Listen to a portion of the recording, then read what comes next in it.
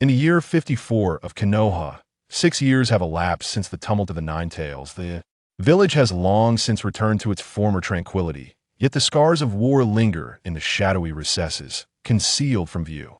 That fateful night claimed not only the lives of the illustrious Minato Namikaze and his wife, but also countless ordinary shinobi, including the parents of Kyujin Tuji. In the desolate chambers of the Kyujin household, the 6-year-old Tuji, with an innocent demeanor, sits cross-legged on the floor. His once pristine garments are now drenched in sweat. His hands maintain the fundamental hand seals, as a faint stream of chakra courses through every corner of his being. After a considerable pause, the arduous practice of chakra refinement concludes. Tuji's weary form relaxes slightly. As he exhales deeply, the process of chakra extraction demands a high degree of concentration. Without it, one cannot harness the energy residing within their cellular essence. Sustaining such intense focus over extended periods is a formidable challenge, one of the many reasons his peers of similar age struggle with chakra manipulation. Raising a hand, he wipes the perspiration from his brow. After a brief respite, he closes his eyes once more, seemingly entering a transcendent state. In an instant, a vivid image materializes in his mind, mirroring the layout of the empty room around him. Countless ethereal lines appear to guide the movements of all matter. He becomes acutely aware of the air's flow and the faintest sound surrounding him. Upon opening his eyes, the gray vision in his mind abruptly vanishes, and the room regains its original hues. Suddenly, a glimmer of brilliance flashes within his crimson gaze. In the next moment, several jet-black shuriken materialize in his slender, pale hands, which he hurls with great force towards the open wooden door behind him. Swish!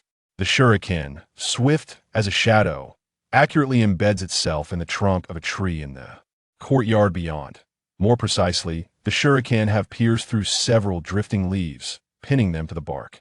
Is this merely the initial glimpse of observation haki? To perceive such subtle movements, Tuji murmurs softly to himself, gazing at the tree trunk adorned with shuriken. Observation haki is an ability he has acquired from the system. Indeed, Tuji is a transmigrator. His original self was known as Kyujin Tuji. His parents, esteemed Chunin of Konoha, tragically perished shortly after his birth during the Nine Tails rampage. It was on that calamitous night that Tuji was transported to this world. Transforming from a 22-year-old young man into a newly born infant was an immense disparity. As he regained his senses and comprehended that he had arrived in the world of Hokage, freshly marred by the Nine Tails chaos, despair washed over him. He shares the same age as the protagonist of the original tale, Uzumaki Naruto, lacking any bloodline limits, and not being a descendant of Konoha's elite, he finds himself adrift in a peaceful era of the Hokage world. Yet, what lies ahead remains crystal clear. To winter 2.11 years hence, a cataclysmic conflict will erupt, the Fourth Great Ninja War, a battle poised to upend the very fabric of the world. In stark contrast to those formidable warriors on the battlefield, each of his own attributes felt like a label of cannon fodder affixed to his visage. Indeed, it is highly likely he may not even survive to witness the Fourth Great Ninja War. Winter too often found himself engulfed in despair, feeling as if life's hope had slipped through his fingers. Fortunately, in comparison to Naruto, his circumstances were decidedly more favorable. Perhaps it was due to his humble origins that the neighbors, upon learning of his parents' demise, willingly took him under their care. Yet, this tranquil existence failed to provide Winter too with solace. Beneath the facade of peace and prosperity in the hidden Leaf Village lurked an insidious threat, a current of danger that could sweep away ordinary ninjas and civilians alike, turning them into mere pawns of war and politics. This continued until Winter 2's 4th year. A dawn of hope pierced the long-standing darkness. The essential golden finger of a transmigrator had arrived. The achievement system. By fulfilling the tasks assigned by the system, one could earn a chance to draw powers from myriad realms. Upon activating the system, Winter 2 embarked on a solitary journey. In the world of Naruto, where precociousness reigns, it is not uncommon for a 3-year-old to cook. On the night of the Nine Tails rampage, not all buildings in the hidden Leaf Village were devastated. Winter 2's home remained untouched, the inheritance left by his parents. coupled with the compensation granted by the village following their sacrifice, ensured that Winter 2 would want for nothing in his later years. After concluding a day of training, a thought flickered in Winter 2's mind. A virtual projection, visible only to him, materialized before his eyes. The system panel. Host, Kimo Winter 2. Age, 6 years. Strength, Genin.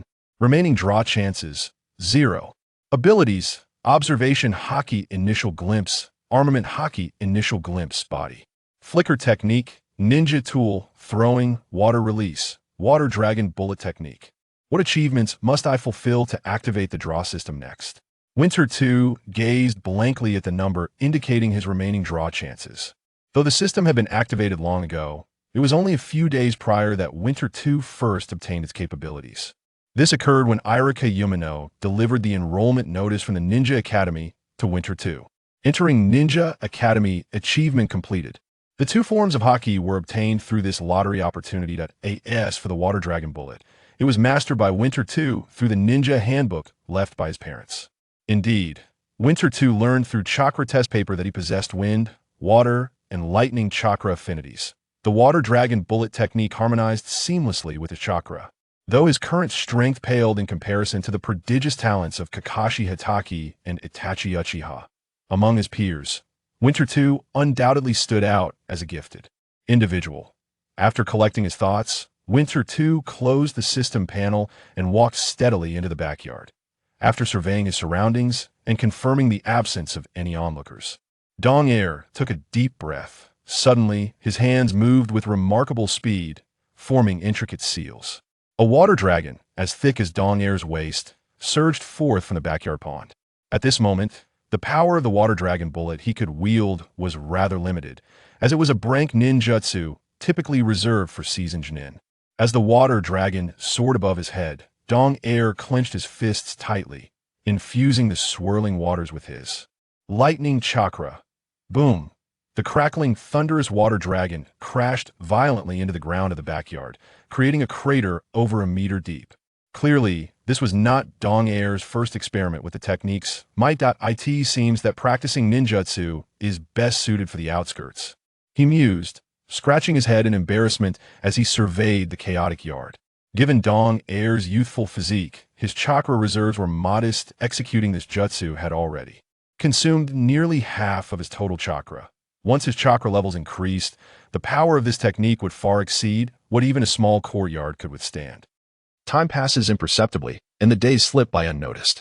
In the following days, Dong Air found himself ensnared in a monotonous routine. Dedicating the majority of his time to rigorous training, he focused on extracting chakra, understanding the fundamentals of ninjutsu, and honing his mastery of Haki. In the realm of Hokage, only formidable strength guarantees survival. Dong Air. Dong Air. At noon, a series of urgent knocks echoed from the usually closed door of the Jiojian household. Hearing the commotion, Dong Air promptly interrupted his training and rose to open the door. His neighbor stood at the threshold, holding some food. My dear child, do not confine yourself within these walls all day. Make time to venture outside and forge friendships, the neighbor said. Her gaze filled with compassion as she looked down at the child who barely reached her chest. Although Dong Air was no longer residing with them, this ordinary family had previously received significant care from his biological parents. Thus, after he began living independently, they occasionally provided him with supplies and offered their concern. Thank you. I'm fine, Dong Air replied politely, bowing in gratitude and momentarily revealing a genuine childhood smile. He felt a heartfelt appreciation for this neighbor. Had it not been for this couple on that fateful night years ago, the infant he once was might not have survived. Throughout his years in Konoha, it was only within this family that he experienced a semblance of human warmth. As for his biological parents, his feelings were rather muted, rooted merely in respect and familial ties. On each anniversary of their passing, he would pay his respects. Despite the absence of parental affection, Dong Air enjoyed the same official treatment in Konoha as his peers. Thanks to the village's development, all children, upon reaching a certain age, were permitted to attend the Ninja Academy. Dong Air cast a brief glance at the enrollment notice on the table, envisioning the youthful figures of the 12 ninja warriors in his mind. The Ninja Academy in Konoha was established by the second Hokage, Senju Tobirama. The village's ability to stand resilient among various ninja villages owes much to this pivotal decision made by the second Hokage. 11 years. In Dong Air's mind, The images of the 12 ninja warriors gradually transitioned from childhood to adulthood. He understood that in the subsequent 11 years, these individuals would emerge as the main forces in the Fourth Great Ninja War, with Naruto and Sasuke rising to become saviors. Suddenly, a resolute glimmer ignited in Dong Air's eyes. In the coming 11 years, he not only aimed to survive, but also aspired to surpass these two saviors. A sense of anticipation began to swell within him. Before long, the day of enrollment arrived. Having successfully passed the entrance examination, Dong Air stepped out of the testing arena with a steady gait. The teachers responsible for the assessment gazed at his youthful form in astonishment. Individuals like Dong Air, who displayed such exceptional ninja aptitude at a tender age, were not unheard of in Konoha. However, the crucial point was that they did not recognize Dong Air, at least before entering the Ninja Academy. Dong Air had never been heard of. It was precisely this fact that made them astonished at a boy emerging from an ordinary family. It seemed he was destined to attract considerable attention. Feeling the gazes directed at him from behind, Dong Air continued his stride toward the classroom. The entrance examination was a simple task for him. However, for many children aspiring to become ninjas, the challenge was quite different. The mere act of chakra refinement could disqualify numerous candidates. Dong Air leisurely traversed the corridor of the teaching building until he arrived at the designated classroom. Upon pushing open the door, familiar silhouettes came into view, several members of the 12 Little Strong. His presence in this class was not merely due to luck, but rather because this year there was only one class. The appearance of a new student naturally piqued the interest of these children. Just as Dong Air entered and the door creaked, multiple gazes converged upon him. Heavens, silver hair and red eyes. He is truly handsome. A girl with long, light golden hair tied in a ponytail cradled her fair cheeks with both hands, gazing dreamily at Dong Air, standing at the door. Such a handsome boy. How come I've never seen him before? I must win him over. Inside the classroom, several girls likewise lit up upon seeing Dong Air. Sensing the fervent attention, Dong Air felt no stir of emotion within. He merely smiled and nodded in acknowledgement to his future classmates before finding a seat by the window. It was premature to discuss romantic matters, especially since these girls were not his type. If he were to consider future significant affairs of the heart, one name had already secured a place in his mind: Yamanaka Ino. The girl with the light golden ponytail, who had earlier gasped in admiration, approached Dong Air and extended her right hand. Nice to meet you. Dong Air smiled and shook her hand. After all, she had come over to introduce herself, and ignoring her would seem impolite. I don't think I've seen you before. Yamanaka Ino pouted, searching through her memories. Later, everyone is going to Shikamaru's house to celebrate our enrollment. Would you like to join us? We'll all be partners from now on. It's a good chance to get to know each other. As she spoke, Ino enthusiastically pointed toward Shikamaru, who wore a look of utter disinterest. Just because these people did not recognize Dong Air did not mean he was unfamiliar with them. On the contrary, he knew them all too well. Given Shikamaru's personality, it was unlikely he would host such a bothersome gathering. It was probably just Ino's attempt to strike up a conversation. Dong Air politely declined Ino's invitation. I'm sorry, I have something else to attend to. Oh, what a pity. Upon hearing Dong Air's refusal, disappointment filled Ino's eyes as she sulkily returned to her seat. You really are naive. How could someone accept such a sudden invitation? However, his character is remarkably similar to that of Sasuke. Shikamaru languidly cradled the back of his head, casting a glance at Ino. Yet before he could finish his thought, he felt an overwhelming surge of anger igniting before him. Ino's fury reached its peak in an instant. Say that again. Shikamaru felt a wave of embarrassment wash over him and hastily waved his hand, indicating that he had seen nothing. Once Ino had walked away, he sighed as he glanced at Choji, who was engrossed in his chips. Women, indeed, can be such a hassle. Seated behind them, Duji paid no heed to the playful commotion.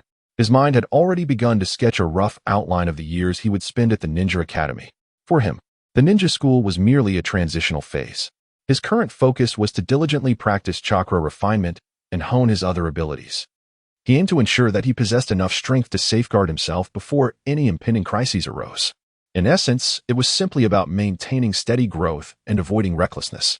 Soon enough, the other students began to arrive in the classroom, transforming the once quiet space into a lively hub. Duji remained unfazed by the surrounding clamor, continuously pondering whether his current abilities could be expanded. For instance, if he could ensure a steady supply of chakra, and if both the shadow clone technique and haki could be cultivated to a certain level, could he then apply haki to his shadow clones? If he could achieve that, The shadow clone technique would no longer merely serve to disrupt an opponent's vision and judgment. Once the shadow clones were imbued with armed haki, both offensive and defensive capabilities would be significantly enhanced. Once all members of the class had assembled, the school announced a gathering on the playground for the annual opening ceremony. Doji flowed with the crowd toward the grounds. This year's cohort at the Konoha Ninja Academy was not particularly large, yet nearly all would become the elite of Konoha. Among them were Naruto Uzumaki, who would successfully ascend to the position of 7th Hokage, Sasuke Uchiha, whose strength rivaled that of Naruto, and Shikamaru Nara, who would become the brains of the operation. However, these achievements would only unfold after the Fourth Great Ninja War. War compels everyone to grow and transform. Currently, Konoha resides in a peaceful era, yet this prolonged tranquility has dulled the resolve of many. The demand for ninjas is not as pressing as it was during wartime, and the faith many once held in the concept of shadows and even ninjas has waned. A harmonious life has become the pursuit of stability for all. War is akin to a double-edged sword. The harrowing experiences of life and death can spur growth overnight. Today, most of Konoha's ninjas have been nurtured in a sheltered environment. Without having experienced the brutality of the battlefield, the title of ninja is merely a job to them, rather than a profound sense of duty. The reason why this year's enrollment in the ninja school is so low, aside from the children of ordinary citizens no longer yearning to become ninjas, is also due to the brutal entrance examinations. The children of common folk cannot engage in the study of chakra extraction techniques prior to enrollment, as Winter 2 does. They require the specialized guidance of instructors from the Ninja Academy. If their aptitude is not detected within a short span of time, they shall fail the assessments. Reality is invariably harsh. Future ninjas of Konoha. A robust, aged voice roused Winter 2 from his reverie. Following the direction of the voice, he beheld the third Hokage, Hiruzen Sarutobi, clad in his familiar white robe adorned with the symbol of fire, standing upon the elevated platform in the training grounds. The amiable smile upon his face exuded a sense of warmth. The Hokage's speech constituted the pivotal moment of the opening ceremony. Rather than a mere address, it was more akin to a brainwashing mobilization. Words such as will of fire echoed in Winter 2's ears, and at that moment, the third Hokage resembled a capitalist spinning dreams. Nevertheless, his objectives were accomplished. Among the crowd, those children who had long yearned to become ninjas were stirred into fervor by his impassioned oration. It must be acknowledged that Hiruzen Sarutobi, as a politician, possessed a certain cunning. It is no trifling feat to instill such a profound sense of belonging towards Konoha in so many students. In their eyes, there flickered a fervent and blazing flame of devotion. Only Winter 2 stood amidst the throng, his expression impassive. He understood well that beneath the surface tranquility of Konoha, the seeds of turmoil sown over the years had already begun to brew in the shadows. The strong bonds between comrades, the fearless courage for the sake of the ninja world, none could obscure the political darkness that enveloped this realm. Winter 2 slowly raised his gaze to the third Hokage's face, now etched with wrinkles. In the public eye, there was Hiruzen Sarutobi, alongside Danzo, who lurked secretly with ambitions for power. To refer to them as ninjas seemed increasingly inappropriate. Power-hungry aspirants would be far more fitting. The Konoha massacre, the annihilation of the once mighty Uchiha clan, was the masterpiece of these two. Danzo, in particular, covertly observed every ninja possessing potent bloodlines and family techniques. Once the opening ceremony concluded, Irika Yumino led the students back to their classroom. Upon ascending the podium, Irika's warm smile abruptly froze, and his tone turned grave. The books before you will constitute the curriculum you are to study henceforth. His greatest concern lay in the fact that these children before him held a distorted perception of what it meant to be a ninja. An unrelenting pursuit of combat prowess could easily lead them astray. Irika-sensei, can we skip this course? Suddenly, a blond boy raised his hand, his face a picture of mischief. Naruto, sit down. Irika admonished sharply. Perhaps it was the fact that within Naruto resided the very entity responsible for the death of his parents that rendered Irika's gaze towards him somewhat complex. After taking a deep breath, he gradually steadied his demeanor. To become a competent ninja, theoretical knowledge is an essential foundation. Naruto sulkily lowered his head and complied, refraining from further protest. Understanding Naruto's personality, Winter 2 was not surprised. After Irika finished explaining a few matters, he announced the end of today's class. The students orderly exited the classroom. Many parents had long been waiting at the school gate. Only Winter 2 and Naruto returned home alone. However, despite sharing the same status as orphans, Naruto's figure appeared more desolate. Due to his striking appearance, Many girls took the initiative to bid farewell to Winter 2 as they left, hoping to leave a favorable impression in his heart. Possessing an extraordinary intellect, Winter 2 remained unaffected by this attention. He was acutely aware that his current strength was far from sufficient. To enhance his abilities, he needed to persist in his training. Now that he had entered the Ninja Academy, the courses would occupy the majority of his time, leaving even less room for practice. As the sun rose and set, the monotony of daily life did not bore Winter 2. With a sigh, another day of training concluded, and his abilities gradually sharpened. The trunk of the tree in the courtyard was already marked with numerous scars from thrown shurikens. Could he now simultaneously and accurately track the descent of 5 falling leaves?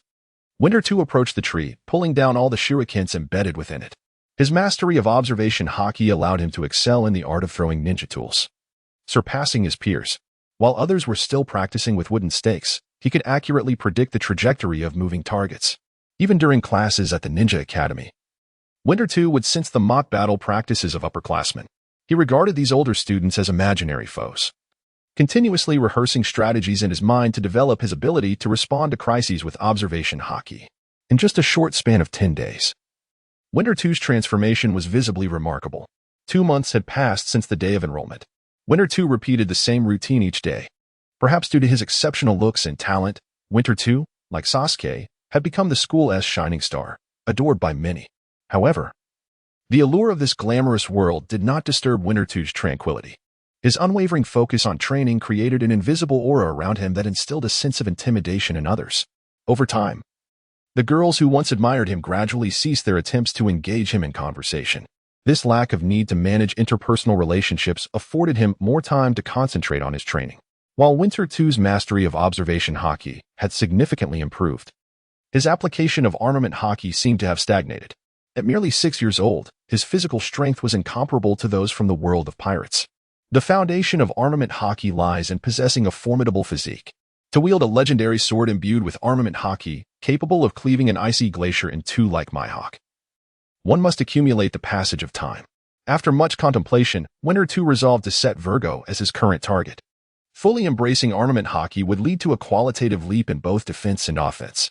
At that time, typical ninjutsu and weaponry would pose no threat to him.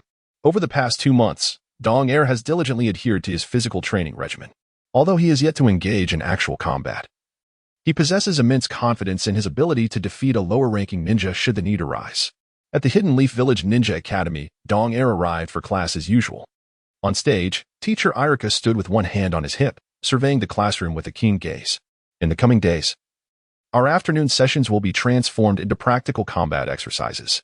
As soon as his words fell, a wave of astonishment swept through the classroom. What exactly are practical combat exercises? Teacher Irika? A student inquired, raising a hand in confusion. Practical combat exercises involve simulated battles. I will pair you based on your individual strengths, conducting assessments in close-range kunai combat and ninja tool throwing. Irika solemnly outlined the contents of the exercises. Dong Er rested his chin on his hand, his gaze gradually shifting toward the senior students outside the window who were engaged in mock battles. Compared to genuine life-or-death confrontations, these exercises seemed akin to child's play.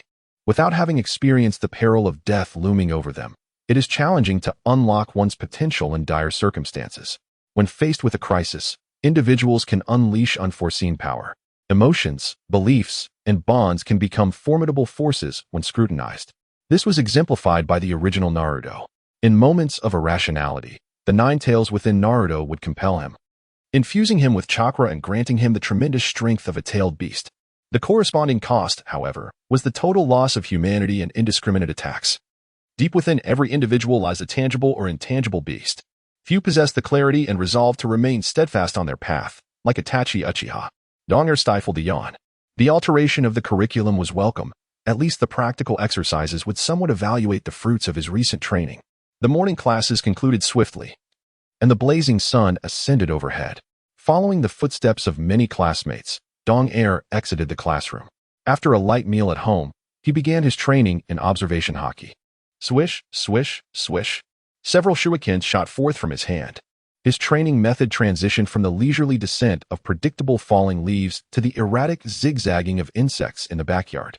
I hope my opponent this afternoon will not disappoint me, Dong Er mused before closing his eyes to rest. He aimed to rejuvenate himself, preparing to assess his strength in optimal condition. By 2 o'clock in the afternoon, students gradually arrived at the Ninja Academy. Once everyone had gathered, Irika organized the entire class to the training grounds, holding a list in his hand. After confirming that all students were present, he marked each name on the list. Suddenly, Teacher Irika's expression grew serious.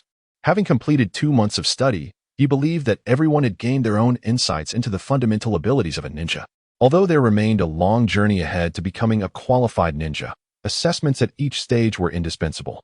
As Irika shifted his tone, he declared, "The first item in our practical examination is the physical skills assessment." Upon hearing this, the crowd instantly became agitated. "Silence," Irika admonished loudly, then continued, "I shall first announce the rules of the assessment. Pairs will engage in simulated combat, and there are no restrictions on the techniques employed. Your sole objective is to defeat your opponent by any means necessary. The physical techniques of a ninja are categorized into 2 types, those that do not utilize chakra, and those that do. The latter includes techniques that involve bloodline limits and bloodline boundaries. However, as it stands, neither Sasuke nor Hinata have awakened their abilities, so their confrontation does not ascend to such a level." The crowd gradually fell into a hush. At that moment, Naruto suddenly placed his hands on his hips and boisterously declared, "The first place in this assessment is as good as mine." His sudden outburst drew the attention of those around him. Sasuke, expressionless, cast a sidelong glance and scoffed, "TCH, what a bottom feeder." Perhaps it was their fate. Ever since the day they entered the Ninja Academy, Naruto and Sasuke found each other utterly intolerable. "You insufferable brat. Irika-sensei, I want to pair with this guy," Naruto shouted. Rolling up his sleeves and pointing at Sasuke, "I'm going to show you just how formidable I am." But no sooner had he spoken than an overwhelming aura of menace surged towards him. A multitude of fierce eyes seemed to press him down, as if to crush him into the ground. Sasuke paid no mind to Naruto's antics, turning his gaze instead towards Dong Air.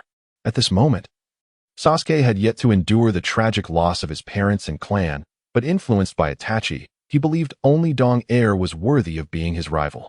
Observing Naruto's disruption of order, Irika's expression darkened. "Naruto, this is a classroom," he reprimanded with a furrowed brow. "Humph, I'll let you off this time." After being scolded by Irika, Naruto finally settled down. "All right." Irika cleared his throat and addressed the students before him. "The physical skills assessment begins. Those whose names I call, step forward." "Yes." The students responded in unison. First match, Dong Air versus Shikamaru. After glancing at the list, Irika announced. Upon hearing his name, Dong Air hesitated momentarily. He hadn't anticipated being chosen for the first match. Stretching his limbs, he slowly made his way forward. The previously organized crowd parted, creating a small pathway. Shikamaru, with his hands crossed behind his head, strolled forward at a leisurely pace, exuding an air of indolence. What terrible luck, running into this troublesome guy. As Dong Air advanced, he took a moment to assess Shikamaru. In the center of the arena, Irika glanced at the two before issuing commands. "Prepare. Wait a moment. Irika-sensei." Before he could finish his instruction, Shikamaru raised his hand to interject. "May I concede right away?" Though it was an act of voluntary surrender, Shikamaru's tone was remarkably calm.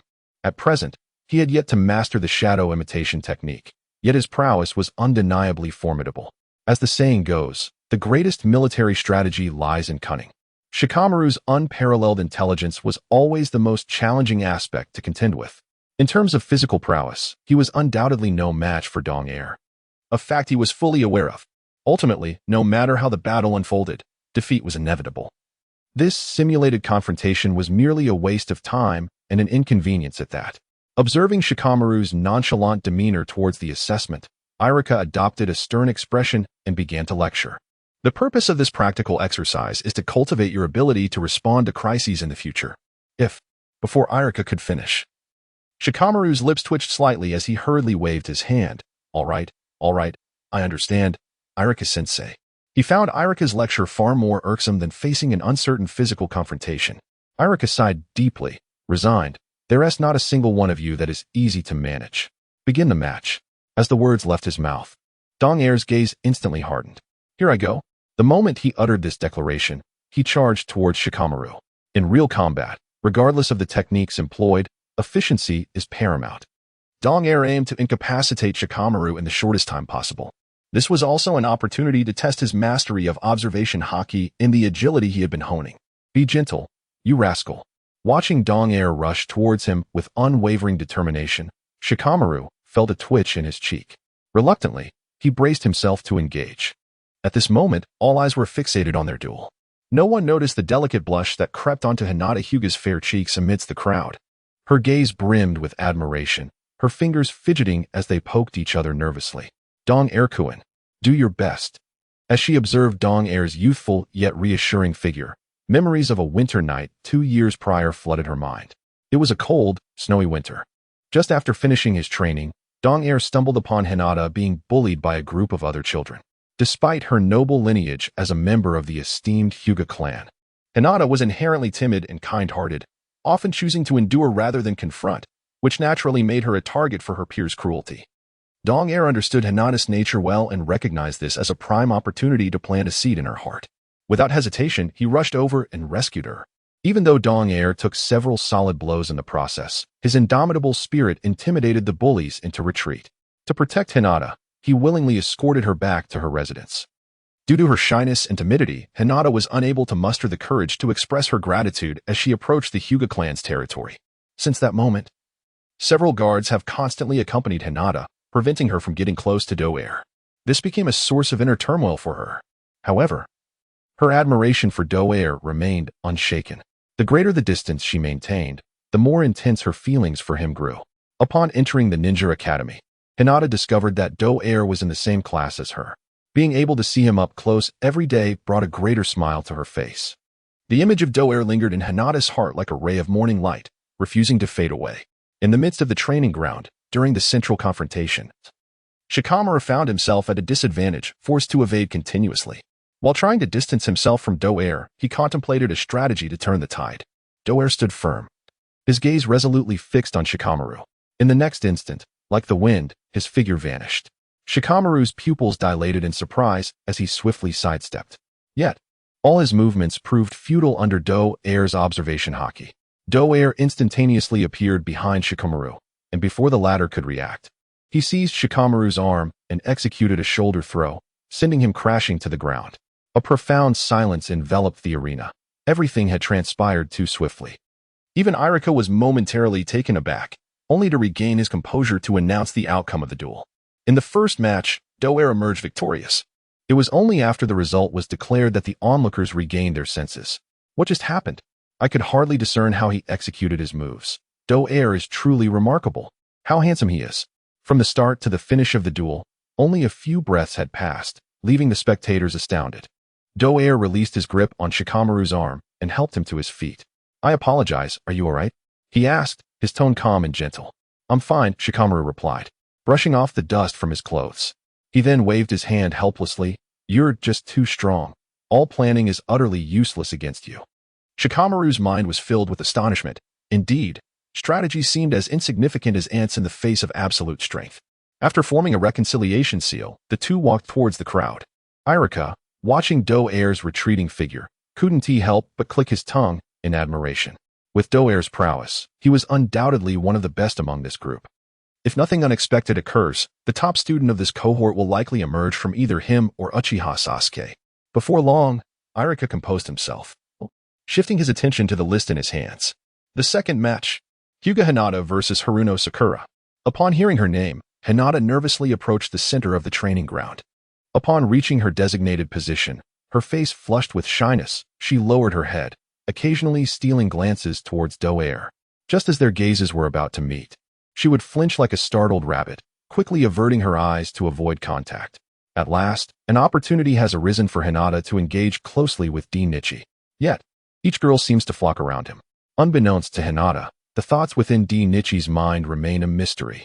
In this moment, her sole desire is to seize the chance presented by this practical exercise to draw nearer to him, at the very least, to capture his attention. In an instant, the timidity that once clouded Hinata's heart dissipated. As she gazed into Sakura's pristine white eyes, a newfound resolve began to flicker within her. Prepare. The duel begins. Irika commanded.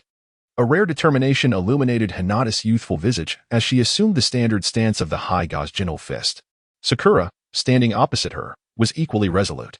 Much like Hinata, Sakura hoped to garner Sasuke's gaze through a victory in this confrontation. With a fierce shout, Sakura lunged towards Hinata. Witnessing Sakura's rapid approach, Hinata refused to be outdone, swiftly altering her technique. Just as Sakura was on the verge of closing the distance, Hinata boldly stepped forward, unleashing her small yet powerful palm towards her opponent. However, Sakura seemed to anticipate this move. At the critical moment, she deftly repositioned herself. "This duel is mine, Hinata," she declared, a triumphant grin gracing her lips. Believing herself to be in firm control of the outcome, little did she know, everything was unfolding according to Hinata's plan. Just as the majority thought Hinata could not evade this strike and victory was assured for Sakura, the tide of battle shifted dramatically. Hinata bent low and spun, effortlessly dodging Sakura's recently executed kick. In the blink of an eye, Hinata's other hand shot out, delivering a powerful blow to Sakura's abdomen. Accompanied by a cry of pain, Sakura's body crumpled to the ground. In the second round of the duel, victory belonged to Hinata Hyōga. Irika, satisfied, regarded Hinata with approval as he announced the result. Hinata gasped, rushing to assist Sakura in rising. I didn't mean to," she stammered apologetically. Both girls understood that in a practical simulation, minor injuries were inevitable. Sakura was well aware of this, having witnessed Shikamaru sustain a minor injury during his earlier bout with Dinichi. After Sakura assured her that she was unharmed, they returned to their team. "That counterattack was exquisite," Dinichi remarked earnestly as Hinata passed by. Given Hinata's age, achieving such a feat was commendable. Truly, she was a scion of one of Konoha's prominent clans. The gentle fist of the Hyōga family ranks among the finest in the realm of martial arts within the world of Naruto. Setting aside Hinata's inherent shyness and kindness, it could be said that among her classmates, perhaps no more than 3 could potentially surpass her in physical prowess. Even Dinichi, endowed with the power of observation haki, lacked absolute certainty in his ability to best Hinata. Upon hearing these words, Hinata paused, lingering for a moment in astonishment.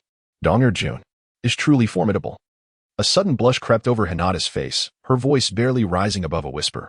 When Dong initiated a conversation, a delightful mix of shyness and elation surged within her, causing her heart to race.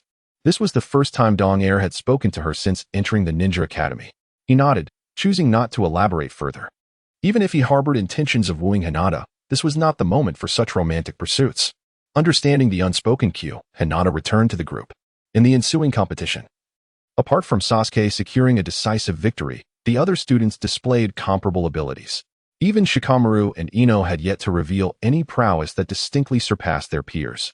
As the sun dipped below the horizon, painting the clouds in crimson hues, the simulated combat class came to a close with a swift kick from Oil Girl Shino that sent Naruto sprawling. Today's lessons were somewhat atypical, resulting in Dong arriving home considerably later than usual. However, this delay did not impede his daily training regimen. He diligently refined his chakra and honed his ninjutsu and haki, leaving no aspect neglected. After concluding his practice, he emerged from the bathroom, the clock nearing 11 o'clock at night. He glanced at the time, a sense of bewilderment reflected in his crimson eyes. If all went as expected, this monotonous routine would persist for another 5 years. Only upon graduating from the Ninja Academy would his true ninja life commence, where the adversaries faced would not be mere child's play, but rather life and death confrontations. Not enough, far from sufficient, Donger murmured softly, his gaze fixed upon his hands. His current strength already surpassed that of his peers. Yet, in the world of Naruto, security was a construct built upon immense power. Without it, not only would he be unable to protect what he cherished, but even his own life would remain in jeopardy. The luminous moonlight filtered through the window, casting a serene glow upon the walls of his room, where hung the portraits of Dong parents. A gentle night breeze swayed the flickering candlelight, stirring the silver strands of Dong hair.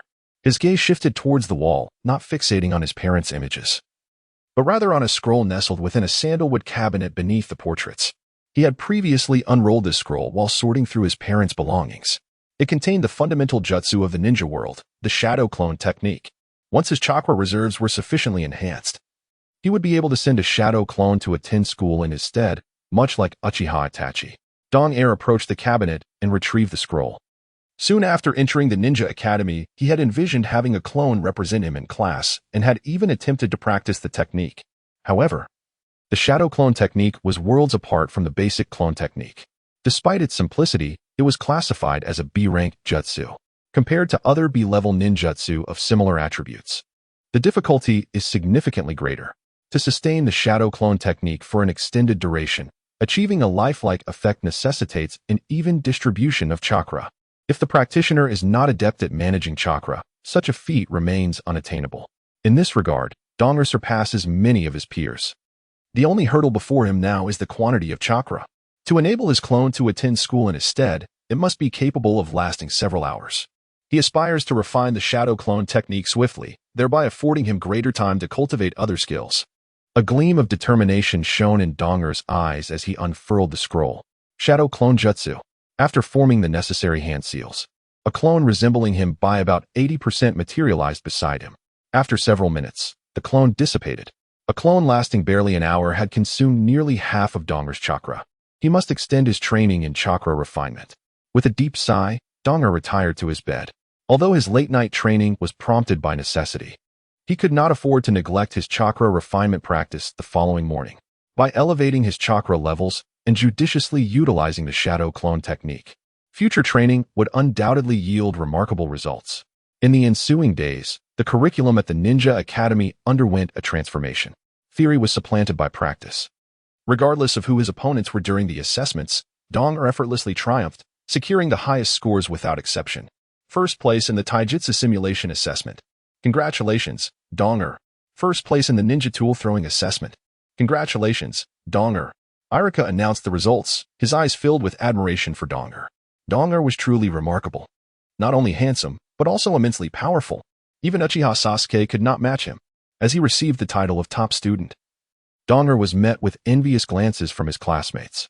Many girls, already smitten with him, became even more captivated. Donger's popularity in class had eclipsed even that of the equally talented Uchiha Sasuke. While his peers clamored for the title of top student, Donger remained indifferent. He continued to occupy his usual seat by the window, observing the upperclassmen below, mentally simulating them as adversaries to hone his proficiency in Haki. In Donger's perspective, the title of top student was merely a label. An excessive preoccupation with vanity could lead one astray from their true path. He had no desire to become a wasted talent in the ninja world. Donger, we're heading to the outskirts of the village to play games later. Would you like to join us? A bold female classmate mustered her courage to extend the invitation. Donger turned and offered a polite smile. Thank you. But I have other matters to attend to. Enjoy yourselves. Rejected once again, the female classmate felt a profound sense of disappointment, and he could hardly recall how many times he had been spurned by Donger. Ever since he entered the Ninja Academy, Donger had maintained a cold demeanor towards everyone. The silhouette of his retreating figure bore a hint of solitude. However, Donger perceived nothing amiss. This was not the time for romantic considerations, especially since he already had someone in mind. At that moment, the system's melodious voice suddenly resonated within his mind, instantly capturing Donger's attention. Ding! Congratulations to the host for achieving the top student milestone. You have earned an opportunity for ability extraction. The unexpected notification left Donger with no time to ponder other matters. He sprang to his feet and hurried home. After such a long wait, he had finally arrived at the opportunity for his second ability extraction. Seated at his desk, Donger's gaze was fixed intently on the system panel before him. Having experienced the previous ability extraction, he had gained a general understanding of what to expect. The system would randomly select a world from the myriad of realms. The new ability would be extracted from within this chosen world. Taking a deep breath, Donger's eyes filled with determination as he focused his thoughts. In an instant, the scene before him transformed into a stream of white light. Simultaneously, familiar images began to emerge in his mind. He found himself amidst a sprawling, lush fairy forest. At its center stood a towering tree that seemed to touch the very heavens. Suddenly, a figure clad in red entered Donger's line of sight. Ban, Donger wondered. Though this ban was not to be confused with another, the man striding towards the divine tree was indeed someone Donger recognized, the embodiment of greed from the 7 deadly sins. Upon witnessing this scene, Donger's heart skipped a beat. Could it be?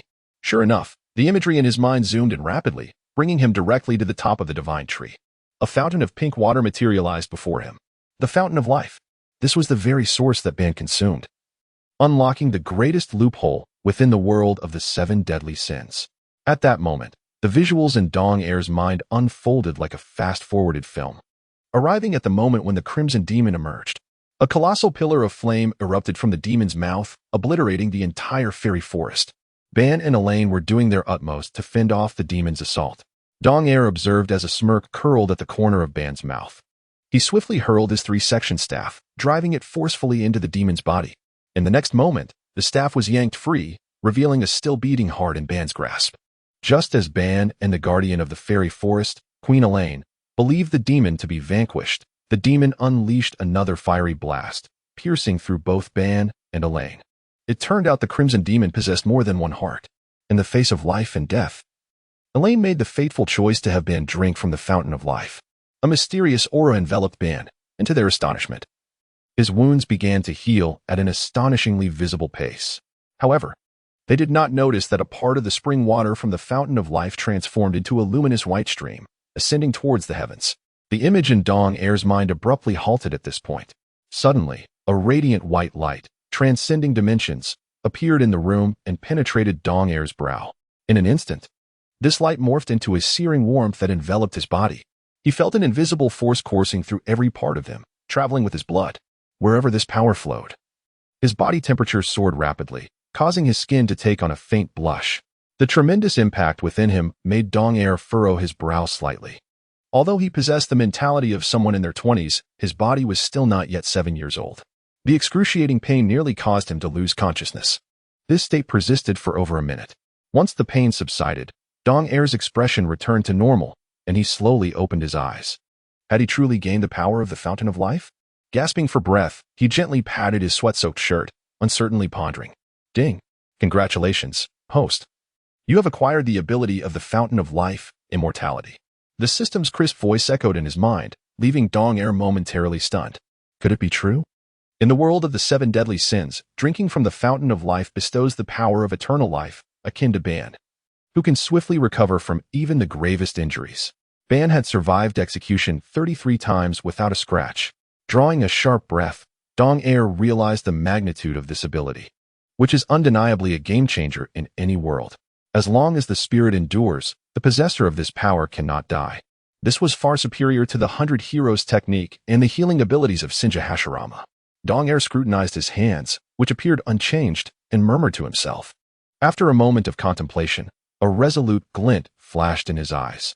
Without hesitation, he retrieved a shuriken from his ninja tool pouch and plunged it into his left hand. He swiftly withdrew it, revealing a wound several centimeters deep, oozing blood. Yet, in the blink of an eye, the blood seemed to congeal, and the wound on the back of his hand began to heal rapidly. Dong Er, not wanting to waste any time, quickly cleaned his left hand. The back of his hand returned to its previous state, leaving no trace of a scar. He stood there, momentarily lost in thought. Quietly, night descended. Now fully aware of his formidable healing abilities, Dong Er did not relent for a moment. Dominance and immortality, these powers could only serve as a safety net. True strength was the most essential safeguard. Upon returning to his room, Dong Er resumed his daily training. Time flew by like an arrow.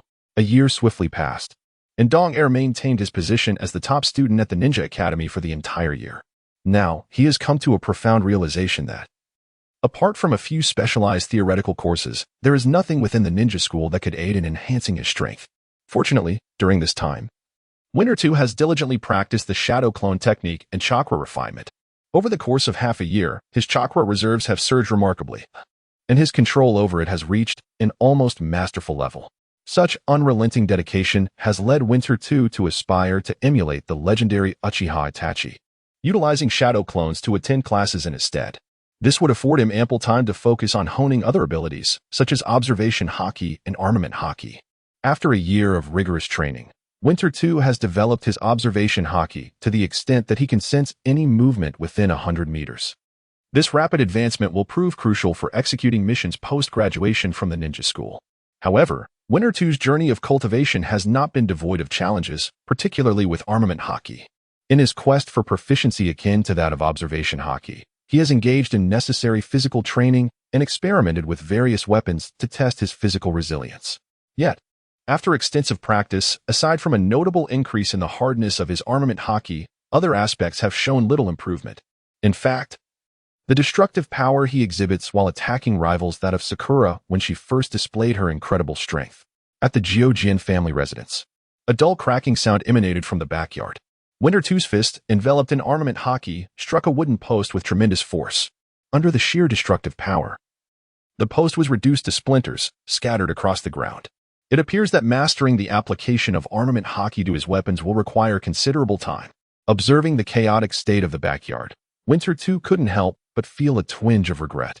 The repairs and procurement of wooden posts and other equipment demand financial resources. The inheritance left by his parents, along with the meager compensation from Konoha, is insufficient. If this continues, the funds that could sustain him until graduation from the ninja school may deplete prematurely. It is high time to seek a new training ground. Winter too slightly tilted his head towards the forest on the outskirts of Konoha Village.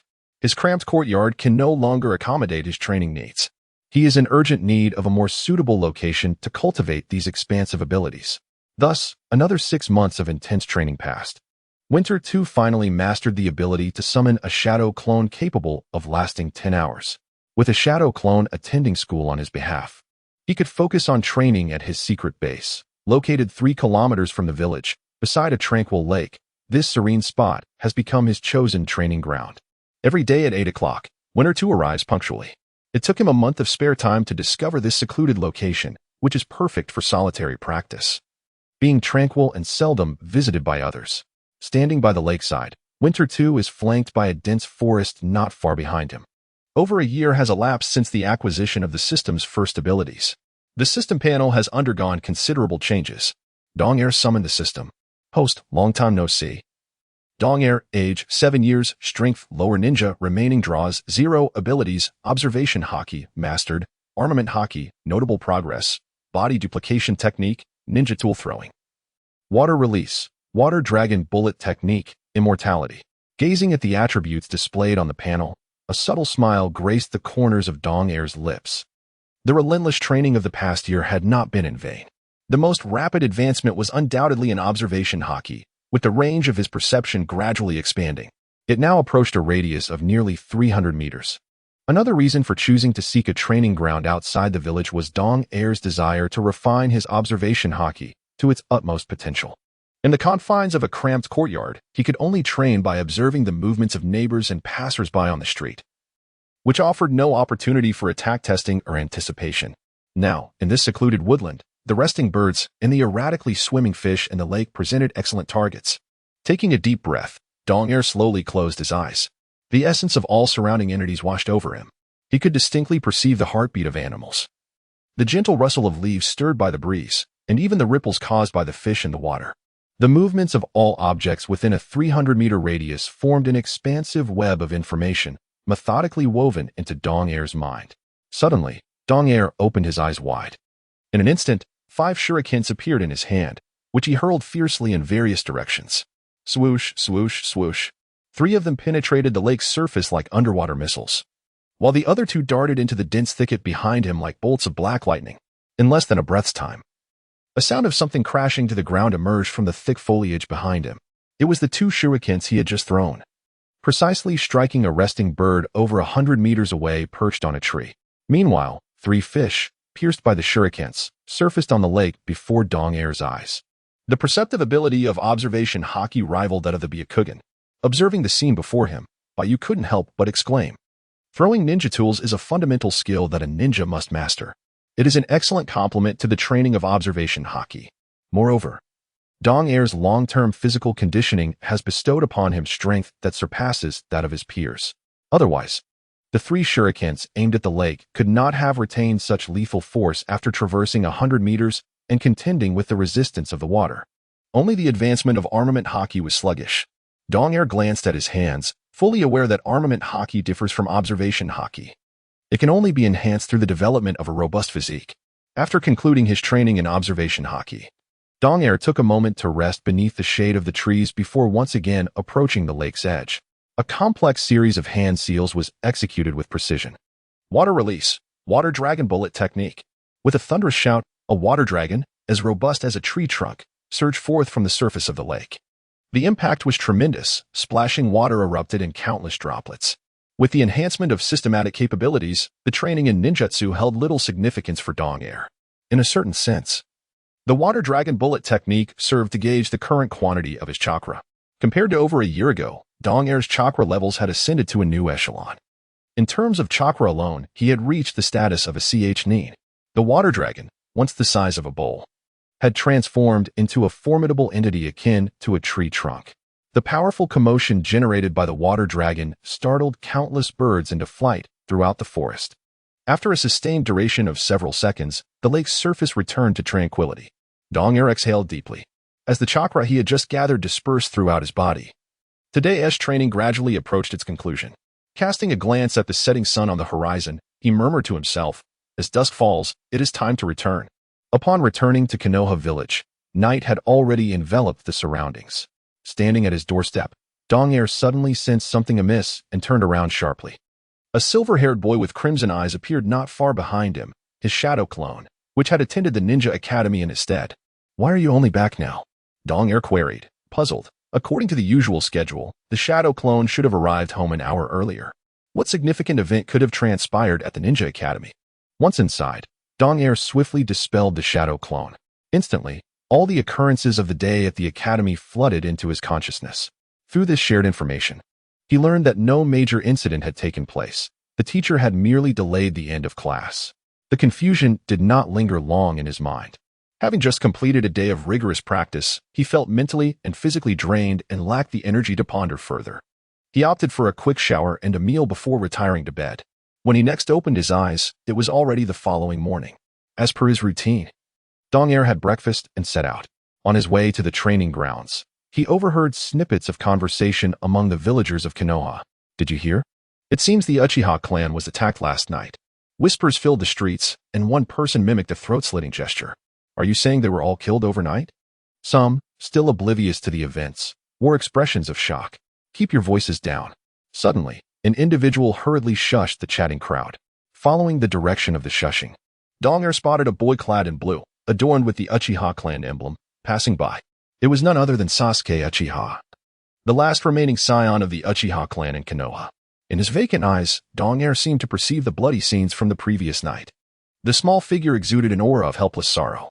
At this age, which should be filled with innocence, Sasuke witnessed the brutal slaughter of his entire family by his own brother. This tragedy stemmed from the dark politics of Konoha. The seeds of hatred had already been sown. And as one of the last remaining members of the Uchiha clan, Sasuke's demeanor would inevitably grow increasingly cold. Winter, however, was acutely aware of the true culprits behind this massacre. Even if he had foreseen this catastrophic event and harbored a desire to save the Uchiha clan, he felt powerless to intervene.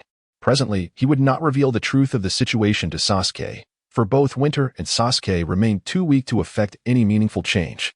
Setting aside the masterminds Danzo and the third Hokage, even an ordinary Jonin loomed over them like an insurmountable mountain.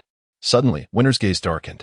This genocide only intensified his resolve to enhance his strength. The so-called will of fire was but a mockery of the ordinary shinobi. He merely wished to survive in this world, to possess the power to protect those he cherished. Time, however, would not pause for such tragedies. Regaining his composure, Winter promptly headed toward the outskirts of the village. Upon reaching the fork in the road leading to the outskirts in the ninja academy, he paused, surveyed his surroundings, and formed hand seals. Shadow clone technique. A cloud of white mist dissipated, revealing a shadow clone identical to Winter, who, after confirming their mutual existence, set off toward the ninja academy. Just as Winter prepared to embark on his journey to train by the lake at the village's edge, a soft, delicate voice echoed from behind him. "Keke." The gentle, almost ethereal words caressed Winter's ears. He froze momentarily and turned around. There stood Hinata Hyuga, not far behind him, leaning against a wall, her eyes wide with disbelief and her hands fidgeting nervously. "Hinata?" Winter murmured to himself, as thoughts raced through his mind, and he stepped closer to her. As their proximity diminished, Hinata's breath quickened. When Winter reached her side, her anxious expression became increasingly evident. Her previously uncertain hands began to gesture towards the ninja academy, and, avoiding his gaze, she stammered, "Kay, what was that just now?" Since the day she met Winter, Hinata had seldom spoken to him, as he consistently wore a cold demeanor, leaving the shy and gentle girl too timid to approach him. Thus, her words now were the culmination of much deliberation. Slowly raising her gaze, she found herself caught in Winter's piercing yet subtly gentle eyes. "I'm sorry, Kay." Hinata's heart raced. It had been so long since he had responded to her, perhaps he was upset with her silence.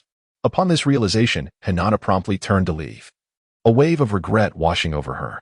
If only she hadn't called out to Jukin, she wouldn't have witnessed him employing the shadow clone technique to attend class. To her surprise, DG did not express any reproach. Instead, he wore a rare smile and grasped Hinata's wrist firmly. Since you've discovered my secret, you must help me keep it. Regarding the use of shadow clones for attending class, DG felt no apprehension. The only flaw being that Hinata had caught him in the act. However, knowing Hinata's gentle nature, he was confident she would willingly assist him in safeguarding this secret. DG's voice, as smooth as jade, flowed like an electric current, causing Hinata to flinch slightly. She turned to face him, summoning the courage to meet his gaze. Yet her timid heart quaked at the thought of locking eyes with him, leaving her pure white eyes filled with a flickering sense of evasion. After what felt like an eternity, Hinata finally managed to utter, "Was that a shadow clone you used, Jukin?" DG stood still, quietly observing the adorable girl before him. Nodding in affirmation, with no one around, he seemed to hear the rapid beating of Hinata's heart. "Jukin, you are truly remarkable." Hinata's eyes sparkled with boundless admiration. At her age, mastering the shadow clone technique was no small feat. However, her mind soon brimmed with new questions. What was the secret Jukin had mentioned? With class time approaching, what about Jukin's shadow clone? Unable to contain her curiosity, Hinata, her cheeks flushed, inquired, "Jukin, why are you using shadow clones here?" As her gaze inadvertently met DG's, her head, which had been slightly raised, quickly dipped again, the rosy hue on her pale cheeks becoming even more pronounced. DG smiled, pausing for a moment to reflect, before explaining. "This is the secret I hope you will help me keep." He understood that Hinata's demeanor stemmed from her innate shyness and timidity. The changes in the original narrative would only occur during the invasion of pain in Konoha. Each of DG's words caressed Hinata's heart like a gentle spring breeze, intertwining her feelings of nervousness and delight. What thrilled Hinata even more was the smile that graced Jukin's face. Jukin, who kept others at bay in class, was smiling at her. At that moment, the innocent dreams of her youthful heart were deeply captivated by DG. With the corners of his mouth lifting, and his eyes slightly squinted, he continued, "In fact, I mastered the shadow clone technique not long ago." DG revealed everything without reservation. After all, he was not the first to have a shadow clone attend class in his stead. Years ago, Uchiha Itachi had also utilized the technique to replace himself when he realized that the Ninja Academy offered him no assistance in his growth. Moreover, he recalled Hinata's character. She would undoubtedly keep such matters to herself. Thus, confiding in her posed no risk. As he spoke, Dong-air gently released his firm grasp on Hinata's wrist and smiled, saying, "In truth, the teachings of the Ninja Academy hold little significance for me now.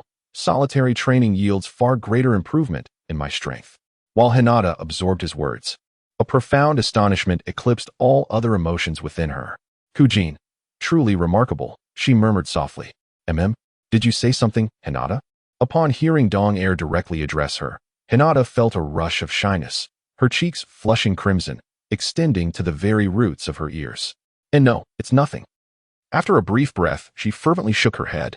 Observing her demeanor, Dong-air maintained his smile, drawing closer, almost pressing against her. In such proximity, Hinata's heart raced anew, her face growing increasingly warm as if steam might rise from her crown. Her delicate hands fidgeted restlessly before her, lacking the courage to meet Dong-air's gaze. Just as Dong-air was nearly upon her, he finally spoke, "Hinata, with diligence, you will surely become strong." This affirmation ignited a flame within Hinata's heart. Praise from Dong-air resonated with the same weight as her father's commendation. "Oh, really?" she asked, her face aglow with joy as she finally raised her eyes to meet Dong-air's. From the very first day they met, a tender seed of affection had taken root deep within her soul. Yet, Dong-air's myriad strengths seemed to obstruct her path towards him. At that moment, nothing could bring her greater happiness than earning Dong-air's approval. She yearned to grow stronger, to stand beside him in the days to come. Dong-air nodded earnestly, oblivious to Hinata's inner thoughts and the subtle movements of her body. The girls at the Ninja Academy did not pique Dong-air's interest. He saw no merit in investing time in fleeting emotions. However, Hinata was different. Her character and beauty rendered her the quintessential choice in his heart. Though their current age may not be suited for romantic pursuits, Dong-air did not mind nurturing a bond with Hinata, laying the groundwork for a joyful future. Besides, given her inherent talent and family background, it was inevitable that she would not fade into obscurity as a nameless ninja. Her strength was assured. Hinata then explained the serendipitous circumstances that had led her to this place. After clearing up the misunderstandings, The two soon resumed their light-hearted conversation. Kujin, to what extent have your abilities developed? Hinata mustered her courage to inquire. Upon discovering that Dong Er had been diligently training in silence, she grew increasingly curious about the extent of the disparity between herself and him. Dong Er chuckled softly, pondering for a brief moment before responding. It should be somewhat better than during the previous simulated assessment. A hint of confusion crossed Hinata's face. Without further hesitation, Dong Er took her hand and led her to the outskirts of Konoha Village, beside a dense forest. Before them stood a vast expanse of towering trees, some with trunks as thick as a waist. After taking a deep breath, Dong Er swiftly struck one of the tree trunks with a punch, simultaneously infusing his fist with a formidable aura. Crack! Under the immense force of Dong Er's blow, the trunk was abruptly shattered. Hinata could no longer conceal her astonishment, her eyes widening in disbelief. Kujin-kun, you're incredible, she exclaimed after a long pause. Yet, her heart remained tumultuous. Was this what Dong Er meant by being a bit stronger than a few months ago? It must be an understatement. The admiration in her pure white eyes could no longer be hidden. Observing Hinata's genuine emotions, Dong Er felt a complex wave of feelings surge within him. After the near obliteration of the Uchiha clan, the Hyuga clan had evidently risen to become the most powerful family in Konoha Village. Gaining recognition from Hinata Hayashi as a commoner was no simple feat. Moreover, in the world of Naruto, where strength reigns supreme, lacking sufficient power rendered even the act of standing by one's beloved an unattainable luxury. Having lived two lives, Dong Er held a profound understanding of the term commoner. This was also the reason why, despite acquiring a significant advantage, he continued to train diligently. Rarely delaying his practice, Dong Er engaged in light-hearted conversation with Hinata. However, Hinata, who spoke sparingly, mostly remained in a listening state, her cheeks perpetually flushed. Their conversation meandered from that snow-laden night to dreams of the future. Each time Hinata inadvertently met Dong Er's gaze, she would, like a girl caught revealing a secret, quickly lower her head. The morning light gradually grew warmer. Joyful moments are always fleeting. As they shared their feelings, they were unaware that several minutes had slipped by. In a daze, the start of ninja school approached. It's almost time for class, Hinata, Dong Er remarked, glancing at the sky. Hinata nodded, lowering her head to conceal her reluctance from him. Opportunities to be alone with Kujin-kun were rare, and she wished time could freeze at that moment. It's nearly time for class. You should go, Dong Er said softly, rising to stretch his limbs without making any further pleas for her to stay. Hinata nodded slightly, a fleeting shadow of disappointment passing through her eyes. After bidding farewell to Dong Er, she began her walk back towards Konoha. Her slow pace clearly revealed her reluctance to depart. Even the fleeting glances she cast back at D&I were imbued with caution. J-Gaikuin. D&I seemed to recall something and suddenly called out to Hinata. At that moment, Hinata halted her steps, turning to respond. The unexpected harmony between them left Hinata blushing profusely, her previously pale cheeks now aflame. J-Gaikuin. Please go ahead, Hinata said nervously. Although D&I felt a twinge of awkwardness, he maintained a gentle smile and nodded. Given Hinata's naturally shy disposition, her bashfulness made it even more challenging to discuss matters of the heart. Thus, he spoke directly. Hinata, do you wish to grow stronger? Taken aback by the question, Hinata quickly composed herself and nodded vigorously. Her timidity stemmed not from fear, but from her innate gentleness and kindness. Her unwavering resolve to protect her family and those she cherished had never wavered. Images of Niji and Hanabi Hyuga flashed through her mind. I understand. You go on to school first. I will find you when I have the time, D&I said, withholding his deeper thoughts. The reason for this was that the D&I currently attending ninja school was merely a shadow clone. To truly assist Hinata in her trainings, he needed to engage in person. Nevertheless, this was enough to quicken Hinata's heartbeat. Yes, she replied with uncontainable joy, turning to vanish into the forest, brimming with anticipation. That little girl is truly endearing. Watching her retreating figure, a smile crept onto D&I's lips. Days passed. The semester at the ninja school came to a close, ushering in a much-anticipated break. D&I, too, took a rare day to rest, opting to attend school in his true form. While other students prepared to unwind and play, he showed no signs of relaxation. Hinata, meet me at the village gates of Konoha tomorrow morning at 8, he instructed before leaving the ninja school, having sought out Hinata. He had not forgotten his promise to help her grow stronger. Okay. I will definitely be there on time. Hinata's voice was barely above a whisper. Even though she and D&I had grown closer, she remained somewhat bashful. DNI smiled and nodded before departing the school. J. Gaikuen. Hinata watched his retreating figure, instinctively lowering her gaze as her fair cheeks gradually flushed with color. This moment was fortuitously observed by other girls in the class. Nanny, the normally aloof J-Guy actually spoke to someone? One exclaimed in disbelief. He smiled at Hinata.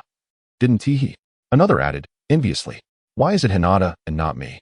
Muttered Yamanaka Ino, who had faced rejection previously, her brow furrowing slightly as she whispered. How careless. When did Hinata make her move? A frown can hasten a girl's aging. Shikamaru, noticing Ino's sudden halt, casually tossed out a comment. Abruptly, A appeared on Ino's forehead. What did you just say, Shikamaru? Nothing. Shikamaru quickly feigned fear and took several steps back. Though Donger, using his observation haki, was aware of the small commotion behind him, he remained indifferent. There were still 4 years until graduation from the Ninja Academy. During this time, he must elevate his abilities to the level of a Chunin or even a Jonin. Donger slowed his pace and slightly raised his gaze toward the Hokage's monument. From the first Hokage to the fourth, Konoha had witnessed over 50 years of history. Yet, in the coming decade, 3 more Hokage statues would join the ranks. The days ahead would not be peaceful. Only after graduation would the true crises begin to unfold. With this thought, Donger withdrew his gaze and headed home. The following morning, as was customary, Donger intended to practice by the lakeside. However, due to his promise to Hinata, he decided to arrive early at the village gate to await her arrival. Traversing the streets of Konoha in the morning, he reached the outskirts where a familiar figure came into view. Hinata, you arrived earlier than I anticipated. Donger approached her briskly. Long time no see. I woke up a bit early today, so I came here sooner, Hinata stammered, startled by Donger's sudden appearance, her gaze cast downward, avoiding his eyes. In response to Hinata's reply, Donger refrained from probing further, instead offering her a gentle smile. Under the gaze of someone she harbored feelings for, Hinata's shyness became more pronounced. She wished she could hide her face in his chest at that moment. After a brief pause, Donger ceased to tease Hinata, giving her shoulder a reassuring pat. Shall we set off? Hinata nodded, following behind him. The two traversed the forest on the outskirts of Konoha for an indeterminate time until they finally reached their destination, captivated by the breathtaking scenery before her. Hinata momentarily lost herself in thought. Donger firmly took Hinata's hand, leading her to the lakeside. Before we begin our training, let us first discuss our perspectives on becoming stronger. Hinata. Donger's expression suddenly turned serious. Do you know what a true strong person is like, Hinata? A true strong person? Hinata lifted her gaze slightly, momentarily dazed as she looked at Donger. Soon after, she turned her attention back to the lake's surface. After a long while, she spoke with a hint of disappointment in her voice, someone like my father or my brother Niji, who can bear the responsibility of protecting the family. That is what it means to be strong. Hinata felt a sense of confusion within her. As a member of the main branch of the Hyuga clan, she was acutely aware that her current prowess fell short of her family's expectations, especially after witnessing her father's strength and being defeated by Niji. This only solidified her determination to grow stronger. It is merely a case of things going awry. The inherently kind-hearted Hinata has made only gradual progress in her abilities. You are correct, yet you overlook a crucial point. Donger turned to Hinata with earnest intent. To become a formidable warrior, the transformation of one's mindset is paramount. Mindset? Hinata seemed to grasp the concept only partially. Donger nodded and continued to elucidate. Only when a person's inner strength burgeons can they transcend their own limitations. Just like those mighty ninjas. None have risen to prominence under the sheltered growth of a greenhouse. Hinata lowered her head, deep in contemplation. Observing her confusion, Donger chose not to further preach. He understood that for Hinata at this stage, comprehending such notions was still somewhat challenging. The journey to strength is not achieved overnight, and there remain several years before true danger looms. Gazing into her pure, unblemished Byakugan, Donger silently resolved to prioritize Hinata's physical training and mastery of her ocular abilities while ensuring his own cultivation. Time slipped away like fleeting shadows. For years swiftly passed. Throughout this period, whenever Hinata found a moment, she would retreat to the secret haven belonging to both her and Donger for training. In the interludes of his own practice, Donger would spar with Hinata to hone her physical skills. He had once contemplated emulating the methods of the Sharingan or the Sunflower's awakening, seeking to rouse Hinata's Byakugan through intense fury. However, this notion was soon abandoned. During their training, Dong Air discovered that no matter how he attempted to provoke Hinata's emotions, she would always respond with a gentle smile. Such innate kindness, deeply rooted in her essence, seemed nearly impossible to alter. Yet, fortuitously, after prolonged, high-intensity training, Hinata miraculously awakened her Byakugan once more during a sparring session. Following this event, her prowess surged dramatically. Of course, it was not only Hinata who underwent transformation. Over the span of 4 years, certain events quietly influenced others, such as Sasuke Uchiha, who had endured the tragic massacre of his clan. Once disdainful of mingling with the common folk, Sasuke became even more reclusive and arrogant after that fateful night, incessantly fixating on the notion of revenge. Even during classes at the Ninja Academy, his mind was consumed with thoughts of slaying his elder brother, Itachi Uchiha. This unique aura of aloofness possessed an inexplicable allure for the adolescent girls in his class. Among this cohort of students, the most popular figures were Dong Air and Sasuke. Ino and Sakura even engaged in a tumultuous debate over who among the two was the greater heartthrob. Both were distant, cold icons, regarded as geniuses by the masses. Behind the scenes, comparisons between Dong Air and Sasuke were frequent. However, Dong Air garnered slightly more recognition among many of the teachers and senior students at the Ninja Academy. After all, throughout these 4 years, Dong Air had consistently retained his position as the top student. Such is the reality. The higher-ups of Konoha naturally favored those ninjas of considerable strength. Certainly, provided one is sufficiently obedient. Winter 2 is evidently not of that ilk. There exists a disparity even among geniuses. Within the confines of the ninja school, aside from Hinata, no one is aware that Winter 2, who shares the classroom with them daily, has been nothing more than a shadow clone for over 4 years. Apart from the final assessments, Winter 2 has scarcely attended school. The rationale is simple. Among his peers, his prowess far surpasses theirs. For him, the ninja school merely serves as a pathway to attain the status of a living genin. At the Konoha Ninja School, Irika Yumino stood at the lectern, holding a document in his hands. Dear students, today's lesson concludes here. In the coming days, we will conduct graduation assessments. I hope everyone approaches this evaluation with vigor, as it will determine your eligibility to become a true ninja, Irika stated with solemnity. As his words resonated, the students below erupted into a flurry of emotions, some anxious, others exhilarated, and many filled with anticipation. Winter 2, the assessments are approaching. Are you feeling nervous? Naruto inquired, sidling up to Winter 2 with a broad grin. Over the years, despite the fact that the ninja school's curriculum had lost its significance for Winter 2, it was not without its rewards. Perhaps due to Sakura's influence, Winter 2, like Sasuke, epitomized the archetype of a cold genius, yet Naruto had always been at odds with Sasuke. Conversely, Winter 2 consistently outperformed Sasuke in every aspect, which inadvertently fostered a growing camaraderie between Naruto and Winter 2. In the days gone by, Naruto remained oblivious to the fact that Winter 2 was a shadow clone, frequently lamenting about Sasuke's antics. This information would be relayed to Winter 2 upon the dissolution of the shadow clone each evening. Winter 2 harbored no objections to this development. After all, in the original narrative, Naruto was destined to become the greatest savior of the ninja world. His formidable strength was indisputable, and with Naruto initiating a friendship, Winter 2 found no need to strategize about managing their relationship. He was quite pleased.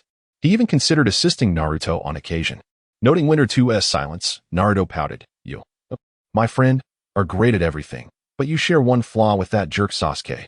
You're a bit too reserved. Winter 2 gazed calmly at Naruto. There is nothing to be anxious about. If you, Naruto, prepare adequately, you will succeed without issue. Upon hearing this, Naruto burst into laughter. Don't underestimate me. The graduation assessments will be a breeze for me as well. Let us hope so, Winter 2 replied nonchalantly. He was well aware of Naruto's capabilities. In the original tale, Naruto faced considerable turmoil during his graduation assessments.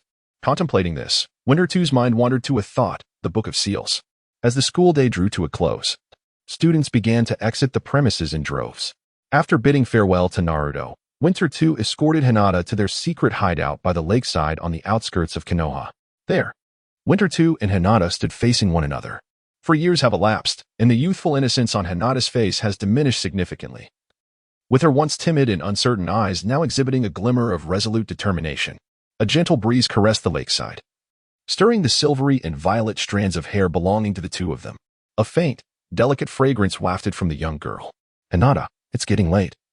Let us spar for a while before we return to prepare for the graduation assessment, Di said, suppressing the restlessness in his heart.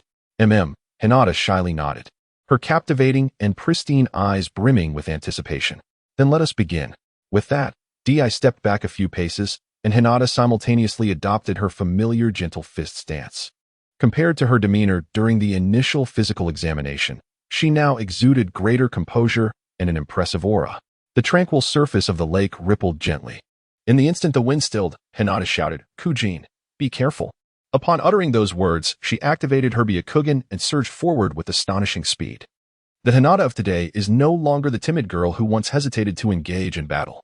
The gentle fist techniques of the Hyuga clan are now deeply ingrained in her heart, and each strike she delivered was infused with formidable power.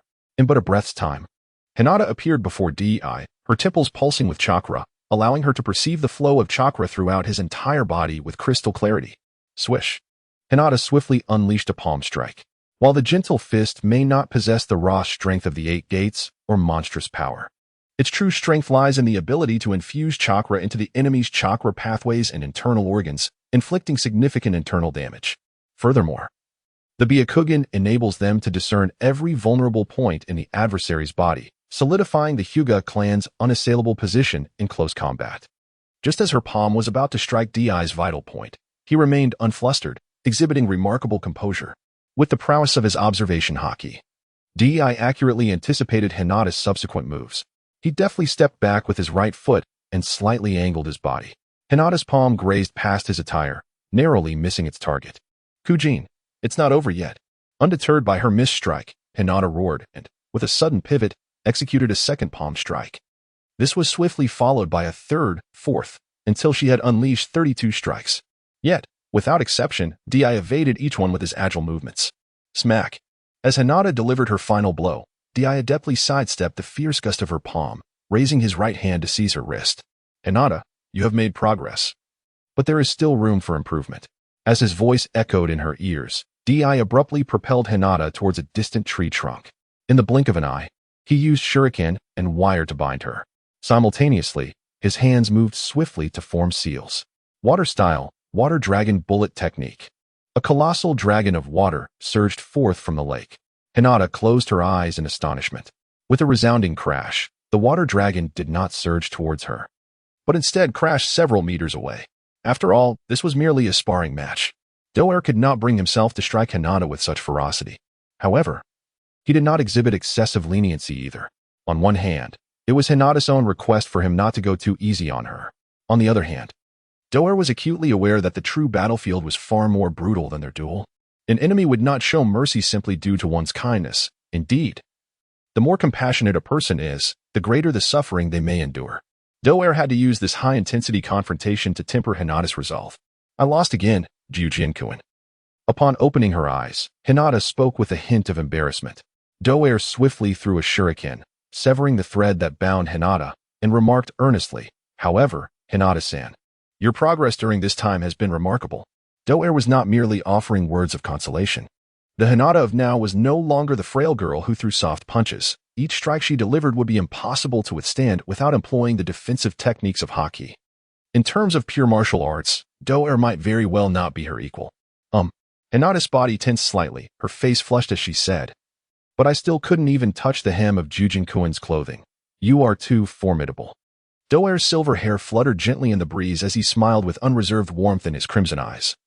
"That is because your gentle fists made me sense a hint of danger." This statement was sincere. Without the support of observation haki, he would likely have faced defeat. Treating Hinata, a master of martial arts, as a hypothetical adversary significantly enhanced his efficiency in honing his observation haki. Furthermore, Hinata's strength surged amidst their exchanges. Though she had yet to graduate from the ninja academy, Hinata's abilities had already surpassed those of her counterparts in the original narrative. "Really? Is that true?" Hearing Doer's praise, joy almost overflowed from Hinata's face. Yet, she quickly lowered her head shyly and murmured, "Everything is thanks to Jujin-kun."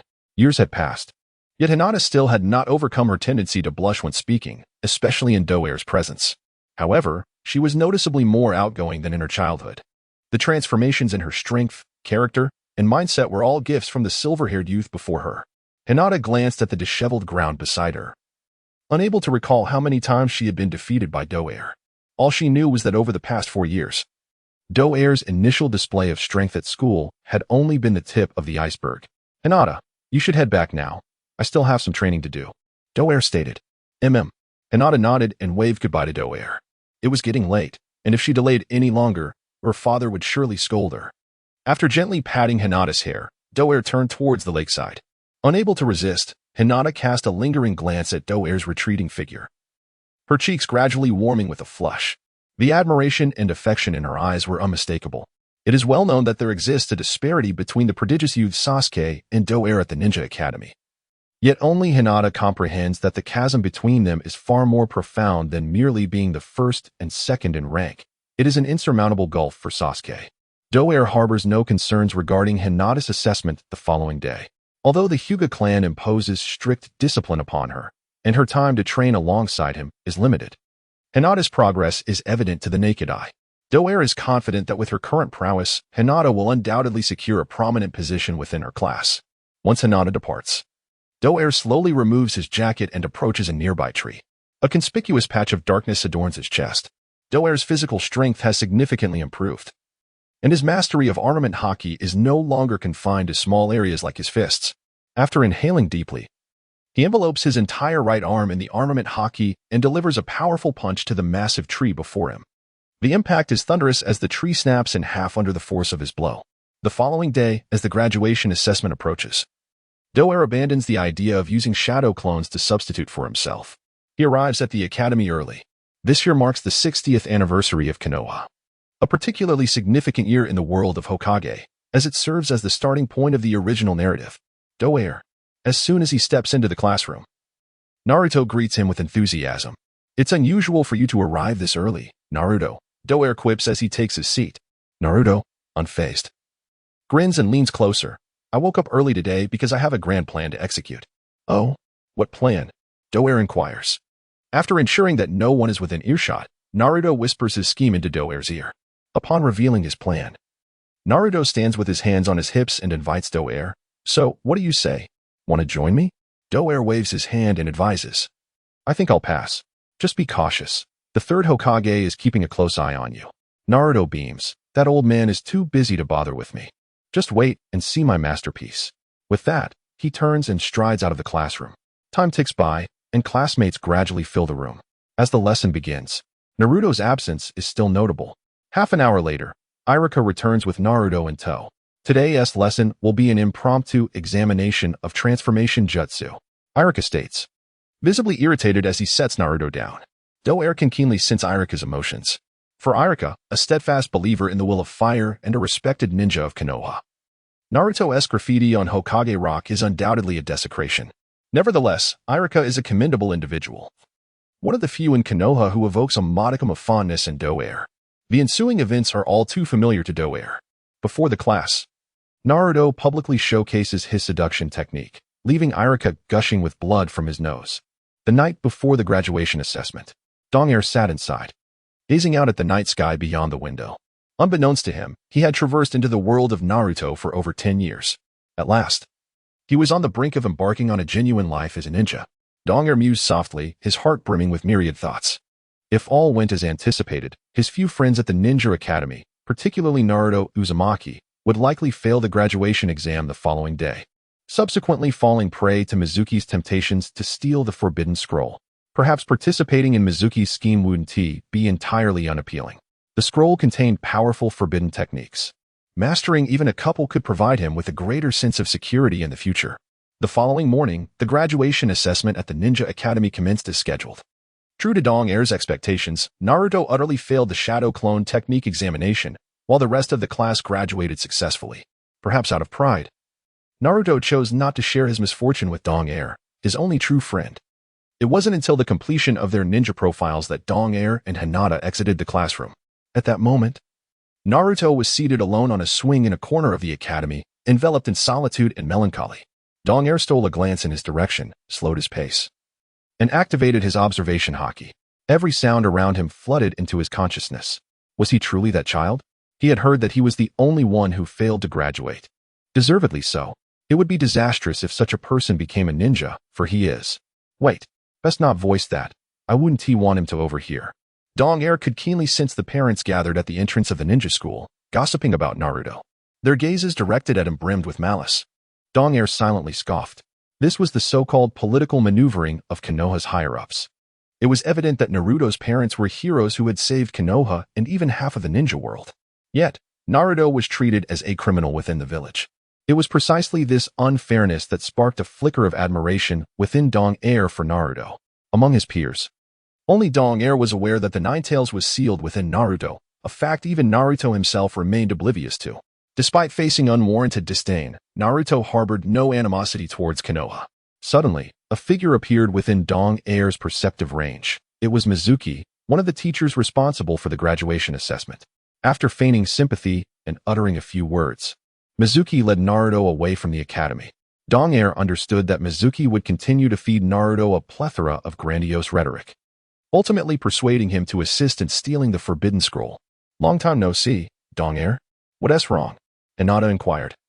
Noticing Dong Air had come to a halt, regaining his composure, Dong Air smiled. "Oh, it's nothing. I was merely contemplating what to have for dinner." "Long time no see, my friend." Hinata gazed earnestly at Dong Air and remarked, "Sometimes, being too focused on a single matter may not be beneficial."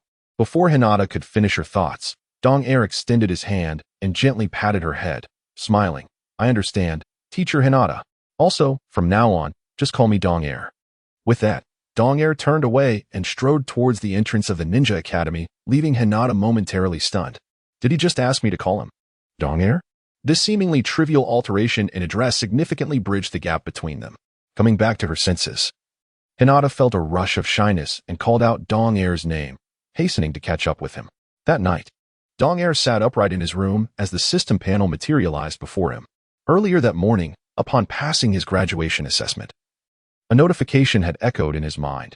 Ding! Ninja Academy graduation achievement unlocked. Reward: 1 extraction opportunity granted. At that moment, Dong Air furrowed his brow. The ability extraction could be conducted at any time, and the opportunities would not vanish. What occupied his thoughts now was how to involve himself in the cat and mouse incident that evening while ensuring his own safety to avoid attracting undue attention from the higher-ups of Konoha. Slowly rising, he moved to the window, gazing in the direction of the 3rd Hokage's office building. Approaching Naruto directly to explain his situation would surely seem abrupt. However, Dong Air was reluctant to relinquish this chance for advancement. Reflecting on his time at the Ninja Academy, he pondered, the 3rd, that old man, must have begun monitoring me years ago. If he discovers my involvement in this endeavor to bring warmth to Naruto, it could spell trouble. In that moment, Dong Air found himself in a predicament. Knock, knock. Suddenly, an urgent knocking resounded.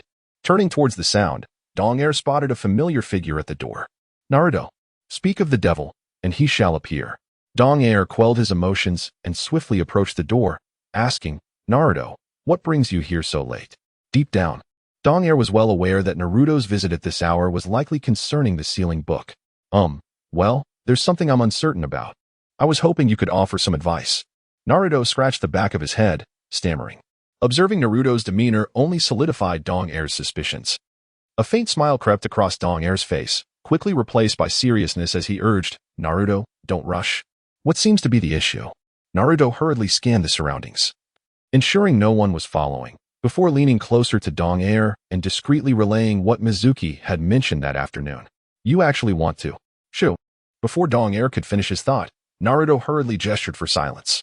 Dong Air feigned disbelief, exclaiming, but that's the Book of Seals. If discovered, we would certainly face punishment. That is precisely why I sought you out. You are so capable. Surely you have a solution. Naruto hung his head, feeling a sense of helplessness. At that moment, Dong Air finally resolved to proceed, indifferent to any potential punishment from the 3rd Hokage. He was determined to seize this forced opportunity to learn the ninjutsu contained within the Book of Seals. He patted Naruto on the shoulder, adding, I can't think of a foolproof plan either. Upon hearing this, Naruto's spirits sank. However, Dong Air quickly shifted his tone. But I can help you keep watch. Really? Upon hearing Dong Air's words, Naruto's previously dim eyes sparkled with renewed hope. He threw his arms around Dong Air's shoulders, exclaiming, That is fantastic. I knew you would help me, Dong Air. Without further ado, let us set off. After confirming their plan, the two made their way toward the Hokage building. The moon hung low, and the wind howled through the night. Two slender figures darted through the skies above Konoha Village with agility. In the blink of an eye, Dong-er and Naruto arrived before a house emblazoned with a colossal character for fire. This was the residence of the Hokage throughout the ages. The Book of Seals was housed within the third Hokage's abode. In this time of peace, there were few guards patrolling the area in the dead of night. Dong-er and Naruto crept along the eaves, moving cautiously forward. Naruto, I will keep watch here. You need to hurry. Dong-er leaped onto the rooftop, where the view was optimal for observing the surroundings. Naruto nodded eagerly and stealthily infiltrated the third Hokage's residence. Once inside, Naruto tiptoed toward the location designated by Mizuki, fearful of making even the slightest sound that might alert the third Hokage. However, unbeknownst to him, this very scheme to deliver warmth to the fourth Hokage's son had been devised by the third Hokage to catch any infiltrators. How could Naruto's clumsy tactics possibly evade the keen senses of the third Hokage? Just as Naruto secured the Book of Seals, the third Hokage appeared leisurely behind him. Naruto, what brings you to my home? The deep, resonant voice of the third Hokage caused Naruto's body to stiffen. Oh, well, Cold sweat trickled down Naruto's forehead as he panicked. Suddenly, an idea struck him, and he resorted to the seduction technique he had employed during the transformation jutsu exam. The third Hokage was taken by surprise, blood spurting from his nose as he collapsed, unconscious. Naruto touched his nose, a triumphant smile spreading across his face as he slipped out the window with the Book of Seals in tow. It must be said, Naruto's rather unorthodox ninjutsu proved surprisingly effective against the likes of the third Hokage and Irika. Dong-er, I got it. Naruto grinned widely, revealing a set of pearly whites as he hoisted the Book of Seals behind him, addressing Dong-er, who stood atop the roof. Dong-er did not inquire further and simply gave a thumbs up.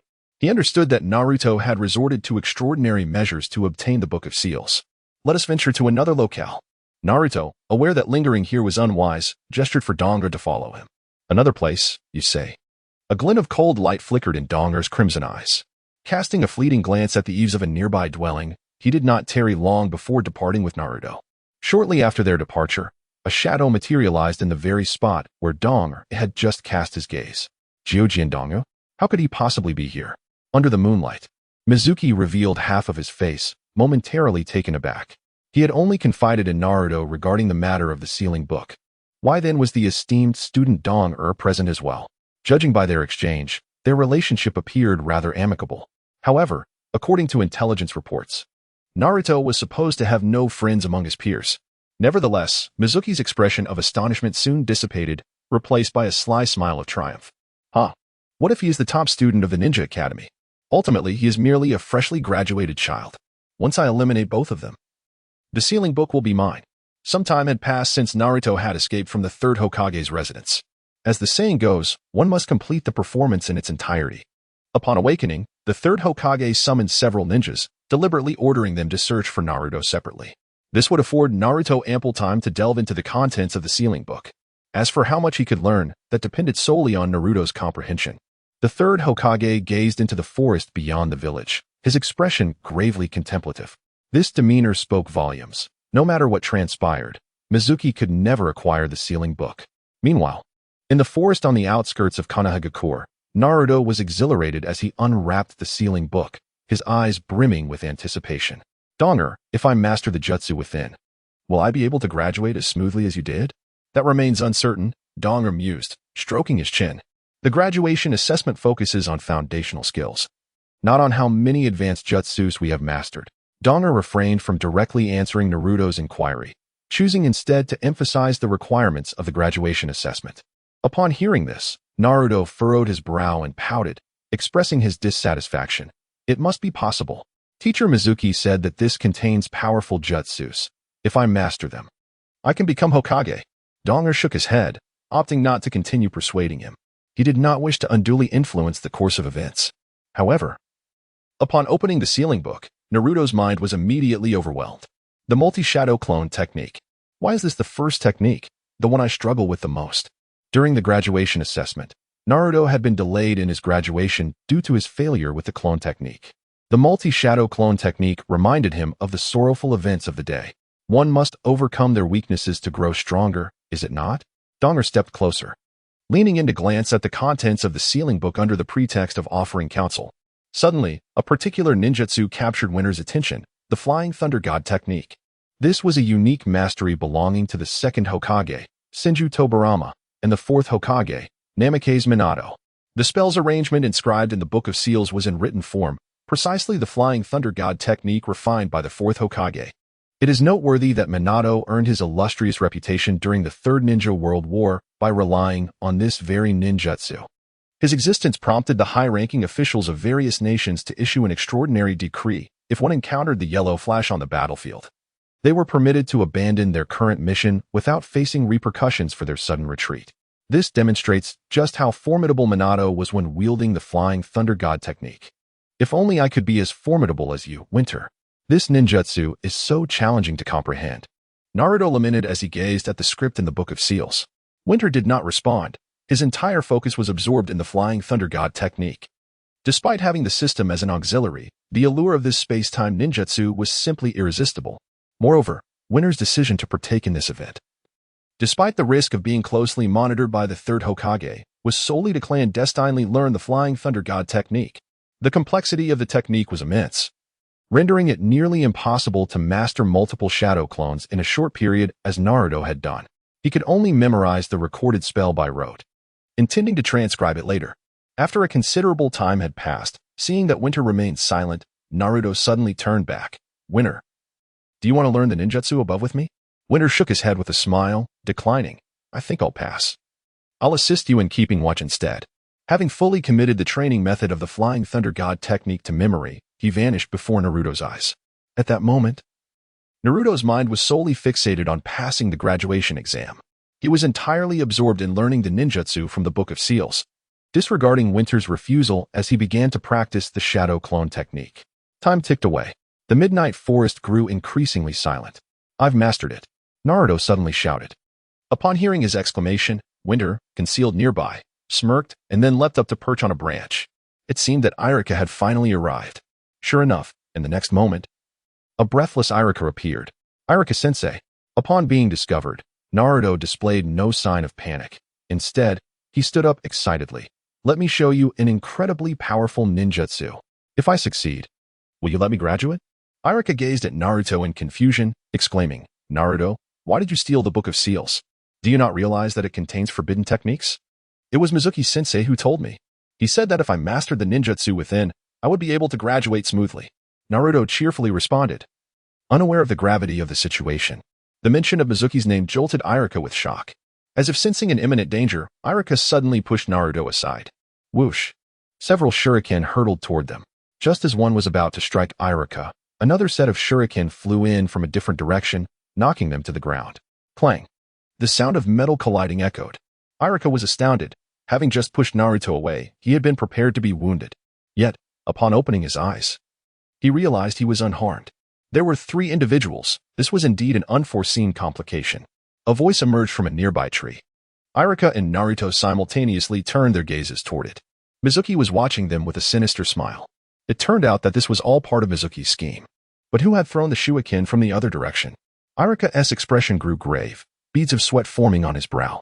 However, from Mizuki's words, it was clear that the person lurking in the shadows was not one of Mizuki's accomplices. Quickly, hand over the sealing scroll, Naruto. Mizuki's smile vanished in an instant, replaced by a menacing glare. Naruto, do not give him the sealing scroll? Iruka warned without turning, his eyes fixed on Mizuki. Iruka-sensei, what is happening? Naruto, clutching the sealing scroll, sat paralyzed, glancing around in panic. Why had Mizuki suddenly attacked him and Iruka? Furthermore, wasn't the theft of the sealing scroll meant to ensure his success in the graduation exam? Iruka was increasingly anxious, fearing that Naruto might be swayed by Mizuki. Mizuki is manipulating you. Naruto. Iruka shouted urgently at Naruto. Humph. Mizuki spat, leaping down from the tree. Naruto, holding on to it is futile. Let me reveal the truth. No, don't. Iruka shouted in shock as Mizuki began to disclose the truth about the 9 tails sealed within Naruto. Each word struck Iruka like a dagger, shattering the atmosphere. The demon fox? I am the very fox that almost destroyed the village years ago. Naruto stood frozen, utterly bewildered. So, the reason for his isolation all these years was this. Soon, the confusion within Naruto transformed into terror. With a flicker of hope, he looked at Iruka and weakly asked, Iruka-sensei, is this true? Iruka lowered his head, rendered speechless. He did not know how to face Naruto at this moment. Yet, His complex expression shattered the last barrier within Naruto's heart. At that moment, the maniacal laughter of Mizuki echoed through the air. Naruto, the affection that Iruka shows you is merely a facade. He harbors the same hatred for you. His parents perished at the hands of the nine-tailed fox. Naruto, you are nothing but a person whom the village does not need. With these words, Mizuki's expression morphed into a grotesque snarl, and a massive shuriken materialized in his hand. Whirling ominously, whoosh, the shuriken hurtled towards the bewildered Naruto. Iruka, disregarding all else, dashed in front of Naruto, determined to shield him from this potentially fatal strike. Bang! A streak of shadow, swift as lightning, erupted from the nearby forest, deflecting the enormous shuriken away. "Do you air?" Naruto murmured, his expression blank as he beheld the figure before him. Even after brushing so closely with death, he felt no sensation. "Long time no see, do you air? Why are you?" Iruka stared in astonishment at Du Air, the top student, unexpectedly involved in this affair. Reflecting on the initial appearance of the Kunai, and the fact that Naruto had primarily conversed with Du Air at the Ninja Academy, Iruka suddenly comprehended the situation. Yet, this was not the moment for such thoughts. They needed to devise a strategy to subdue Mizuki. "You troublesome fool." Mizuki seethed, his frustration mounting as his attack was thwarted, though he maintained a sliver of confidence. Convinced that Iruka was a feeble ninja, and Du Air, despite his talent, was merely a 12-year-old child, posing no real threat to him. "Dare to ruin my plans, and you shall perish today." Mizuki snarled, his face contorted with rage. Du Air shot a cold glance at Mizuki before turning his attention back to Naruto and Iruka. "Iruka-sensei, shouldn't you empathize with Naruto regarding the absence of parental love? Compared to you, Naruto bears a far greater burden." Du Air spoke solemnly. He intended to remind the conflicted Iruka, yet he could not elaborate too much, having already revealed himself in this incident. Further discussion would undoubtedly arouse the suspicions of the third Hokage. Iruka froze momentarily, memories of Naruto's past flooding his mind. The pranks Naruto pulled. His desire to prove himself by mastering the sealing techniques from the scroll to pass his graduation test. Wasn't he that an attempt to gain recognition? Suddenly, Iruka's gaze hardened, and he shouted at Mizuki, "Naruto is not the nine-tailed fox you speak of. He is a ninja of Konoha, acknowledged by me." "Iruka-sensei." A glimmer of hope sparkled in Naruto's eyes. "A ninja of Konoha, acknowledged by me." Each word resonated like the dawning light, gradually dispelling the shadows within Naruto's heart. "Tch." Mizuki sneered derisively, his eyes narrowed with malice. "Consider yourselves unfortunate. Once I eliminate the three of you, the sealing scroll will be mine. With my presence, Mizuki, you shall not harm either of them." Iruka brandished a kunai, ready for battle, only to be halted by the outstretched hand of Fuyuki beside him. "Iruka-sensei, I believe it is best for Naruto to resolve this matter himself. Let's place our trust in him," Fuyuki remarked calmly. But Iruka began to object when he caught sight of Naruto nearby. "If you dare to lay a finger on Iruka-sensei or Fuyuki, I will eliminate you on the spot," Naruto declared, gripping the sealing book, exuding an aura of menace that was a stark contrast to his previous demeanor. "Ha! You think you can take me down? Just a mere child like you?" Mizuki laughed heartily. "I could dispatch you with a single punch. Then come and try? I will return it 1,000-fold." Naruto retorted, his chakra surging forth instantly. Multiple shadow clone technique. In the blink of an eye, hundreds of Naruto's shadow clones surrounded Mizuki. This is impossible." Mizuki's pupils constricted in terror. "I told you, I will return it 1,000-fold." In an instant, countless Narutos charged at Mizuki, and the air was filled with anguished cries from the crowd. Iruka, taken aback by the scene before him, gradually lowered the kunai he had prepared for battle. "This is the advanced ninjutsu, multiple shadow clone technique. So many. Naruto has truly grown." After a moment of reflection, he turned to Fuyuki, who stood calmly observing. And Fuyuki, the speed with which he deflected that giant shuriken, and his composure in the face of danger. Perhaps this top student possesses even greater strength than I had imagined. The morning sun filtered through the trees, and Mizuki lay on the ground, bruised and unconscious from Naruto's assault. "Well done, Naruto," Fuyuki praised, approaching him and giving his shoulder a pat. "Hiki, I told you I was strong." Naruto chuckled, scratching the back of his head before stepping toward Iruka, a hint of embarrassment in his voice. "Iruka-sensei, I think I might have gone a bit overboard." Iruka, with a beaming smile of satisfaction, waved at Naruto. "Naruto, come here. I have something for you." Confused, Naruto approached him. Fuyuki watched the two closely. Knowing what Iruka was about to bestow upon Naruto, the Hidden Leaf Village ninja headband, a symbol of Naruto's official status as a genin. Meanwhile, at the Hokage's residence, the third Hokage sat at his desk, puffing on a pipe, a crystal ball resting before him. His gaze remained fixed on the orb, unblinking. The plan of cat and mouse was progressing smoothly. He observed every detail within the crystal ball. It seems Fuyuki, from an ordinary ninja family, has produced an extraordinary child. The third Hokage released the technique of the telescope, his expression shifting between contemplation and uncertainty. As early as when Di-Ing secured the position of chief student in his first year, the third Hokage had already taken notice of him. However, during this recent incident, Di-Ing exhibited abilities that far exceeded expectations. After resolving the situation with Mizuki, Iruka, Di-Ing and Naruto carried the unconscious Mizuki back to the Hidden Leaf Village. Due to his grave offenses, Mizuki was subsequently imprisoned. Naruto's remarkable performance garnered the understanding of the third Hokage and earned him Iruka's recognition, allowing him to graduate successfully from the Ninja Academy. Iruka reported the entire sequence of events to the third Hokage, including Di-Ing's involvement.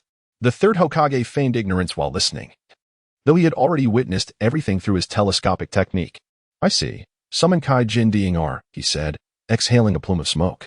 He had been secretly observing Di-Ing for more than 4 years, believing he had a comprehensive understanding of his situation. He considered Di-Ing to be merely a gifted individual who worked harder than others. Daimyo, Di-Ing entered the Hokage's office with a demeanor of utmost respect. Despite his lack of fondness for the elderly figure before him, he maintained a polite tone. "With your abilities, you could have graduated from the Ninja Academy long ago. Why did you choose to wait until now?" The third Hokage inquired, his expression unperturbed. A flicker of cold light crossed Di-Ing's lowered gaze. The Hokage's words carried deeper implications. It seemed his suspicions were correct. This old schemer had been monitoring him all along.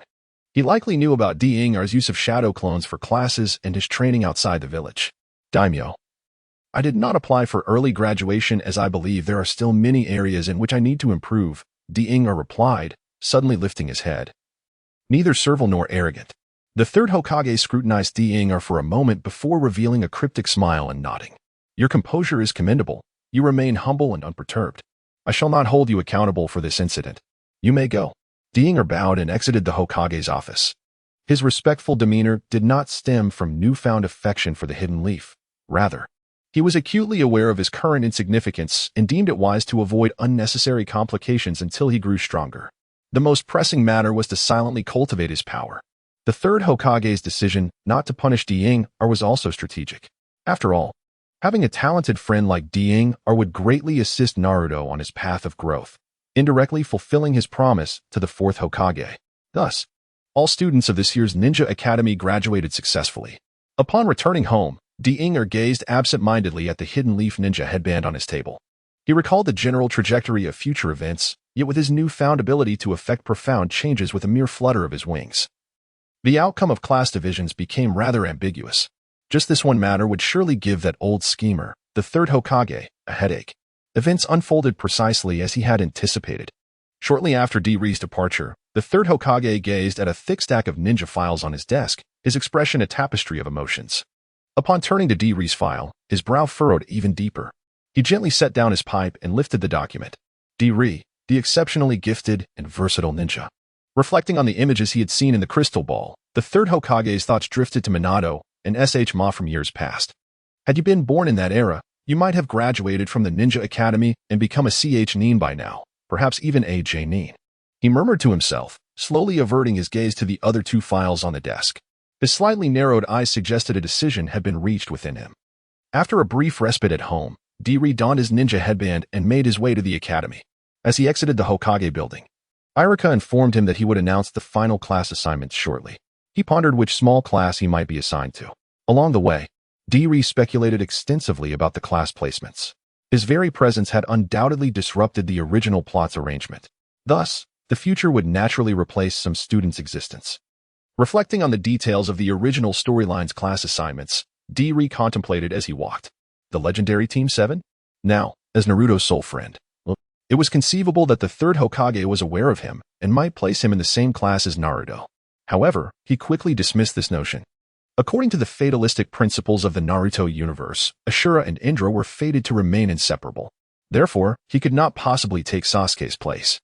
Furthermore, since each small class was traditionally balanced with a female member, it was clear that the third position in Team 7 would not be his either. After much contemplation, D-Ri found himself at an impasse and decided to cease his musings. Since he could not alter fate, he hoped merely to be placed in the same class as Hinata. As per Konoha's tradition, it was likely that following the class assignments, a survival exercise would ensue. The intention of the survival exercise was to assess the team's ability to collaborate. As long as he was not assigned to an ordinary small class or paired with a rigid supervising Jonin, the outcome should not be unfavorable. Given D-Ri's current strength, he was not particularly concerned about his two partners hindering his progress. His apprehension lay in the possibility that even if he managed to secure all 3 bells by himself, he would still be deemed unsuccessful in the assessment. The prospect of retaking classes at the Ninja Academy would be a considerable waste of time. Before he realized it, D-Ri had arrived at the school. As he stepped into the classroom, countless gazes converged upon him, especially the girls, whose eyes sparkled with admiration as they regarded D-Ri. Under the scrutiny of their peers, he gradually made his way to the seat beside Hinata. The girls who had been fixated on D-Ri now wore expressions filled with envy towards Hinata. D-Ri-kun, I didn't see you pass by my house today. Did you leave early to train? In front of the crowd, Hinata felt a tad bashful, and she seemed still unaccustomed to addressing him as D-Ri-kun. In the winter, Zhao smiled lightly. Concocting a casual excuse to deflect the inquiry, he had a few matters to attend to in the morning. If he were to divulge the true circumstances to Hinata, it would lead to a rather complicated explanation. Hinata, displaying her understanding nature, refrained from pressing further. One by one, the classmates arrived at the classroom. During this waiting period, Zhao witnessed the intimate kiss between Naruto and Sasuke, sealing their unspoken bond. It was unnecessary to speculate on the aftermath, as Naruto inevitably attracted the ire of numerous girls. Good morning, everyone. Irika, appearing slightly fatigued, entered the classroom holding a list. After casting a brief glance at Naruto and Zhao, he concealed his complex emotions and smiled warmly. Congratulations. From this day forth, you are recognized as ninjas of the Hidden Leaf Village. Instantly, the classroom erupted in cheers. Almost all the students eagerly looked towards Irika. Ahem. Irika cleared his throat and continued. Although you have passed the school S assessment, as newly graduated Genins, you will need to form teams of 3, led by an experienced Jonin to undertake missions. He then proceeded to announce the team allocations. Upon hearing the requirement for trio formations, a buzz of discussion filled the room. With each student harboring their own thoughts, the girls simultaneously turned their gazes toward Zhao and Sasuke, their eyes alight with fervent longing. The sensation could undoubtedly be described as one of acute desire. If only I could be grouped with Zhao, Hinata murmured to herself, her fingers fidgeting nervously. Her cheeks flushed a deep crimson. Hinata, what did you just say? Zhao inquired, having caught a faint sound. Hinata, taken aback, hurriedly waved her hands. And nothing. As Irika read out the names of the team members, the commotion in the classroom gradually subsided. Soon, the 6 teams were assigned. Team 7, Uzumaki Naruto. Haruno Sakura. Upon hearing her name alongside Naruto's, Sakura's head drooped in dismay, her spirit utterly deflated.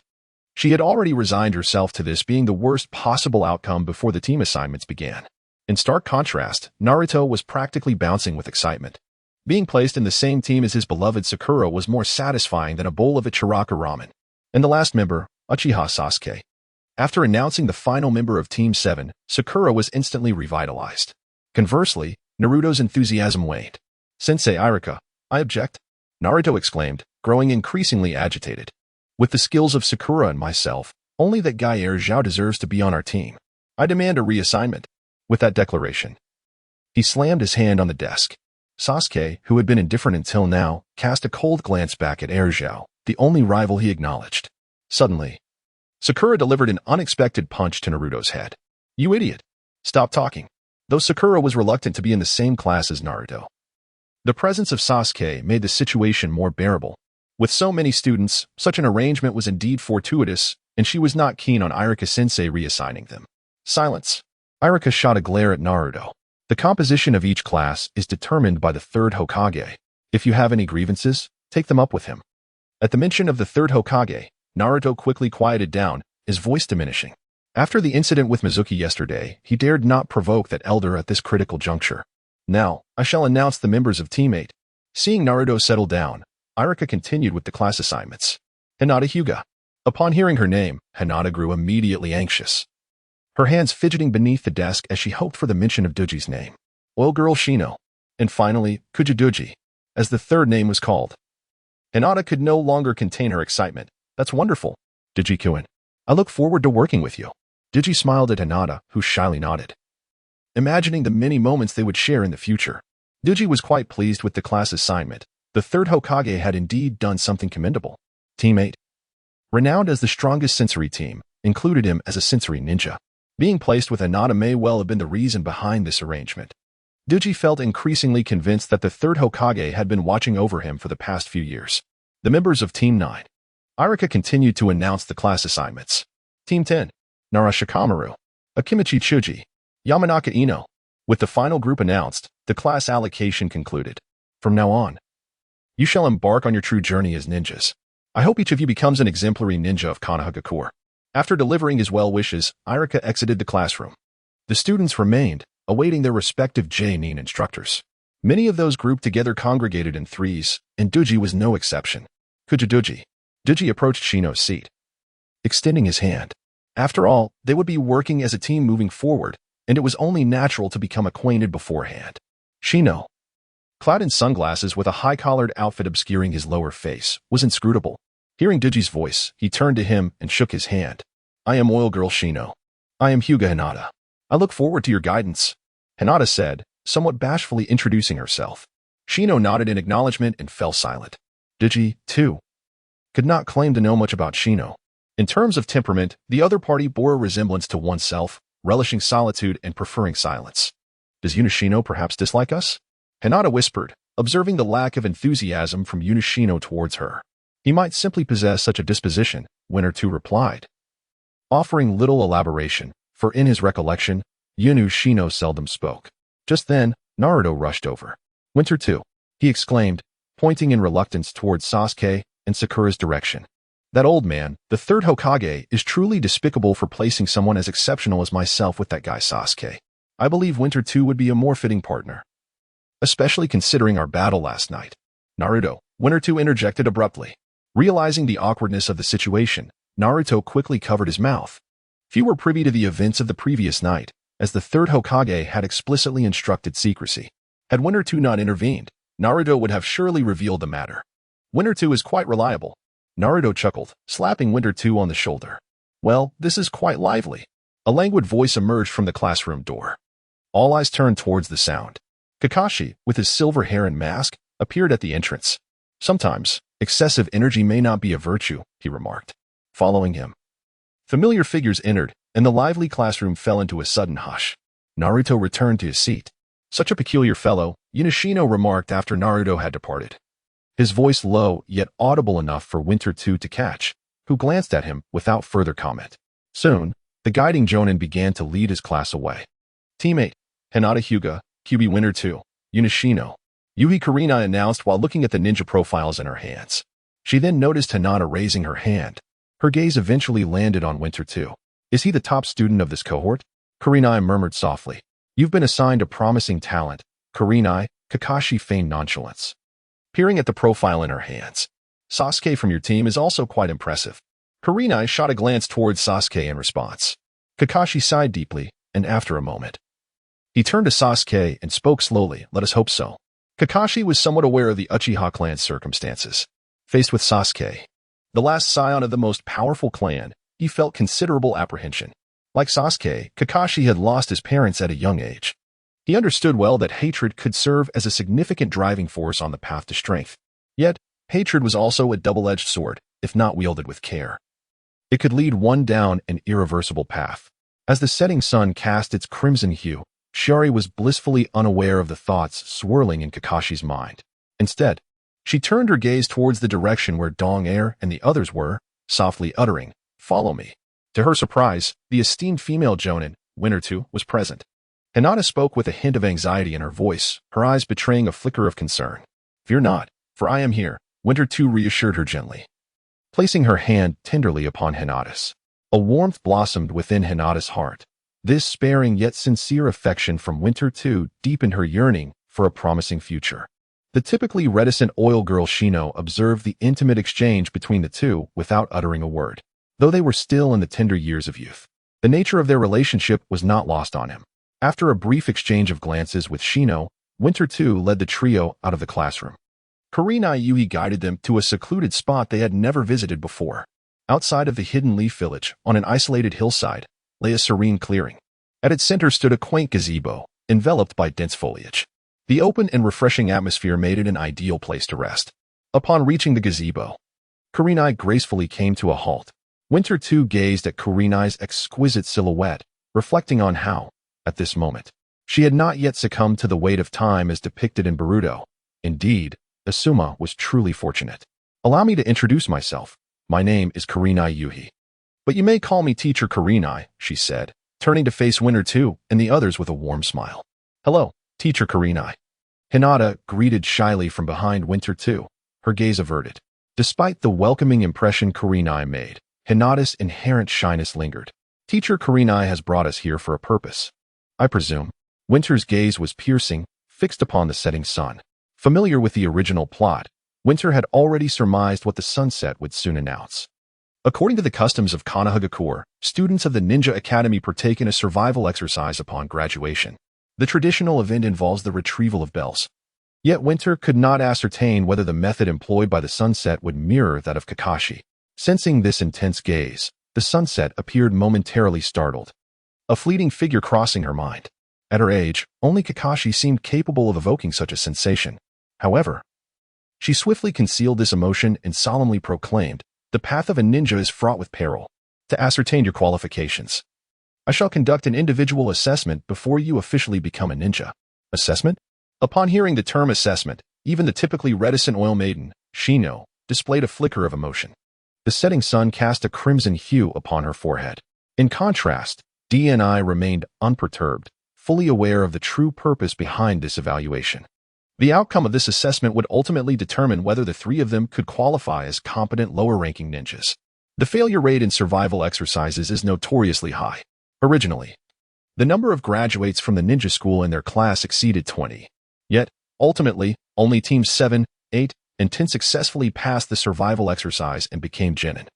It was not that the assessment tasks were particularly challenging. Rather, it was the knowledge that the standards set by the genin varied.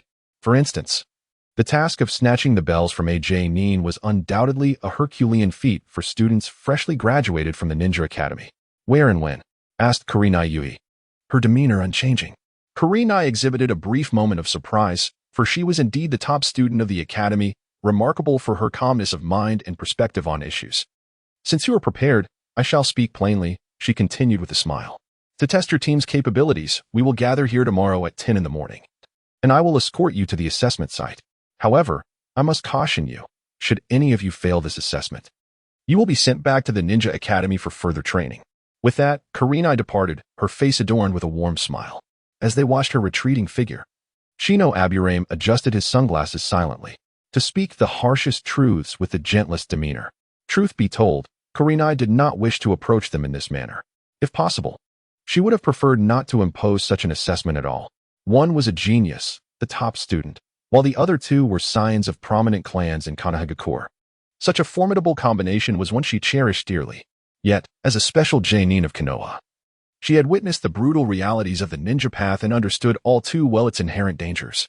To impose less stringent requirements would be an act of irresponsibility.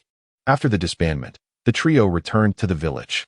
Along the way, Hinata was deep in thought, preoccupied with the upcoming survival exercise. Uji-kun. Hinata hesitated, unsure of how to voice her concerns. Uji turned back, noticing her troubled expression, and cheerfully inquired, "What is the matter? Are you worried about tomorrow's assessment?" "Yes," Hinata replied softly, nodding. "Don't worry, we will definitely pass," Uji assured her confidently. The survival exercise was a vivid memory for him. The importance of teamwork among the ninjas was self-evident. He felt certain that, given their current strengths, no matter how Kurenai would structure the assessment, they would not falter. Seeing Uji's confident smile, Hinata's worries inexplicably dissipated. Although she did not understand the source of his unwavering certainty, she placed her complete trust in him. Shino followed behind the two, still silent, his thoughts a mystery. After exchanging farewells, Dug returned home. For he had important matters to attend to since last night's rendezvous. It pertains to the system's extraction capabilities, as well as the meticulous transcription of the Flying Thunder God technique. Winter Air, unable to spare a moment for cleansing or changing attire, immediately took his seat at the desk upon entering the room. Reflecting on the vivid memories from the previous night, he inscribed the Flying Thunder God technique onto a pristine scroll, leaving no word unrecorded. Had it not been for the enhancement of his memory by the color of observation Haki, he would never have been able to document the cultivation methods and techniques of the Flying Thunder God in such a brief span. Exhaling deeply, Winter Air set down his pen and scrutinized the scroll with great care. The cultivation of the Flying Thunder God technique was exceedingly intricate. After the second Hokage, Senju Tobirama, only the fourth Hokage, Namikaze Minato, truly grasped its essence and made improvements. Soon, the night descended. Winter Air had been studying the technique for several hours. The most significant challenge lay in the quantity of chakra. Even if Winter Air were to master this ninjutsu through relentless practice, his current chakra reserves would not permit him to move as swiftly as Minato. Nevertheless, with the method of cultivation now in hand, there was no need for haste. The frustration in Winter Air's heart was swiftly dispelled. He closed the scroll and gently shut his eyes. A ghostly azure silhouette, the system panel, manifested before him, commencing the extraction of abilities. With a commanding voice, the number in the remaining extraction attempts column shifted from 1 to 0. Instantly, a series of images from other worlds flooded Winter Air's mind. This time, it was the realm of the Shinigami. A white-haired youth, identical in stature to Winter Air, emerged in his vision. It was none other than Toshiro Hitsugaya, captain of the 10th Division of the Godai 13. In the scene, Hitsugaya wielded his Zanpakuto, Hyōrinmaru, unleashing a torrent of ice spears towards his adversary. In but a breath's time, Hitsugaya swung again, conjuring a colossal ice dragon from the tip of Hyōrinmaru, accompanied by the resonant roar of the beast, overwhelming the foe before him. The final image froze upon Hitsugaya's Zanpakuto, just as during previous ability extractions. A white streak of light surged forth from Hyōrinmaru's blade. In the next moment, Winter Air's consciousness rapidly retracted from the scene, returning to reality. Ding! Acquired new ability, item, Hyōrinmaru. The system's notification echoed in his mind as Winter Air slowly opened his eyes. Suddenly, a long blade, shimmering with starlit brilliance, appeared on the wooden table before him. Hyōrinmaru. A surge of elation washed over Winter Air. The acquisition of this ability felt distinct from that of Sin of Greed. Perhaps due to the nature of Hyōrinmaru as an item, Winter Air experienced only a slight dizziness, devoid of any discomfort. Once the dizziness subsided, information regarding the ability of Hyōrinmaru flooded into his mind. The usage of Hyōrinmaru appeared unrelated to spiritual pressure. After thoroughly comprehending this information, Winter Air cradled Hyōrinmaru in his hands, admiring it closely, a stark contrast to conventional ninjutsu. The utilization of the ice wheel Maru resembles an aura of dominion, impervious to the influence of chakra, and instead intimately tied to one's own prowess. This implies that Dong Air can liberate the subsequent powers of the ice wheel Maru through the continuous enhancement of his own strength. Dong Air lifted his gaze, grasping the ice wheel Maru firmly in his hand, and advanced toward the backyard where a tree trunk marred with scars stood. Whoosh! With eyes ablaze, Dong Air struck decisively. Beneath the silver moon, the blade of the ice wheel Maru transformed into a crescent-shaped ice spear, instantly encasing the tree trunk in frost. This spectacle ignited a fervent admiration in his gaze toward the ice wheel Maru.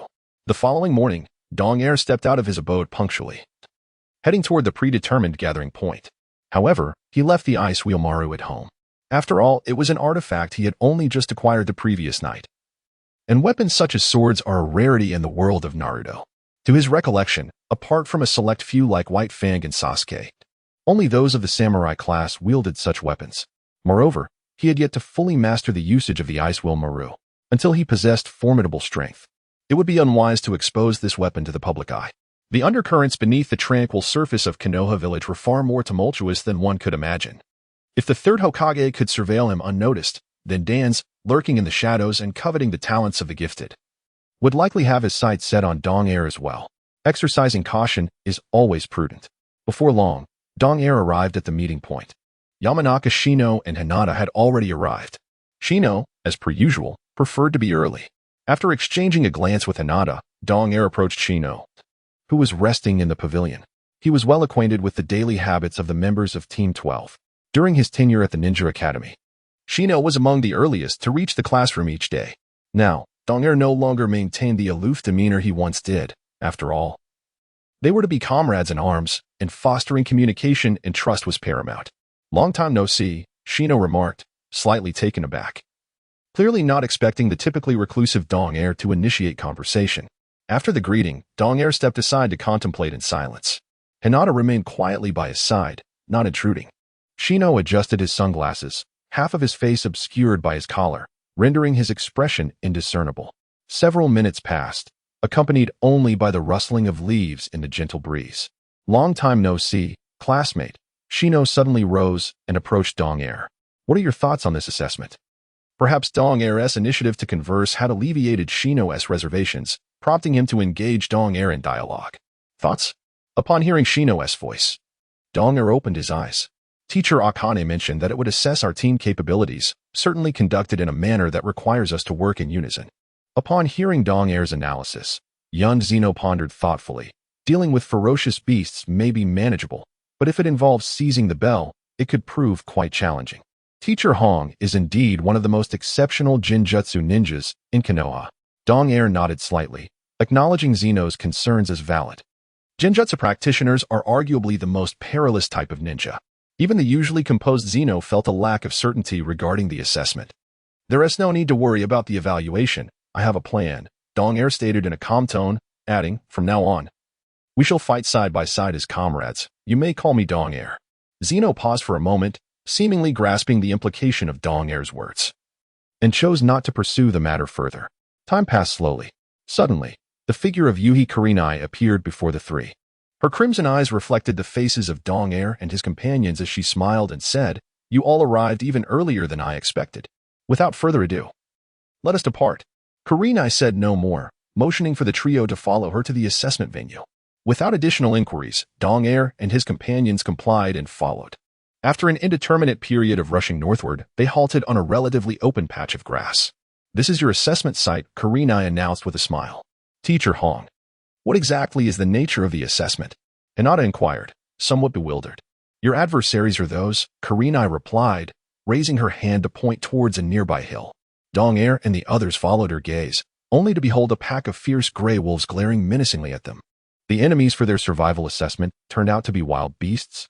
Dong-er was taken aback. He had anticipated a test similar to Kakashi's with Naruto, involving the bell-snatching method. He had even considered using the opportunity to gauge his own strength through Kurenai's hand. However, Kurenai had her own reasoning for this approach.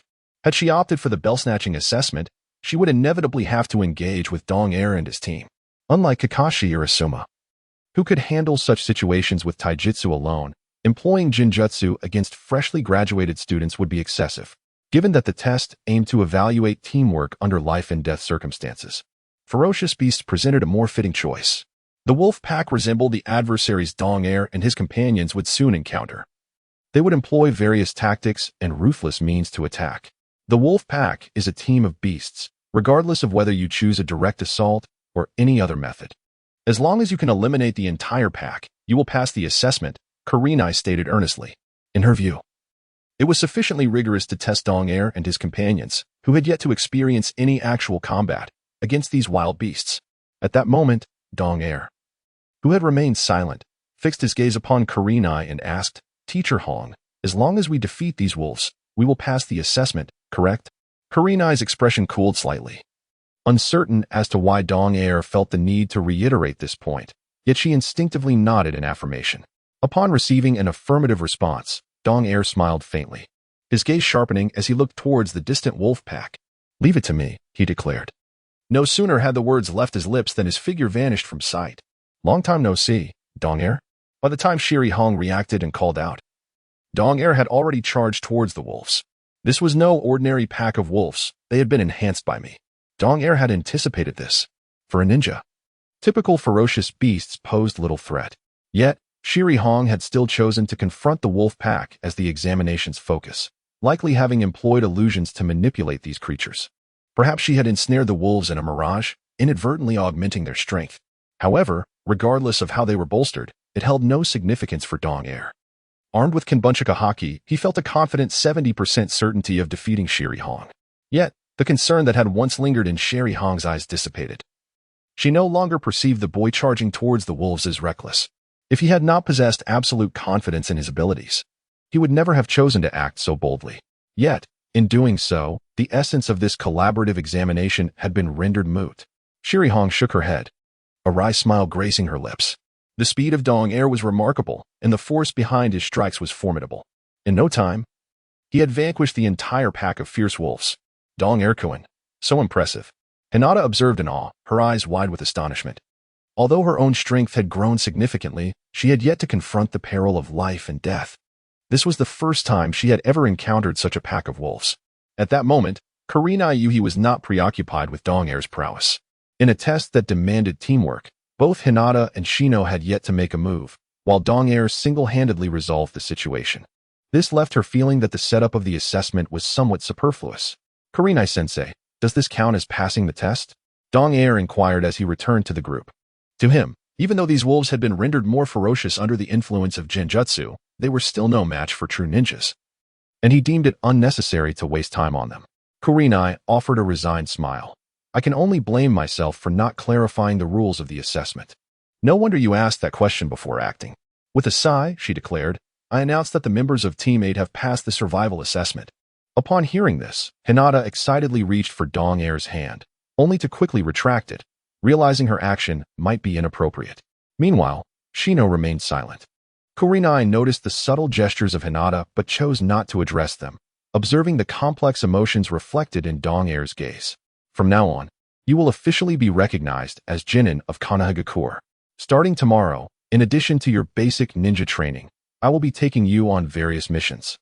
Given that Dong Er single-handedly defeated those beasts in this assessment, I will focus on tasks that require teamwork in the future, Kurenai stated earnestly. She did not chastise Dong Er for his earlier actions, understanding that a sense of teamwork could not be cultivated overnight, and that they would gradually learn to collaborate through subsequent missions. Kurenai-sensei, I have a request. Dong Er suddenly spoke after a moment of contemplation. Kurenai turned her gaze towards the uniquely styled silver-haired youth, increasingly reminded of Kakashi from years past. What is your request, Dong Er? I wish to challenge you, Kurenai-sensei. The air seemed to freeze at his words, with only the faint sound of a breeze whispering in their ears. Dong Er's tone was remarkably calm, as if challenging a Jainin were an ordinary affair. Dong Er Kuin. Hinata looked at him, bewildered. Even Shino displayed an expression of disbelief. Even if you are the top student, isn't challenging a special Jainin of Konoha a bit reckless? Kurenai, now recovering from her surprise, regarded Dong Er with keen interest. The determination in the boy's eyes did not lead her to perceive his ambition as foolish. After all, being the top student in the Ninja Academy indicated exceptional talent. Given his recent display of effortlessly defeating the wolves, she suspected he might be concealing even greater strength. No problem. After completing 10 tasks, I shall accept your challenge, replied Hinata with a smile. The survival assessment concluded, and several individuals returned to the Hidden Leaf Village. D.N. Kuin. Do you truly intend to challenge teacher Kurenai? Hinata still found it hard to believe D.N.'s recent words. Yes, I wish to gauge the extent of my abilities. I hope that teacher Kurenai will not go easy on me, D.N. pondered. Foregoing the bell-grabbing test to evaluate his strength had its advantages. If winning or losing were based on seizing the bells, Kurenai would undoubtedly focus most of her attention on protecting them, while he would prioritize the bells as his main objective. This could easily lead to both parties not exerting their full strength in battle. D.N. Kuin. Did you conceal your abilities while at the Ninja Academy? Shino, standing nearby, could no longer hold back his inquiry. Isn't it true that the assessments at the Ninja Academy do not reveal one's true strength? D.N. turned his head, smiling as he responded. While it seemed he had not answered, he effectively affirmed Shino's assertion. I see. It appears that D.N. Kuin is even stronger than I had imagined. Shino adjusted his sunglasses habitually and then waved goodbye to the two. After escorting Hinata back to the Hyuga clan compound, D.N. returned home. In the following 3 months, Kurenai, as she had mentioned after the assessment, undertook only D-rank tasks, all of which required the cooperation of 3 individuals. These tasks included organizing items from various locations or assisting employers with childcare while delivering items, among other duties. The remaining time was left for their personal training. Apart from occasionally returning to guide them in techniques such as tree climbing and water walking, Kurenai did not closely supervise their training. The reason was simple: her expertise lay in genjutsu. and she was not particularly remarkable in taijutsu or ninjutsu. Hinata and Shino, being members of prominent clans in Konoha, had their own secret techniques to practice. And since neither possessed any talent in genjutsu, she found herself unable to provide guidance. Kurenai hoped for DN to become a well-rounded and exceptional ninja. Yet she discerned no hint of genjutsu talent within him. As for the body flicker technique, DN did not specifically practice it. Instead of focusing on that, he devoted more energy to studying the Flying Thunder God technique. In a secret base on the outskirts of Konoha, DN Kuin. I never expected you to be so skilled in swordsmanship, Hinata said, her cheeks flushed with admiration. Before her, DN held the ice Hyōrinmaru firmly, executing rapid slashes. Given the current circumstances, he refrained from showcasing the true capabilities of the ice Hyōrinmaru. Considering his current strength, he had to be wary of the third Hokage's surveillance, as well as the treacherous intentions of Danzo. DN Kuin, tomorrow you will duel with teacher Kurenai. Do you feel confident? Hinata stepped closer, wiping the sweat from DN's brow with concern. I have about a 70% assurance, DN replied nonchalantly. Regarding the confrontation, he now possesses absolute confidence in his ability to defeat Yuhi Kurenai. However, illusions remain an unpredictable factor. To this day, DN has yet to encounter any illusions, and he cannot ascertain whether his Konoha Haki will completely negate their effects. I have faith in you, DN. Hinata beamed with a sweet smile. In her eyes, DN is forever the most trustworthy individual. The following morning, as per their arrangement, the three members of Team 8 had successfully completed 10 missions. Kurenai and DN convened at their predetermined meeting point for a direct duel. For the sake of learning, Hinata and Shino Yuhi also arrived at the scene. Do you wish to confront me head-on? Kurenai inquired. Her interest piqued as she focused intently on DN, Red Sensei. Please hold nothing back, for I shall give it my all, DN replied succinctly, handing his ice will blade to Hinata before immediately adopting a battle-ready stance. Be careful, Red Sensei. It was rather amusing that a seasoned, battle-hardened jonin would be cautioned by a mere student who had just graduated from the Ninja Academy. Before she could ponder why DN had said such a thing, Kurenai's expression shifted dramatically, a sudden seriousness enveloping her. Instinctively, she sensed an inexplicable aura of danger emanating from the small frame of the boy before her. Whoosh! In the next moment, DN sprang into action. Charging forward at incredible speed, he hurled shurikens toward Kurenai. Are you attempting to disrupt my focus with such a swift movement? Kurenai smirked, dismissing the thrown projectiles. If this is your strategy, it is insufficient to defeat me. She deftly evaded the shurikens, awaiting DN's next move. As the last shuriken was cast and evaded, DN halted his advance. Not a single projectile had grazed Kurenai's attire. Yet, rather than feeling disheartened, DN smiled at her. What will you do next? Kurenai inquired softly, opting against initiating an attack, curious to see the extent of DN's capabilities. Since he had chosen to challenge her, he must possess a formidable trump card. DN remained silent. The slight curve of his lips vanished as a brilliant silver gleam flashed between his fingers. At that moment, Kurenai suddenly realized that the target of DN's shurikens had not been her, but rather, he had used them to secure the projectiles to the surrounding tree trunks. Just as Kurenai comprehended this, DN swiftly clenched his hands. Countless steel wires began to retract rapidly. Simultaneously, DN's hands began to form seals. Water release, water dragon bullet technique. A colossal water dragon soared into the air, charging ferociously towards Kurenai. This technique mirrored Sasuke's move against Orochimaru during the CH Nin exams, merely substituting fire release with water release. The power of DN is not significantly inferior to that unleashed by a CH Nin, and may even surpass it by a slight margin. This can be attributed to DN's years of relentless training. His chakra capacity has long exceeded that of his peers by more than double. Observing DNI deftly executing B-rank ninjutsu, Kurenai Yuhi was not taken aback. Rather, she felt a sense of delight. DNI's meticulously crafted offensive had already transcended the capabilities of a mere genin. Hinata, watching the battle unfold, understood that Kurenai could not be so easily defeated by DNI, and she couldn't help but feel a twinge of anxiety for him. Go for it, DNI. Beneath the sunglasses of Shino Aburame, there was an effort to conceal his astonishment. So this is the true strength of DNI. Suddenly, Kurenai, who had been bound to a tree trunk, vanished without a trace, leaving behind only a wooden stake. This skill is insufficient, DNI.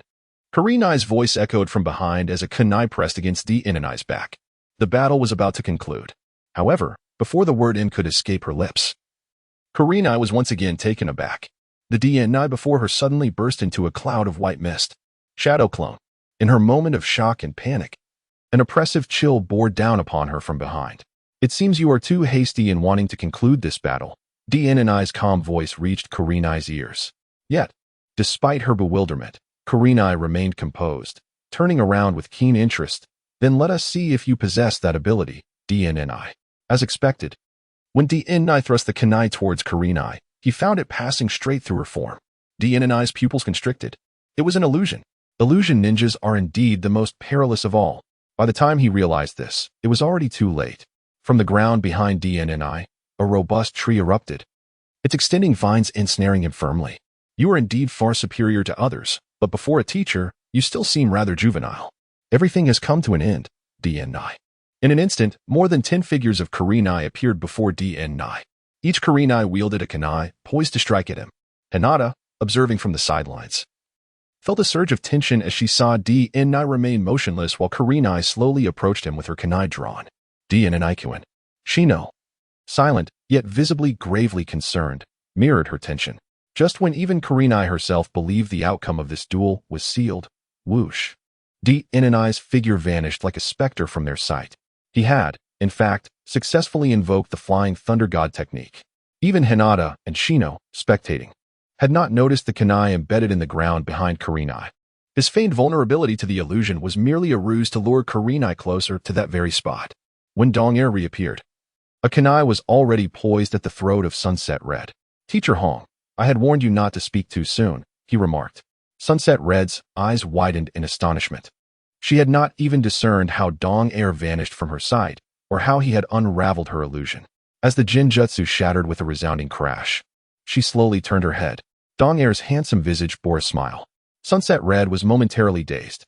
The prowess and cunning exhibited by this youth transcended the capabilities of even a seasoned chunin. Illusion-type ninjas are among the most perilous, as their every move could ensnare their adversaries in a void of fantasy, rendering their physical forms unconscious. Dong-er was acutely aware of the horror that illusions could evoke. Thus, he activated his observation haki from the moment the duel commenced, enabling him to locate Sunset Red's true form amidst the illusion. A gentle breeze brushed past. The outcome of this duel was already evident. Dong-er had successfully defeated Sunset Red. The astonishment on her face gradually transformed into delight. You have truly astounded me. Esteemed classmate, she said, patting Dong-er on the shoulder. I did not anticipate that you could so effortlessly break free from my illusion. However, how exactly did you discern my true form? Gazing at the silver-haired youth, who was a head shorter than herself, Sunset Red's mind once again conjured the image of Kakashi from years past. Dong-er, you may even surpass Kakashi in his prime. Perhaps it was merely luck. A fortunate guess. Dong-er chuckled, offering a casual excuse. His evasive response did not incite anger in Sunset Red. Rather, a glimmer of brilliance flickered in her crimson eyes. Although she possessed many more formidable illusions yet to be unleashed, Dong-er was merely a genin. Perhaps, as Kakashi had suggested, there was indeed a promising talent in her class. With this thought, Sunset Red could not help but feel a swell of pride. Dong-er-kun, you are truly remarkable. After the duel concluded, Hinata and Shino approached. Hinata gazed at Dong-er with unmasked admiration. Although Shino wore sunglasses, he could still sense the irradiating from him. The comprehensive strength Dong-er had just demonstrated was beyond the realm of a mere genin. Shino even contemplated that had Dong-er been born in an era of war, he might have already ascended to the rank of jonin. He increasingly perceived Dong-er as an unfathomable abyss, each of his actions shattering preconceived notions about him. The true depth of his power remained perpetually elusive. Dong-er humbly waved his hand. I still have much to learn. Teacher Hong went easy on me. He did not wish to boast excessively about his victory over Sunset Red. The extent of his abilities was not fully encapsulated in this confrontation. Just as Sunset Red had yet to unveil her more potent illusions, Dong-er had also refrained from displaying his full capabilities. This was a fact Sunset Red recognized as well. She cast a discreet glance at Hinata, who stood behind Dong-er. The gaze fell upon the long blade cradled in Hinata's arms. Unlike during the survival test, today, D-Nichi had brought this weapon with him. Although it was peculiar that D-Nichi would choose a sword as his armament, Yuga did not inquire further. What she could ascertain was that should D-Nichi wield this blade, her defeat would be inevitable and swift. Unbeknownst to herself, Her eyes were filled with admiration and affection as she looked at Dinichi. "Well then," Yugao said with a smile. Clapping her hands to draw the attention of the three, "I did not anticipate losing to classmate J-Ken. However, a loss is a loss. As a consequence, I shall treat you all to a meal." Though Yugao was a woman, she was not one to be shy or coy. Her hearty laughter endeared her even more to Dinichi and the others. Soon after, the four made their way back to Konohagakure. At the entrance of a hot pot restaurant in Konohagakure, Yugao treated Dinichi and the others to a sumptuous feast. Shino was the first to take his leave. And once Dinichi had escorted Hinata back to the Hyuga clan's estate, Yugao called out to him. "Classmate J-Ken, I wish to have a word with you." Her expression was earnest, thus Dinichi did not decline. The two ascended to the rooftop of a building opposite the Hokage monument. "What is it, Teacher Yugao?" Dinichi inquired. "Classmate J-Ken," she began, her gaze fixed on the Hokage faces, the memories of war flashing through her mind momentarily. "With your current strength, I have no cause for concern." However, a hint of worry soon flickered in her eyes. Yet, as for Hinata and Shino, their abilities still fall short. "What I wish to convey is that we may encounter various tasks in the future, even in this era of peace. There remains the threat of attacks from ninjas of other nations." Yugao's words stirred Dinichi's thoughts towards the upcoming Nin exams and the impending invasion of Pain. As long as there are conflicting interests and enmity, war is inevitable, is it not? Dinichi replied matter-of-factly. Yugao paused, turning to glance at Dinichi, and after a long silence, she spoke again. "Regardless of the dangers we may face in the future, you must remember that you are comrades." After saying this, she hesitated but ultimately chose not to elaborate further. Having experienced life and death situations herself, she could not preach like a saint. Words about sacrificing oneself to save a companion were difficult for her to utter. She merely hoped that when danger arose, Dinichi would endeavor to protect Hinata and Shino. "I understand," Dinichi responded. He comprehended what Yugao wished to convey, what it was he must safeguard. He held a clear measure in his heart. Perhaps the weight of the topic had cast a pall over their conversation, as silence enveloped them. After a long while, Yugao broke the silence. Though this time the subject strayed from the trials of future ninja life. "When did you and Hinata begin your relationship?" she asked.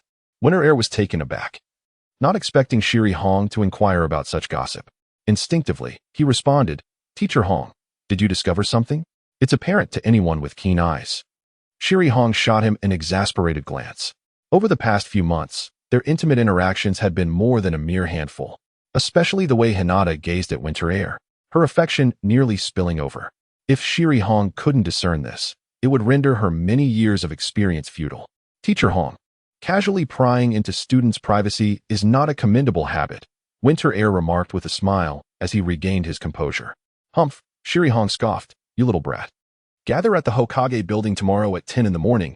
I will notify Hinata and Wyan of the meeting." With a swift motion, she brushed off the dust from her clothing and stood up. "Is there a new mission?" Winter Air inquired. "You'll find out when you come tomorrow," Shiri Hong replied enigmatically before vanishing into the night. "Shiri Hong, more sentimental than I anticipated," Winter Air murmured softly, watching the direction in which she had disappeared. The following morning, in accordance with Shiri Hong's instructions, Winter Air and his companions arrived at the Hokage building before 10 o'clock. Observing the trio before her, Shiri Hong smiled and announced, "After 3 months of training, I have decided to assign you a higher-level mission." This implied that she had acknowledged the strength of Team 8. "Is our mission a C rank?" Hinata's eyes sparkled with excitement. Even the usually stoic Shino lifted his head slightly at this news, a subtle smile gracing his lips beneath his collar. For a genin still in their formative years, nothing could be more gratifying than receiving recognition from AJ Nin regarding their capabilities. Only Winter Air stood quietly to the side, maintaining an air of calm. "Follow me," Shiri Hong commanded, glancing at the three before leading the way into the Hokage building. Winter Air and the others promptly followed suit.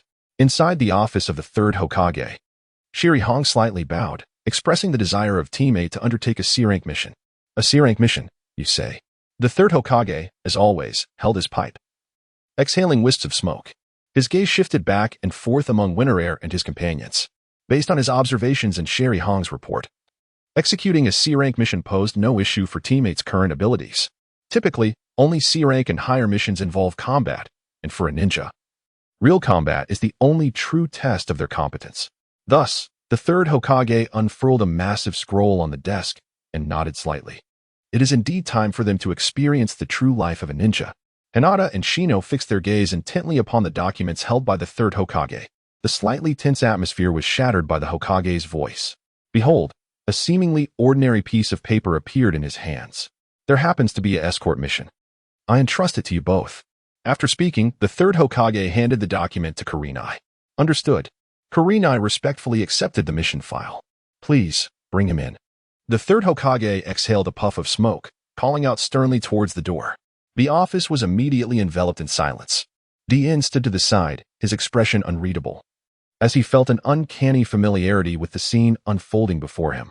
As the footsteps outside drew nearer, a languorous voice of an older man resonated. Have you found the candidate? At the moment the speaker appeared at the doorway, Dien's face betrayed a rare expression of astonishment.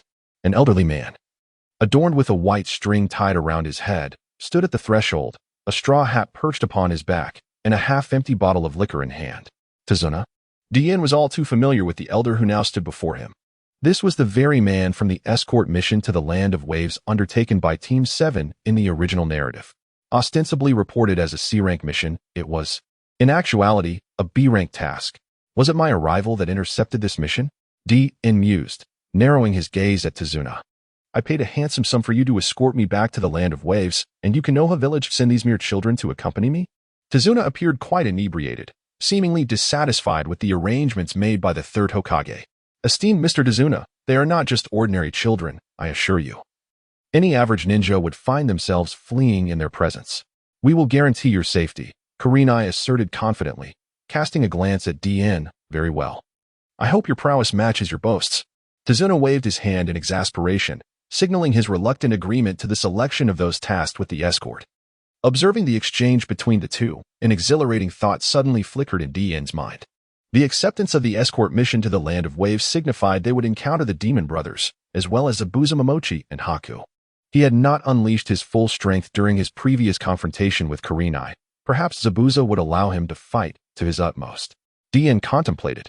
Even as he understood Tazuna had misrepresented the difficulty of the task, he chose not to expose him. Tazuna cast a brief glance at the trio, said nothing further, and turned to leave. Although the Land of Waves lacked ninjas, Tazuna was not entirely ignorant of the world of shinobi. Hinata's distinctive Byakugan served as an excellent testament to her lineage. The Hyōga clan was currently the foremost clan in Konoha. As for Dien and Shino, the former emanated a chilling aura, while the latter exuded an air of mystery. After bidding farewell to the third Hokage, the five departed the Hokage's office together. At the entrance of the Hokage office building, Kurenai Yuhi, in her capacity as a guiding jonin, commanded, "You all go prepare your belongings. Let us convene at the village entrance in an hour." Winter and his companions nodded and set off towards their homes. They did not linger long and soon embarked on their journey to the Land of Waves. The atmosphere was notably somber, with little conversation exchanged along the way. On the narrow forest path, the paramount objective of the escort mission was to ensure the safety of the entrusted items or individuals.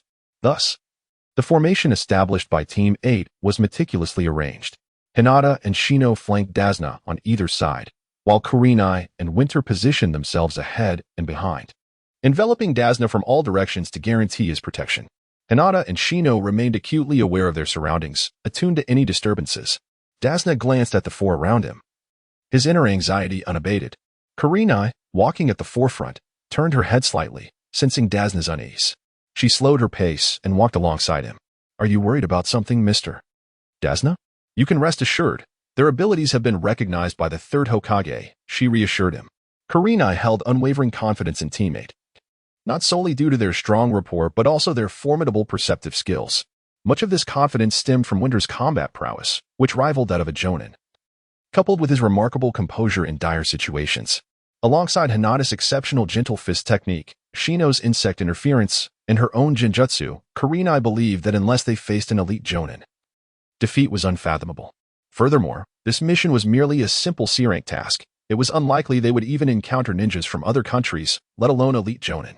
Dasna did not respond, keeping his head lowered in silence, desperately masking his inner turmoil, fully aware of the arduous journey that awaited back to the Land of Waves. Kurenai observed his tense demeanor, a flicker of concern crossing her features. Just then, Hinata leaned closer to Kurenai and whispered, "Red Sensei, I just sensed two chakra signatures moving rapidly ahead, but they vanished shortly after. Kurenai replied, regardless of whether they are approaching us, we must heighten our vigilance. Winter and Shino nodded in agreement. What Hinata could perceive with her Byakugan, Winter's observation Haki, and Shino's insects could undoubtedly detect as well. Noticing the sudden deceleration of the group, Dasna, uncertain of the situation, slowed his pace and asked anxiously, What is happening? Is something ahead? The team exchanged concerned glances before Kurenai's tone grew serious. Continue onward. This brief interruption only intensified Dasna's unease as they drew closer to the land of waves. Beneath the brim of the hat, the face of Dasna appeared increasingly anxious, beads of sweat cascading down his cheeks. A few individuals soon ventured into a narrow path that seemed somewhat discordant with the surrounding environment. This observation was warranted, as the land around them had become parched and cracked from prolonged exposure to the sun. Yet, astonishingly, two conspicuous puddles of water emerged ahead on the dry ground. Nevertheless, Zirihong and her companions paid little heed, striding directly across the puddles. Dong Air, trailing at the back of the group, gradually slowed his pace, creating a slight gap between himself and Hinata and the others. Just as Dong Air was about to step over the puddle, a masthead unexpectedly surfaced from the water. With a splatter, the first droplets of water erupted, followed by a series of dull metallic sounds. In the blink of an eye, two figures leaped from the puddle, radiating a fierce aura, and immediately targeted Dong Air, who was at the rear. Suddenly, the two figures darted and appeared directly behind him. In an instant, two heavy iron chains shot forth like cannonballs, encircling Dong Air before swiftly constricting. Faced with this sudden assault, Dong Air showed no sign of fear. It seems you are utterly oblivious to my capabilities. Before he could finish his thought, Dong Air vanished from his spot. Disappeared? So swift. The assailants' eyes widened in disbelief. However, before they could react, Dong Air reappeared behind them. With a swift motion, he brandished two kunai, effortlessly slicing through the necks of both attackers, a flash of silver glinting in the air. Blood erupted like a fountain. With a whoosh, as he dispatched the two, Dong Air employed the Flying Thunder God technique, instantaneously shifting his position to avoid the spatter of blood. Subsequently, the two fell lifelessly to the ground, devoid of breath. Hearing the commotion behind them, Zirihong and her companions turned around, eager to assist Dong Air, but his speed was astonishing. Before they could intervene, the danger had already been averted. Such decisive tactics, to achieve this level of proficiency on one's first kill, Dong Air, you are impressive. Zirihong concealed her astonishment and approached Dong Air, her admiration evident. In the face of true peril, this was hardly significant. Dong Air replied softly. To survive in the world of shinobi, the gravest mistake is to be indecisive. Observing Dong Air's calm demeanor after his first kill, Zirihong couldn't help but commend his formidable psychological resilience once more. However, she soon expressed her curiosity. How did you notice them when even the Byakugan of our classmates failed to? It was fortunate that these two had set their sights on Dong Air. Had their initial target been Dasna, the consequences could have been dire. The ground here is cracked due to prolonged exposure to sunlight. Dong Air articulated his analysis word by word. Teacher Hong questioned whether it was not peculiar that a C-rank mission was ambushed by foreign ninjas. As he spoke, Dong Air cast his gaze toward the distant Dazuna. Upon hearing this, Hong Yuhi, like Dong Air, turned her attention to Dazuna. What could their motive for attacking us be? The merciless glint in Hong Yuhi's eyes sent chills down Dazuna's spine. What do you mean? Dazuna's gaze flitted nervously, noticing the client's evasiveness. Hong Yuhi decided to be direct. Mr. Dazuna, judging by the ninja headbands found on these two corpses, they appear to be Nin from the Hidden Mist Village. According to the mission classification system, any task involving combat with ninjas is at least a B rank. Why did you misreport the mission's difficulty? I did not misreport. Dazuna grew increasingly flustered under her scrutiny, hastily pointing at Dong Air in defense. It's this young man. He was the first target attacked. Dazuna's explanation caused Hong Yuhi to furrow her brow slightly.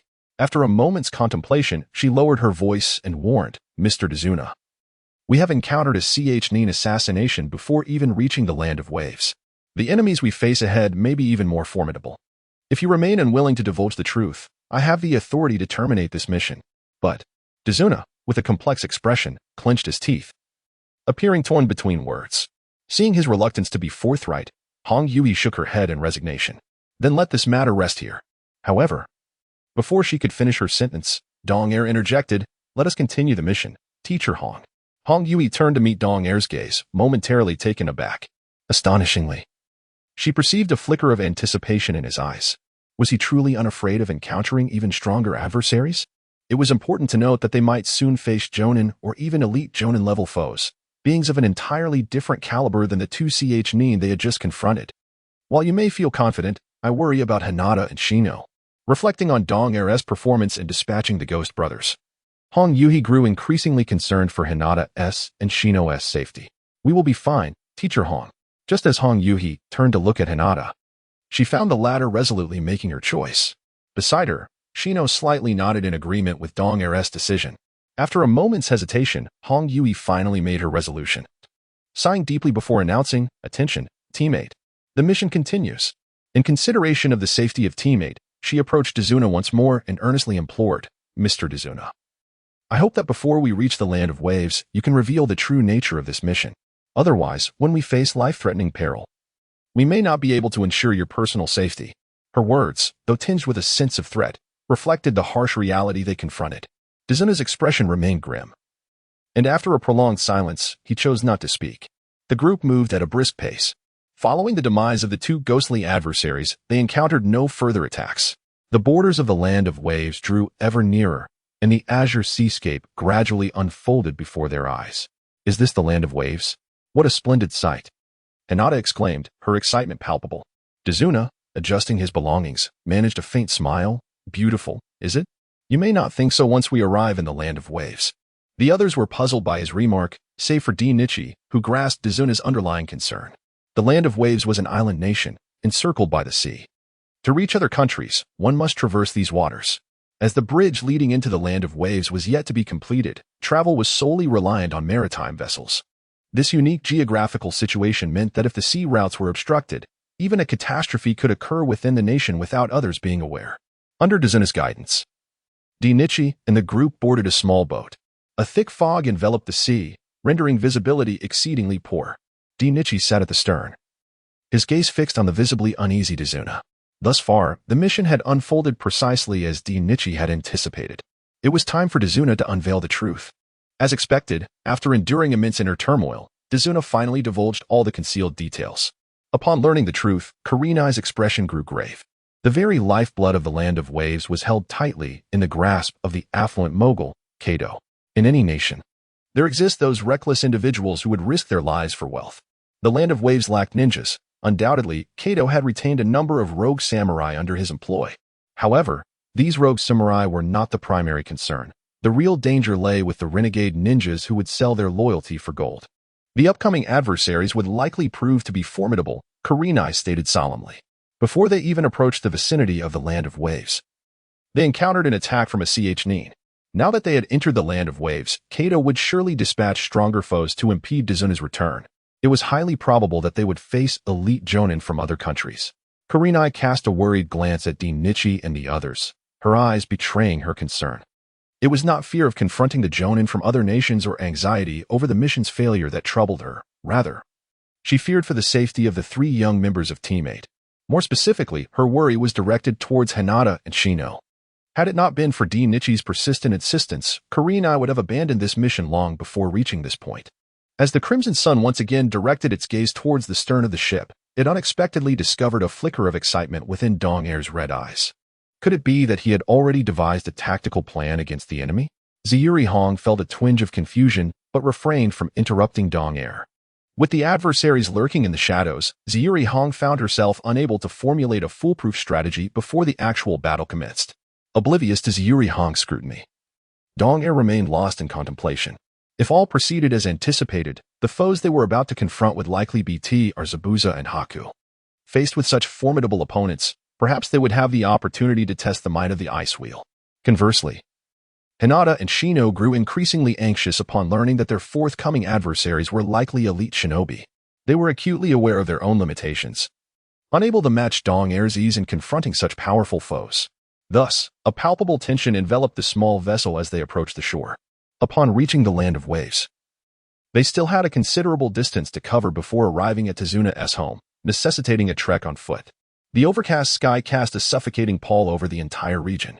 "We shall arrive after traversing this grove," Dizuna indicated towards the thicket ahead.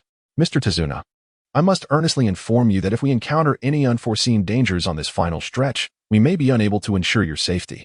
You must prepare yourself mentally. Ziyuri Hong cautioned before embarking on the last leg of their journey, hoping Tazuna would be ready to flee at a moment's notice. As they navigated the narrow forest path, the surrounding silence heightened their vigilance. Shino was the first to release a swarm of insects as scouts to survey their environment. Meanwhile, Hinata's expression grew grave, her temples throbbing as she employed her Byakugan to scrutinize their surroundings. In stark contrast, Dong-air ambled leisurely at the rear, exhibiting no signs of anxiety whatsoever. In fact, he had already activated his observation haki upon arriving in the Land of Waves, and thus far, he had detected no trace of enemy presence. Minutes passed, and suddenly, Hinata's Byakugan widened as she exclaimed, "Teacher Hong, an enormous chakra is rapidly approaching us." Ziyuri Hong raised her hand, swiftly positioning herself to shield Tazuna, and urged, "Mr. Tazuna, should the situation turn dire, find a way to escape. Teammate, be ready for combat at all times. Ensure Mr. Tazuna's safety," Ziyuri Hong commanded. Adopting a defensive stance, Dong-air, too, sensed the encroaching presence, his gaze sharpening. Whoosh! In an instant, a colossal blade whirled towards them at an alarming speed. Dong-air lunged forward, pressing Hinata and Tazuna's heads down to evade the assault. The spinning blade soared mere centimeters above their heads, finally embedding itself firmly into the trunk of a tree ahead. The ninjas of Konoha, a deep voice resonated, prompting everyone to lift their heads and turn towards the source of the sound. Emerging abruptly from the thicket, a figure stands poised atop a colossal blade. It is a man adorned with the forehead protector of the hidden mist village, his lower face and neck swathed in bandages. He is none other than the demon Kisame Hashigaki, one of the 7 ninja swordsmen. To have reached this point, it appears you are not mere amateurs from the Hidden Leaf Village. Kisame slowly crouches, his gaze sweeping over the four, ultimately landing on Hinata. Even the members of the Hyuga clan are present. He regards them with an air of superiority. "Why hi Kurenai?" Sensing the gravity of the situation, swiftly unsheathes a kunai, her expression serious. "I feel like I have seen you before, but I cannot recall where." Kisame leaps down, leveling his sword at Kurenai. "But that is of no consequence, for your mission is destined to fail. I have no need to remember the names of the vanquished." Suddenly, Kisame points at the elderly Dasna, who is being shielded behind them. "I shall claim the old man's life." Kurenai's eyes darken, choosing to respond with action rather than words. In an instant, she hurls the kunai towards Kisame while forming hand seals with remarkable speed. Illusion. Binding trees. A great tree and countless vines sprout from beneath Kisame's feet.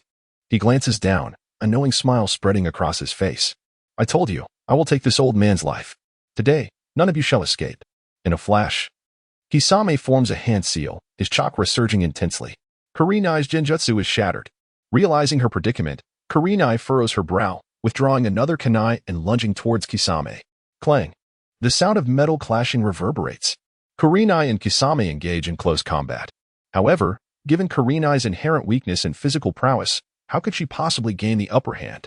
Kisame, gripping his sword with both hands, unleashes his strength, sending Kurenai hurtling away. "Hinata, protect Mr. Dasna."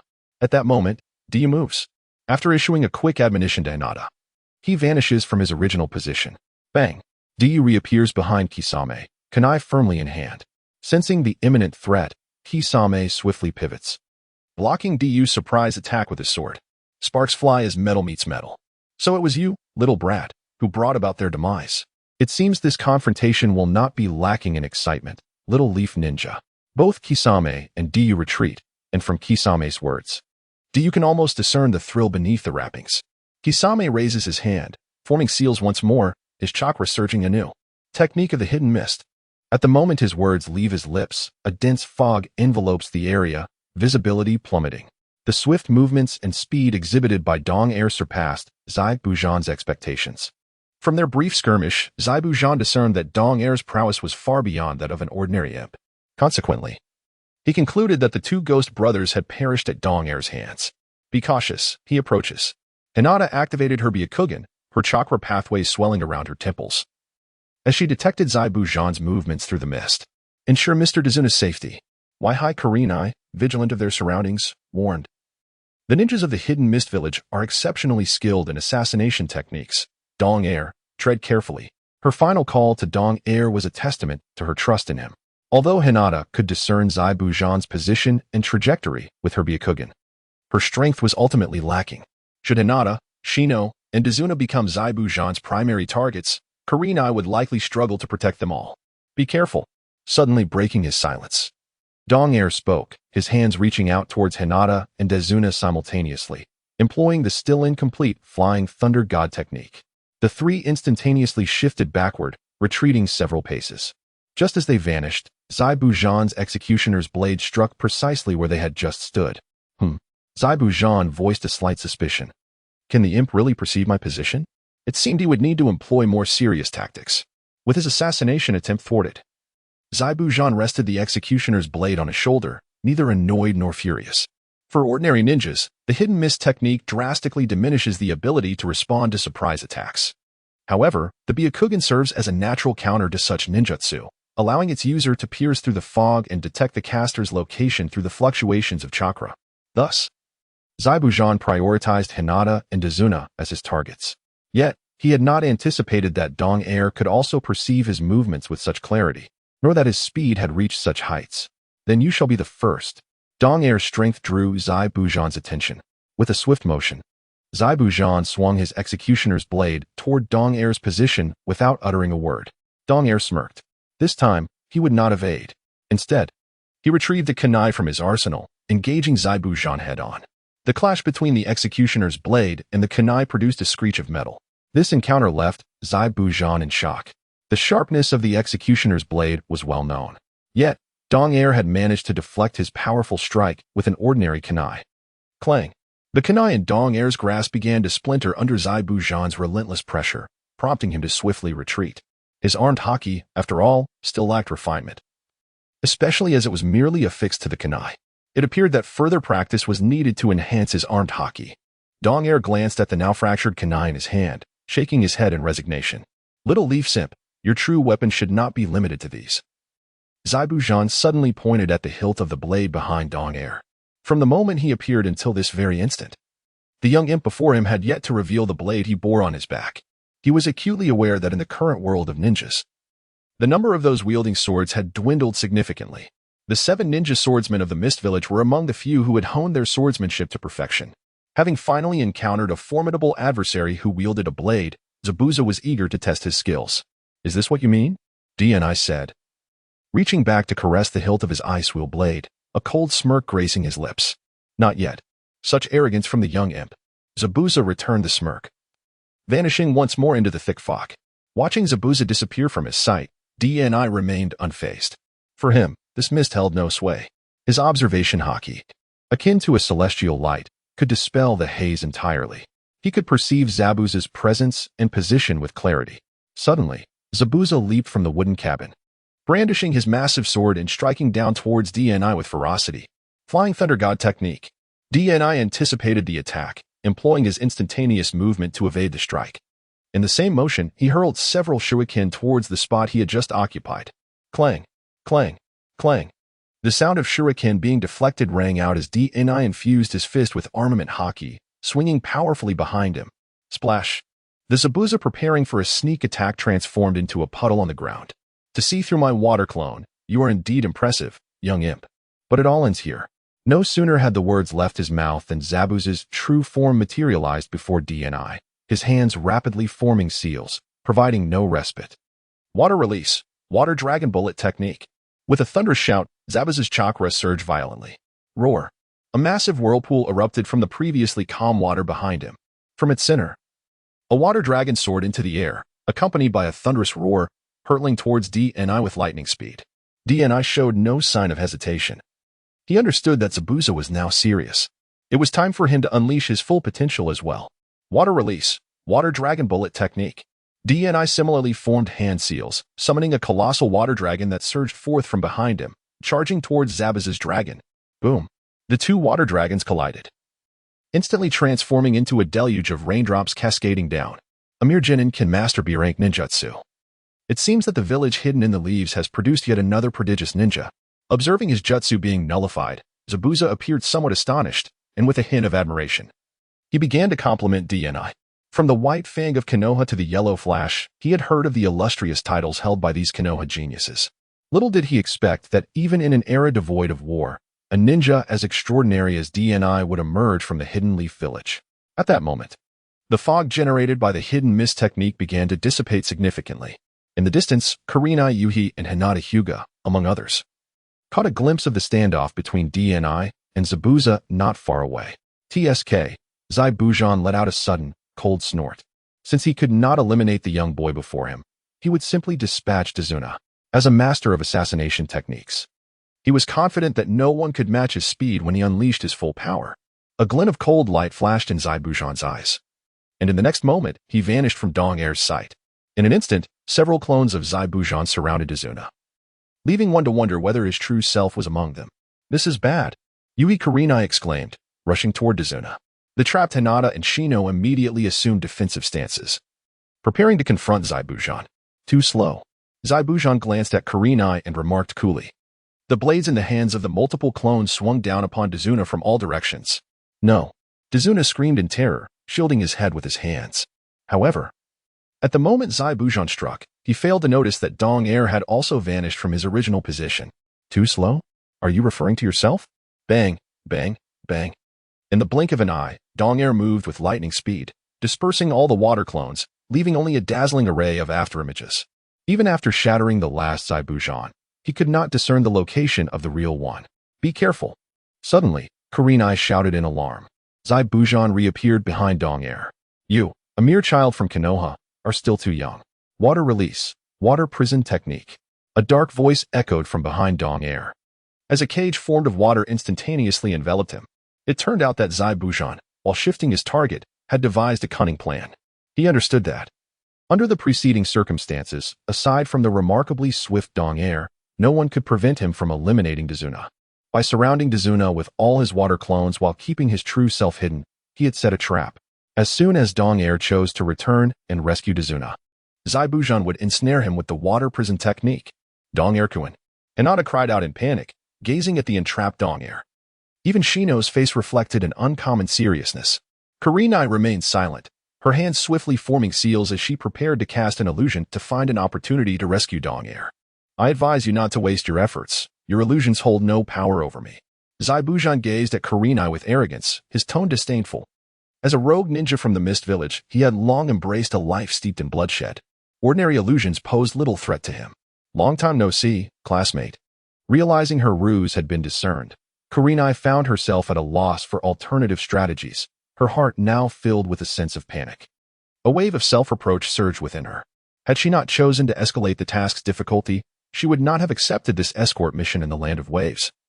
Nor would she have encountered the formidable adversary, Zai Bujan. If Dong Air were to perish at Zabuza's hands today, she would carry the burden of guilt for a lifetime. I had warned you all that death awaited you here. Zabuza's eyes suddenly morphed into a savage glare. Dong Air found herself ensnared, unable to move. The individuals before her were merely ordinary ninjas with meager strength. However, Zabuza's fleeting triumph was swiftly overshadowed as Kurenai and Hinata gazed at him with astonishment. More precisely, their attention was drawn to the cage he held. What if I were to declare that it is you who shall meet your end today?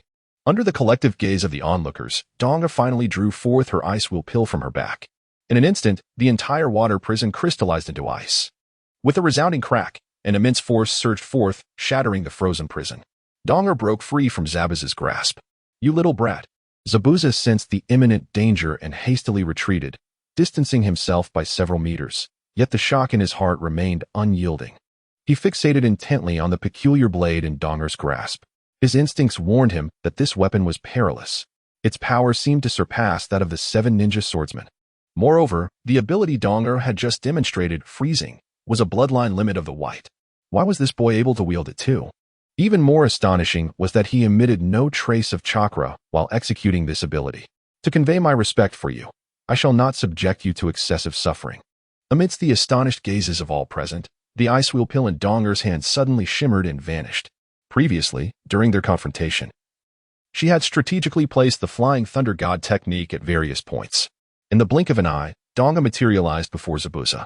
Before he could react, his eyes widened in disbelief as Dong Air's blade pierced through his chest. Crimson blood dripped from the tip of the blade, and with it, Zabuza's life force ebbed away. I never imagined I would meet my demise at the hands of a mere child. In that moment, Zabuza seemed to glimpse hell within Dong Air's red eyes. He could scarcely believe the reality before him. He, a veteran of the Blood Mist era, had been bested by a mere Konoha brat. It was all over.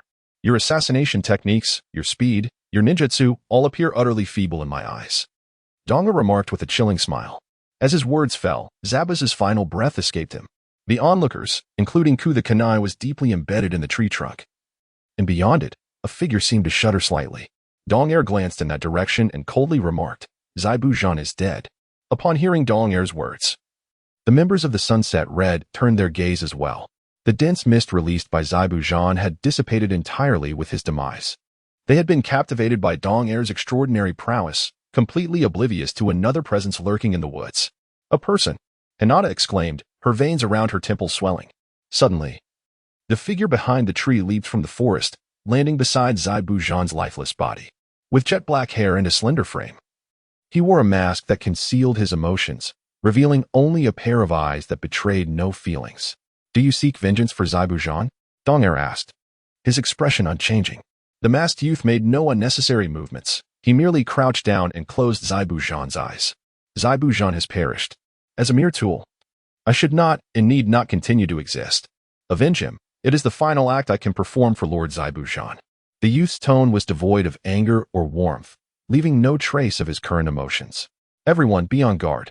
Hinata sensed the chilling aura emanating from the masked boy and quickly commanded. Hinata and Shino assumed defensive stances, but Dong-er raised a hand to halt them. His calm crimson gaze fixed on the youth before him. "Do you believe you have a chance of winning?" Such words could only be spoken by one imbued with absolute confidence. Dong-er recognized the masked boy. His name was Bai, a self-proclaimed tool who had followed Zaibu-jean like a blade. If given the choice, Dong-er had no desire to slay this tragically innocent youth. Hence, his earlier question carried a hint of discouragement.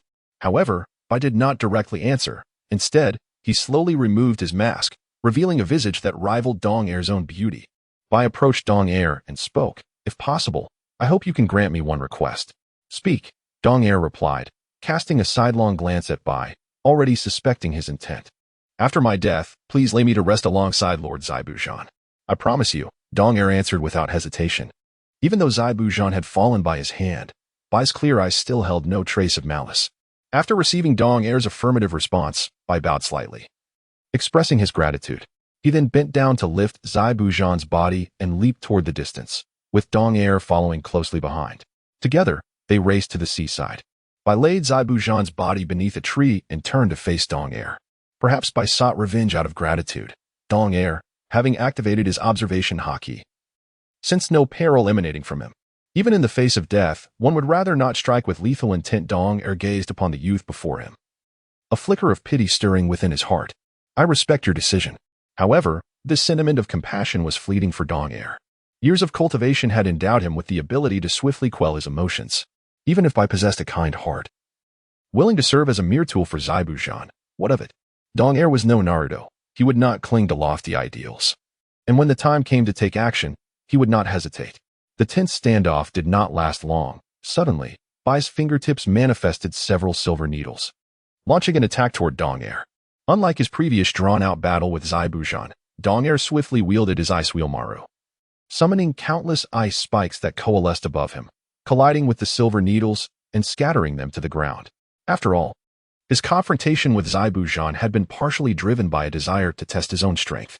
The ice Hyōrinmaru was now his most formidable trump card. Dong-er sought to ascertain to what extent he could confront a formidable adversary like Zaibu-jean without depending on its power. The outcome revealed that Dong-er's prowess had reached a level comparable to that of a high-ranking ninja. Were it not for the need to consider the safety of Dazuna and Hinata, Dong-er would have been entirely confident in defeating Zaibu-jean without the aid of the ice Hyōrinmaru. Ice release? Observing the techniques displayed by Dong-er, Bai's typically inscrutable eyes finally exhibited a ripple of surprise. Previously, upon witnessing Dong-er unravel Zaibu-jean's water prison technique, he had felt a twinge of doubt. Now, seeing Dong-er employ a technique reminiscent of ice release once more, his astonishment could no longer be contained. "How do you possess the bloodline limit of ice release?" Bai queried, perplexed. Yet, before Dong-er could respond, Bai negated his own question. "No, when you executed that ability, there was no fluctuation of chakra. What, then? Is this power?" A glimmer of brilliance flickered in Dong-er's eyes. He slowly swung the ice Hyōrinmaru toward the ground, causing a row of ice spikes to erupt like spears from the earth. It is the power of this blade. Revealing too much of its capability is indeed perilous. Which is why Dong Air refrained from fully utilizing the Hyōrinmaru's powers when dealing with Zaibujan, merely managing to dispel the water prison technique. However, the circumstances were different now.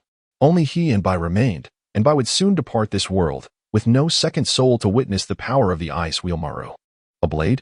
Bai's gaze fixed upon the Hyōrinmaru. Dong Air nodded, stating, "It is also a force not of this world. It seems you conserved your strength during your battle with Zaibujan."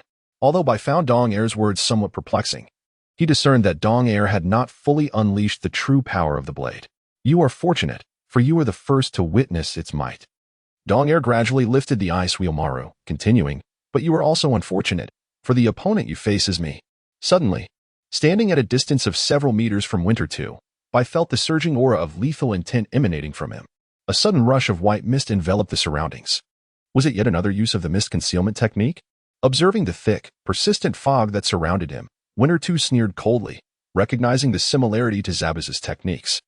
He abruptly turned, clashing his ice wheel with Bai's silver needles, igniting a shower of sparks from their metallic friction. Having witnessed Winter 2's heightened perception, Bai no longer held back, forming hand seals with one hand. Secret technique, 1000 kill water surge. Upon completing the seals, Bai swiftly retreated, vanishing into the mist. In the next moment, torrents of water surged forth from the fog, encircling Winter 2. In the blink of an eye, the water dispersed into countless droplets, coalescing into elegant ice needles that rained down upon Winter 2 like a tempest. Just as the needles were about to pierce his body, Winter 2 vanished, disappeared.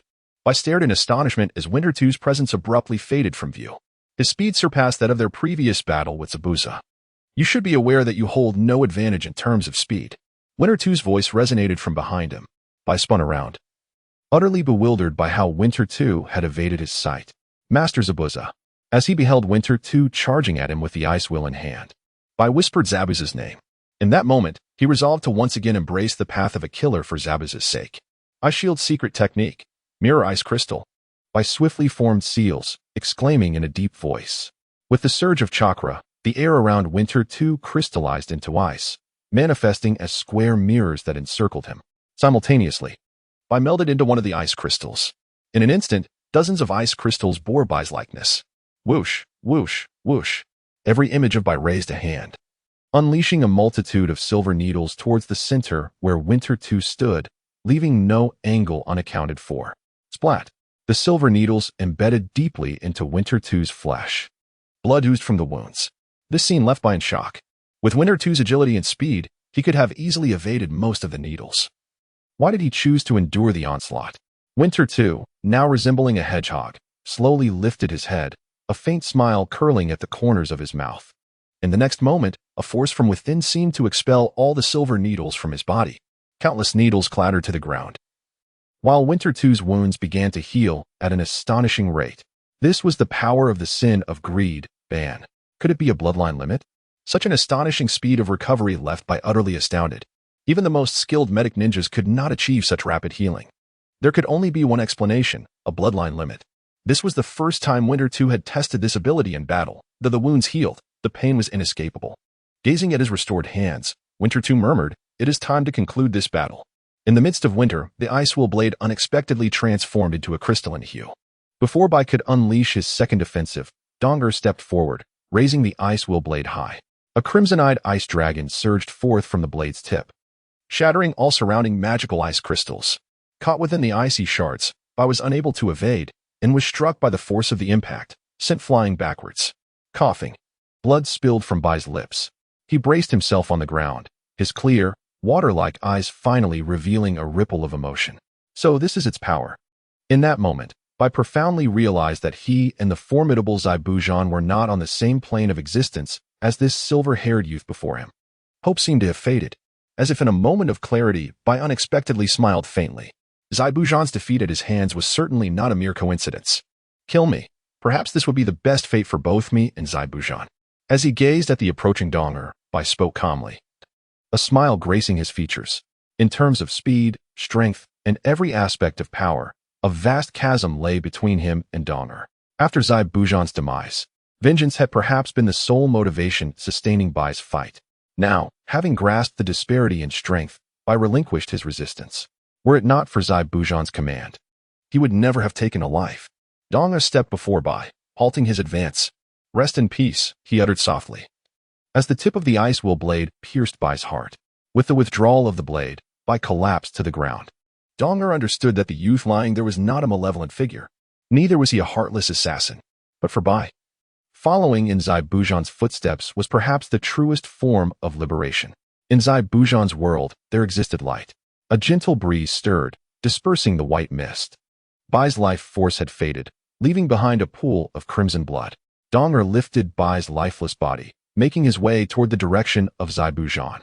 He intended to bury them both by the vast seashore, hoping they would witness a day devoid of slaughter. Meanwhile, sunset hues painted the sky as Hinata and others awaited Donger's return. Teacher Hong, Dong Erkuin. Hinata's face was etched with concern, her heart yearning to assist Donger. Do not worry, I trust in Jian's strength, Hong reassured softly. The previous battle had truly unveiled the extent of Donger's prowess to Hong. She sensed that the blade he carried on his back was anything but ordinary. Perhaps during his battle with Zai Bujan, he had withheld some of his strength. That blade was likely more than just a weapon. As such thoughts lingered, Hong felt increasingly that Donger resembled a bottomless abyss, possessing a maturity beyond his mere 12 years, an intellect surpassing that of many adults. After burying Bai and Zabuza, Donger did not immediately return to the location of Team 8. Instead, he followed the images etched in his memory to seek out Kato. Behind him, at the seaside, lay two slightly raised mounds of earth, accompanied by two simple wooden headstones, inscribed with the name Zabuza Momochi Anbai. Alongside them was Zabuza's formidable decapitating sword. Before departing, Donger cast a final glance back. Remaining here, they should be free from disturbance. Donger understood that Zabuza and Bai were merely victims of circumstance. As long as Kato lived, this conflict would never cease. To eliminate future threats and fulfill the escort mission entirely, the most effective course of action was to eradicate the nefarious Kato from the land of waves. For Donger, easily defeating Zabuza and Bai and breaking through the relentless onslaught of rogue samurai was a trivial task. In less than half an hour, Kato's mansion was awash with blood, corpses strewn across the ground. Donger moved with such swiftness that even many servants working at Kato's estate remained oblivious to his presence. Dong Erkuin, at long last. Hinata and the others, upon catching sight of Donger, felt the weight lift from their hearts. That young man. As Hyōrinmaru saw Donger return unscathed, she hurriedly approached him. The instincts of a ninja told her that the masked boy possessed formidable strength. They're dead. Free from pain, Donger replied with a calm demeanor. Hyōrinmaru paused slightly, astonished that he could speak so nonchalantly about such matters. However, she refrained from pressing further. Let us proceed.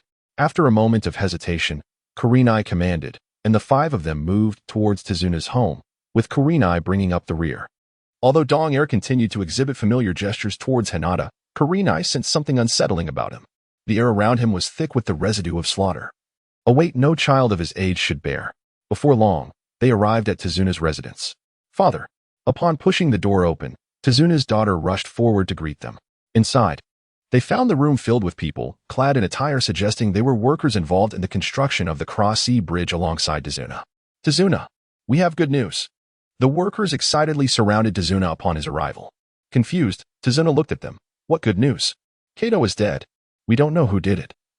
But we've heard that his estate is a scene of carnage. A chorus of bridge workers exclaimed. Dead? Tezuna momentarily failed to comprehend the news. Hearing this, Hyōrinmaru immediately turned to look at Donger.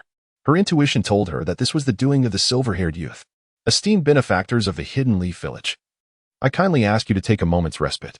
With Kato now deceased, there remain numerous matters to attend to, and I shall express my profound gratitude upon my return. Upon regaining his composure, Tezuna's face radiated genuine joy. Hyōrinmaru swiftly waved her hand in refusal, saying, We appreciate your kindness, but we shall prepare to return after a brief rest. There are many affairs to address. Tezuna, preoccupied with pressing concerns, acquiesced, stating, Very well. I shall personally convey my thanks to you in the Hidden Leaf Village. With that, Tezuna departed with the group of workers. It was only when Tezuna's daughter and Hyōrinmaru remained that Hyōrinmaru unabashedly directed her gaze towards DNJI. Sensing Hyōrinmaru's attention, DNJI made no deliberate response, finishing the tea that had long been prepared on the table. It's been a while, hasn't it? It seems my significance has waned. Our mission is complete, Kurenai-sensei. DNJI replied coolly. This response left Kurenai at a loss for words, and after a long sigh, she remarked, "You are correct. Let us rest briefly and prepare to return to the hidden leaf." Winter Air nodded slightly and rose to walk towards the door. Sunset Red watched his departing silhouette with a sense of helplessness, shaking her head at her own naivety for asking a question when she already knew the answer. How steadfast must Winter Air's resolve be, having faced his first kill without flinching? What was the necessity of testing the waters? The death of a person like Kato could indeed be seen as a boon for the people of the Land of Waves. Teacher Hong. I will go check on Winter Air, Hinata said as she stood up and bid farewell to Sunset Red before stepping outside. Naturally, Sunset Red and Shino Yuya said nothing, watching as the two figures faded from view. Once their footsteps had disappeared, Shino adjusted his glasses and glanced at Sunset Red, having likely deduced something. Winter Air, are you all right? Outside, Hinata slowly sat beside Winter Air, cautiously inquiring. I am fine, Hinata. The hesitation over the killings of Haku and Zabuza cast a shadow over Winter Air's demeanor. Haku's feelings for Zabuza ran deeper than Winter Air had anticipated. He took Hinata's delicate hand, and the heaviness in his heart dissipated as a gentle smile returned to his face, a side of him that he only revealed in her presence. The sudden intimacy caught Hinata off guard, her cheeks flushing a delightful shade of crimson. Winter Air, about your sword.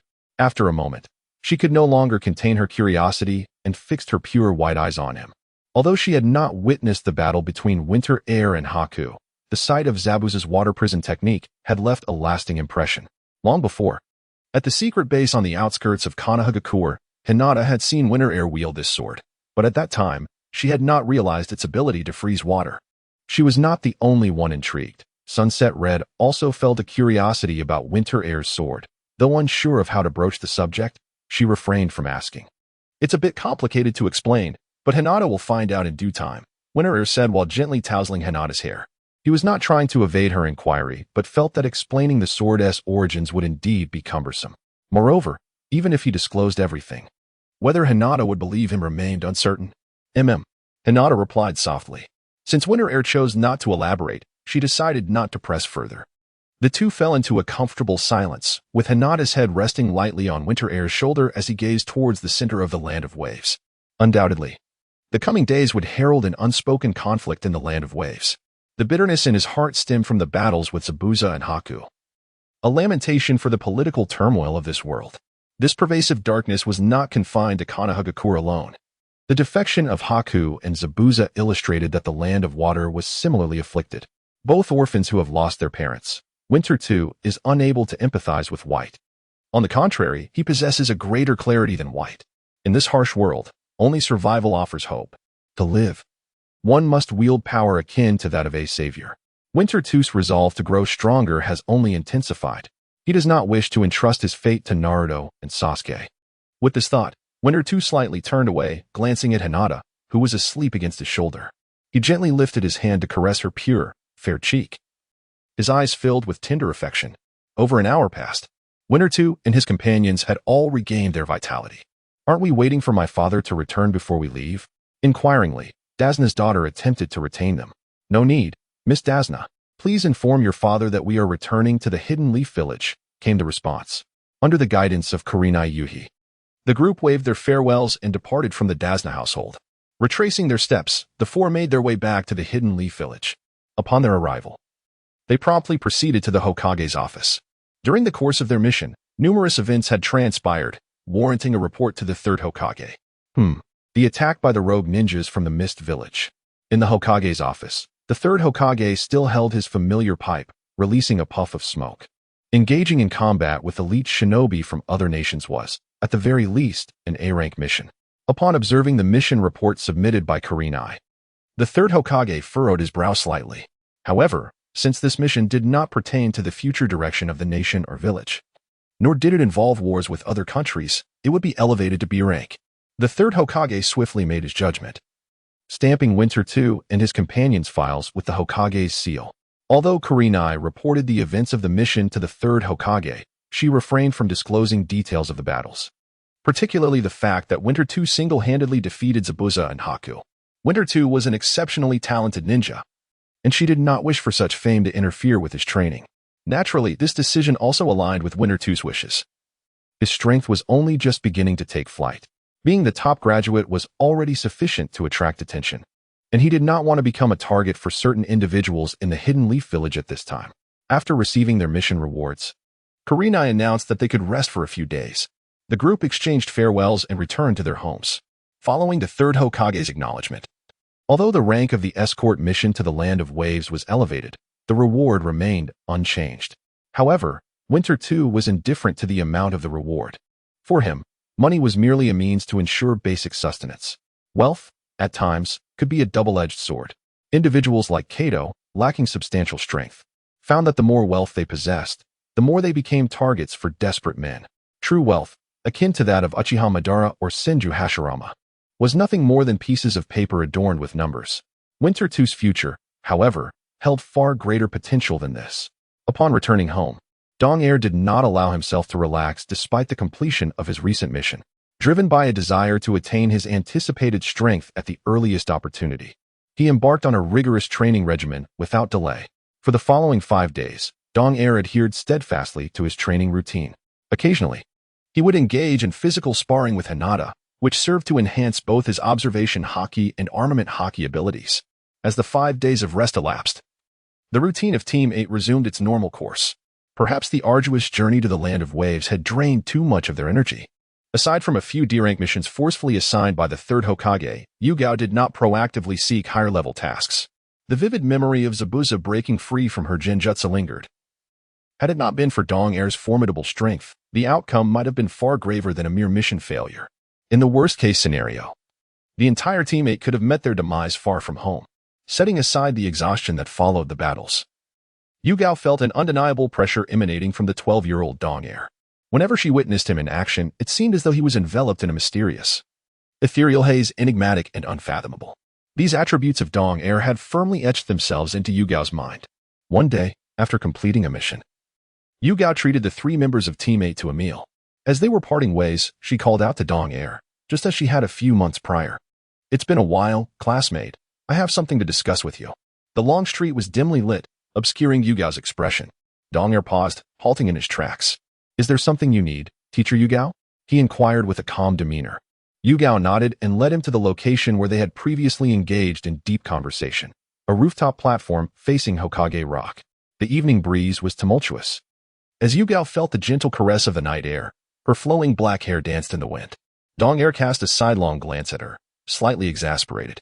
"You didn't bring me up here just to enjoy the night breeze, did you?" "Of course not." Yugao's tone shifted to one of seriousness.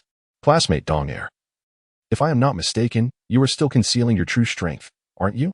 Her words, though softly spoken, struck Dong Air like a thunderclap. "Teacher Yugao, that is my personal matter," he replied, momentarily taken aback, though his astonishment faded quickly. What privacy could a mere child possess? Yugao shot him a disapproving glance, then leaned against the rooftop railing. "You remind me of Kakashi in his youth, classmate Dong Air," she generously complimented. "No. The talent and strength you exhibit surpass even that of Kakashi back then." While the acknowledgement from others brought Dong Air a sense of elation, he was reluctant to appear overly ostentatious. Moreover, he had begun to suspect the true reason for Yugao's visit, particularly as her gaze remained fixated on the Hyōrinmaru behind him. "Teacher Hong, please feel free to ask me anything," Dong Air declared candidly. Shiri Hong was momentarily taken aback. Could this young man truly discern her thoughts? Nevertheless, after all, Dong Air was her student, and there was no need for circumlocution. Thus, she inquired, "Dong Air, when did you begin wielding a blade as your weapon?" Most ninjas in Konoha relied on commonplace tools such as kunai and shuriken. Of course, there were also unique practitioners like Asuma, who employed distinctive weapons such as the flying swallow. However, when the subject of blades arose, the first entities that came to Shiri Hong's mind were the 2 clandestine organizations hidden beneath Konoha, the Umbu and the Root. She had perused Dong Air's basic information in the ninja files. At least during his tenure at the Ninja Academy, he had never utilized a blade. Yet, her curiosity intensified. How could Dong Air, who had never wielded such a weapon, manage to confront and even vanquish Zabuza in less than a year? Vivid images of Dong Air's escape from the water prison technique surfaced in her mind. If she were to consider it carefully, this transformation must have begun after his graduation from the Ninja Academy. Dong Air reminisced about the night he acquired the ice wheel. A flicker of astonishment crossed Shirihong's eyes. From the moment he grasped the blade to his adept application, it had indeed taken less than a year. She could not help but marvel at the prodigious talent of this silver-haired youth. What was the ability you employed to escape the water prison technique? Shirihong continued to question. Dong Er did not respond immediately. Instead, he fixed his gaze upon her. After a brief pause, he slowly replied, "Teacher Hong will know in due time." With that, he rose leisurely, brushing off the dust from his attire. "It's getting late. Let us return, Teacher Hong." Without waiting for her response, Dong Er executed a body flicker technique and vanished from the rooftop. Shirihong stood there, gazing into the night as he disappeared. On his way home, Dong Er began to ponder. Unless absolutely necessary, he would have to temper the power of the ice wheel until he had amassed sufficient strength. He did not wish to become a primary target for Danzo or the various ninja villages. As midnight approached, the streets of Konoha lay eerily silent. Dong Er maintained a composed demeanor. True security could only be provided by oneself. As he approached an alley near his home, he suddenly halted. "Come out. You've been following me for quite some time. Aren't you tired?" His voice echoed in the dimly lit passageway. As anticipated, two figures emerged from the shadows of the corner wall, clad in silver suspenders. Their lower attire resembled that of ordinary ninjas. Yet the most distinguishing features were the two great swords slung across their backs and the animal masks adorning their faces. Indeed, just as the intel suggested. "Their perception is quite acute," remarked the man wearing a fox mask in a low tone. As Dong Er turned around, his expression void of emotion, he inquired, "You have gone to great lengths to track me down. It cannot be merely to sing my praises, can it?" In truth, Dong Er had sensed the presence of these two individuals immediately after parting ways with Shirihong. Judging by their attire, they appeared to be members of either the Umbu or the Root. These two organizations within Konoha were responsible for clandestine operations, such as assassination. The primary distinction lay in the fact that the Umbu operated directly under the Hokage, while the Root was a personal militia of Danzo. "Young man, I advise you not to be too arrogant," remarked the man adorned with a cat mask, his irritation palpable upon hearing Dong Er's somewhat unfriendly words. "If you have something to say, do so without wasting my time," Dong Er replied coldly. Based on their demeanor, it was highly probable that they were indeed from Danzo's faction. "How dare you speak so casually of Lord Danzo?" the cat-masked man exclaimed in fury, preparing to strike. However, the man in the fox mask intervened, raising a hand to stop him. "We are members of the Root, sent by Lord Danzo to invite you to join us. We hope you will consider our offer." In contrast, the fox-masked man exhibited considerable composure. Dong Er, with a hint of amusement, regarded the two and replied, "So, you are indeed from the Root. To be acknowledged by you indicates that my strength has gained recognition. However, I must decline." The notion of Danzo's invitation to join the Root struck Dong Er as absurd. What a farce. Why would he, a perfectly capable individual, wish to become a mere tool in that man's hands? You have no choice in the matter. No sooner had Dong Er uttered these words than the fox-masked man swiftly drew his katana, lunging toward Dong Er in an attempt to compel him through sheer force. The dimly lit alleyway was bathed only in the feeble glow of the moonlight. Having already activated his observation haki, Dong Er anticipated the fox-masked man's actions. The moment the latter charged, Dong Er vanished from his position. In the following instant, the fox-masked man, intending to use force to subdue Dong Er, found himself merely a few steps away, a menacing blade glinting ominously pressed against his throat. Hiss, how swift. The fox-masked man stood frozen in place, feeling the cold steel at his neck, beads of sweat forming beneath his mask. "You would do well to remain still." Dong Er held the ice wheel Maru against the fox-masked man's neck with one hand, while the other brandished a kunai, pressing it against the chest of the cat-masked man. "Am I not afforded a choice now?" Dong Er's voice echoed in their ears, resonating with an aura reminiscent of the Grim Reaper. The two masked men, entirely intimidated by Dong Er's speed, found their bodies stiffened with fear. Observing their lack of response, Dong Er sheathed both the ice wheel Maru and the kunai, executing a swift movement to distance himself from the two, and made his way home. The cold night breeze meandered through the alley, while beneath their masks, the two men bore expressions of sheer astonishment. Is he not merely a perceptive lower ninja? The intelligence is erroneous. Upon returning home, Dong Er shed his fatigue. To his surprise, not only did the old man Sandame have his eyes on him, but even Danzo was fixated on him. Dong Er gazed out the window, lost in thought. Today, he had declined Danzo's invitation and showcased strength that contradicted the information available. It is likely that Danzo would not let this matter rest. Although Danzo would not take action against him at present, nothing is absolute. The urgency to enhance his strength could not be overstated. Today's events had only intensified Dong Air's determination to train. The following morning, Kurenai Yuhi summoned Dong Air and his companions once more. In the familiar outskirts of Konoha, on the well-known hillside, Kurenai's countenance was grave as she regarded the members of Team 8. From today onward, I have decided to temporarily halt mission assignments. Everyone will dedicate their time to training. This announcement clearly took Dong Air and the others by surprise. Even Shino Aburame, upon hearing this, slightly raised his impassive face. I have deliberated carefully during this period. Only by enhancing our strength can we ensure our survival in the face of future crises. As she spoke, Kurenai inadvertently cast a glance at Dong Air. She did not elaborate further, for the overwhelming display of power Dong Air had exhibited was profoundly astonishing. Teammates still had a long journey ahead, and undertaking B-rank missions would eventually become inevitable. She could not solely rely on Dong Air to safeguard everyone. At the very least, they must not hinder his progress. Dong Air did not oppose this arrangement, as it was more advantageous for him. After all, undertaking those D-rank missions was of no benefit to his growth. It would be more productive to extend his daily training regimen. Shino and Hinata seemed to grasp Kurenai's intent, nodding in understanding without raising any questions. If there are any significant matters or other tasks, I will inform you in due course. Dismissed. With no objections, Kurenai turned and departed. The ensuing days became somewhat monotonous. Even Shino joined in the daily training routine. Not enough. A swarm of insects returned to the sleeves of Shino's garment as he stood before a colossal tree ravaged by pests, murmuring to himself. Months passed, and his strength steadily improved. Yet, compared to Dong Air's prowess, he still fell significantly short. Shino possessed a clear understanding that achieving parity with Dong Air could not merely be attained through diligence and hard work. On the other hand, with the cessation of mission assignments, Hinata frequented the secret base more often.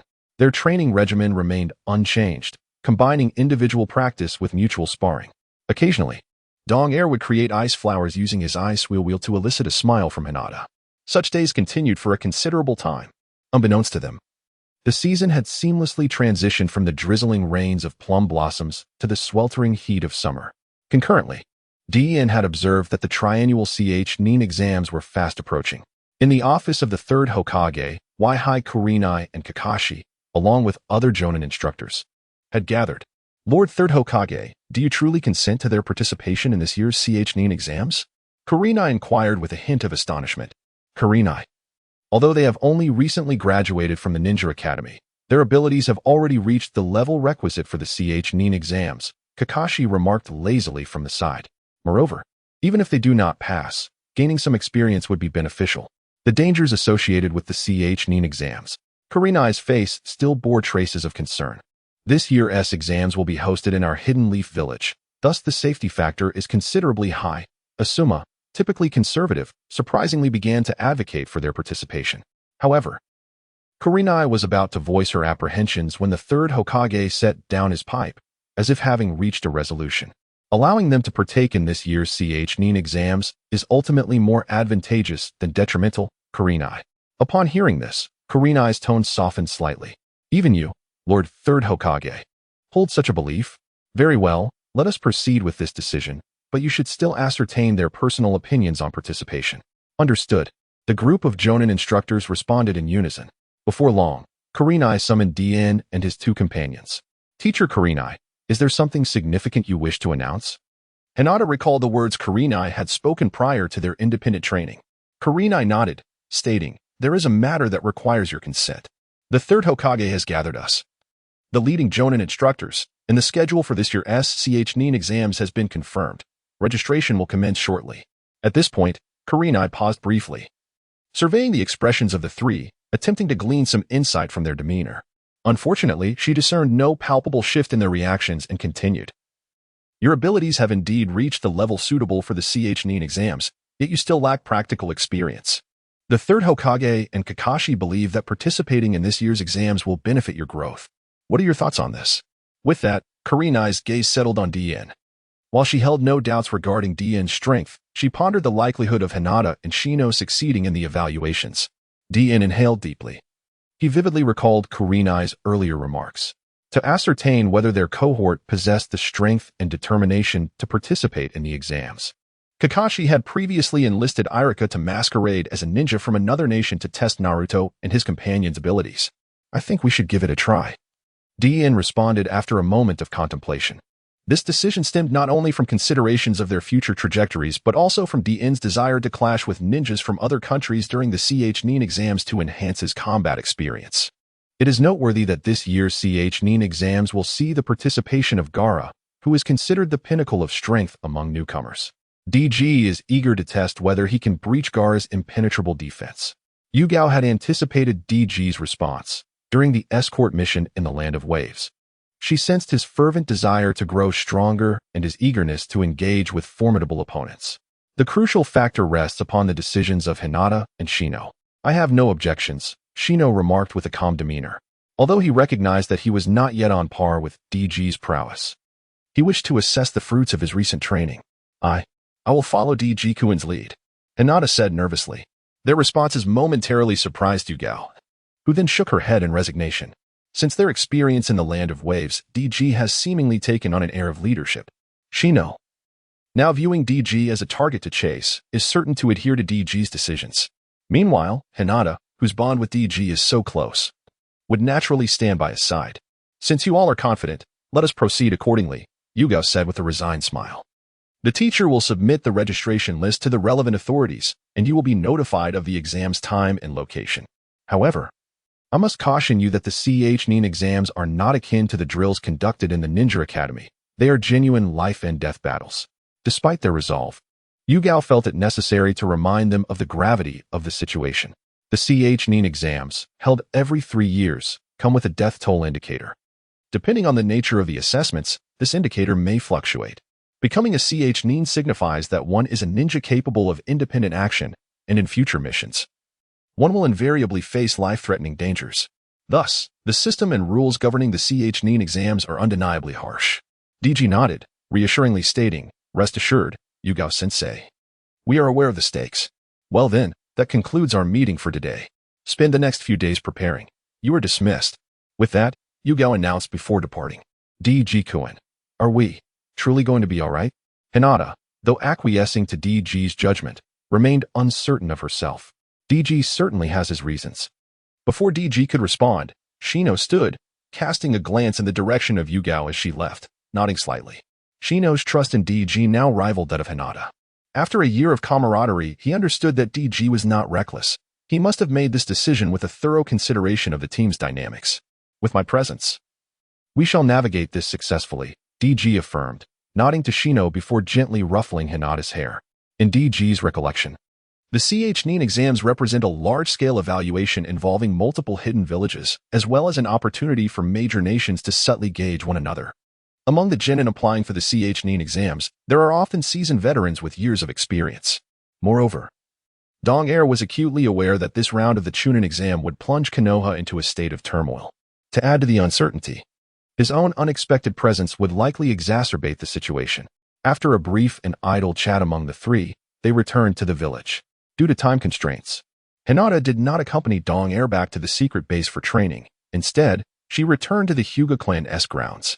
On the path to the secret base, on the streets of Konoha, a familiar voice suddenly called out from behind. "Hey, don't run away. I want to teach you a powerful jutsu." Just as Dong Er turned around, a wooden long sword struck his chest. Lowering his gaze, he saw a small boy with goggles grinning widely at him. "Is that Hyōrinmaru? Dong Er?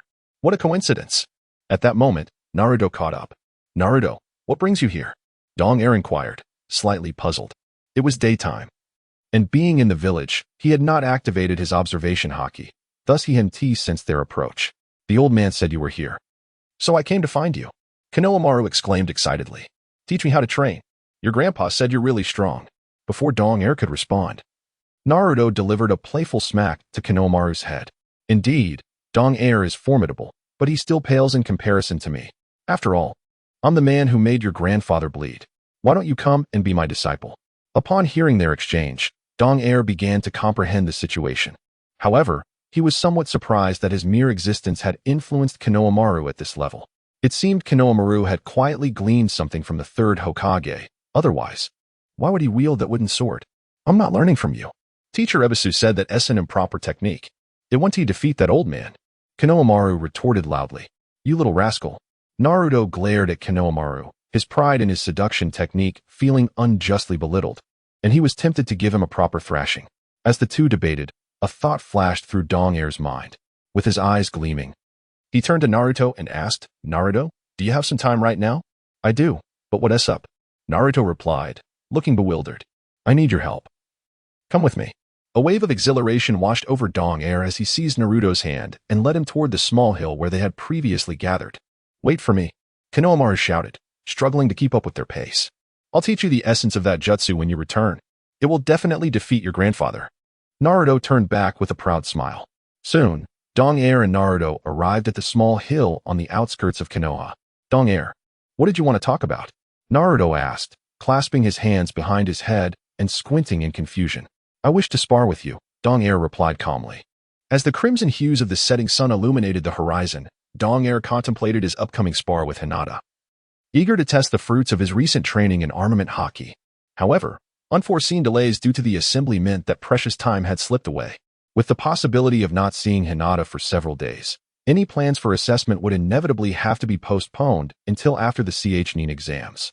It was the unexpected arrival of Naruto that sparked an alternative thought in his mind.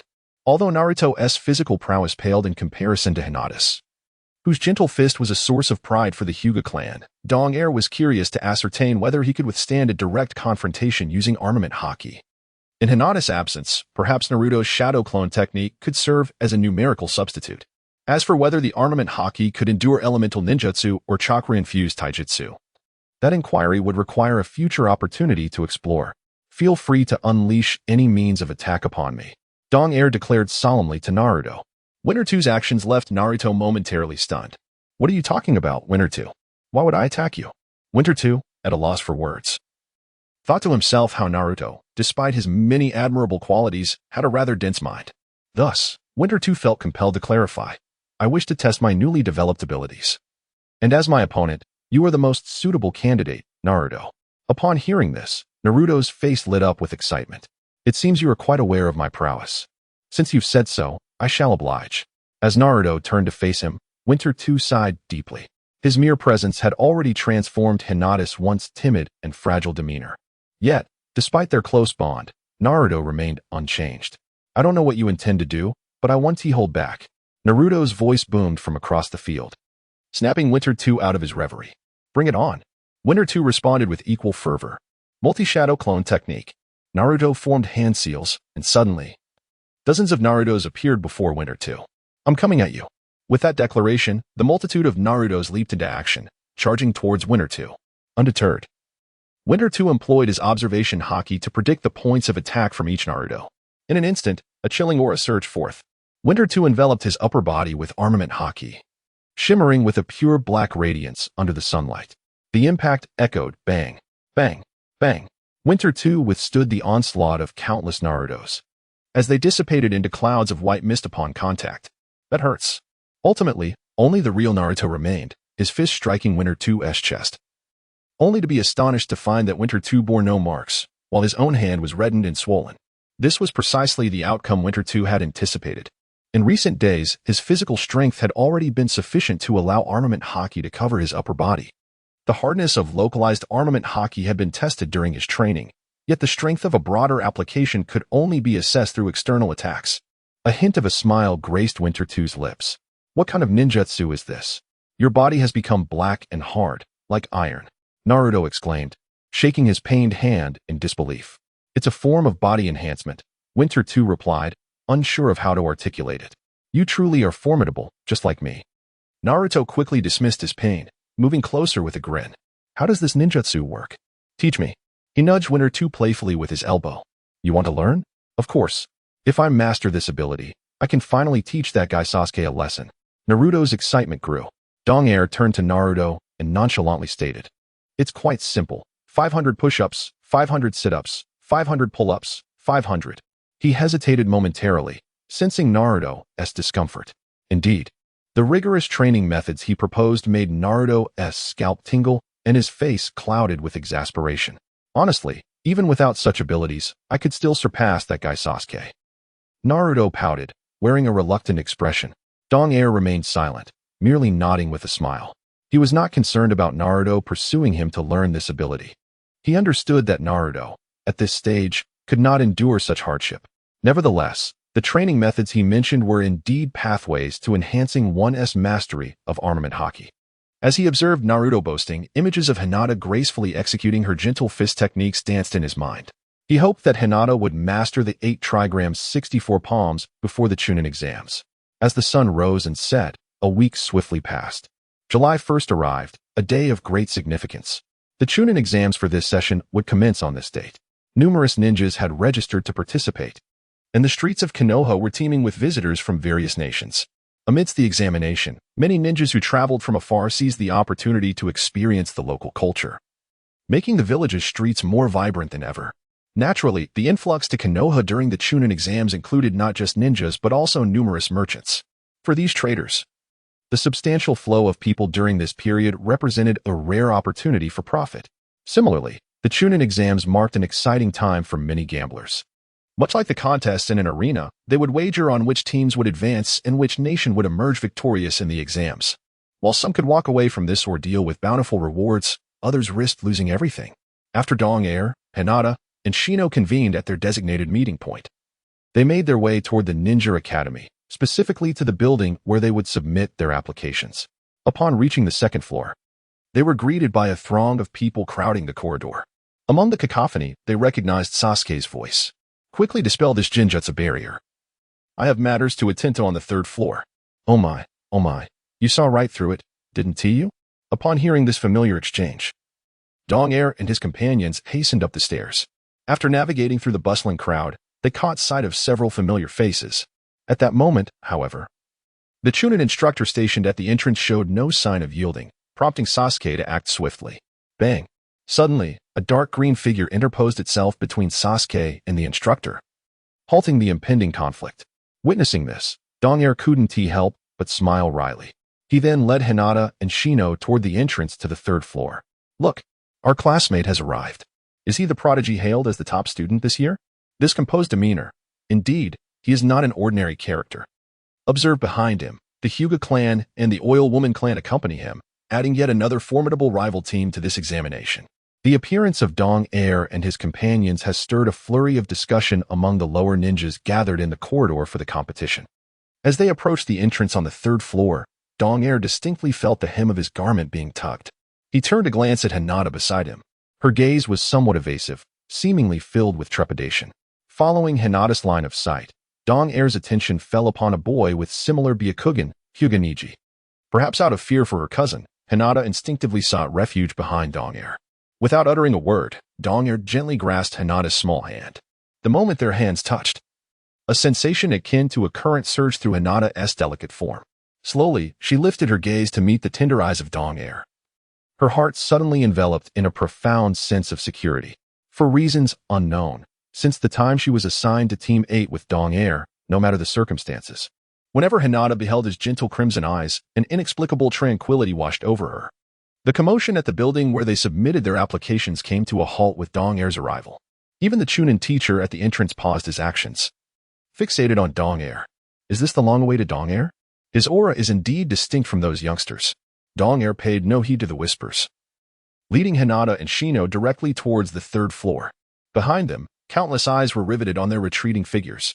It was precisely because of Dong Air's presence that Hyuga Niji refrained from bullying Hinata as he did in the original narrative. Niji, do you care for him? Lee Rock inquired upon witnessing Niji's reaction. I have heard that not only is he the top student of this cohort, but he also surpasses the genius Uchiha Sasuke by a considerable margin. Niji furrowed his brow, a fierce battle spirit igniting within his Byakugan. Lee Rock remained silent, instead gazing in the direction of Dong Air's disappearing silhouette, a thought quietly blossoming in his mind. Meanwhile, after Dong Air and his companions submitted their application, they proceeded towards the examination venue. Do not worry, with me by your side, we will pass the assessment. Along the way, Dong Air noticed Hinata's anxiety and gently comforted her by wrapping an arm around her shoulder. Hinata shyly responded, her trust in Dong Air now unwavering. Just as the trio was about to exit the building, a youthful and exuberant voice echoed from behind. Silver-haired boy, come duel with me. Dong Air turned around to see Lee Rock perched on the railing of the staircase, observing him intently. No way. Dong Air sighed in exasperation. Must I endure the same treatment as the top student Sasuke from the original story? If not for my presence, Lee Rock would undoubtedly be challenging the second-ranked student, Sasuke. Instead, Winter Air intended to refuse, yet Lee Rock was not one to adhere to reason. In an instant, Lee Rock transformed into a streak of verdant light, hurtling towards Winter Air with remarkable speed. Boom! A powerful flying kick swept towards him, and Winter Air raised his arm to block it. The strength behind Lee Rock's kick was considerable, causing Winter Air to shift several positions to the side. After regaining his stance, Lee Rock let out a doubtful grunt, acknowledging Winter Air's prowess. You truly possess remarkable skills, aside from Niji. You are the first peer who could withstand my kick and remain standing. Winter Air's gaze darkened. It seemed this confrontation was unavoidable. However, he thought, it would be advantageous to swiftly defeat Lee Rock, demonstrating the disparity in their abilities, thereby ensuring Lee Rock would not trouble him in the future. In a flash, Winter Air surged forward like a tempest, appearing before Lee Rock in the blink of an eye. Nanny! So fast! Lee Rock exclaimed in astonishment. A shadowy aura, as dark as night, enveloped Winter Air's leg as he unleashed a powerful sweep. The surrounding air seemed to warp under the force. Nevertheless, Lee Rock's martial arts had reached a certain level. Even though Winter Air's speed was akin to lightning, he still managed to react. Almost simultaneously with Winter Air's leg sweep, Lee Rock raised his arm, mirroring Winter Air's earlier defense. Smack! A dull yet resonant sound echoed. Lee Rock was sent flying. As white dust settled, Lee Rock slowly rose, looking somewhat disheveled. Do you wish to continue? Winter Air inquired, his tone laced with coldness. Stop. Before Lee Rock could respond, a massive red turtle appeared beside them, halting the duel. Winter Air cast a brief, indifferent glance before turning to leave with Hinata and Shino. He recognized the colossal red turtle as Might Guy.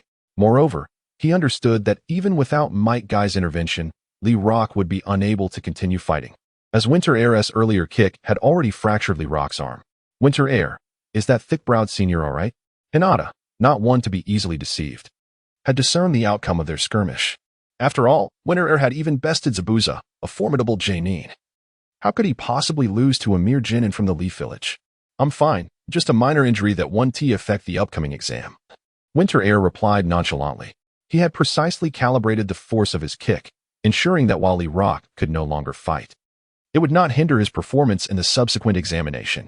Once Winter Air and his companions departed, Lee Rock, who had been holding back his tension, finally relaxed, letting his right arm droop slightly. Ouch, ouch, ouch. Guy-sensei, this guy is really strong. Noticing the injury on Lee Rock's arm, Might Guy retracted his boisterous laughter, his expression turning serious as he watched Winter Air and his companions vanish from sight. He was all too aware of Lee Rock's capabilities. It was evident that in this year's CH9 exam, there were few who surpassed Lee Rock in strength. The silver-haired youth managed to accomplish so much with a mere kick. Might Guy couldn't help but exclaim to himself, Hong, your class has truly produced a remarkable individual. After this brief interlude, Dong Air and his companions arrived at the corridor in front of the examination hall. Several guiding jonin had been waiting there for quite some time. Esteemed top student, Kakashi greeted the trio upon seeing them. After a nod from Dong Air, he turned to Yuhi Kurenai and politely said, Teacher Kurenai. Kurenai, believing in their potential, smiled and gently patted each of their shoulders. Asuma stood nearby, watching with satisfaction. He had heard of Dong Air's exploits from both his father and Kurenai. Top student, do not let your guard down. Sasuke has always regarded you as his rival. Kakashi said with a grin. Rest assured, Teacher Kakashi, he will never catch up to me. Dong Air replied with a smile before stepping into the examination hall. This kid certainly has a lot of confidence, Kakashi mused as he watched the three enter. Kurenai, however, paid no heed, a glimmer of pride evident in her eyes. She did not perceive Dong Air's attitude as arrogance. Rather, it was a reflection of his true capabilities. Having recently graduated, he had defeated the notorious rogue ninja Zabuza, a feat accomplished by only a few legendary figures. Even now, Kakashi would only stand an even chance against Zabuza. Dong Air-kun, there are so many unusual individuals here. It seems they are all watching us. The moment Dong Air and his friends stepped into the examination hall, Hinata noticed the peculiar array of ninjas in the classroom. Bandaged faces, fearsome visages, and those carrying gourd-like containers all cast unfriendly glances in their direction. No need to worry. We simply need to focus on ourselves, Dong Air reassured, gently tousling Hinata's hair. Engaging his observation haki, Dong Air felt the piercing gazes from every corner of the classroom more acutely, as if they were daggers aimed at him. Dong Air cast a glance across the classroom, observing the fierce expressions etched upon the faces of his peers, which spoke volumes. This Chunin exam would undoubtedly be a formidable challenge.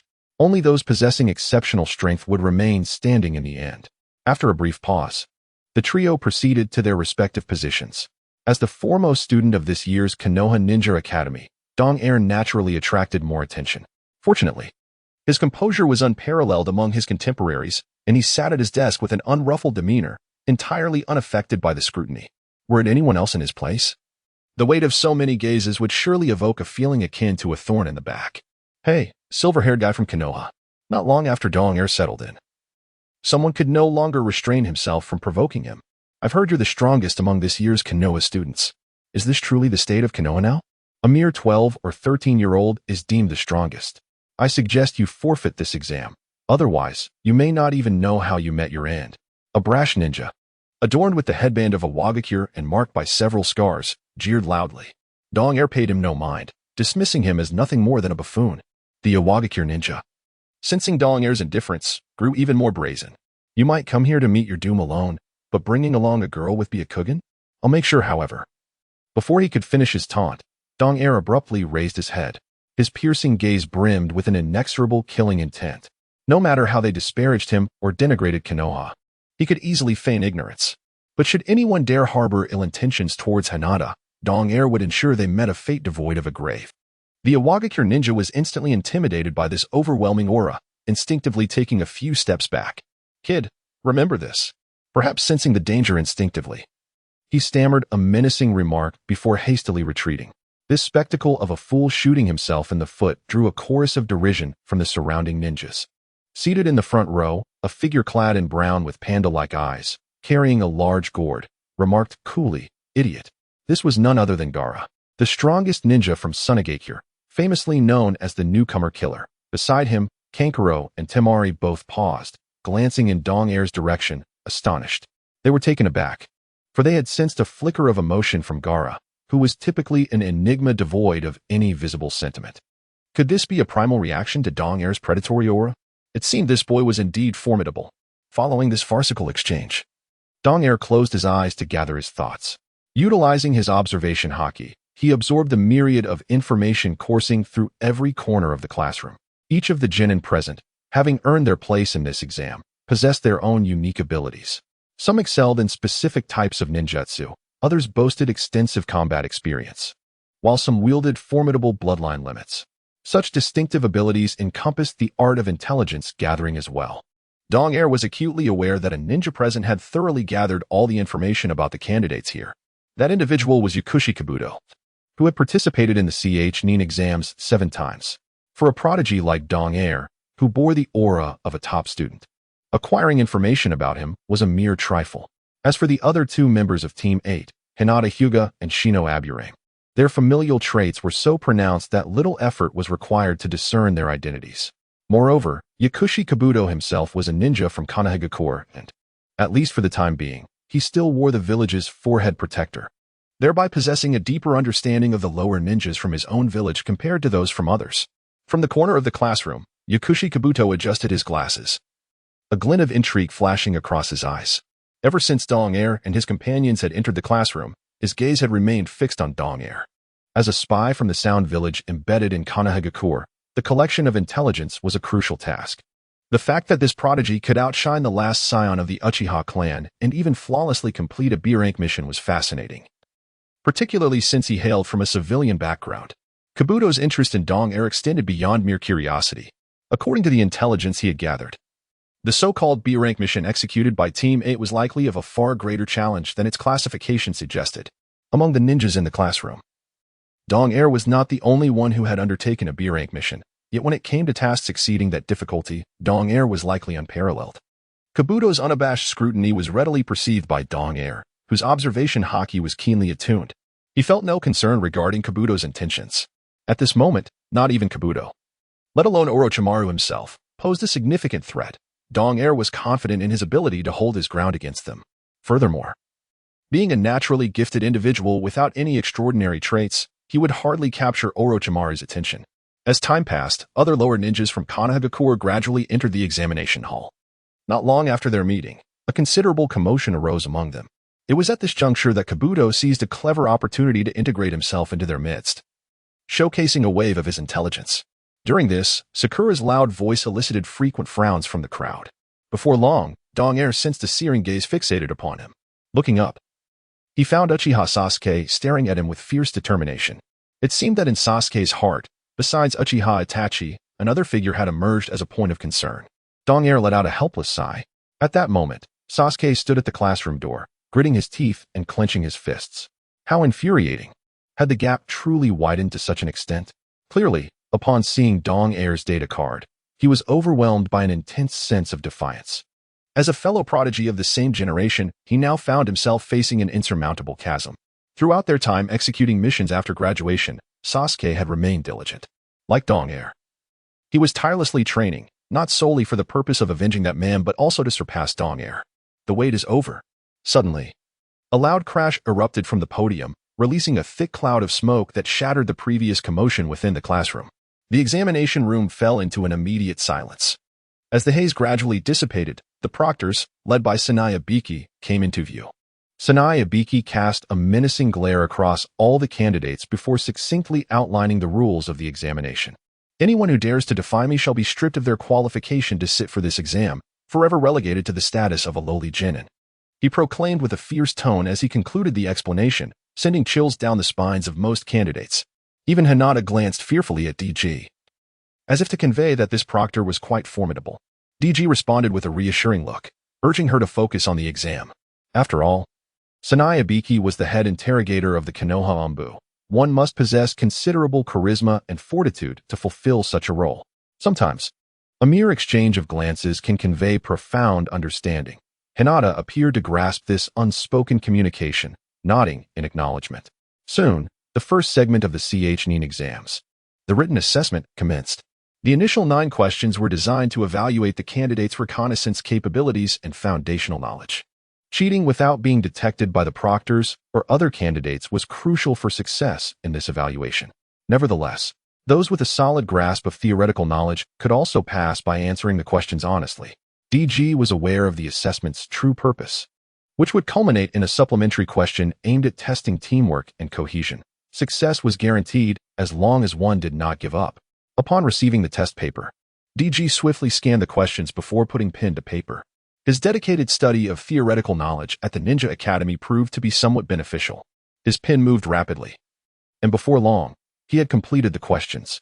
Meanwhile, many candidates in the examination hall began to comprehend the true nature of the test, employing various techniques to showcase their skills. From utilizing the Byakugan to glimpse at others' answers, to employing the Sharingan to replicate their writing motions, and even resorting to puppet techniques to distract the proctors, ingenuity abounded. However, despite the understanding of the examination's true objective, several candidates were caught due to their clumsy tactics and were ultimately expelled from the examination hall, losing their chance at the CH-NIN exams. Time passed quietly, and the once crowded examination room gradually emptied. After several minutes, Sanaya Biki raised his right hand to check the time and, with a sudden sternness, declared, "It is time. The worthless ones who cannot even pass the first round have been eliminated." He then lifted his gaze and bellowed with ferocity. "I hereby announce the introduction of a 10th supplementary question."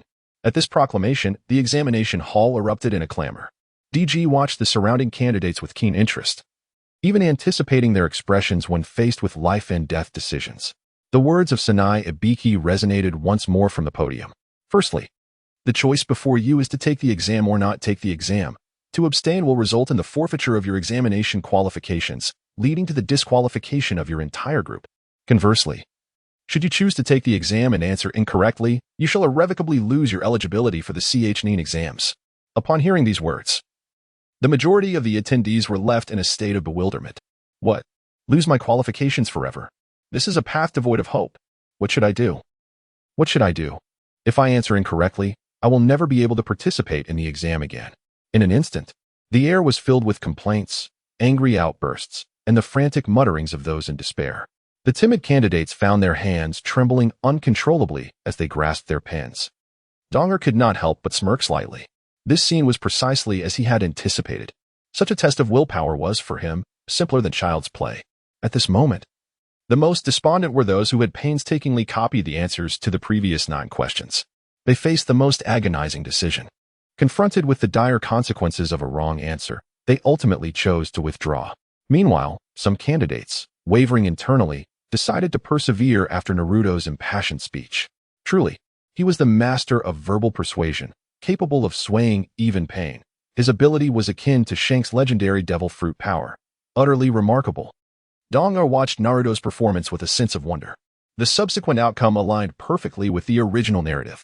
Realizing that the psychological pressure had lost its effect on the remaining candidates, Marino Abiki promptly announced that those present had successfully passed the first round of assessments.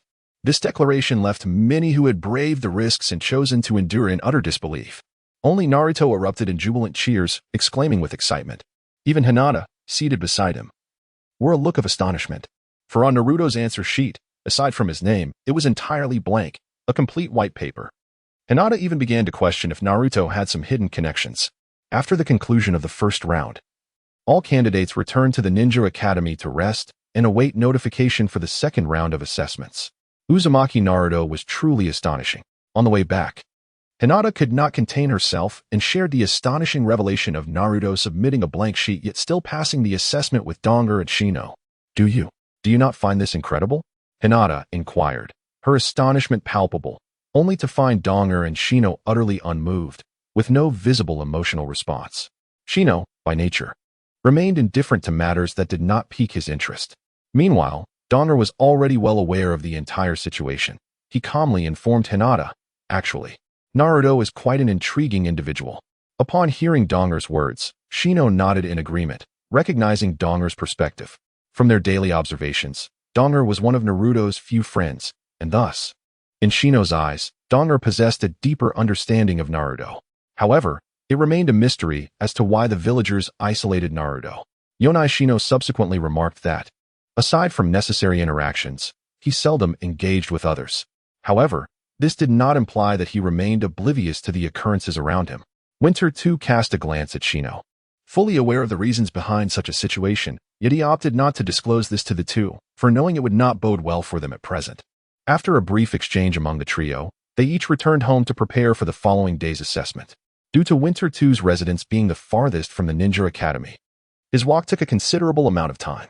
Just as he approached the nearest intersection to his home, a youthful figure obstructed his path. The familiar hairstyle and goggles were unmistakable. Konohamaru, what brings you here? Upon hearing Winter 2 call his name, Konohamaru appeared puzzled, yet somewhat delighted. How did you know my name? Did you decide to teach me after realizing my talent? With that, Konohamaru struck a proud pose, hands on his hips.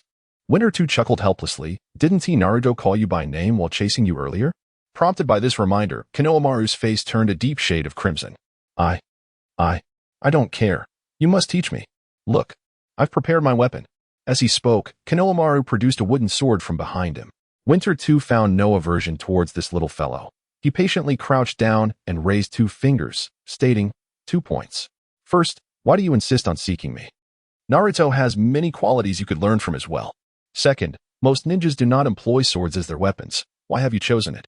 In response to Winter 2's inquiries, Konohamaru answered with innocent straightforwardness. I chose you because my grandfather said you were strong. I chose the sword because my grandfather said your swordsmanship is formidable. Hearing Konohamaru's blunt response, Winter 2 sighed in resignation. So it's all based on what the third Hokage said? Oh, Konohamaru, can you not think for yourself? You wish to surpass your grandfather. Yet you heed his every word. What kind of logic is that? However, Winter 2 swiftly recognized the underlying implication in Konohamaru's words. The third Hokage, that old trickster, actually claimed my swordsmanship is strong. Huh. Winter 2 scoffed quietly. It is worth noting that after the completion of the escort mission in the Land of Waves, Yugao had reported back, scarcely mentioning his proficiency with the blade. Furthermore, the report did not allude to the abilities of the Ice Wheel blade. Yugao's decision stemmed from multiple considerations. Firstly, she had only witnessed Winter 2 utilizing the Ice Wheel blade's capabilities to counter the water prison technique. She could not ascertain whether this ability was a result of the sword. Secondly, regardless of whether the freezing ability displayed by Winter 2 stemmed from the sword or if he harbored some secret akin to ice-release bloodline limits. She preferred to keep Winter 2 from being prematurely exposed to public scrutiny. This pertains to Dong Air's privacy. And even Shiri Hong is well aware that although the major nations appear to be at peace on the surface, various subtle frictions have been ongoing in secret. Revealing extraordinary talent too soon may render one a target for other nations, which is far from advantageous. Moreover, the internal turmoil within Konoha Village is already quite difficult to navigate. It seems the level of surveillance is exceptionally high. Although the watchfulness of the third Hokage induces a prickling sensation of being observed in Dong Air, it may not necessarily be a negative aspect given the current circumstances. Dong Air understands clearly that he has caught the attention of Danzo. The fact that Danzo has refrained from acting since that night does not imply that he has relinquished his pursuit. Through the perception of observation Haki, Dong Air can distinctly sense that he has been under scrutiny during this period. Perhaps the third Hokage's vigilance could slightly mitigate this crisis. Regardless, the third Hokage would certainly not allow him to fall into Danzo's clutches. Furthermore, the third Hokage and Danzo are generally at odds in most political matters.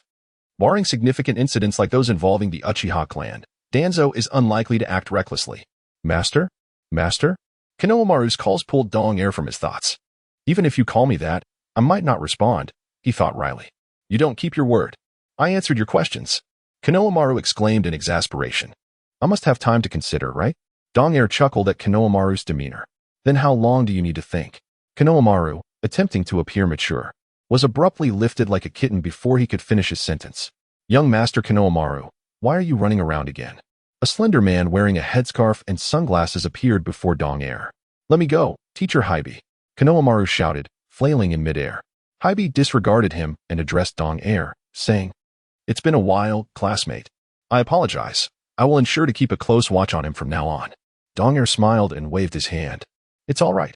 Hyōbi slightly bowed in apology before turning to leave with Hyōrinmaru in tow. Letting out a sigh of relief, Dong Air also headed home, with Hyōrinmaru's voice trailing behind, insisting he would return. You know, young master, I am a jonin of Konoha. Studying with me will make you stronger, Hyōbi asserted, a hint of defiance in his tone.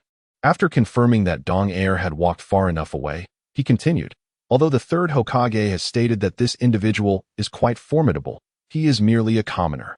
Moreover, the aura he exudes is exceedingly cold. I refuse. I want to learn the sword.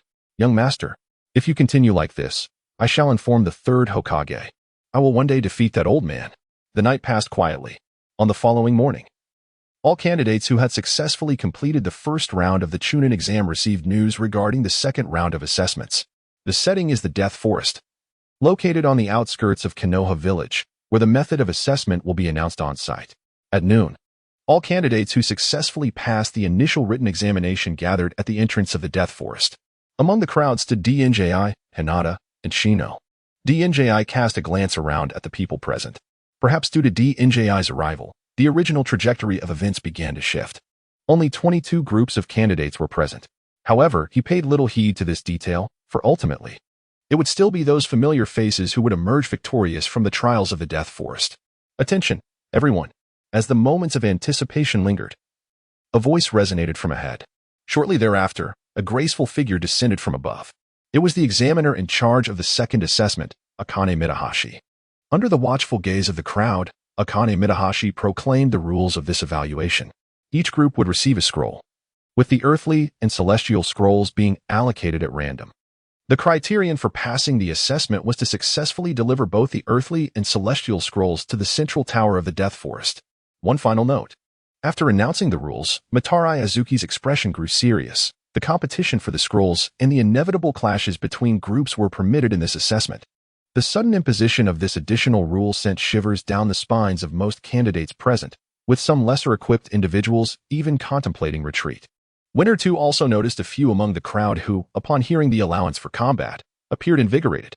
Once it was confirmed that all candidates were acquainted with the assessment rules, Akane Mitahashi distributed the celestial scrolls and instructed the proctors stationed at the entrance to open the iron gate. All assessment groups proceeded to their designated entry points. How eerie. The very name Death Forest. The moment Winter 2 and his companions stepped into the Death Forest, a chilling breeze swept past, causing Hinata to shudder involuntarily. Indeed, merely the name Death Forest evokes a sense of dread. coupled with the rules of this assessment. One could only speculate how many lives would be eternally ensnared within this forest. Winter 2 surveyed his surroundings, contemplating a strategy to swiftly navigate through the assessment. Currently, the range of his observation haki was limited, unlike Hinata's Byakugan or Shino's insects, which could sense information from afar. It would be more prudent and efficient to entrust the task of locating the scrolls to them. Thus, after glancing at the Earth Scroll in his hand, Winter 2 addressed Shino. Shino, can your insects locate the team in possession of the Heaven Scroll? I shall give it a try. With that, Shino withdrew his hands from the pockets of his garment. In an instant, a dark swarm of insects surged forth, dispersing in various directions. After entrusting the task of locating the scroll to Shino, DG turned his attention to Hinata. Hinata, observe the movements of the nearest group, particularly those with a substantial chakra reserve, and inform me in real time. Hinata nodded earnestly. Then, her eyes widened with determination. Byakugan, activate. The meridians surrounding the temples are prominently pronounced and clearly visible. Within a radius of 1 kilometer, everything lay before their eyes. While Hinata and Shino diligently gathered various intelligence, Doer contemplated his plans.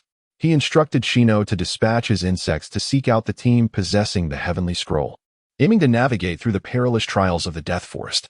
Including Doer himself, the trio boasted formidable sensory abilities. Shino's insects excelled in their expansive reach, capable of simultaneously scouting every nook and cranny for information. The Death Forest resembled a colossal arena enclosed by barbed wire, in such a vast yet confined space. Shino's insects could prove invaluable. In contrast, Hinata's Byakugan had a significantly smaller range. However, its strength lay in the clarity of its vision, allowing her to discern the number of enemies and the distribution of chakra with precision. As for Doer's observation haki, it was more suited for combat scenarios, enabling him to anticipate enemy movements. With this division of labor, Doer harbored another notion. The assessment in the Death Forest spanned 5 days, and he was supremely confident in guiding teammate to a successful outcome. His reason for having Hinata continuously observe their surroundings was to detect any formidable chakra signatures among the nearby teams, thereby testing the extent of his own strength. Among the 22 teams participating in the Death Forest assessment, only 3 individuals possessed immense chakra reserves: Gaara, the Jinchuriki of One Tail from Sunagakure, Naruto Uzumaki of Team 7. And lastly, Orochimaru, who had disguised himself as a participant. Doer, wishing to gauge his own prowess, would naturally not select Naruto. Orochimaru's current objective was Sasuke, making Gaara the most suitable candidate to avoid unnecessary complications. Doer-kun, I have not yet detected any members from other teams, Hinata remarked after thoroughly scanning the area with her Byakugan. Doer nodded in acknowledgement, stating, it seems the other teams have not discerned our position. With that, he turned his gaze towards Shino. At that moment, a swarm of insects returned, swiftly diving into Shino's sleeve. After a brief silence, both Doer and Hinata understood that Shino was sharing information with the insects. Shino slightly inclined his head before returning his hands to his pockets, solemnly stating, Doer-kun, I have located the team possessing the Heavenly Scroll. As he spoke, Shino fixed his gaze ahead. They are approximately 3 kilometers away. Understood. Let us proceed. Doer decisively replied, leading the way deeper into the Death Forest. Hinata and Shino followed without hesitation. As they approached the target team's location, Hinata activated her Byakugan, continuously observing the situation ahead. It should be just ahead. Oh no. Suddenly, Hinata's Byakugan widened in alarm as she gasped, simultaneously slowing her pace. What is it? Hinata? Doer inquired, promptly coming to a halt. Such an exclamation from Hinata undoubtedly indicates that something significant has transpired ahead. Currently, they remain nearly a kilometer away from the location previously indicated by Shino, and Winter's observation haki cannot extend that far, leaving him unaware of the specific circumstances. Shino, too, was puzzled and cast a questioning glance at Hinata. Just now, I pinpointed the position of that team, but suddenly, Hinata, filled with apprehension, hesitated, uncertain of how to articulate her thoughts. Suddenly what? Observing Hinata's anxious demeanor, Winter recognized the gravity of the situation and furrowed his brow. Simultaneously, a possibility crossed his mind. The chakra of those 3 individuals had abruptly vanished, and concurrently, another trio had appeared, one of whom possessed an astonishingly vast amount of chakra. Hinata's expression was tinged with terror. Since embarking on the path of a ninja, she had never encountered an individual with such an overwhelming chakra reserve. Moreover, this person was a genin, just like them, participating in the Chunin exams. Hinata's explanation deepened Shino's seriousness. A genin with an immense chakra reserve. Likely a ninja from another hidden village. Shino was acutely aware of the situation. Winter's chakra level was already considered exceptional among his peers. However, the fact that Hinata reacted with such alarm upon sensing that individual's chakra suggested that the person she referred to was on an entirely different level compared to the three of them. Only Winter's expression differed slightly from the tension of the other two, a fleeting glimmer of excitement passing through his eyes. I understand now, let us proceed. Winter spoke in a low tone, continuing to rush forward. Unless unexpected circumstances arose, the individual with an extraordinarily massive chakra that Hinata had mentioned was likely Gaara from Sunagakure. The three chakra signatures that had vanished were probably the three Rain Village ninjas who were instantly defeated by Gaara in the original story. However, seeing that Winter showed no inclination to alter their course, Hinata began to feel concerned. Winter must have his own reasoning. Let us follow him. Shino, not wishing to dwell on the matter further, reassured Hinata before trailing behind. He had faith in Winter's judgment. For the expression Winter had just displayed was one he had witnessed before, and it left a lasting impression. It was during their escort mission in the Land of Waves when they battled Zabuza, and ultimately, Winter had decisively vanquished him. Thus, Shino believed that Winter would similarly succeed this time. Noticing her companion's resolve, Hinata chose not to dwell on her worries and followed suit. A kilometer is not a great distance. The trio quickly arrived at their destination. Indeed, a vast pool of bright red blood lay upon the ground.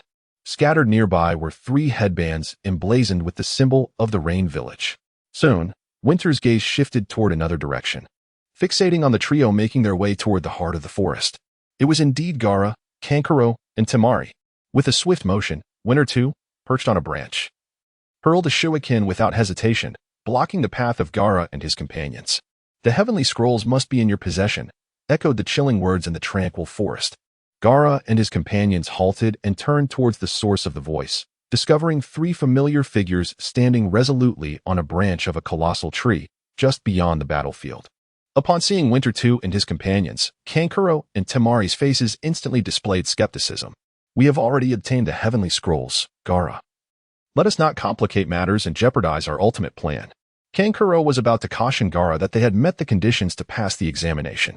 However, when he glanced at Gaara, he found his gaze directed at Winter too, filled with an insatiable hunger. The heavenly scrolls are right here, but you shall not have them. Gaara declared with a cold smirk, for I shall kill you. Just as Kankuro had anticipated. The events that transpired during the initial round of the examination were deeply etched in Gaara's mind. The current Gaara resembled a relentless killing machine. The more formidable his opponents, the more he reveled in the thrill of slaughtering the strong. As the top student of the Hidden Leaf Village, Winter too naturally became a target of his interest. Gaara, Temari shouted at that moment. Their purpose for participating in the Chunin exams was not merely to pass the assessment. They bore an immensely significant mission. Gaara was the most critical component of this grand scheme. Enough. Gaara forcefully pushed away Temari's attempt to restrain him, his eyes gleaming with menace. If you dare to stop me again, I will kill you as well. Upon hearing these words, both Temari and Kankuro felt their pupils constrict and an involuntary chill run down their spines. Despite their prowess as outstanding candidates among the lower ninjas participating in the examination, in Gaara's eyes, they were but mere insects.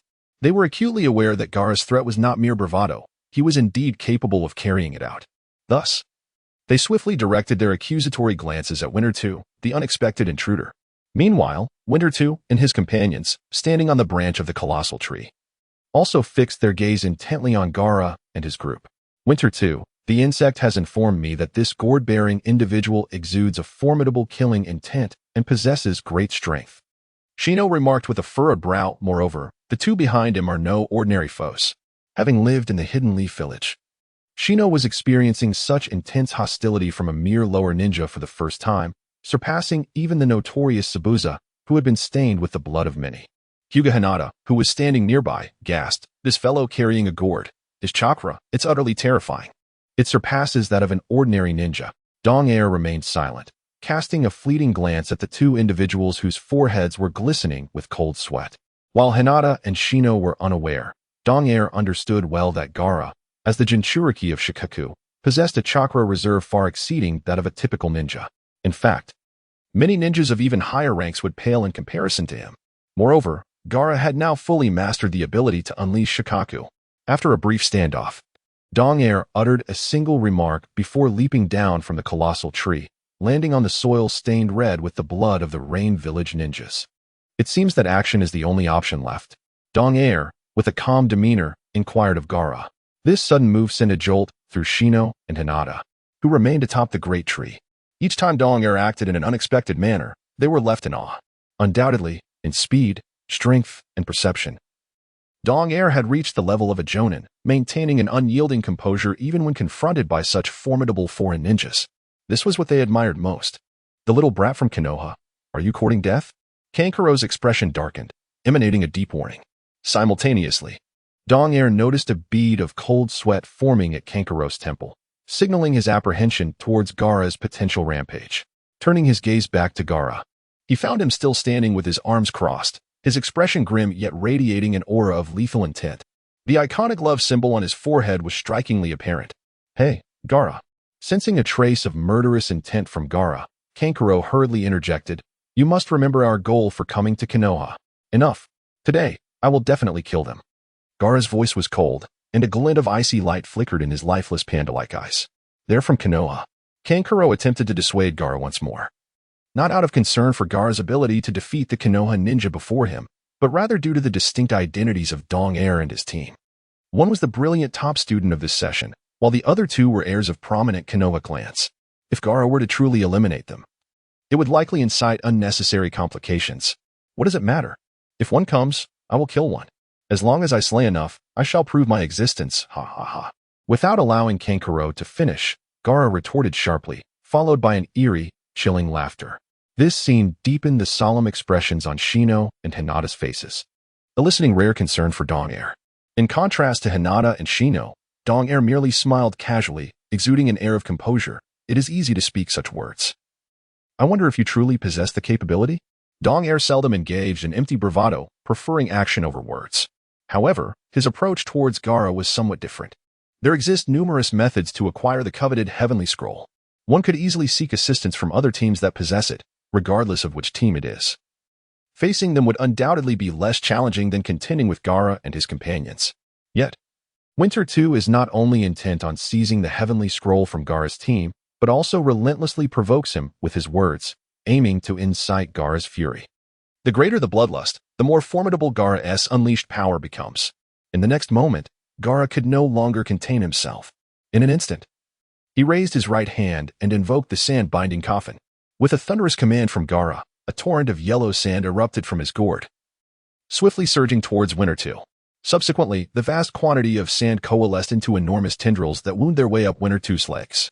Sensing the imminent wave of sand, Winter 2, already on high alert, concentrated his chakra in his feet and leapt away, vanishing from the spot.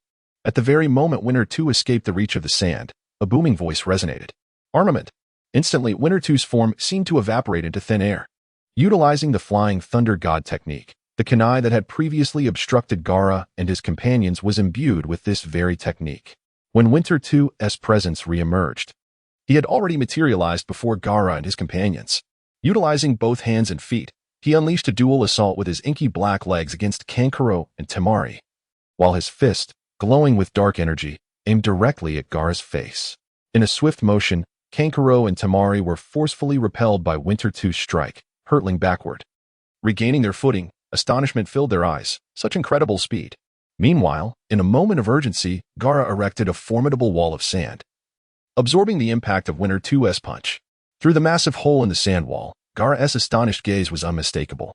Yet, in the blink of an eye, his expression transformed from shock to exhilaration. You are unlike those mere trifles. Gaara, whose emotions had remained largely undisturbed, finally exhibited a hint of excitement in his tone. Perhaps it was due to Winter 2 being a rare opponent capable of enduring a few of Gaara's techniques and breaking through his defenses, or perhaps defeating such a formidable adversary would allow Gaara to truly grasp his own existence. In Gaara's deep-set eyes, a desire seemed to emerge, a yearning for Winter 2 to inflict harm upon him. Despite having his powerful punch, imbued with armament haki, blocked by Gaara, Winter 2 remained unfazed. His earlier assault on Kankuro and Temari was intended to prevent their interference in his duel with Gaara. However, he would not mind if they chose to intervene.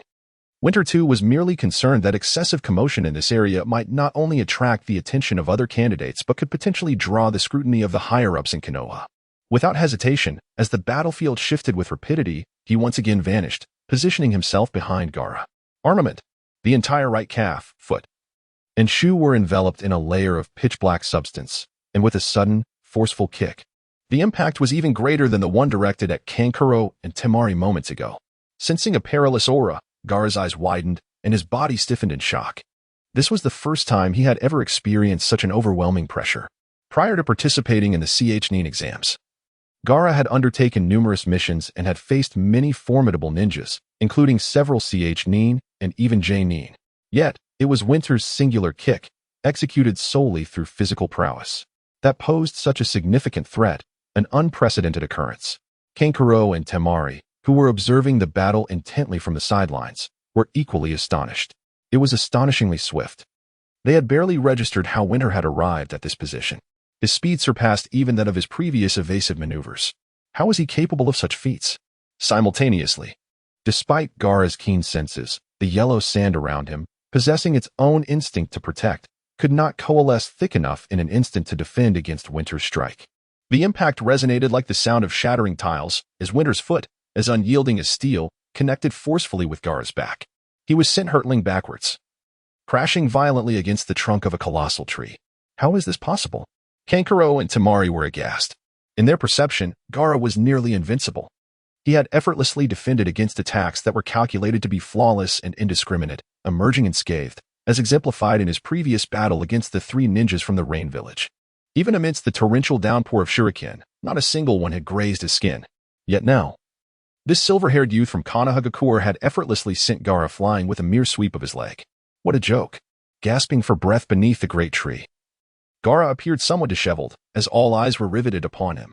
One hand pressed against his forehead, the fragmented armor on his face shattered, revealing half of his true visage, his expression dark and terrifying, a ghastly smile contorted upon his lips. At that moment, Gaara resembled a malevolent spirit arisen from the depths of hell. His maniacal laughter echoed throughout the forest, sending shivers down the spines of Kankuro and Temari.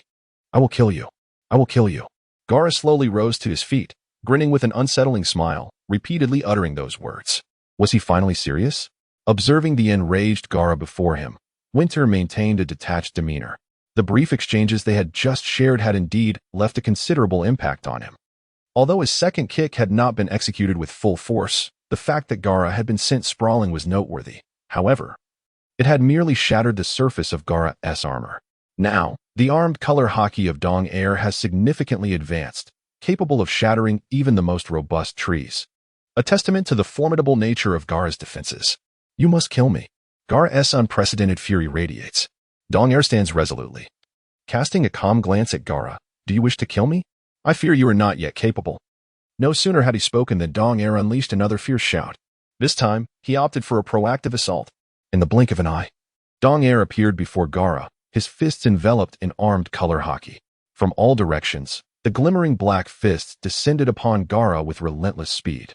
Gaara's sword unleashed a torrent of yellow sand, pursuing Dong Air.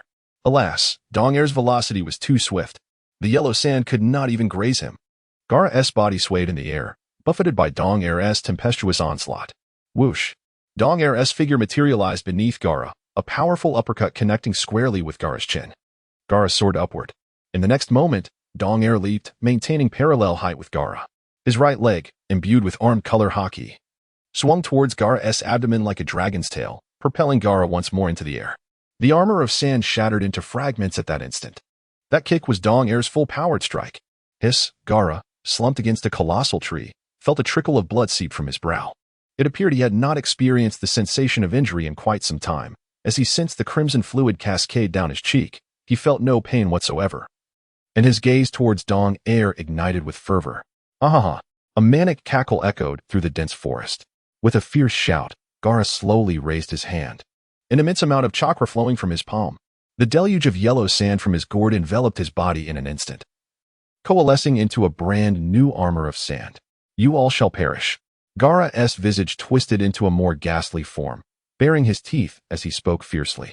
Almost simultaneously, the suspended hand tightened. In an instant, the scattered yellow sand surged upward, forming a barrage of sand projectiles behind Gaara, reminiscent of 1,000 arrows. Sand shower. With a commanding roar, the sand projectiles transformed into a rain of firepower, hurtling toward Dong Air. Dong Air's crimson eyes narrowed, and he bellowed, "Armored!" Clang, clang, clang. The sand projectiles struck Dong Air's body, producing a sound akin to metal clashing. It seems his armed color haki has indeed been enhanced recently. A satisfied smile graced Dong Air's lips. Facing Gaara's formidable attack, he could easily evade using the Flying Thunder God technique. Yet, he chose to withstand the onslaught, aiming to test the current defensive capabilities of his armed color haki. As for the offensive strength of the armed color haki, it had already been revealed in the 2 kicks that sent Gaara flying. "You wretched fool." The sinister smile on Gaara's face remained unwavering. With hands pulsating with chakra, he commanded the swirling sands to relentlessly assault DNI. "Sandstorm," he bellowed. The previously missed onslaught of yellow sand surged upwards, coalescing with more grains from the ground. In an instant, the sky was shrouded in yellow sands, plunging the already dimly lit forest, obscured by towering trees, into an almost nocturnal darkness. As Gaara's hand, suspended in midair, suddenly descended, the swirling sands in the sky compressed to their utmost, transforming into a torrential rain of sand projectiles that plummeted fiercely. The once powdery grains, now solidified into sand bullets, struck the robust trunks and branches of the surrounding trees, leaving them battered and riddled with gaping holes. DNI. Observing DNI's utter lack of evasive action, Hinata's heart raced with alarm as she cried out. Shino furrowed his brow, sensing the immense pressure of this assault. He feared that DNI's peculiar darkened physique might not withstand it. Despite his unwavering confidence in DNI's abilities, a flicker of doubt crept into Shino's mind. The silver-haired lad from Konoha is finished. Kanjiro, watching the scene unfold, was utterly astonished. Since meeting Gaara, this was the first time he had witnessed Gaara being compelled by another ninja to unleash such a formidable technique. You should worry less about that fellow and focus on how to pacify the rampaging Gaara. Temari experienced a wave of exasperation beside him. She could hardly believe that DNI could endure this move. It was Gaara, teetering on the brink of monstrosity, who truly warranted their concern. Gaara was the most pivotal piece in their grand scheme. Among the 2 squads, aside from DNI and Gaara, the remaining 4 did not dare intervene. The formidable might displayed by the 2 had escalated the battle beyond their capacity to engage. Even an average J-Nin would find it impossible to wreak such destruction. The sand bullets rained down upon DNI's position, stirring up a cloud of yellowish-white dust. DNI. Hinata murmured anxiously from her perch atop a tree. Yet soon, her expression of concern morphed into one of astonishment. Through her Byakugan, she clearly observed that, despite the relentless barrage of sand bullets striking DNI, even piercing through his armed haki defenses, blood trickled from his wounds. But astonishingly, within mere seconds, those injuries miraculously healed, leaving no trace of harm. As the dust began to settle with Gaara's cessation of attack, DNI stood resolutely amidst the dissipating haze. What? Impossible! As the dust cleared, the shocked exclamations of Kanjiro and Temari echoed simultaneously. Even Gaara's eyes betrayed an expression of disbelief. I told you, you are not capable of killing me. DNI's calm and composed voice resonated. Has DNR's defensive prowess truly reached such a terrifying level? ZHN expressed his astonishment, struggling to believe it. Yet, almost immediately, a smile of delight spread across his face. Each battle DNR engaged and shattered his previous perceptions, rendering his concerns utterly superfluous. However, Hinata, who had witnessed DNR endure the entire onslaught, understood precisely why he remained unscathed. It was not his physical form that withstood the assault, but rather his formidable self-regeneration that healed his wounds. While astonishment coursed through her, this was the first time Hinata had observed such an ability, and she wisely chose to keep it to herself. Hinata comprehended the significance of such a remarkable power. Thankfully, the ability of greed allowed me to discern the limits of the current defensive capabilities of armament haki. DNR mused quietly within. Observing DNR emerge unscathed from the tempestuous barrage, coupled with his earlier words, a fierce wind surged through Gaara's heart, igniting his previously contained fury. How could a strike, which he had believed to be undeniably potent, leave his opponent without a single mark? Gaara felt an unprecedented humiliation wash over him. He could not accept it. Damn you! Gaara suddenly roared, his mouth twisted into a frenzied grin, as if he intended to devour DNR whole in a nightmarish frenzy. This is dire. Seeing Gaara's emotions spiral out of control, Both Kanjiro and Temari muttered to themselves. This was the move for a large-scale, indiscriminate attack. Sandstorm Funeral. Realizing they could not halt Gaara's impending rampage, the two leaped into action. If they were unable to evade, even as Gaara's teammates, their lives would be forfeit. Ding, positioned opposite Gaara, was equally aware of this jutsu that had nearly led to Kinsh's defeat. Yet Ding remained utterly composed. Before Gaara could strike, he vanished once more. Suddenly, a sound akin to shattering armor echoed through the air. Before Gaara could unleash the Sandstorm Funeral, he was launched skyward, in the very spot where Gaara had stood. Ding's figure emerged prominently. Water release, water dragon bullet technique. A colossal dragon of water surged forth from behind Ding, racing towards Gaara in the sky. With a resounding crash, Gaara was hurled to the ground, his expression oscillating between grimace and terror. Ding understood that such a gentle assault would not suffice to topple Gaara. Just as he prepared to strike again, Gaara rose, his hands forming a series of seals. A torrent of yellow sand began to coalesce around him, and this time, Gaara uttered not a single threat, leaving Ding with nothing but a malevolent glare. Not this, Gaara! Kanjiro and Temari exclaimed in alarm upon witnessing Gaara's hand seals. Yet it was too late. Gaara's jutsu had already been unleashed. The yellow sand surrounding Gaara thickened, forming a colossal sphere, and in the final moment of its closure, a surge of murderous intent erupted forth. Winter was momentarily taken aback. He was all too familiar with this technique, having witnessed it during the third round of the Nin exams when Gaara used it against Sasuke. Once this jutsu was completed, the one-tailed Shikaku within Gaara would be unleashed. Contemplating this, a sense of despondency welled up within Winter. He touched the ice Maru behind him. I have only revealed half of my strength, and yet you are already unveiling your ultimate trump card. What could this possibly be? The shock was not limited to Kankuro and Temari. The faces of Hinata and Shino were equally filled with astonishment. However, unlike Kankuro and the others, Hinata and Shino were unaware of the true implications of Gaara's technique. The contents within seemed utterly terrifying. Shino lowered his voice, expressing his unease. Although he could not perceive what was transpiring within the massive spherical sand formation below, the restless insects within his body confirmed that once the entity within the sand broke free, calamity would surely descend. Meanwhile, terror continuously surged within Hinata's Byakugan. Is this person a monster? Hinata could not suppress her emotions, murmuring softly. Through the inside of her Byakugan, she could clearly observe the situation within the sand sphere. While she could not discern the changes occurring in Gaara's body, the overwhelming chakra emanating from him was beyond what any ordinary ninja could produce. Beneath the great tree, Winter displayed no signs of panic. He gazed at the jutsu Gaara had already gathered, sighed deeply, and remarked, "It seems a bit of commotion is unavoidable. However, this is for the best. Since Gaara cannot reveal the full extent of his strength during this test, the complete form of Shikaka should suffice. What I must do now is patiently await the maturation of Gaara's technique." Just then, as Winter stood still waiting for Shikaka to burst forth from the sand, Kankuro's voice reached him. Winter looked up to see Kankuro and Temari watching him with grave expressions. The two leaped down to stand before Winter. "What brings you here?" Winter inquired, observing the two. Kankuro wore a troubled expression, admitting, "You have forced Gaara into a corner. I concede you are strong."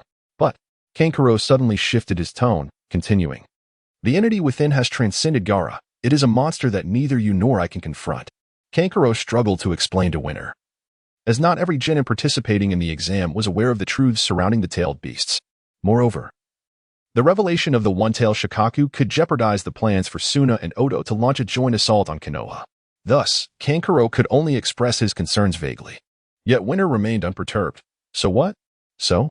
Kanjiro was momentarily taken aback, but soon regained his composure, glaring furiously at Dinichi. Temari immediately intervened, explaining thus, "I require your collaboration to forcibly terminate Gaara's technique." "And what if I refuse?" Dinichi's lips curled into a knowing smile. "Do you comprehend the consequences if the monster within emerges? Not only will the Forest of Death examination site be obliterated, but even Konohagakure will be reduced to ashes." Upon witnessing Dinichi's playful grin, Kanjiro felt his anger surge, compelled by an instinctive urge to strike. Whoosh! As tension filled the air among the three, Hinata and Shino could no longer restrain themselves and leapt down. Although Dinichi had instructed them not to interfere in his battle with Gaara, they stood resolutely behind him, ready for confrontation, concerned that Kanjiro and Temari might resort to unfair tactics. Kanjiro cast a glance at Hinata and Shino behind Dinichi, gradually calming himself. Given your strength, I trust you have sensed that the entity inside is formidable, Kanjiro stated, pointing towards Hinata and Shino. If that monster were to hatch unchecked, your companions would likely face dire peril. Upon hearing this, Dinichi's eagerness for battle subsided as he weighed the risks and rewards. Although he had only employed half of his strength in the recent encounter with Gaara, and his Hyōrinmaru had yet to be utilized, he acknowledged that his control over its abilities was still unrefined. The question of whether Hyōrinmaru or Shikaku was superior remained unanswered. While he possessed the Flying Thunder God technique and the power of greed, which could safeguard him against Shikaku, as Kanjiro pointed out, if he failed to suppress Shikaku, Hinata and Shino could be in grave danger. Considering this, Dinichi abruptly turned to Kanjiro and said, "Let us proceed as you suggest. However, you must leave the Celestial Scroll to me." With a confirmed agreement, Kanjiro and Temari finally breathed a sigh of relief. As for the Celestial Scroll, once Gaara returned to his original state, with their strength, few participants in the Forest of Death would be capable of resisting them. Very well, then we shall. Temari began to propose that all 5 of them join forces to breach Gaara's defensive technique. Unexpectedly, Dinichi raised his hand slowly, halting Temari. "You all step back. I can handle this alone." Kanjiro and Temari exchanged puzzled glances. Huh? You alone? They soon noticed that Hinata and Shino had already retreated 10 meters back. Thus, Kanjiro and Temari hesitantly stepped aside, observing how Dinichi would dismantle Gaara's seemingly impenetrable defense. Under the watchful eyes of the 4, Dinichi gradually drew the Hyōrinmaru from behind him, gripping it tightly in his hand. A blade? Kanjiro grunted in surprise. It dawned on both him and Temari that Dinichi had never utilized this sword during his earlier clash with Gaara, even without the use of weapons. The extent to which Hyōrinmaru has been cornered suggests he may possess strength beyond our expectations. Kanjiro's gaze towards Donger grew increasingly complex. Donger's observation haki enveloped the entire battlefield, allowing him to sense Kanjiro's emotional fluctuations, though he paid them no mind. At this moment, his complete focus was on the Hyōrinmaru in his hand and the massive sandball before him. The reason he drew forth the Hyōrinmaru to counter Hyōrinmaru's jutsu was not merely to exploit its freezing capabilities. Rather, Donger understood that ordinary elemental attacks could hardly breach the formidable barrier of sand, unless one could wield elemental ninjutsu with pinpoint destructive force akin to Chidori or Rasengan. Breaking through would be nearly impossible. Donger's mastery of the Hyōrinmaru remained superficial, prompting him to explore an alternative, physical slashing.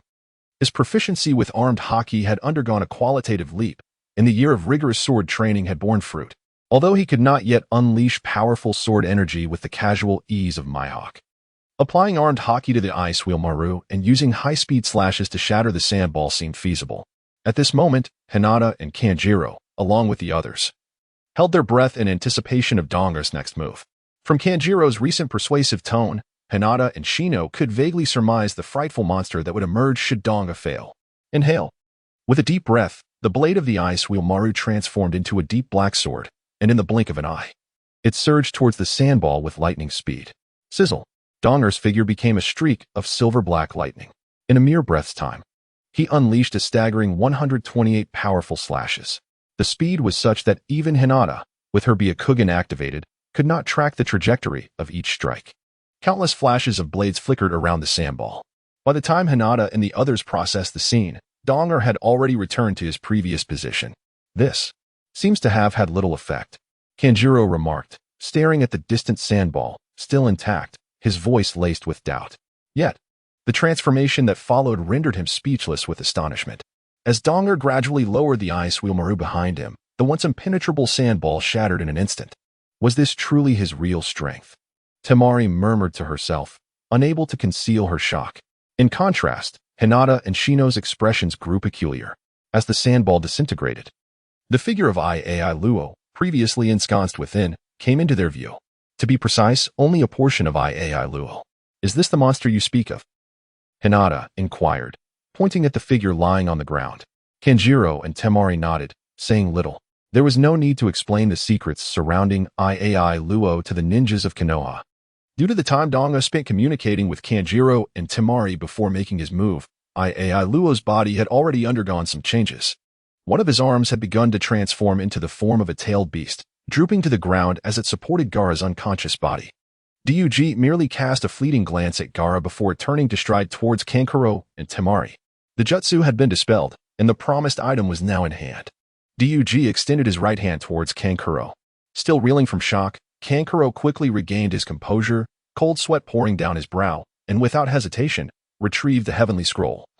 Placing it into Dug's palm, he dared not defy him in the slightest, for he sensed a pressure emanating from this silver-haired youth that was several times more intense than that of Gaara. Having witnessed Dug's recently displayed prowess, he understood that he would not last 3 exchanges against him. Hinata, Shino, let us depart. After obtaining the heavenly scroll, Dug chose not to further trouble Kankuro and Temari, beckoning Hinata and Shino to leave the scene. As for the secret behind Gaara's monstrous transformation and the plans whispered between Kankuro and Temari, Dug was fully aware, yet what did it matter to him?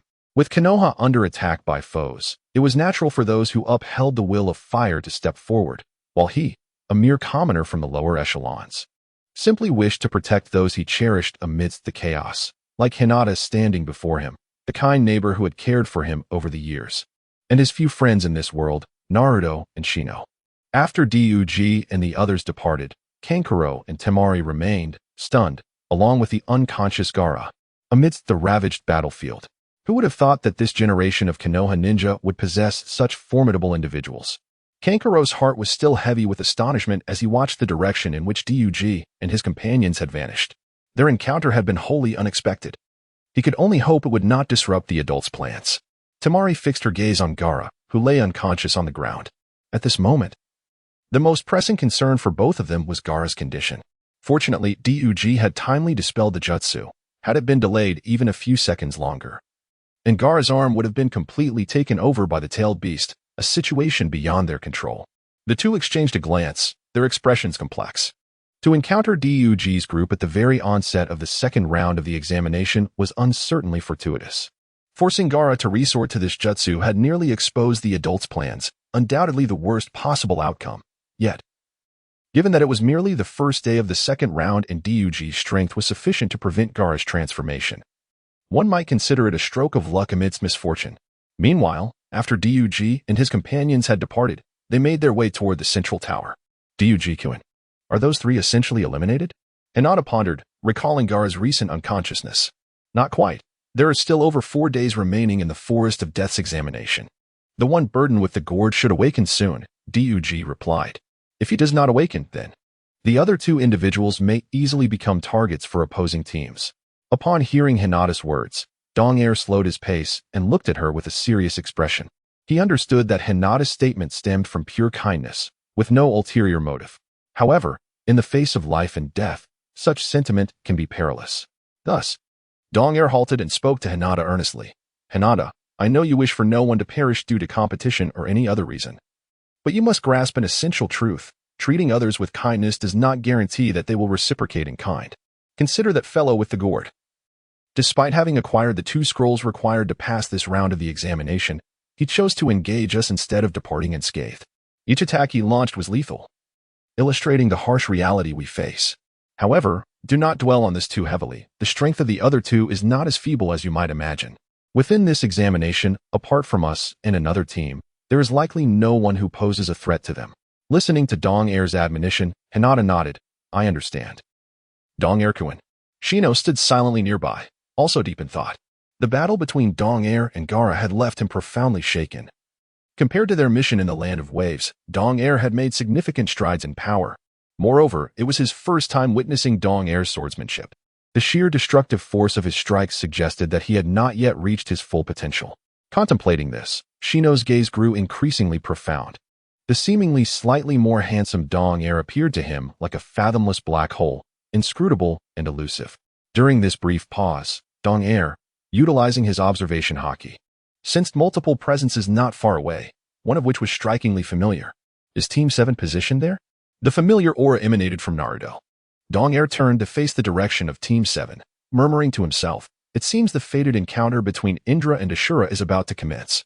The sudden actions of D-in aroused the curiosity of Hinata and Shino. Hinata activated her Byakugan and gazed in the direction D-in was focused on. Over there. There were indeed 2 immense sources of chakra. The moment she activated her Byakugan, Hinata was met with a startling sight. Dian nodded slightly. The two colossal chakra signatures Hinata spoke of belonged to Orochimaru, who was disguised as a ninja from the hidden grass village, and Naruto from Team 7. Dian was acutely aware of the situation Team 7 was currently facing. Orochimaru coveted Itachi's body, but due to Itachi's overwhelming strength, he shifted his target to Sasuke. During the Nin exam's second phase in the Forest of Death, Orochimaru would leave a curse mark on Sasuke, while also being ambushed by the trio of Ino, Shikamaru, and Choji. Dian, should we head over? Shino looked at Dian, who appeared somewhat hesitant. Indeed, Dian was in a state of inner turmoil. He recalled the words spoken by Kurenai shortly before the second phase of the Nin exam commenced in the Forest of Death. A few hours earlier, Kurenai had summoned Dian to the rooftop, where they had previously engaged in two lengthy discussions. Did you call me over for something, Kurenai-sensei? He inquired. Knowing that the afternoon marked the commencement of the second round of the Nin exam, and Kurenai's request for a private conversation surely pertained to the exam. Long time no see, Dian, Kurenai said. Her gaze fixed solemnly upon him as she began to speak. I understand the Nin exam is merely a formality for you. And the same goes for Hinata and Shino. At this juncture, Kurenai's words faltered. Dian did not interject, having surmised her intended message. He simply gazed at her in silence. As expected, Kurenai shifted her tone, speaking earnestly. What I mean is, if possible, Dian, while ensuring your own safety and that of Hinata and Shino, it would be appreciated if you could lend a helping hand to your classmates. Kurenai's expression was one of tentative expectation as she looked toward Dian. Unfortunately, the silver-haired youth, whose intellect far surpassed that of his peers, maintained an expression devoid of emotion. Kurenai continued, I realize this request may be excessive, but before she could finish her explanation, Dian interrupted with a wave of his hand. I understand, Kurenai-sensei. I will weigh my options. Taken aback by Dian's prompt response, Kurenai was momentarily at a loss, having anticipated a refusal based on her observations over the past year. If there is nothing else, I will take my leave now, Kurenai-sensei, Dian said as he slowly rose to his feet. Kurenai, still processing his words, nodded absently as she watched Dian depart. These memories flashed through Dian's mind, but he quickly pulled his thoughts back to the present. Team 7 would indeed encounter significant challenges in the Forest of Death, yet they would overcome them one by one. Moreover, following the acquisition of the 10 of Heaven curse mark powers from Orochimaru, Sasuke's strength would undoubtedly see a significant enhancement. Perhaps refraining from interference would indeed be the wisest course of action. Dong Er murmured to himself. If it were merely the 3 insignificant members of the Sound Village, it would be manageable. However, before reaching a certain threshold of power, Dong Er was reluctant to take the risk of confronting one of the legendary Sannin, Orochimaru, at this juncture. Even with the support of the system, the sin of greed class ability granted him an almost immortal existence. Yet, mere immortality bore little distinction from servitude. Orochimaru was notorious throughout the Naruto world as a mad scientist, perpetually in pursuit of the secret to eternal life, particularly fascinated by the cells of the first Hokage, Hashirama Senju. The thought sent a shiver down Dong Er's spine. Was not his own ability derived from the sin of greed strikingly akin to that of Hashirama's cells? If anything, it might even surpass it. With such a comparison, it was inevitable that Orochimaru would take an interest in this ability. Should he find himself unable to withstand Orochimaru's might and be captured for research, it would be a fate far worse than death. Alas, Hinata, Shino, let us proceed directly. After a moment, Dong Er shook his head, intending to abandon the idea of aiding Team 7. Yet, before he could utter the words Central Tower, he suddenly froze in place, his voice abruptly silenced. A notification window appeared in his mind. System notification. Congratulations, host. You have triggered a special achievement task. Current unfinished special achievement task. 1 rescue team, 7 in distress. Goodness. Upon seeing the system's notification, Dong Er's face darkened. It seemed that after all his deliberation, the decision to disregard these troublesome matters had been in vain. At that moment, all he wished to do was exclaim, "You crafty system." This was clearly compelling him to become embroiled in the fateful struggle between Ashura and Indra. Dong Er-kun. Dong Er-kun. Hinata called out repeatedly, pulling Dong Er back to reality. Are we heading directly to the Central Tower? Shino inquired, pushing up the sunglasses on his nose. Dong Er languidly glanced at Shino. Go to the Central Tower? What need is there for that? If they've entered there now, what of the system's achievement? Let us see what lies ahead, That should be where Team 7 is located. Dong Air promptly made his decision. Even if faced with Orochimaru, he would fight with all his might. Hinata and Shino exchanged glances, nodding in agreement, and together, the three of them swiftly made their way toward Team 7. Meanwhile, as Dong Air and his companions journeyed, Naruto's Team 7 found themselves ensnared in an unprecedented crisis.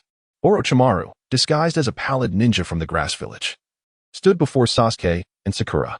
With a dark expression, Orochimaru fixed his gaze upon the vigilant Sasuke and Sakura. Oh my, let me guess. You seem to possess the Ten of Heaven. Do you wish for this earth scroll in my possession? Orochimaru's sultry tone sent chills down their spines. Immediately, under the astonished gazes of Sasuke and Sakura, the disguised Orochimaru slowly extracted the earth scroll from his possession. His tongue, reminiscent of a serpent's flickering tongue, coiled around the scroll before he swallowed it whole. Let us commence, he declared. Put your lives on the line and vie for the scroll.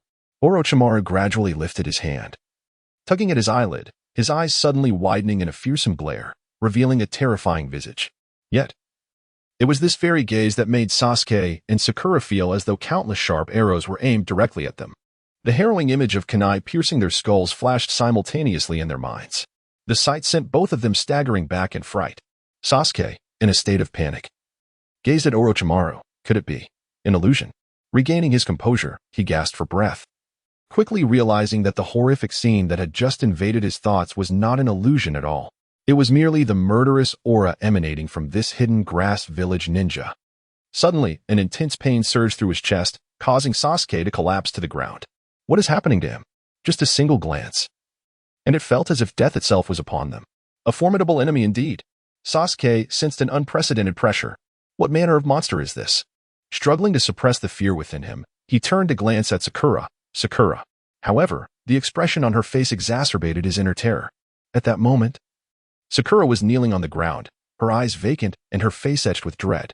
Her body trembled uncontrollably as she supported herself with trembling hands. Damn it! Being of the same caliber as the renowned genius, Du Air, Sasuke quickly regained his calm. Given the current situation, their only option was to flee. If they continued like this, death awaited them. Meanwhile, not far from Sasuke and Sakura, a colossal serpent, measuring several dozen meters in length, had consumed Naruto whole. Damn it! Spit me out. Inside the serpent's belly, Naruto was pressed against the stomach wall, unable to move. No matter how he jabbed or struggled with his kunai, he could inflict no harm upon the giant beast. Watching the rice balls disintegrate in the pale yellow liquid, Naruto suddenly grasped the gravity of the situation. They're dissolving? If this continues, I will end up like those rice balls, reduced to nothing but bones. Before Naruto could devise a means of escape, the serpent's stomach began to churn, and he was helplessly drawn downward along the slick wall of its belly. At that moment, Du Air and his companions arrived, following the chakra sensed by Hinata. Du Air, what an enormous snake! Hinata gasped upon seeing the massive serpent slithering below. It appeared that something was trapped within the belly of the beast. At that instant, Shino detected the anomaly in the serpent's abdomen. Hearing this, Hinata decisively activated her Byakugan to gaze upon the enormous serpent. Within the belly of the colossal serpent lies a surge of chakra. There is someone inside.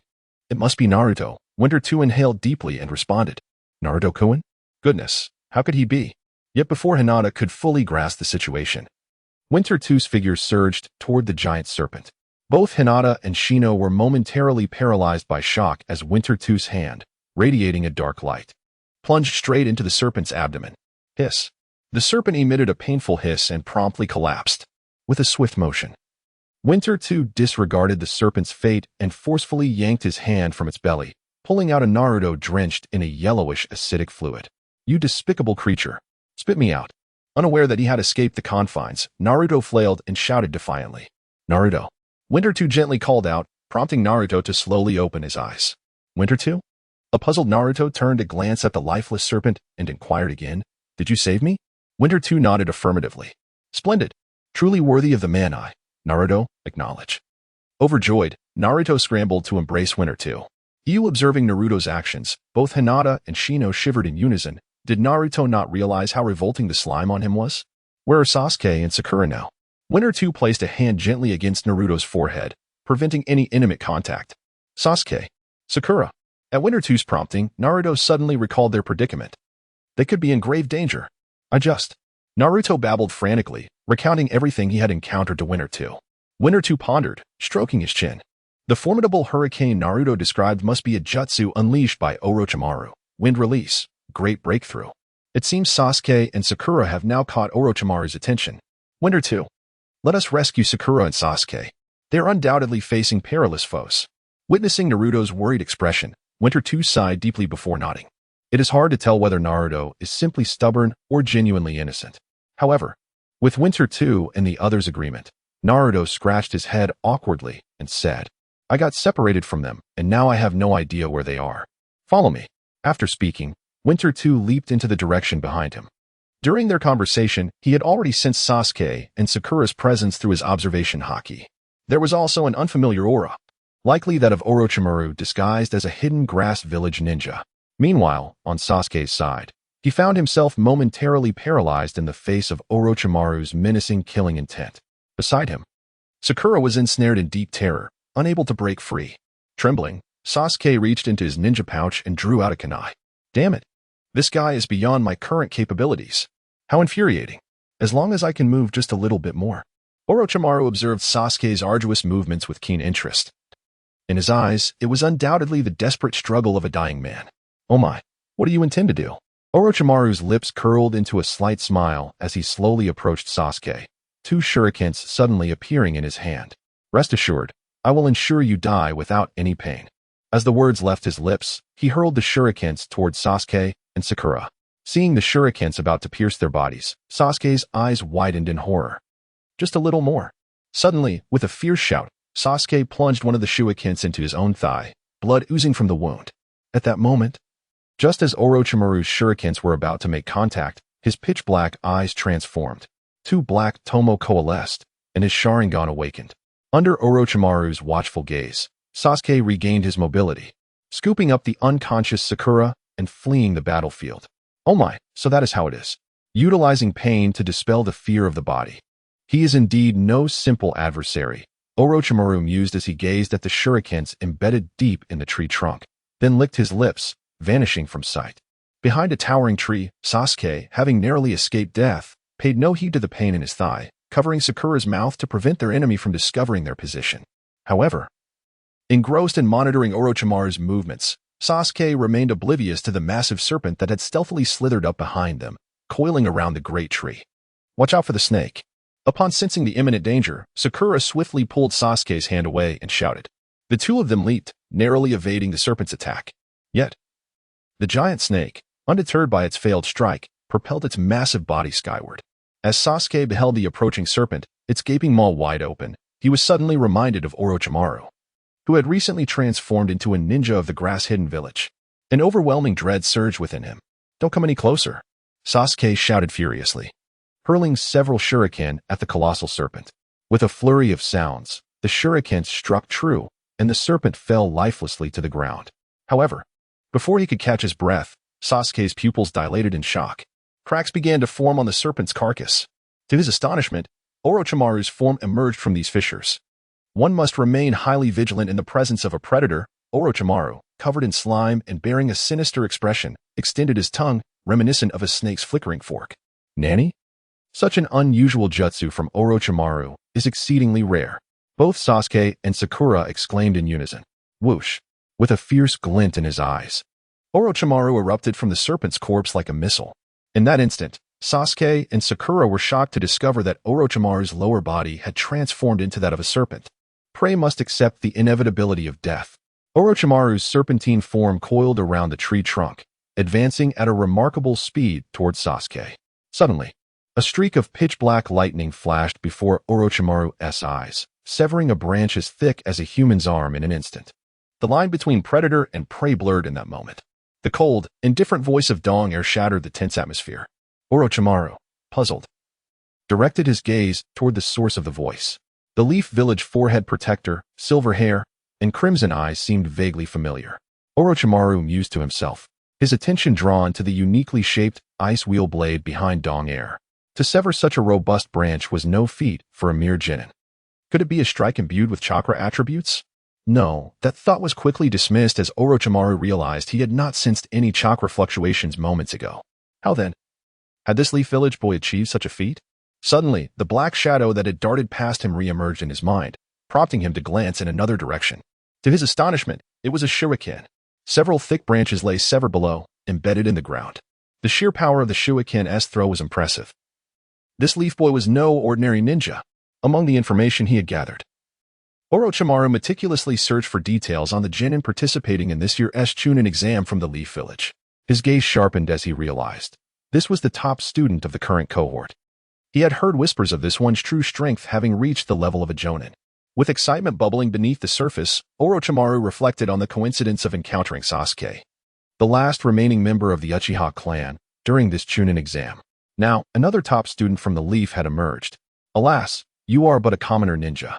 Otherwise, you would make for a far superior vessel, he mused to himself. His interest in Dong Air had already peaked when he first received intelligence about him from Kabuto. However, Dong Air's lack of any bloodline augmentation rendered his pure talent of little use to Orochimaru's scientific ambitions. In contrast, the presence of Sasuke before him felt like an unexpected delight. The moment Sasuke activated his Sharingan, Orochimaru had clearly identified his target. Long time no see, classmate. I'm so glad you could make it. Upon seeing Dong Air and Naruto's arrival, Sakura exclaimed with excitement, as if she had spotted a beacon of hope. Wonderful.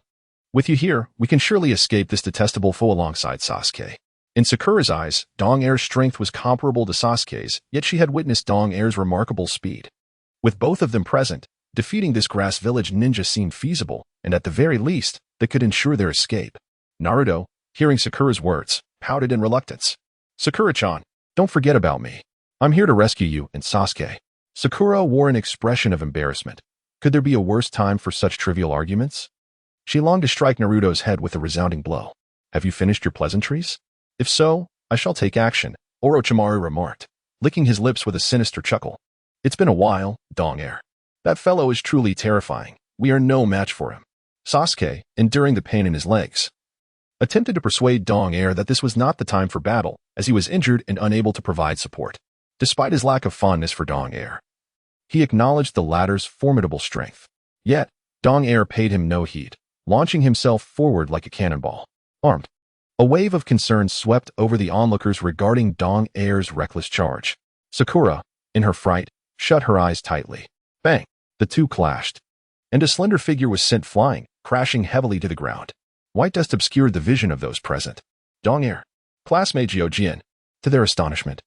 As the dust settled, Dong Air stood unharmed upon a branch, his right hand transformed into a pure black. Orochimaru, who had fallen to the ground, appeared to be unresponsive after receiving a punch infused with Dong Air's armed haki. Could it be a success? Sasuke stared incredulously at the motionless Orochimaru below. How infuriating. Was the gap already this vast? That was merely a single punch. However, Dong Air perched on the branch did not share this sentiment. Despite not holding back with that punch, he did not believe that a simple physical attack could have any significant effect on Orochimaru. As predicted, the previously motionless Orochimaru began to writhe grotesquely. Suddenly, a head emerged from his own mouth, followed by Orochimaru shedding his old body like a snake molting its skin. Hinata and Sakura, being girls, instinctively covered their mouths in shock at the horrifying scene. It seems your prey is somewhat different from theirs. How intriguing. Orochimaru, now possessing a new body, spoke with a cruel grin. How despicable. You shall taste the power of Naruto Uzumaki. Without warning, Naruto let out a deafening shout and charged at Orochimaru. Without any forewarning, Naruto struck.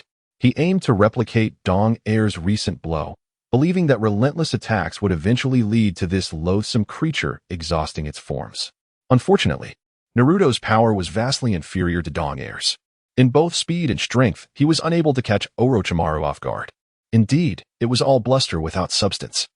There was no storm. Before Naruto could even reach Orochimaru, he was ensnared. The serpent-like lower half of Orochimaru tightly coiled around Naruto. Let me go. How dare you? I shall confront you head-on. Naruto, rendered utterly immobile, could not resist uttering such defiant words. Orochimaru cast a fleeting glance at Naruto, disregarding him entirely, and instead focused his attention on Ryuji and Sasuke. However, moments later, he unexpectedly turned his gaze back to Naruto. Orochimaru sensed something peculiar about Naruto's chakra. After a brief investigation, a smile gradually spread across his face. It seemed that his decision to infiltrate the Forest of Death had proven wise. An ordinary ninja with strength rivaling that of a Jonin, a prodigy from the Uchiha clan. A Jinchuriki harboring the Demon Fox, and members of the Hyuga and Yamanaka clans. This venture would yield substantial rewards. I wonder what expression Sarutobi-sensei would wear upon discovering that his new generation perished in this forest, Orochimaru mused darkly. Aside from Sasuke, whom he deemed a somewhat suitable vessel, he harbored murderous intentions towards the others. Do you wish to kill me? Dug replied coldly. Once, someone spoke similar words to me. I later erected a tombstone for him. Such arrogance. Orochimaru dismissed Naruto with a flick of his wrist and instantly transformed into a shadow, darting through the forest with remarkable speed. That fool Naruto. Sasuke lamented, recalling Naruto's recent actions. He swiftly leaped into the air, forming hand seals as he targeted the area through which Orochimaru had vanished. Fire style, Phoenix Fire Jutsu. A tremendous surge of chakra coalesced within Sasuke's core and erupted from his mouth, unleashing countless fireballs upon the area before him. With a swift motion, Orochimaru expertly evaded Sasuke's ninjutsu while simultaneously forming hand seals of his own. Wine style, great breakthrough. A powerful gust of wind surged towards Dug and his companions. Dug, having anticipated this assault, utilized the Flying Thunder God technique, whisking Hinata and Shino away from the impending attack. Sasuke and Sakura also evaded to the side. Observing Dug's technique, Orochimaru felt an eerie sense of familiarity wash over him. Suddenly, a flicker of hatred ignited within his cold, serpentine eyes. The Flying Thunder God technique? This silver-haired brat is employing the Flying Thunder God technique? The image of Minato Namikaze incessantly materialized in Orochimaru's mind, transforming his initial ire into an all-consuming rage. Why had he departed from Konoha to establish Otogekyure? It was precisely because Sarutobi Hiruzen, during the selection of the fourth Hokage, had chosen Minato over him, his own disciple. Orochimaru let out a chilling laugh as he surged toward Dug. Stay here, do not concern yourselves with me. Dug instructed Hinata and Shino before darting in another direction. Orochimaru, however, had locked onto his presence, relentlessly pursuing him regardless of Dug's evasive maneuvers. The two of them, one in pursuit of the other, gradually distanced themselves from the original battleground. In the Forest of Death, at a clearing. After a prolonged chase, Orochimaru began to regain his composure, maintaining a standoff with Dug at a distance of several meters. He could distinctly sense that the silver-haired youth before him seemed intent on maintaining this distance, deliberately steering him away from his previous position. If the boy wished to flee, he could effortlessly employ the Flying Thunder God technique to escape with his burdens, yet he refrained from doing so. You have led me here without taking action. What is your true intention? Even the astute Orochimaru found himself perplexed by the motives of Winter 2. Winter 2 slowly drew the Ice Wheel Maru from behind, grasping it firmly. You should have realized from our earlier encounter that you cannot kill me. Orochimaru chuckled softly, fixing his gaze on Winter 2. I must admit, I am still somewhat baffled. The rules of this examination permit killing. I acknowledge your strength, yet you chose to strike at me without absolute certainty, did you not? Before Winter 2 could respond, Orochimaru continued. However, since you have opted for confrontation, what purpose do you have in bringing me here? Noticing Orochimaru's reluctance to escalate the conflict, Winter 2 replied with a smile, I have my reasons for taking action. I care not for your intentions regarding Sasuke, nor do I concern myself with your clandestine schemes. I merely hope that after you accomplish certain tasks, you will withdraw from this examination. I suspect you too would prefer that certain matters remain undisclosed to the higher-ups in Konoha, would you not? Winter 2's words detonated in Orochimaru's mind like a thunderous bomb. He stared at Winter 2 in shock. Had his plans with Tsunagakure been exposed? Yet, upon further reflection, he found something amiss, if they had indeed been uncovered. How could Konoha permit the Sound Village ninjas to participate in this Chunin exam? Even under the guise of official reasoning, they would be barred from entering the village. But how could this silver-haired boy possess such knowledge? And why did he imply that he had no intention of reporting to Konoha's higher echelons? It seemed that pursuing this line of inquiry would yield little fruit. Orochimaru, regaining his composure, mused aloud. I am curious about one thing. Your prowess far surpasses that of an ordinary jonin. Is there truly a need to save those fools? Why not join my ranks instead? Having witnessed Winter 2's strength and cunning, Orochimaru was evidently intrigued by the prospect of his allegiance. Is this an invitation? Winter 2 countered. Orochimaru nodded. I decline. Orochimaru replied. It appears you share some traits with that old fool Sarutobi, stubbornness. I hope you will reconsider your words. I am not like him, a mere schemer. Winter 2's expression darkened. Regardless of your future intentions, should you threaten those I hold dear, I will not hesitate to confront you with all my might. With that, Winter 2 brandished the ice Hyōrinmaru, the glint of its blade sending an involuntary shiver through Orochimaru. You are indeed an intriguing individual. We shall meet again. After conversing with Winter 2, Orochimaru lost interest in the examination and prepared to depart. Wait, Winter 2 called out. Some matters are best settled thoroughly. Upon catching sight of the ninja headband affixed to Dong Air's forehead, Orochimaru instantaneously comprehended the situation. My interest in you has grown exponentially, he remarked. With that, Dong Air brandished his sword towards Orochimaru. A spray of crimson erupted, and Orochimaru fell to the ground. Yet, akin to their previous confrontation, a transformed version of Orochimaru emerged from the corpse, turning away to depart. Chapter 51. The appearance of the Sound Ninja Trio. As Dong Air and his companions engaged in battle with Orochimaru, the patrolling ninjas of Konoha discovered the lifeless bodies of 3 ninjas from the grass village at one of the entrances to the Death Forest, who had initially participated in the examination. They promptly notified the chief examiner overseeing this assessment, Mitarashi Anko.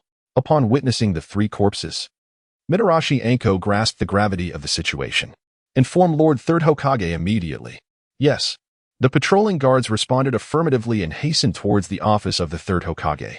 Meanwhile, Mitarashi Anko's gaze remained fixed upon the bodies on the ground, her brow furrowed, instinctively reaching to touch the mark on her neck. Upon receiving the news, the aged visage of the Third Hokage darkened, prompting him to rush to the site of the examination in the Death Forest. Lord Third Hokage.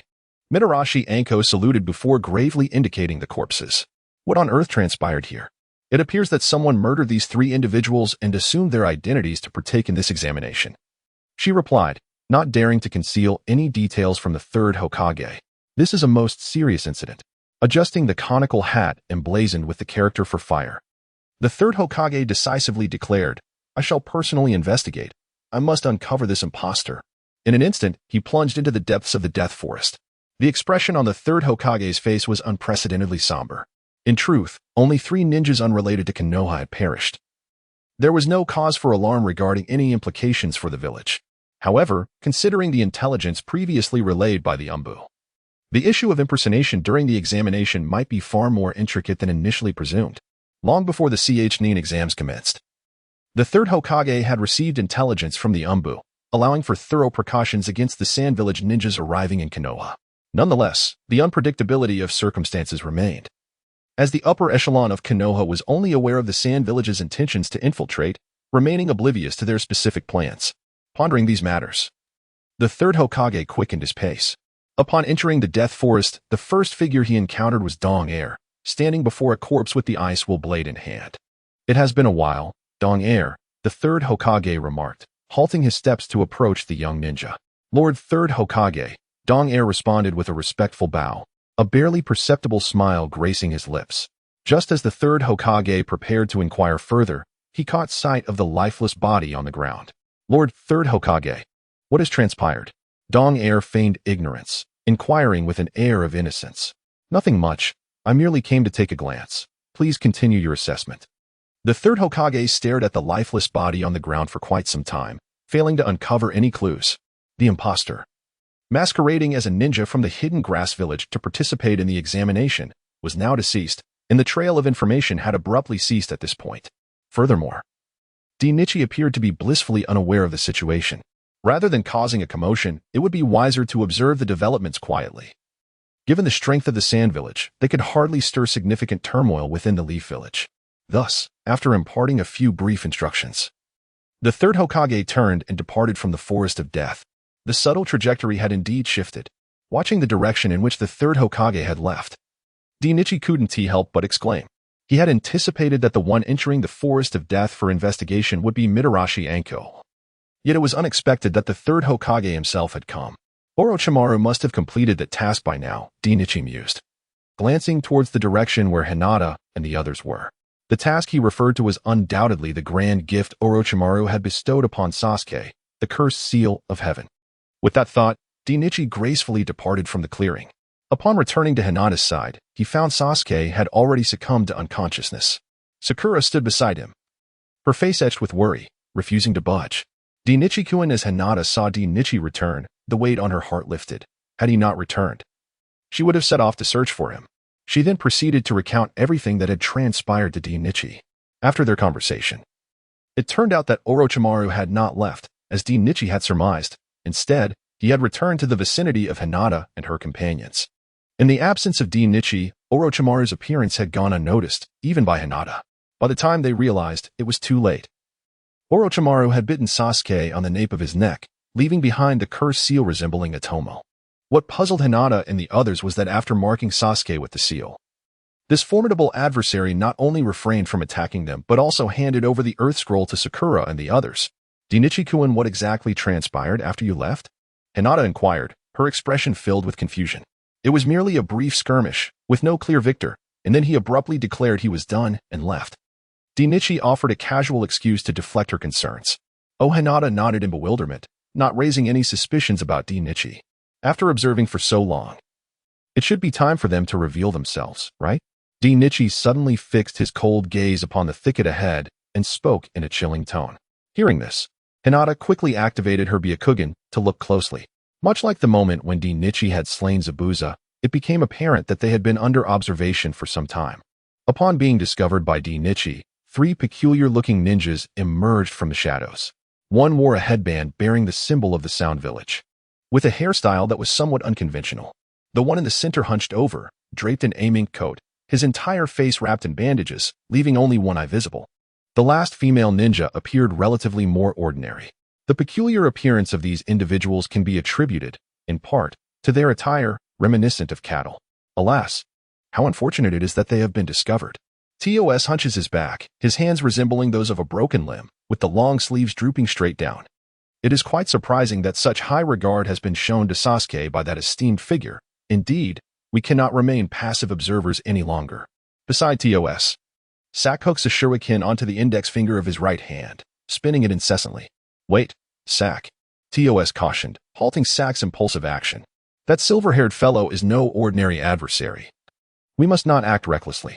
Throughout this exchange, Tusk's gaze remained fixed upon Dong Air.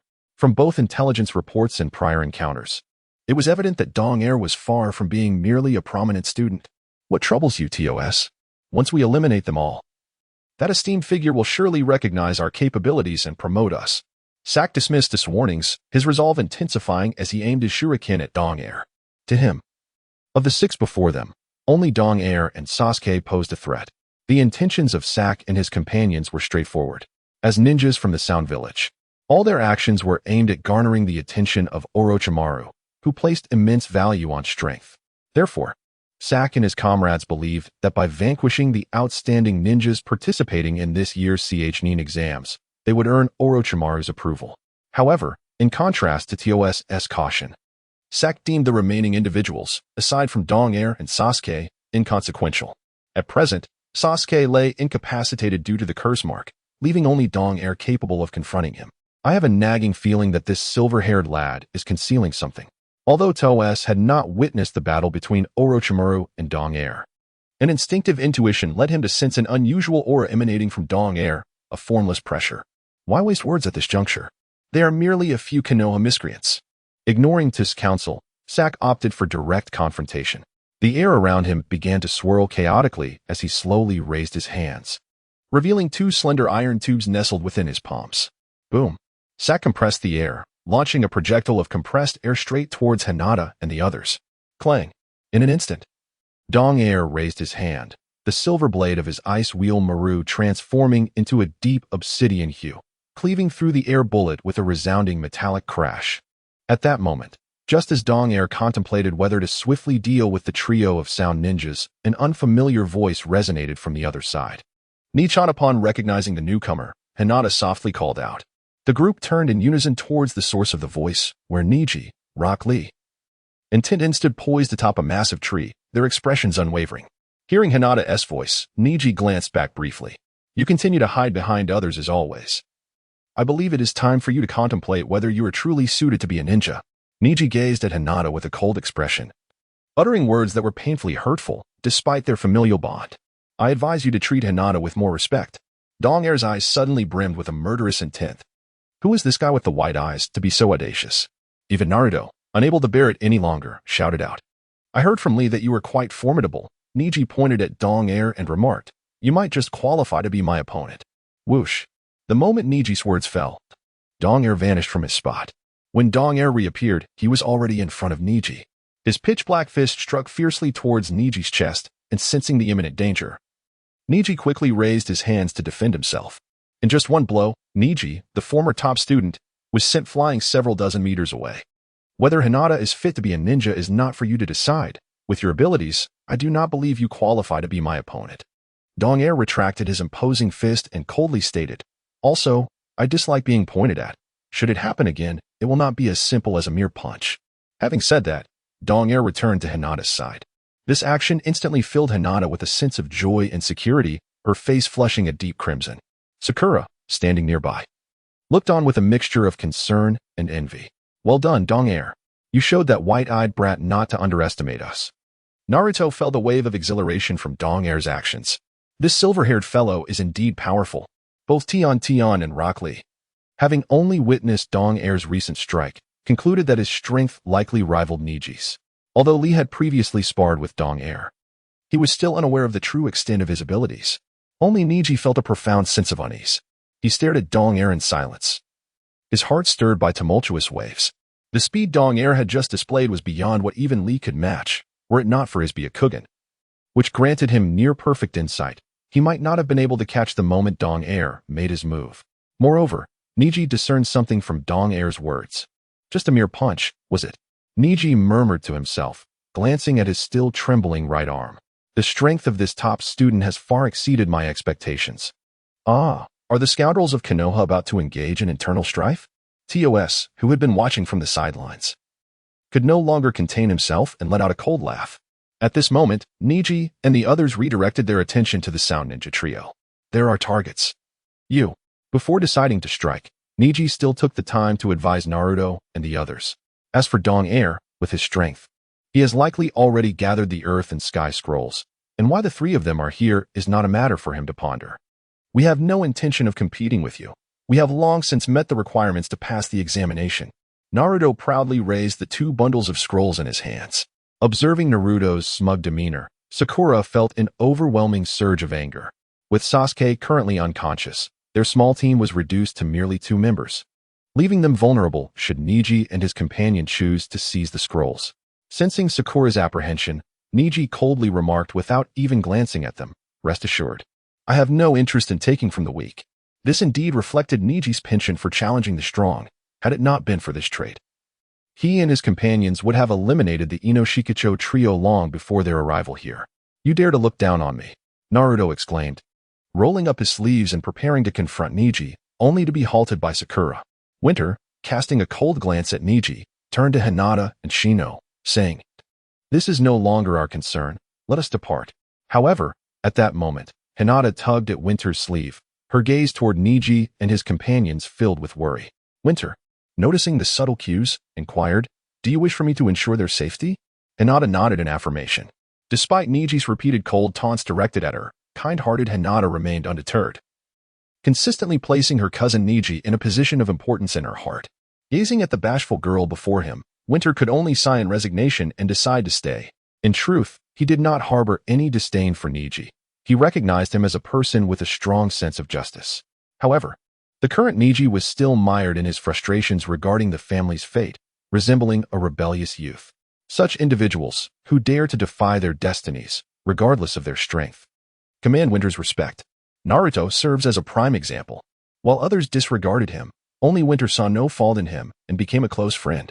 Though Winter understood that the trio from the Sound Village posed no threat to Niji and his companions, he chose to remain in accordance with Hinata's wishes. After all, the examination was still far from over, and the ranking in the second round held little significance for him. The titles of Genin and Chunin were but hollow names. Even a formidable ninja like Zabuza met his demise beneath the blade of his own ice. The so-called Chunin exams, organized by the 5 great nations, were merely tests of strength between the countries. In the final round of the examination, dignitaries from various nations would be in attendance. The Genin from each hidden village, fighting with all their might, were not merely vying for a Chunin position, they were also competing for the favor of surrounding nations and the commissions sent by various factions. In the world of Naruto, The strength of a nation equates to the strength of its hidden village. And the strength of the hidden village is defined by the power of its ninjas. The village that emerges victorious in this Chunin exam will naturally attract more commissions, which may even come from foreign lands. This is the advantage that the younger generation continuously enjoys. However, in Winter's eyes, all of this was merely a means for the higher-ups of each hidden village to solidify their own interest and dominance. What he needed to focus on now was how to elevate his power, as long as he could reach the pinnacle of strength in this world. No matter what unforeseen circumstances arose in the Fourth Great Ninja War, he would possess the absolute assurance of survival and be able to protect those he cherished. Returning to the present, the fierce battle between Niji, his companions, and the Sound Ninja Trio was on the verge of erupting. Toss and his allies did not regard Niji and the others with any seriousness. Observing from the sidelines, it became evident that the ninjas of Konoha were far from united. Before making a move, Toss could not resist taunting them. When confronted by the enemy, Niji and Winter shared a similar disposition. They would never waste breath when action could be taken. Only Naruto Uzumaki could truly wield the art of verbal combat effectively. 8 trigrams air palm. Niji launched a sudden assault, striking directly at Toss. The bandaged visage of Toss barely concealed his astonishment. He had not anticipated such an abrupt attack from Niji. After deftly evading the strike, Toss perched himself atop a massive boulder, tilting his head to scrutinize Niji and his companions. "Oh dear, what a temper you have.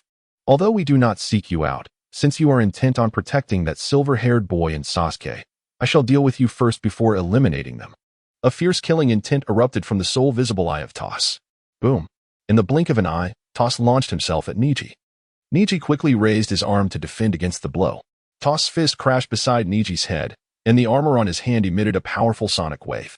Ugh! A pained scream escaped Niji's lips. Niji, Tenten, and Lee shouted in concern. Hinata, too, anxiously grasped Winter's sleeve. Although she remained silent, Winter sensed her unease. "Fear not, Hinata. I will intervene if the situation becomes dire," Winter reassured her, patting her delicate hand. Deep down, Winter was acutely aware that Niji's strength far exceeded this challenge. Toss alone was no threat to him. At that moment, Naruto shouted, "That guy with the Byakugan, you must defeat that villain from the Sound Village." Despite his personal grievances against Niji, Naruto's objective remained aligned in the face of a common enemy. "Don't need to tell me twice." Niji adopted the signature gentle fist stance of the Hyuga clan, his gaze resolute. Toss smirked once more, preparing to charge at Niji again. Observing this, Lee and Tenten readied themselves to assist Niji. "Your opponents are us." Before Lee and Tenten could engage, Toss' allies, Zack and Jean, intercepted them. "Lee, do not underestimate them," Niji cautioned before charging at Toss. Lee nodded, recognizing that this adversary was not to be taken lightly. It would be a display of disrespect to falter in the face of death. Upon observing Xiao Li's attention drawn towards Niji, the arrogant and conceited Zack broke into a wide grin, extending his palm to unleash an air cannon. Xiao Li swiftly evaded the attack. At this stage, Xiao Li had attained a certain level of proficiency in physical combat, allowing him to easily dodge such speed-based assaults. Konoha Whirlwind. After narrowly avoiding the strike, Xiao Li did not remain idle. He dashed towards Zack with remarkable speed, executing a sweeping kick aimed at his opponent. A sharp crack echoed as Zack's right arm fractured under the force of the Konoha Whirlwind, which he had attempted to block. "Do not let your guard down, Zack." Torse, having exchanged a few moves with Niji, spoke gravely. From their brief encounter, he discerned that Niji and his companions were not mere luck-driven ninjas who had entered the second round of the examination. "They are stronger than I anticipated. It seems this battle will not lack excitement." Despite losing an arm, Zack laughed rather than grew angry, seemingly possessed by an insatiable thirst for combat. It was evident that they harbored a strong obsession with defeating Niji's team before turning their attention to Sasuke and Dong Air. As ninjas from the Sound Village, nothing thrilled them more than gaining Orochimaru's approval. Zack raised his left hand once more, firing an air cannon while simultaneously leaping high into the air, launching several shuriken in the direction of the air cannon. "Be careful." Tion, witnessing the potential danger Xiao Li faced from this expansive attack, hastily unfurled a scroll. Countless blades erupted from the scroll, deflecting all the shuriken. "You seem quite at ease," Tion remarked as she supported Xiao Li, but soon, a sound of jingling bells disrupted her focus. Jean had appeared behind her without her noticing. "You're finished." Several Sanban needles emerged from Jin's hand, aimed directly at Tion's back. Tion, Xiao Li, having evaded Zack's attack, shouted loudly. Just as Niji, having repelled Tor's, also cried out, "Be cautious." Jean wore a sinister smile, as if she could already envision the Leaf Village ninja with two pigtails meeting her demise at the tips of her senbon. However, she underestimated the swiftness of Xiao Li and Ningji. Both, having extricated themselves from danger, charged towards Tian Tian just as Jin's senbon were about to pierce her. Sensing the imminent threat, Jin's expression shifted to one of alarm. She quickly withdrew her hand, performing a body flicker to evade the strike. Tian Tian was thus saved, hastily retreating to safety. Yet, the trio of Ningji faced the trio from the Sound Village. Complacency and teamwork was unwarranted. Tian Tian's peril captured the entirety of Xiao Li and Ningji's attention, causing them to completely overlook Sak and Tors lurking nearby. There is an opening. Sak and Tors cackled as they charged towards the spot where Jean had just been, their sights set on the lives of Ningji and Xiao Li. This is bad. Ningji, who had just rushed towards Jean, suddenly found himself in a state of alarm. Faced with the onslaught of Tors and Sak, although he could pivot to defend himself, in such a hurried moment, he would inevitably expose some unguarded vulnerabilities. While he may not be killed outright, injury was an unavoidable consequence. The same could be said for Li. In the current situation, Li was also eager to impress Sakura. Thus, every punch he threw and every kick he launched was imbued with tremendous force. Sak and Tors were formidable opponents, and coupled with their remarkable speed, Li found himself in a predicament akin to that of Niji. Prepare to perish. The arrogant Sak paid no heed to the distant figures of DG and the others, brandishing his kunai with reckless abandon, disregarding the fact that one of his arms was fractured as he charged directly at Li. Tors unleashed his full strength in a single strike, the armor on his arm emitting a piercing shriek, amplifying the power of his blow. Having encountered Niji moments earlier, he sensed that this Byakugan user was not to be underestimated. While Tors believed he could ultimately defeat Niji, he recognized that it would be a protracted battle. He was determined to seize any opportunity presented by the opponent's weaknesses. Damn it. Niji furrowed his brows deeply, quickly drawing his kunai to adopt a defensive stance, aiming to minimize the damage from Tors' assault. Niji, brother. Not far away, Hinata watched the unfolding battle with a face full of concern. Despite Niji's consistent disdain for her, she harbored genuine feelings for her cousin, a reflection of her kind-hearted nature. However, just as her worried words escaped her lips, DG vanished from sight.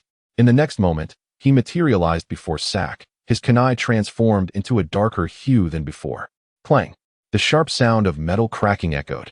Sak was sent flying, his kunai shattering in the process. As DG repelled Sak, he hurled two shuriken imbued with armament haki towards Tors, who sensed the impending peril and halted his assault, swiftly evading the projectiles. With DG intervening against the two from the hidden Sound Village, Li and Niji found a moment to catch their breath. Li regained his focus and turned to DG, ready to express his gratitude. But Niji's voice cut through, overpowering his words. We do not require your assistance. We can manage on our own. Niji steadied himself with one hand on the ground, his gaze resolute. Humph. DG smirked coldly. I am merely fulfilling a request. For him, whether to intervene or not bore no significance. The safety of his comrades from Konoha, the honor and dignity of the Leaf Shinobi, held no relevance to him. His intervention was solely in response to the request made by Kurenai Yuhi and the sight of Hinata's worried expression. Were it not for Hinata's unease, DG would have long departed. The two scrolls had already been gathered, the system's achievement task completed, and he could have led the members of Team 8 to the central tower to pass this assessment. It is precisely for this reason that Dong Air merely repelled TOS and Sak, refraining from delivering a lethal blow. If he so desired, it would take but a few breaths to eliminate the trio from the Sound Village.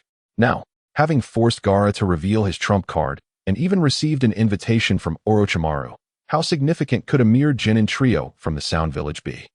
Dong Air's display of prowess astonished not only Niji and his companions but also the trio from the Sound Village. TOS and his comrades fixed their gaze intently upon Dong Air. They had gathered a rough understanding of the ninjas from Konoha participating in this Chunin exam, identifying three particularly formidable genin: Uchiha Sasuke, Jukian Dong Air, and Hyuga Niji. With all three now before them, the prospect of gaining Orochimaru's favor by eliminating them was undeniably enticing. However, the skills Dong Air had just exhibited instilled a profound sense of trepidation. Such speed was beyond their capacity to rival. What level of power could sever a kunai so effortlessly? Moreover, the kunai in Dong Air's hand, along with the color of the shuriken he had thrown, appeared distinctly different from their own. Could it be crafted from some specialized metal? The more TOS pondered, The more he felt something amiss, his lone visible eye narrowing slightly. Kin, Sack. TOS quickly raised his hand, calling out. The astonishment from Dong Air's earlier display still lingered in his pupils. This overwhelming pressure was something he had only previously felt from that esteemed individual. It was evident that this Dong Air was not to be trifled with. Furthermore, several other Konoha ninjas were present, including the formidable Jin and Niji Hyuga. Plans have changed. We must retreat, TOS decisively concluded. The current situation was unfavorable for them, and lingering any longer could prove disastrous. They were unaware of Dong Air's reluctance to engage. But even if they did, they would have little chance against the full-force trio of Niji. Retreat? Are we not going to eliminate that guy? Sack questioned, perplexed. With all of them present and Sasuke unconscious, it seemed to him the perfect opportunity to strike. Sack dismissed his caution, lacking the prudence that characterized TOS, and showed little concern for the formidable power Dong Air had just displayed. He even believed that TOS was overly worried about sustaining an injury that might impair their overall combat effectiveness, promptly asserting, even if I were to lose an arm, dealing with two opponents would still be more than manageable. Following this declaration, Sack flashed a confident smile. Sack, TOS exclaimed sharply, continuing, that fellow from Konoha, Dong Air, is incredibly strong. Now is not the time to engage him. As the leader of the Sound Village team, TOS possessed a discernibly different mindset compared to the arrogant Sack. He understood that to win Orochimaru's favor, one must accomplish feats that would leave the man astounded, thereby showcasing their true strength. The current situation has increasingly turned against them. Initially, they believed that the ninjas of Konoha, aside from Sasuke and Donger, posed little threat.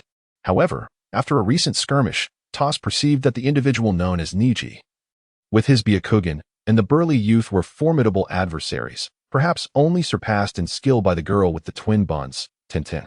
Defeating these three would likely require considerable time and effort. Moreover, could the other Konoha ninjas merely stand idly by? Clearly, that was not an option. The recent action taken by Donger served as an excellent example of this. To TOS' astonishment, Donger's strength might far exceed their expectations. If this stalemate continued, their chances of victory would dwindle to nothing. Merely a superficial threat. Once I deal with the burly youth, I shall eliminate him directly. Sack displayed an air of indifference, maintaining his arrogant demeanor. Upon hearing this, the usually reticent Jin surprisingly spoke up. He is quite powerful. I felt something unusual when he severed your kunai. Jin, even you say so. Sack was evidently taken aback by Jin's response. Let us proceed as I suggest. We shall temporarily retreat and seek an opportunity to deal with Sasuke and the others. TOS' gaze darkened as he resolved firmly. Reluctantly, Sack complied with TOS' command, for they were bound to follow Orochimaru's directives in this Chunin exam, should TOS' concerns hold any truth. Injuring themselves at this stage would not only preclude them from gaining Orochimaru's favor, but could also result in being discarded as expendable pawns. Konoha's ninjas, consider yourselves fortunate. The trio exchanged sinister smiles before vanishing into the depths of the forest, leaving behind Sack's disgruntled voice echoing, "You." Observing their escape, Lee felt a pang of dissatisfaction and attempted to pursue them, only to be halted by Niji. They are formidable opponents, Lee. Niji's expression was grave. He was not concerned about the trio's ability to defeat the Sound Village's trio, but rather had discerned their unique capabilities during his encounter with TOS. Their skills were unlike any ninjas he had previously encountered. Bells, sound waves, air compression, these unconventional combat techniques would not reveal their weaknesses easily. Since the matter has concluded, there is no need for us to linger here. Donga surveyed his surroundings before addressing Hinata and Shino. Let us depart. Hinata and Shino nodded, preparing to follow Donga. By the way, just before leaving, Donga seemed to recall something and halted. That be a Byakugan wielder. His voice caused Niji to momentarily stiffen, his expression tensing. If you do not relinquish the biases you harbor, your future growth will ultimately be constrained. Winter 2 did not look back, merely presenting his back to Niji. Sometimes talent and effort do not determine the height of your strength, but rather raise the lower limits of your abilities. Only a transformation in one's mindset can unveil an infinite array of possibilities for your future. Each word struck Niji's heart like a heavy hammer. What do you know? You guy. Niji's brows furrowed slightly, clearly displeased with Winter 2's audacious commentary. Perhaps I truly cannot empathize with you, Winter 2 conceded without countering Niji's sentiment. Allowing a moment of reflection to pass. In truth, he could have walked away without uttering a word to Niji. Yet, something compelled him to voice these thoughts, hoping Niji might awaken to a new understanding. Perhaps the memory of Niji's resolute sacrifice to protect Hinata and Naruto during the Fourth Great Ninja War stirred Winter 2's heart. Or perhaps it was simply his concern for Hinata. He wished for Niji to be liberated from the shackles of such obsession. I see you, Winter 2. I will remember you, Niji replied calmly, regaining his usual composure. He finally understood why Winter 2 seemed so aloof. It was his formidable strength that served as a foundation. For he too was a person of similar nature. I hope you can endure until the day you defeat me, Winter 2 remarked earnestly, turning to face Niji. After speaking, he departed with Hinata and Shino, heading towards the central tower. The implications of Winter 2's words were manifold, from a broader perspective. Niji was not the type of person Winter 2 despised, at least not the Niji of the future. As Hinata's cousin, Winter 2 did not wish to see him fall on the battlefield in times to come. Presently, the second round of the CH9 exams had been underway for a while, with many capable teams having secured their respective scrolls. The teams that lost their scrolls either faced annihilation or elimination. As time elapsed, the number of teams still carrying scrolls in the Forest of Death dwindled. Recently, Niji and his companions had missed the opportunity to seize the scroll from the Sound Trio, and they needed to hasten their search for other targets to succeed in the second round. In the depths of the Forest of Death, Winter 2 led Hinata and Shino as they sprinted against the wind. Shino, positioned at the rear, fixated on the silver hair of Winter 2 flowing in the breeze. Reflecting on the myriad events since they formed their team, he found this boy of their age increasingly inscrutable. After Winter 2 and his companions departed, Niji and his group also left, eager to gather both the Heaven and Earth scrolls. Their dignity did not permit them to act against Team 7, their fellow competitors. Had Uchiha Sasuke not fallen into a coma, Niji might have entertained the notion of confrontation.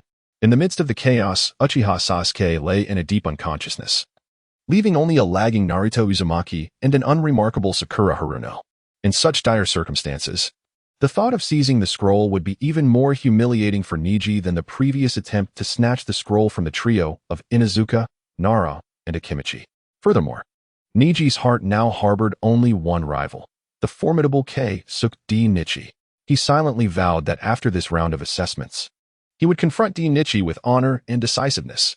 As D Nichi and Niji's respective teams departed, Naruto cradled his head, gazing longingly at the retreating figures of D Nichi and his companions, exclaiming, "That guy D Nichi is still as cool as ever." Indeed, one could not deny the immense strength of his classmate. Even Sasuke was unable to compare. Sakura echoed his sentiment, but soon cast a worried glance at the still unconscious Sasuke. "What are you saying, Sakura?" Naruto retorted, displeased by her comments. "That jerk Sasuke thinks he can surpass D Nichi? If you utter another word against Sasuke, I swear I'll take you down." Sakura raised her fist, threatening to retaliate. "I'm merely stating the truth," Naruto muttered, sulking, his voice fading to a whisper. Yet, amidst their quarrel, Naruto's gaze soon returned to Sasuke. "When would this guy awaken? Sakura, how about I carry him to the central tower?" Sakura appeared conflicted. The reason for Sasuke's unconsciousness stemmed entirely from the curse seal left by Orochimaru on his neck. Although moving the unconscious Sasuke posed certain risks, the sight of the seal previously manifesting and overtaking half of his body was far more concerning. With Sasuke's well-being in mind, Sakura was inclined to agree with Naruto's suggestion. Just as she prepared to speak, Sasuke, still lying on the ground, suddenly stirred. With a violent cough, he gradually opened his eyes. "Naruto." "Sakura." His voice was frail, but soon his pupils widened in terror as he sat up abruptly. "Rest assured, Sasuke, Orochimaru, and the others have already departed," Sakura quickly reassured him, patting his shoulder in comfort. Hearing her words, Sasuke's anxious expression began to ease somewhat. Nevertheless, the haunting image of Orochimaru's ghostly figure suddenly appearing behind him lingered in his mind, filling him with dread.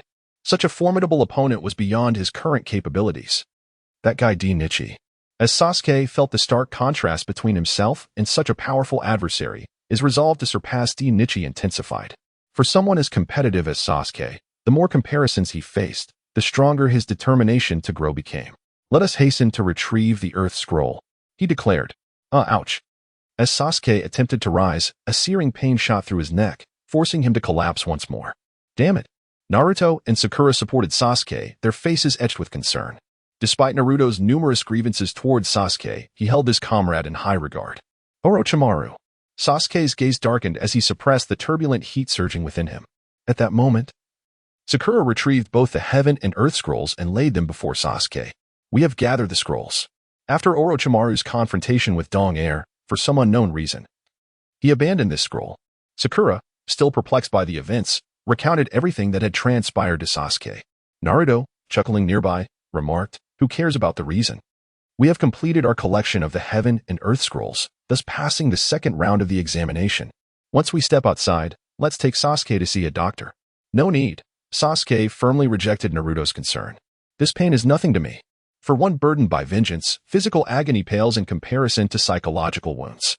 If he cannot endure such trivial discomfort, how could he ever seek retribution against the man who graduated from the Ninja Academy at 7 and conquered the Chunin exams alone at 10? Ultimately, Naruto and Sakura, unable to sway Sasuke, set the matter aside for the time being. After a brief respite, the trio made their way towards the central tower. Thus, half a day had elapsed since the commencement of the examination in the Forest of Death. Within the central tower, Dong-air, Hinata, and Shino entered a small room. Here, opening the ninja scroll would allow them to pass this round of the examination. Dong-air solemnly explained the rules of the Forest of Death.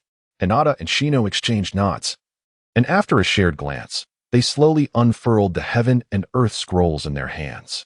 A colossal character for human materialized on the inner side of the scroll's white paper. "Human?" Hinata murmured in confusion. Shino furrowed his brow, uncertain of the examiner's intentions. Dong-air observed quietly from the side, making no move. If all went as expected, what awaited them next would be. Bang! Suddenly, a dense white mist erupted from the center of the scroll. "Body replacement technique?" Shino exclaimed, his brow still furrowed as he fixed his gaze upon the billowing mist. As the fog gradually dissipated, a familiar figure emerged before the trio. "Irika-sensei." Both Hinata and Shino gasped in astonishment. "My predictions were correct. The first group to pass this round of examination is indeed you three," Irika said with a satisfied smile as he approached them, his gaze settling on Dong-air. Even though Irika was aware of Dong-air's exceptional prowess, he anticipated that this group would be the first to pass the examination. However, their ability to gather both scrolls in such a brief span left him utterly astounded. In merely half a day, they had located the opposing team possessing the contrasting scroll and seized it from their hands. Even among many seasoned Chunin, it would be quite a challenge to achieve such feats. Of course, Irika was unaware that Dong-air and his companions had spent a considerable amount of time with Gaara, Orochimaru, and the Sound Trio. Had he known that they could pass the examination in less than an hour, he would likely have been rendered speechless in astonishment. The look of surprise on Irika's face did not linger for long. Once he regained his composure, he smiled warmly and congratulated them, saying, "Congratulations on successfully passing the second round of the examination." In contrast to Irika's enthusiastic excitement, Dong-air and Shino remained remarkably composed. With only Hinata displaying a hint of joy, they merely nodded slightly in acknowledgement of Irika's praise. The demeanor exhibited by the trio left Irika feeling somewhat awkward. Hinata was fine, but the reactions of these two fellows were rather subdued, he mused. To prevent any further awkwardness, Irika refrained from prolonging the small talk and activated a sealing technique to teleport Dong-air and his companions outside the examination venue. After all, only half a day had passed, and the trials within the Forest of Death would continue for a full 5 days. It was impractical to confine them in such a small, enclosed space. As the second round concluded, Hinata and Shino let out a brief sigh of relief. Prior to the examination, upon learning that the rules permitted killing and looting, both had expressed concerns about encountering formidable opponents. Their experiences that afternoon had certainly validated their apprehensions, particularly concerning Orochimaru. Even though their current strength surpassed that of most other participants, they still fell short in comparison to Dong-air. While Dong-air and his companions emerged victorious in the second round, significant changes occurred within the Forest of Death. The time taken by many teams to pass the examination was drastically altered due to Dong-air's presence. The seventh team, which had originally taken several days to acquire the Heaven and Earth scrolls, reached the central tower before nightfall, successfully completing this round. Naruto did not succumb to the temptation of peeking at the scrolls as he did in the original series, nor did he encounter Kabuto, who might have thwarted his actions that could have led to his elimination. Naturally, the team most affected was Gaara from Sunagakure. In his furious embarrassment following the confrontation with Dong-air, Gaara attempted to unleash Shikaku to eliminate him, only to be thwarted at the last moment. Not only did he lose consciousness, causing a delay, but he was also forced to relinquish the Heaven Scroll he had seized to Dong-air and his team. Upon learning that some had already passed the second round of the Forest of Death examination, the proctors were left in a state of astonishment. Within just half a day, 2 scrolls had been gathered. This year's candidates were indeed a hidden gem. 4.5 hours. This was astonishingly close to the previous record of 4 hours. This Chunin exam was shaping up to be quite intriguing. Another team has passed? Another from our Leaf Village? After being teleported out, Shino bid farewell to the 2 and returned home, while Hinata followed Dong Er along the path back to the Hyuga clan's territory. The evening glow gradually fades, leaving a lingering touch of crimson light that emanates its final radiance on the horizon. Hinata, walking alongside Winter 2, suddenly breaks the silence, expressing her desire to grow stronger. Today, once again, she bore witness to the battle between Winter 2 and Gaara, who displayed monstrous strength. Even Orochimaru chose to retreat after clashing with Winter 2. This scale of confrontation made Hinata acutely aware of the gap between her and Winter 2 in actual combat for the first time, instilling in her a sense of urgency. Hinata's dream has always been to remain by Winter 2's side, embodying the gentle and devoted wife. However, considering their identities as ninjas, such a dream seems a distant luxury. Therefore, she is determined not to become a liability for Winter 2 in their future ninja endeavors. She aims, at the very least, to not hinder his progress.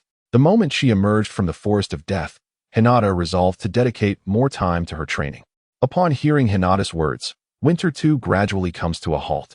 Turning to look at her, he finds her gaze unwaveringly resolute. The night breeze rustles through the streets of Konoha, and the rising silver moon casts its luminous glow upon them. Hinata's lavender hair dances in the wind, as Winter 2 gazes at the girl before him, who has blossomed into a curvaceous young woman. He feels a sudden flutter in his heart. At the same age, Hinata now bears little resemblance to her former self in the original narrative. The innocence and naivety have been replaced with a mature composure. Winter 2 gazes tenderly at Hinata for a long moment before raising his hand to gently caress her hair, speaking softly, "From now on, extend your training time. If you encounter any issues, you can find me by the lake, Hinata. While you train, remember to take care of your health. Do not worry about the future. I will always be here for you." After uttering these words, Winter 2 embraces Hinata, both feeling the warmth emanating from each other. Winter 2 deeply senses Hinata's desire to grow stronger. Initially, he never expected Hinata to reach her current level of strength. What he sought to change was merely her timid and fragile disposition. He understands that the challenges they face at present are but trifles compared to the trials awaiting them in the coming years. A kind-hearted person like Hinata will endure far greater suffering on the battlefield than the average individual. Yet, Winter 2 does not wish for her to struggle excessively. His relentless pursuit of strength is driven by the desire to protect those he cherishes. Winter 2's words and actions leave Hinata momentarily stunned. Each time she hears the phrase, "I will always be here," a profound sense of security envelopes her. Hinata's cheeks flush as she allows Winter 2's arms to encircle her waist, and before she realizes it, she rests her head gently on his shoulder. After returning Hinata to the Hyuga clan, Dong Er immediately made his way home. He had a crucial task to attend to. He removed his gear and placed the ice wool pill on the wooden table. System. Upon sitting down, Dong Er summoned the system panel with his mind. "Congratulations, host, for completing the hidden achievement rescue the 7th squad in crisis.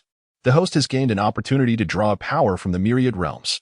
2 lines of striking text appeared on the soft blue screen before Dong Er.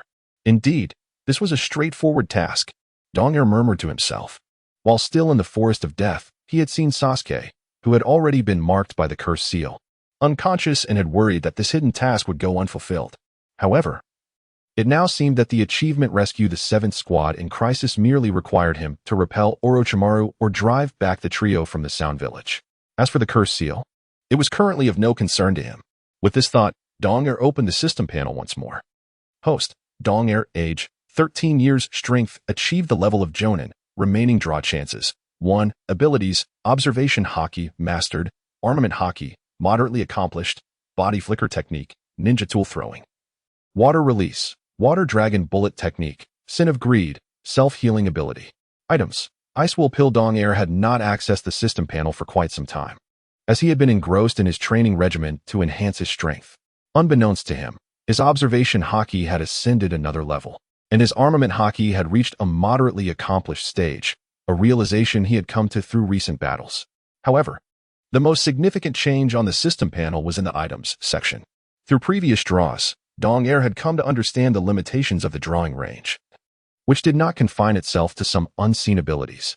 For instance, the Ice Will Pill, as the Zanpakuto of Toshiro Hitsugaya from Bleach. This freezing ability was acquired indirectly through the sword itself. However, Dong Air had yet to fully unlock the potential of the Ice Will Pill, and the path to its Shurkai remained unclear, as he had not yet sensed the presence of spiritual pressure. Gazing at the number in the remaining draw chances section, a slight smile graced Dong Air's lips. It was once again time for the much-anticipated draw. He wondered what new ability he would acquire this time. Dong Air was genuinely excited about the prospect of a new power.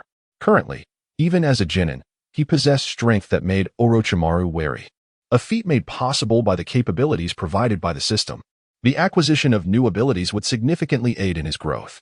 With this in mind, Dong Air slowly closed his eyes, mentally preparing to confirm his ability draw. As with previous draws, he suddenly felt the surrounding environment transform into a void of blinding white light. A vivid image, starkly different from the world of Naruto, suddenly materialized in my mind. A man with silver hair dressed in a gray striped knit sweater stood at the crossroads, leaning on an intricately designed staff. Surrounding him were numerous soldiers, fully armed, encircling him tightly. A gust of wind swept through, lifting his silver locks slightly, revealing a pair of crimson eyes. It was uncanny, almost too similar.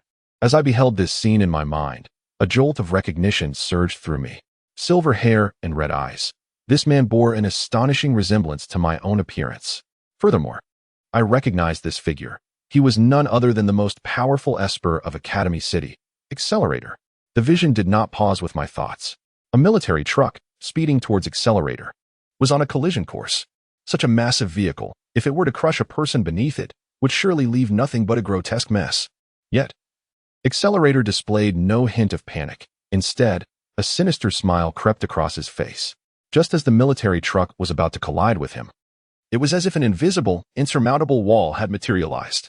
The front of the truck crumpled into a disc shape and was flung aside, crashing heavily to the ground and exploding with a thunderous roar. The armed soldiers surrounding the scene were rendered speechless by this astonishing spectacle, their eyes wide with horror. No. I could sense that the term horror was insufficient to capture the expressions on their faces. It was fear, terror, a vacant, deathly gaze as if they had encountered the Grim Reaper himself. You worthless scum, today I shall show you what true villainy is. Accelerator's chilling laughter echoed in their ears like a haunting specter, leaving an indelible mark of dread. Before the soldiers could fully comprehend the situation, Accelerator sprang into action. Bang, bang, bang. The dull thuds of bodies hitting steel and ground resonated continuously. Accelerator moved with blinding speed, pinning each soldier to the ground. Agonizing screams erupted in a cacophony, the soldiers convulsing as if struck by a high-voltage current. With maniacal laughter, Accelerator wielded his vector manipulation ability, reversing the feeble biological currents within their bodies. Soon enough, one by one, the armed soldiers began to foam at the mouth and roll their eyes back, devoid of any signs of life. The scene in my mind abruptly ceased. A brilliant beam of white light surged from Accelerator's body, breaking through the vision and suddenly manifesting before me, plunging into my forehead. Instantly, the imagery faded from my mind. Simultaneously, a crisp and melodious voice echoed in my consciousness once more. Ding! Congratulations, host, you have acquired a new ability, vector manipulation. The system's announcement sent waves of elation coursing through me. The ability of vector manipulation serves as the foundation for becoming the most formidable entity within Academy City. In physics, a vector is a quantity characterized by direction, encompassing various elements such as torque, velocity, momentum, and magnetic field strength. The true power of this ability lies in the fact that the wielder can manipulate the direction of momentum, electrical energy, light, and more through all vectors in contact with their body. With this capability, Winter 2 can control the vector direction of momentum and speed, thereby accelerating the throw of his tools.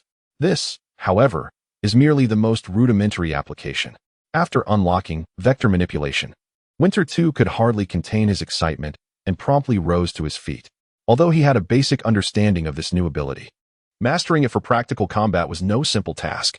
He slowly made his way to the backyard, eager to test the efficacy of his newfound power. Whoosh! With just a slight adjustment of this ability, he shot forth like a bolt from a crossbow. Bang! Due to his incomplete familiarity with vector manipulation, he crashed directly into a tree trunk in the backyard. How frustrating it is to be unable to halt my momentum. Winter 2 lamented. rubbing his forehead in self-deprecation.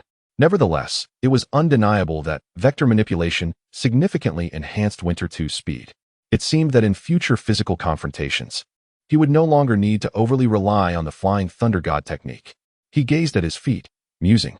Just like in the previous battles, to achieve a speed imperceptible to the naked eye, he had to utilize the flying thunder god technique. While this technique proved remarkably effective in combat, its activation conditions were rather challenging. At present, Winter 2's mastery of the flying thunder god technique had yet to reach the perfection of Minato Namikaze, as it also required a medium imbued with the technique as a point of support for teleportation.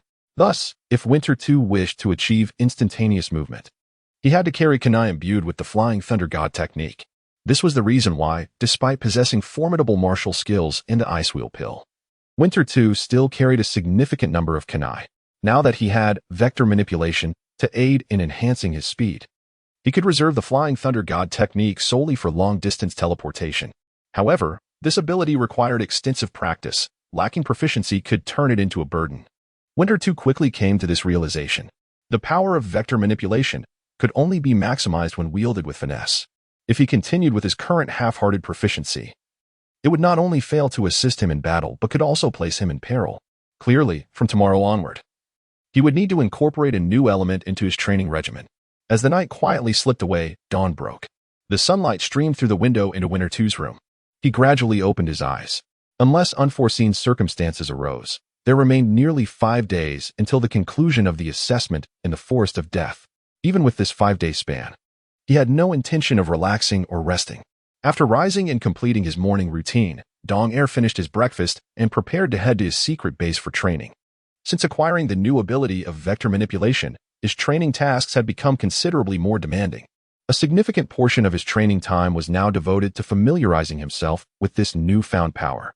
Fortunately, his mastery of observation haki had reached an extraordinary level, allowing him to compress the time required for that particular training. Donger-sensei, just as he stepped outside and had not yet rounded the first corner, he heard a familiar voice. Turning slightly and lowering his gaze, he found Hyōrinmaru looking at him with an expression full of excitement. This little rascal. How does he persistently appear? Donger-sensei, you promised me, as long as I passed the assessment, you would take me as your disciple. A ninja must not be one to break their word. Hyōrinmaru disregarded the exasperated expression on Dong Er's face, continuing to shout with enthusiasm. Dong Er looked at him with a sense of resignation. How did this kid find out that he had passed the Forest of Death assessment? Could it be that the third Hokage had informed him? Quickly dismissing this possibility, Dong Er concluded that no matter how closely the third watched him, he would not divulge such news to his young grandson. If it weren't the third, there was only one other possibility. Naruto Uzumaki. Dong Er rubbed his forehead, feeling a wave of frustration. The time taken by Team 8 and Team 7 to pass the Forest of Death assessment was merely a matter of minutes apart. Most likely, that boisterous Naruto had boasted to Hyōrinmaru about his own success during his celebratory display. Dong Er could easily envision Naruto, hands on his hips, giving a thumbs up while bragging. However, this did not daunt Dong Er. He was quite adept at wordplay. Regaining his composure, he bent down slightly, placing his hands on Hyōrinmaru's shoulders, and spoke earnestly. In truth, I do not intend to go back on my word. When I spoke of passing the assessment, I meant when I attained the title of Chunin. Rest assured, when that day comes, I shall give this matter serious consideration. Before he could finish his sentence, Dong Er suddenly exerted force through his legs. A powerful gust of wind surging beneath him. Donger-sensei. Before Hyōrinmaru could utter another word, Dong Er leaped away, vanishing from sight at an astonishing speed.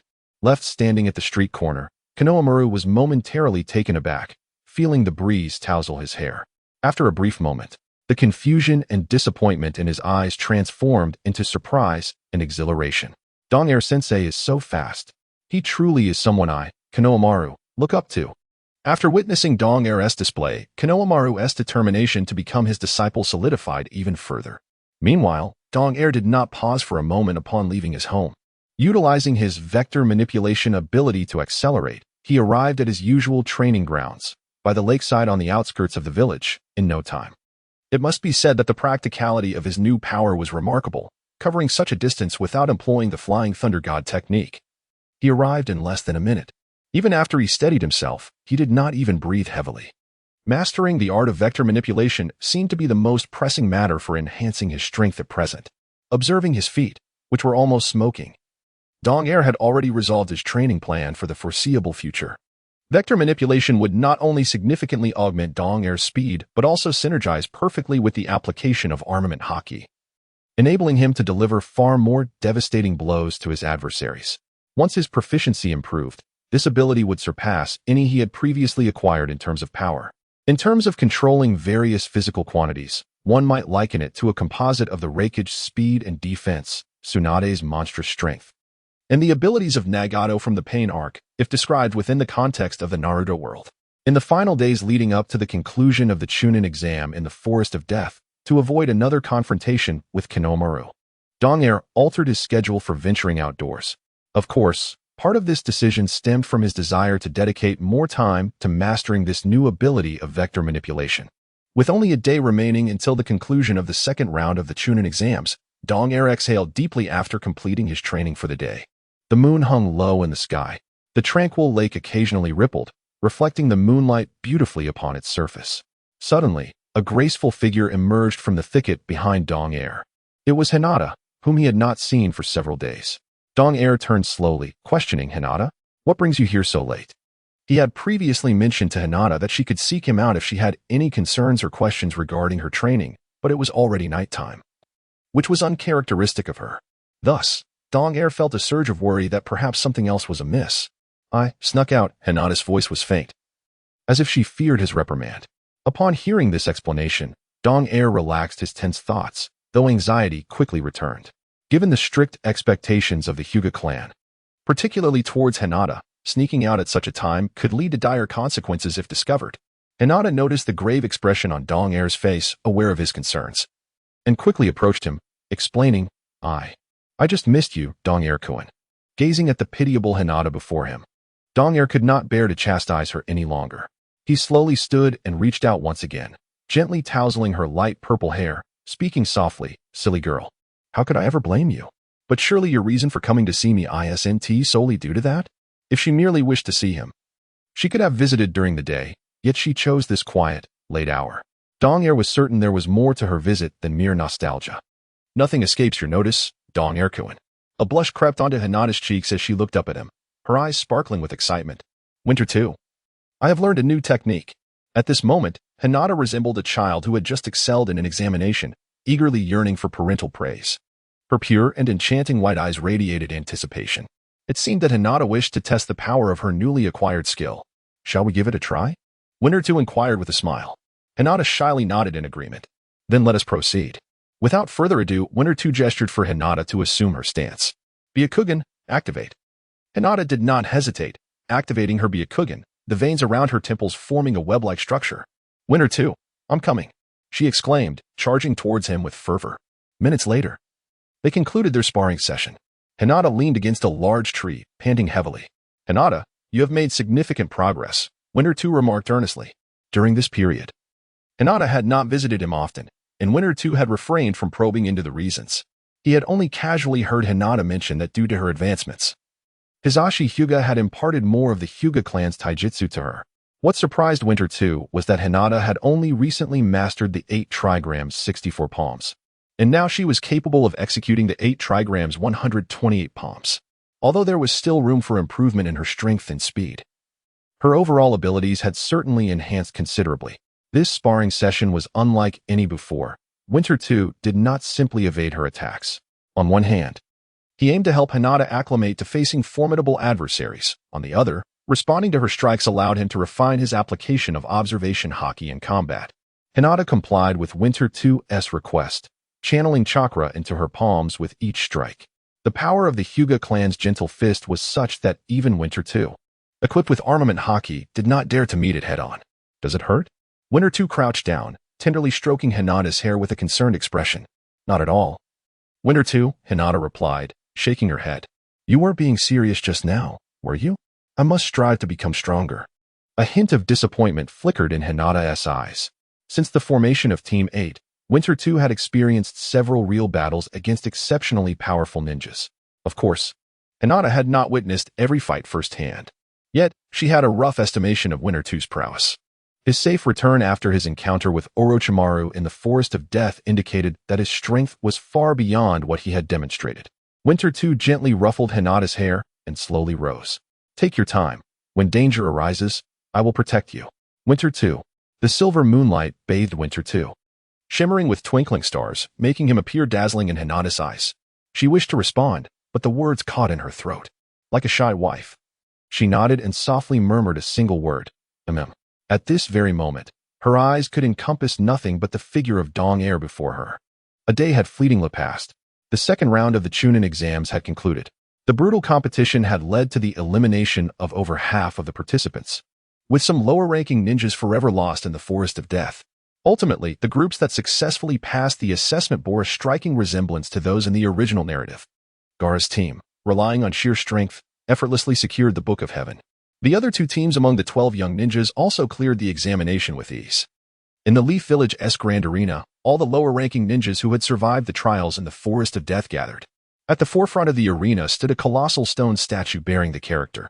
Upon seeing Dong Air approach, Naruto enthusiastically waved and called out, "Dong Air, your display of strength in the forest was truly impressive."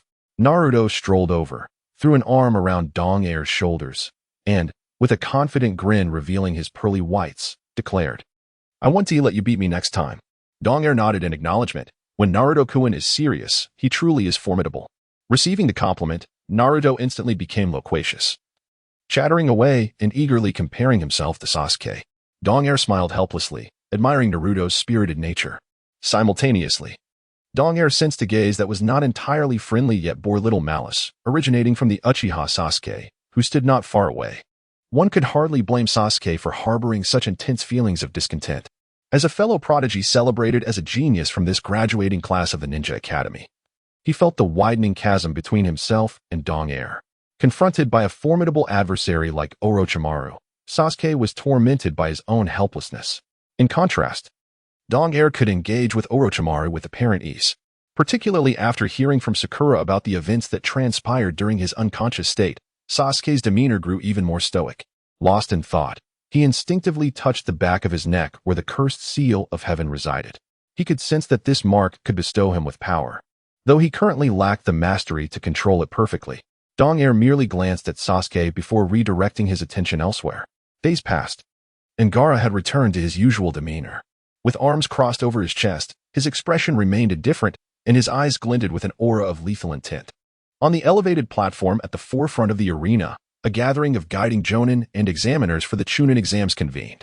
"Kakashi, I never anticipated your student would reach this level. Surely, it must be by luck?" Might Guy observed the candidates below with a proud expression. "However, your student will find the forthcoming assessments far from easy, as my student is also present. Ah, youth, it is a time filled with regrets, yet radiates a resplendent brilliance." The flames of youth burned bright in Might Guy's eyes as he gave Kakashi a thumbs up. "Huh? What did you just say?" Kakashi turned his head, his signature deadpan expression in place. Might Guy remarked, "It seems there is another peculiar individual aside from that chief student." Kakashi, however, disregarded Might Guy's comment and directed his gaze towards Gaara. The third Hokage, still with a pipe in his mouth and hands clasped behind his back, bore a grave expression. He had not anticipated that, after the harsh trials of the Forest of Death, such a considerable number of teams would advance. Out of the 22 teams entering the second round of the exam, only 14 were eliminated. The third Hokage then glanced at Kakashi and the others behind him, understanding now why they had recommended these newcomers for the examination. Initially, he believed that only Team DN could have a high probability of succeeding due to their exceptional member. However, nearly all the genin from Konoha who participated in the second round had passed, which was entirely unexpected. At that moment, Mitarashi Anko addressed the crowd below, furrowing her brow as she shouted, "Everyone, please pay attention. The Hokage will now explain the third exam." After bowing, the third Hokage cleared his throat twice and stepped forward. "Before I elaborate on the third round of the exam, I must convey something of great importance." His demeanor was solemn. All the candidates below felt a wave of tension, except for DN, who remained composed. What the third Hokage was about to discuss was merely the implications of the third round of the exam. In this era of peace, with no large-scale conflicts among the major allied nations, the only way to assess the strength of the new generation of ninjas was through jointly held examinations. In essence, The third round of the exam was a microcosm of the wars between the great nations. The candidates currently standing on the training field were a clear representation of the proportions among these nations. The third Hokage had returned to his position after the death of Minato Namikaze. Though aged, he still exuded the spirit of a formidable ninja. Presently, Konoha remained the strongest among the great hidden villages.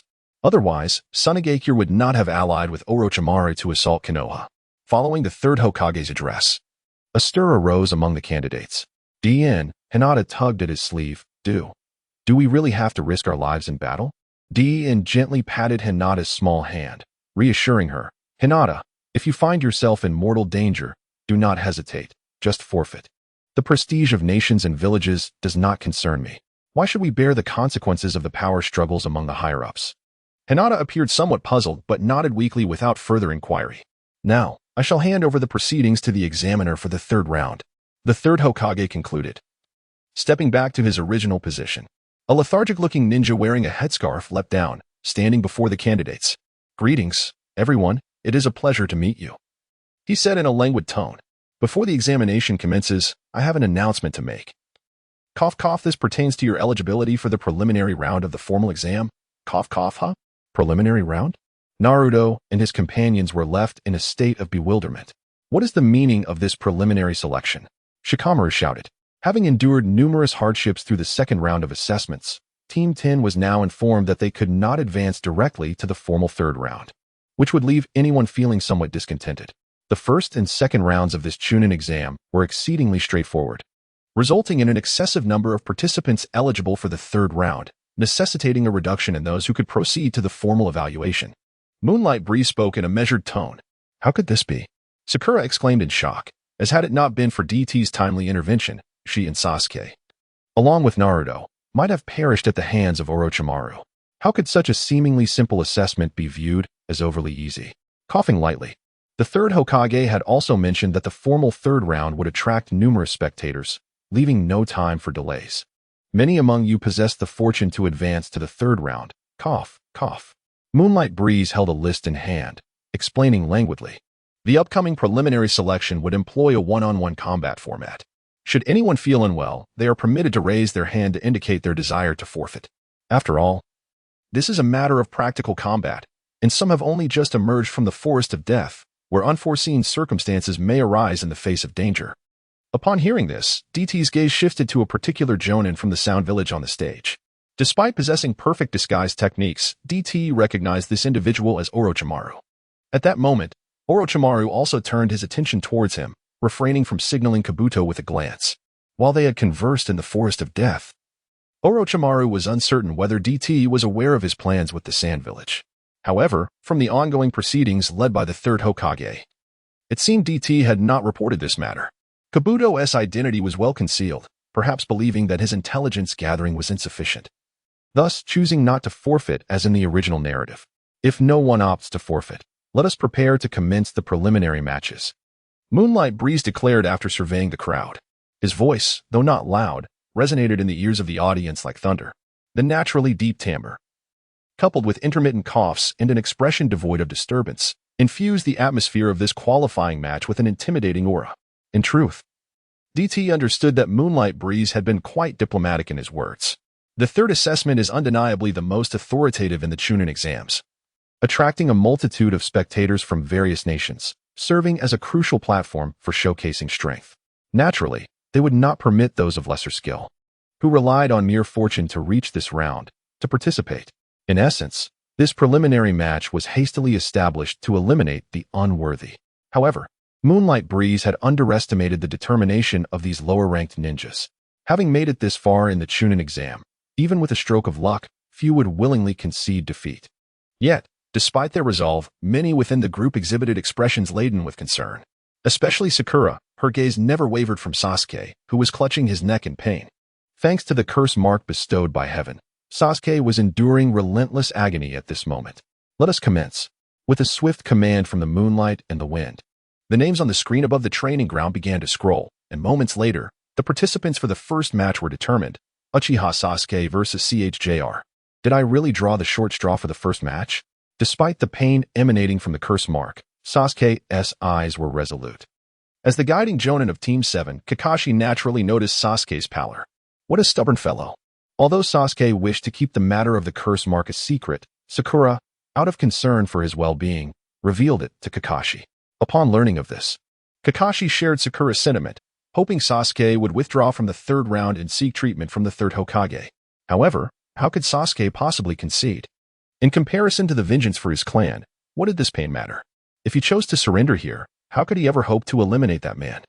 Sasuke's determination led Kakashi to keep the matter confidential for the time being. Thus Sasuke was participating in the examination while injured. Once the first match participants were confirmed, everyone ascended to the second floor to observe, leaving only Uchiha Sasuke and CHJ are in the center of the training ground. Sasuke-kun. As they climbed the stairs, Sakura couldn't help but glance back with concern. Rest assured, that guy will be just fine. Naruto assured her with a boisterous pat on the shoulder. As the duel commenced, a confident smile graced Sasuke's lips. Although he was unaware of CHJ's prowess, he held great confidence in defeating anyone other than DN. The only concern was whether the occasionally throbbing curse mark would hinder his abilities. More often than not, unexpected events do occur. Indeed, during the match, the pain from the curse mark intensified. Fortunately, through sheer willpower, Sasuke triumphed over CHJR with a powerful lion's barrage. This outcome did not surprise DN. It could only be said that this batch of Genin were all formidable beings. Meanwhile, Orochimaru, seated at the judging table, observed Sasuke suppressing the curse mark with a hint of satisfaction. Suddenly, DN sensed a formidable killing intent, and, following the aura, he locked eyes with Gaara. What a troublesome adversary. DN sighed deeply. Gaara was not only a ruthless killing machine but also a vengeful individual.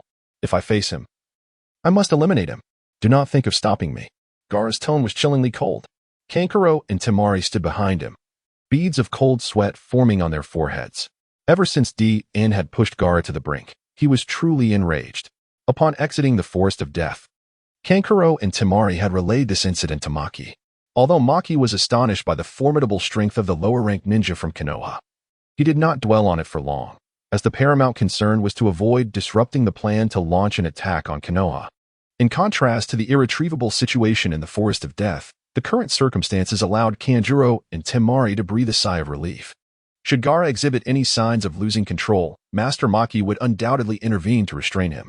Kanjuro cast a solemn glance at DY, hoping that the worst-case scenario would not come to pass.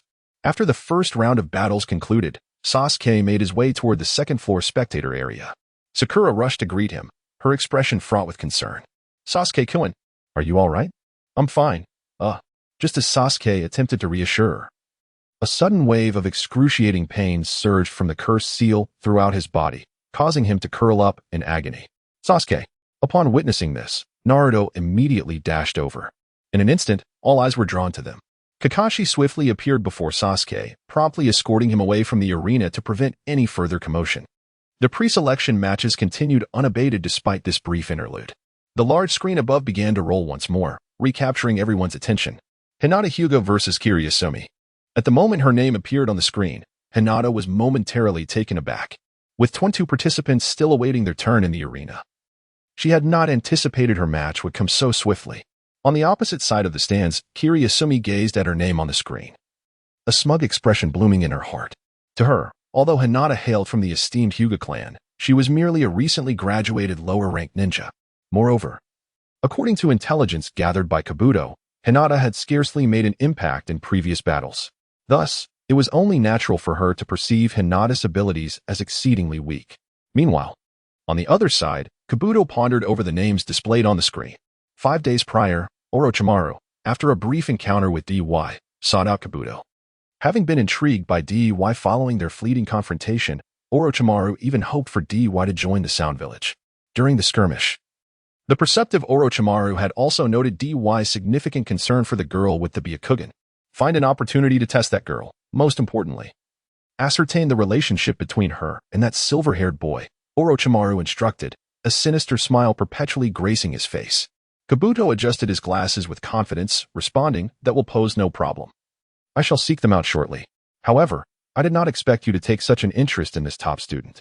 In truth, some information regarding DY had already reached Orochimaru, albeit not in great detail. Orochimaru chuckled softly. I advise you to find another opportunity, by now.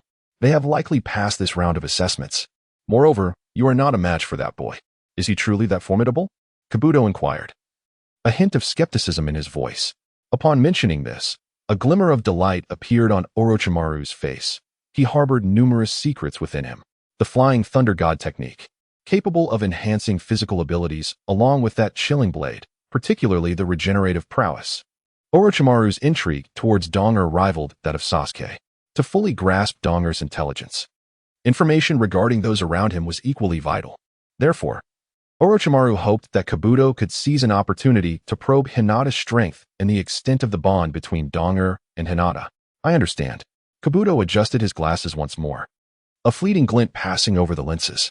As Donger activated his observation haki, he sensed the extraordinarily peculiar auras in the training arena, particularly the cold, concealed malice reflected in Kabuto's smirk, which instinctively alerted Donger that something was amiss. Hinata, do your best. Surprisingly, Shino Yuya began to cheer for Hinata, leaving both Donger and Yugao momentarily taken aback. After a nod from Hinata, she turned to Donger and Yugao, saying, Teacher Yugao, Donger-kun, please watch my performance closely. Just as Hinata was about to stride toward the center of the arena, Donger called out to her. In the upcoming duel, you must concentrate fully on the fight. Donger's expression was extraordinarily grave, causing even Shino and Yugao to furrow their brows. Should you find yourself at a disadvantage, do not fret about conceding out of a sense of family honor. Remember, your safety is paramount. Hinata hesitated for a moment, then nodded in agreement. Though she was uncertain why Donger was so solemn in his admonition, she had never doubted his words. Jian Meiqing's abilities were quite standard. Otherwise, he would not be grouped with Kabuto. Hinata still possessed a significant chance of victory. Yugao approached, standing beside Donger as she continued to observe the two combatants below. You need not worry at all. That genin named Jian Meiqing should not be particularly formidable. The gentle fist technique of the Hyuga clan is not easily countered, though I find his teammates somewhat elusive. In recent days, Hinata's demeanor had grown remarkably composed. Shino also expressed confidence in Hinata's capabilities. Some aspects cannot be assessed solely by appearances. However, I believe Hinata will have no trouble dealing with Jian Meiqing. Donger, without hesitation, chose to believe in Hinata. Simultaneously, he was somewhat surprised by Yugao's observation. He had not anticipated her attention towards Kabuto, the genin who had participated in the Chunin exam 6 times without success. Yet, only Donger understood that Kabuto's repeated failures were due to his presence in Konoha solely to assist Orochimaru in gathering intelligence. Fortunately, there were no unexpected developments in Hinata's duel. Her progress in recent days has been remarkably evident. She has even mastered all the movements of the 8 trigrams 128 palms, though she is not yet proficient. Within the crowd participating in the 3rd round of the preliminary exam, Hinata undeniably ranks among the top-tier candidates. At this moment, in the center of the training ground, Hinata stood poised in confrontation with Kin Mizuki. Ahem, are both contestants ready? Moonlight Breeze, with one hand behind his back and the other covering his mouth, cleared his throat lightly. Kin adjusted his glasses and replied in a calm tone, I am ready, examiner. Moonlight Breeze then turned his gaze towards Hinata, who nodded affirmatively, signaling her readiness to commence the battle. Since both of you have no issues, let the duel begin. The command resonated from Moonlight Breeze's lips, accompanied by the descent of his right hand between the two contestants, marking the commencement of the second duel in the 3rd round of the Chunin exam preliminaries. Kin Mizuki swiftly concentrated all his attention on Hinata, a smirk curling at the corners of his lips. So, it's a girl with Byakugan. Be careful not to be knocked down by me. His confidence was not unfounded. His abilities allowed him to soften and stretch any part of his body at will, akin to the rubbery powers of Luffy from the world of pirates, which could yield unexpected advantages in certain situations. Such capabilities provided him with a considerable edge in the current physical skill contest. With the intelligence shared by Kabuto, Kin Mizuki felt even more assured about this match. In contrast, Hinata's knowledge of her masked opponent was virtually non-existent. She had hardly noticed such a face among the competitors in the previous 2 rounds. An unknown adversary is always the most formidable. However, Hinata's apprehension soon dissipated. As the words of Winter 2 echoed in her mind, true strength often lies within those of a remarkably strong spirit. Suddenly, Hinata assumed the unique gentle fist stance of the Hyuga clan, her resolute gaze fixed upon Kin Mizuki. I will do my best. Please guide me well. Kin Mizuki scoffed, evidently believing that within a few exchanges, this girl with Byakugan would soon be sprawled on the ground, and he would ultimately claim victory. securing his advancement to Chunin. In an instant, Kin Mizuki crouched low, propelling one foot backward as if preparing to sprint. A glint of cold light flashed in his eyes. The moment it vanished, he surged toward Hinata like a swift arrow. 8 trigrams empty palm. Faced with the oncoming Kin Mizuki, Hinata displayed no sign of panic. She gradually lowered her stance, channeling her chakra, and unleashed a powerful strike using the 8 trigrams technique directly at Kin Mizuki. However, Kin Mizuki's abilities adeptly countered the collision of physical techniques. His body suddenly resembled a blade of grass swaying in the wind, his abdomen concaving as he evaded. Hinata's palm came to a sudden halt mere centimeters from Kin Mizuki's torso. Oh, what a close call. Fortunately, my skills surpassed the challenge, and I evaded the strike. After narrowly avoiding the blow, Jian Meiching swiftly positioned herself behind Hinata, producing a kunai in her hand. As the largest surviving clan in Konoha Village, Jian Meiching possessed a certain understanding of the Hyuga clan, particularly after receiving intelligence from Kabuto. The most representative technique of the Hyuga, the gentle fist, is feared for its ability to disrupt the flow of chakra in the body's meridians. This precise targeting of pressure points has made many close combat ninjas wary. However, Jian Meiching felt no trepidation. The optimal strategy to defeat Hinata lay in utilizing her own body's remarkable flexibility to restrict Hinata's movements. As long as Hinata could not unleash the Hyuga clan's ultimate techniques, victory would be assured. Sensing the imminent danger behind her, Hinata reacted with remarkable speed, creating distance between herself and Jian Meiching. Yet, Jian Meiching was determined not to let Hinata escape. Her arm, like a compressed spring, propelled the kunai towards Hinata with ferocious intent. Winter, too, observing from the stands, furrowed his brow. Although Hinata held a comprehensive advantage in strength, Jian Meiching was undeniably a formidable adversary. To defeat Jian Meiching, Hinata would need to engage in close combat, utilizing the Hyuga's signature gentle fist. But such proximity risked entanglement in Jian Meiching's disconcerting abilities.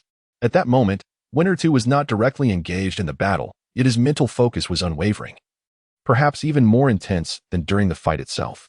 Activating his Haoshoku Haki heightened his awareness, causing him to break into a slight sweat for Hinata's sake. Fortunately, he sensed no murderous intent from Jian Meiching. Otherwise, he would not hesitate to disregard the Chunin exam's rules and eliminate her on the spot. Despite the swiftness and ferocity of Jian Meiching's assault, Hinata was no mere decorative figure. She leaned forward, raising her hand to intercept the incoming wrist that grasped the kunai. And then she vanished, reappearing several meters away. Truly, the Hyuga clan's reflexes are remarkable. Jian Meiching was momentarily taken aback, but her gaze hardened as she hurled several shurikens towards Hinata. In response, Hinata also launched her own shurikens, neutralizing the incoming attack. With Winter 2's guidance, Hinata's throwing capabilities had become even more formidable. However, she adhered to Winter 2's counsel. The Hyuga clan's strength lay in the synergy between their gentle fist and Byakugan techniques. Even if her proficiency in throwing weapons reached extraordinary heights, it would not suffice to overpower a formidable foe. Byakugan, activate. A powerful shout resonated as Hinata's Byakugan flared to life, the chakra pathways around her temples bulging and radiating towards her eyes.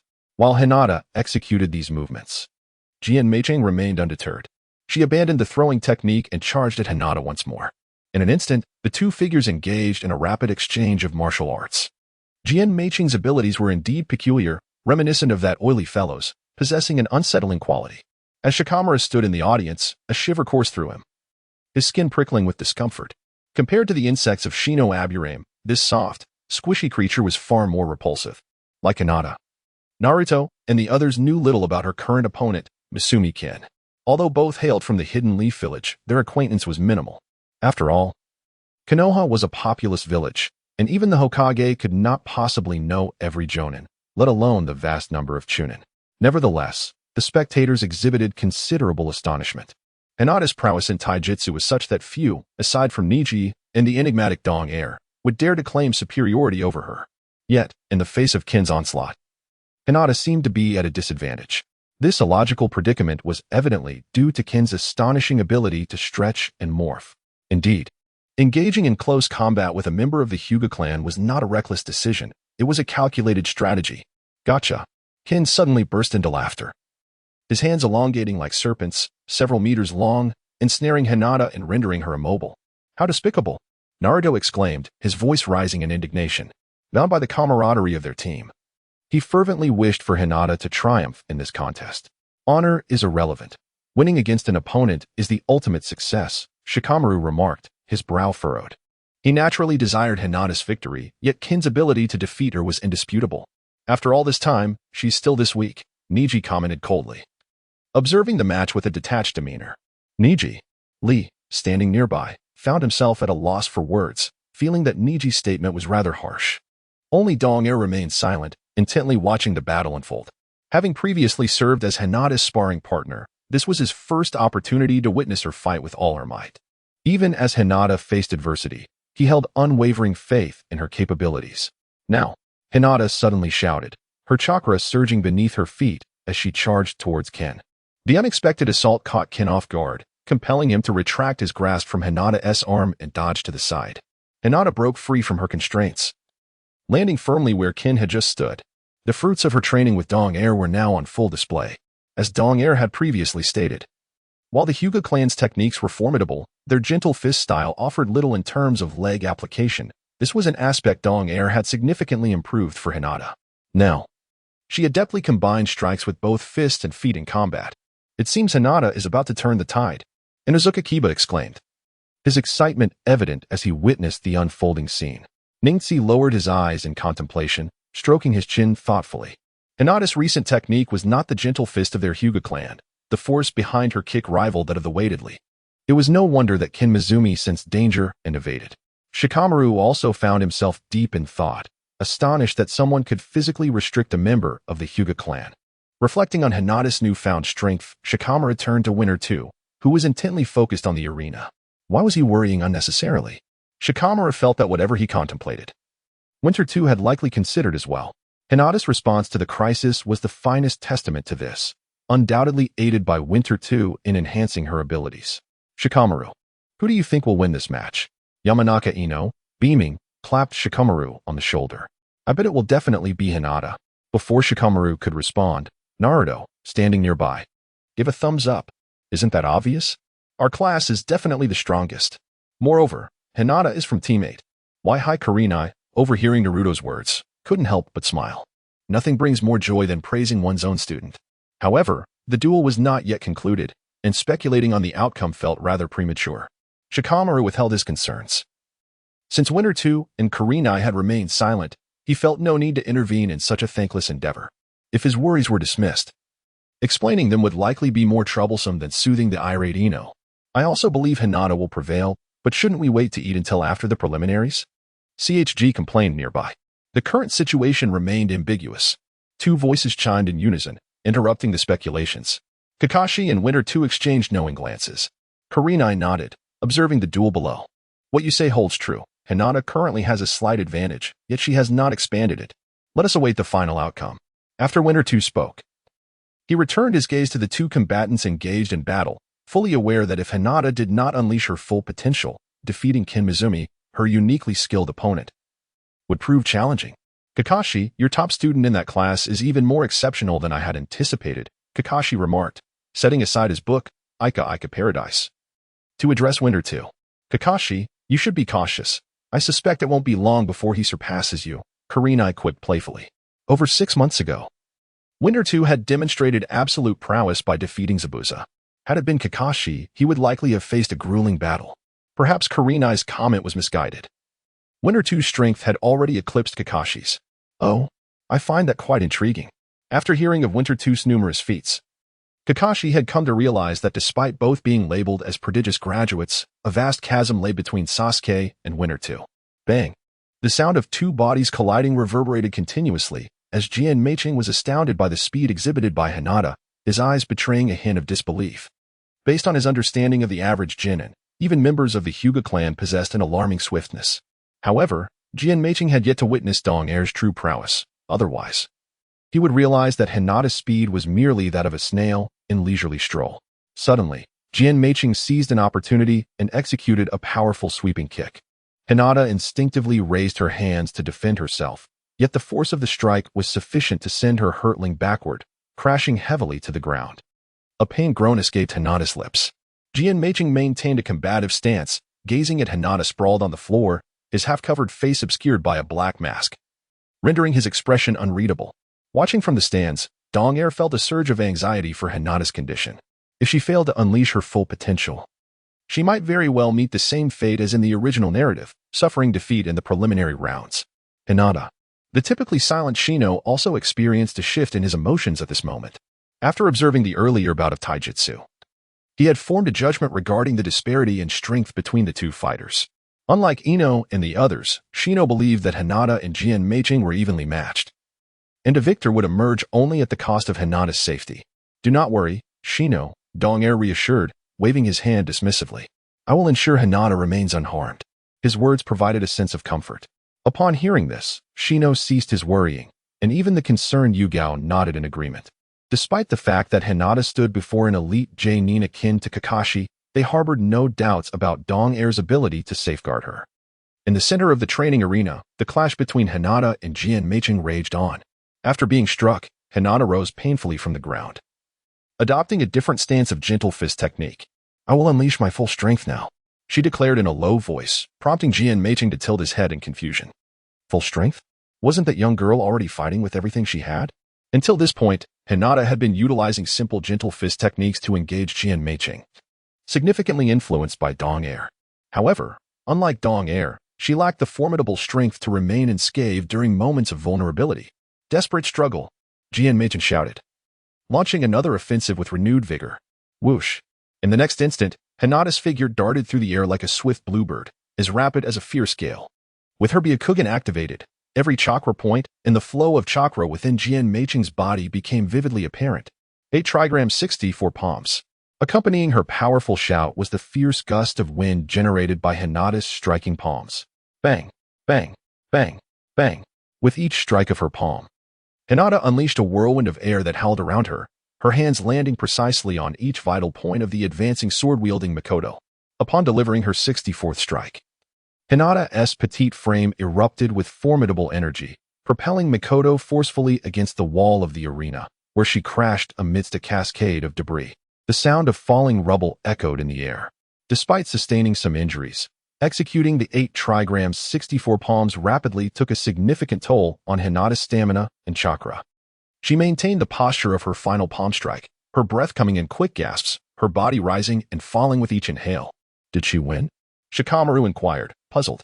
Hinata won, cheered Yamanaka Ino and others from the stands.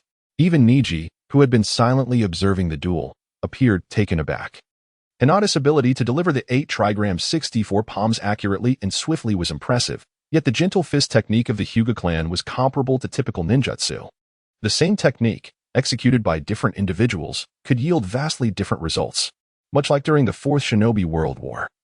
The fire release technique wielded by Uchiha Madara was of an entirely different caliber compared to that of other ninjas.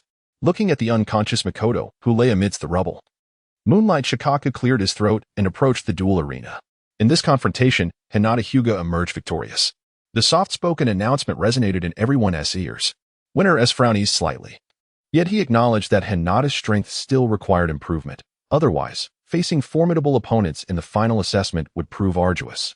Upon hearing the news of her victory, a radiant smile illuminated Hinata's face as she immediately turned her gaze toward Winter, who stood on the second-floor balcony. In that moment, Hinata yearned to share her triumph with him. She hurriedly dashed toward the viewing area. Winter-kun, I did it, Hinata exclaimed, eagerly anticipating his praise. However, before Winter could respond with a beaming smile, darkness enveloped her vision, and she stumbled, collapsing into his arms. Witnessing this scene, Yuhi Kurenai and the surrounding crowd rushed over. Although Hinata had sustained some injuries in the recent battle, they were not severe enough to cause her to faint. It was likely a result of excessive exhaustion from her chakra and stamina. Kurenai gazed at Hinata with concern. She was not only a recognized ninja of Konohagakure, but also her student, a mere girl in her teens. Medical team, Winter called out, his eyes filled with unmasked compassion. The immediate priority was to transport Hinata to the infirmary for recovery. Once the preliminaries concluded, she would be sufficiently restored, allowing him to escort her back to the Hyuga compound. Soon, members of the medical team arrived with a stretcher to take Hinata to the infirmary. At that moment, Winter had retracted his observation haki, unaware of the subtle chill that crossed Kabuto's face from the other side. Clearly, Kabuto Yakushi had devised a rough plan in response to Orochimaru's demands from a few days prior. The successful execution of this plan hinged on who his next adversary would be. Hinata's fainting was merely a result of exhaustion, and this minor interruption quickly passed. Everyone's attention returned to the duel taking place in the arena. Yukike's, holding a roster, entered the arena, and with a commanding voice, announced the commencement of the preliminary matches, causing the names on the screen above to scroll once more. At the moment the names settled, the participants whose names did not appear wore expressions devoid of emotion, their faces betraying no sign of disturbance. However, Kabuto Yakushi revealed a barely perceptible smile as he adjusted his glasses. Fully aware that Orochimaru's plan to probe the relationship between Dong-air and Hinata could now unfold flawlessly. Orochimaru had instructed Kabuto to take this course of action in order to utilize Dong-air, seeking to uncover secrets that had eluded previous researchers. Orochimaru had an inkling that Hinata might serve as a crucial breakthrough in this endeavor. Will the two participants for this duel please come to the center of the arena? Yukike's announced with his sickly yet alluring voice, only to be interrupted by Kabuto, who raised his hand. "Pardon me for interrupting," Kabuto said, a seemingly gentle smile gracing his face. "After careful consideration, I have decided to withdraw." This declaration drew the attention of everyone present, all eyes turning toward Kabuto. "Oh dear. Please do not look at me so," he feigned modesty, waving his hand dismissively. "I merely sustained an injury in the previous examination. I thought I could endure." But it appears Kabuto trailed off, dramatically clutching his chest and displaying an expression of profound discomfort. Most attendees paid little heed to his words. Even Sarutobi Hiruzen exhibited no excessive surprise, as it was not uncommon for ninjas to withdraw during the final assessments. Only Dong-air furrowed his brow slightly. What was Kabuto up to with this sudden withdrawal? He could not fathom Kabuto's intentions, according to the original narrative. Kabuto should have chosen to withdraw before the preliminary matches commenced. Why had he waited until now?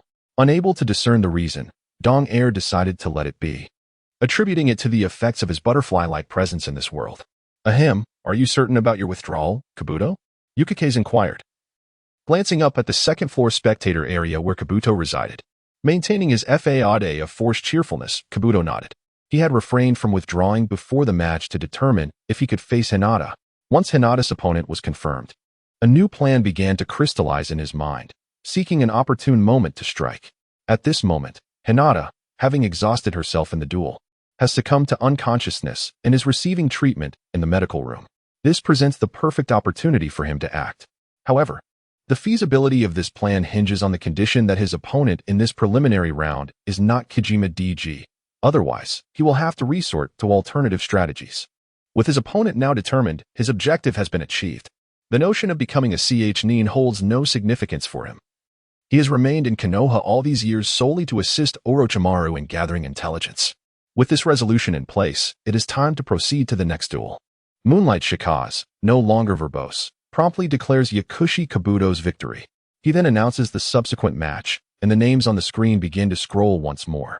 After conceding defeat, Yakushi Kabuto states his intention to return home for recuperation and exits the arena. His departure raises no suspicions among the others, not even from DG. As he cannot connect Yakushi Kabuto with Hinata, consequently, DG refocuses his attention on the arena, acutely aware that he may soon be called to battle. The preliminary rounds of the nin exam's third phase continue unabated. Following this brief commotion, the screen above the training ground resumes its scrolling.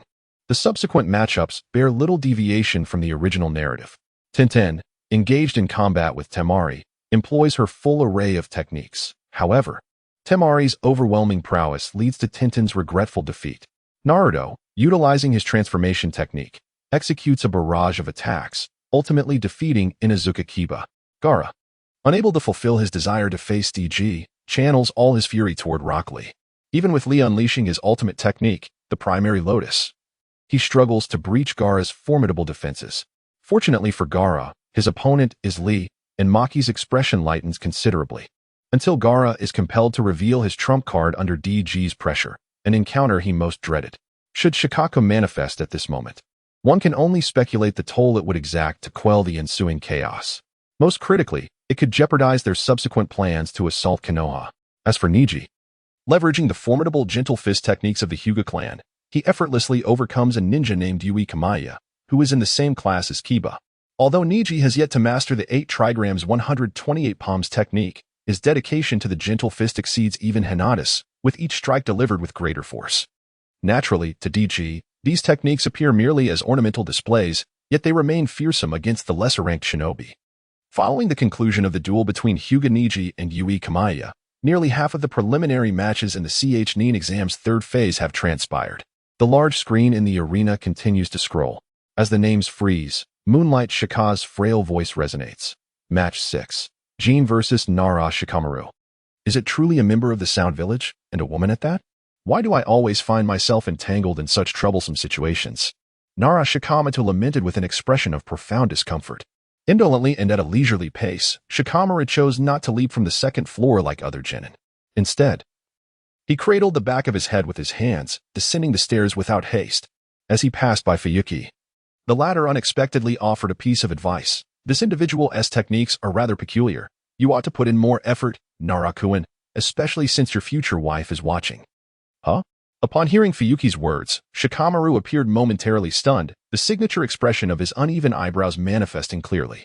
What kind of joke was Fuyuki making? How could he even entertain the notion of a future wife at his age? Did he truly believe that everyone was as favored by the fairer sex as he was? Shikamaru couldn't suppress his disdain. The very concept of a wife was utterly vexing. Women were indeed the most troublesome beings in this world. At that moment, Shikamaru remained resolute in his conviction. If given the choice, he would prefer to remain single indefinitely. Little did he know that the red thread of fate, woven by the deity of marriage, had already intertwined him with Temari, especially considering the attire they both wore, resembling fishnet. Or rather, chainmail, wasn't that undeniably a couple's outfit? With a smile, Dong-air waved his hand, offering no explanation. His previous remark was merely intended to caution Shikamaru to be vigilant when facing off against Kin, rather than to suggest that Shikamaru should display his masculine prowess before Temari. The true demonstration of Shikamaru's manly charm would occur during the third round of the Chunin exams, which would take place in the arena. Furthermore, unlike in the original narrative, Team 10 had not engaged in a confrontation with the trio from the Sound Village during the Forest of Death, rendering Shikamaru less likely to devise a flawless strategy in a short span of time. However, the ensuing battle proved Dong-air's concerns to be entirely unfounded. Having mastered the shadow imitation technique, Shikamaru swiftly overcame Kin, showcasing his exceptional intellect. Soon after, the seventh match commenced, Haruno Sakura vs. Yamanaka Ino. It was this very confrontation that solidified Shikamaru's conviction to remain single rather than pursue a wife. Following a brief exchange of taijutsu, neither Sakura nor Ino emerged victorious. Both were intent on impressing Sasuke with their prowess, refusing to yield to one another.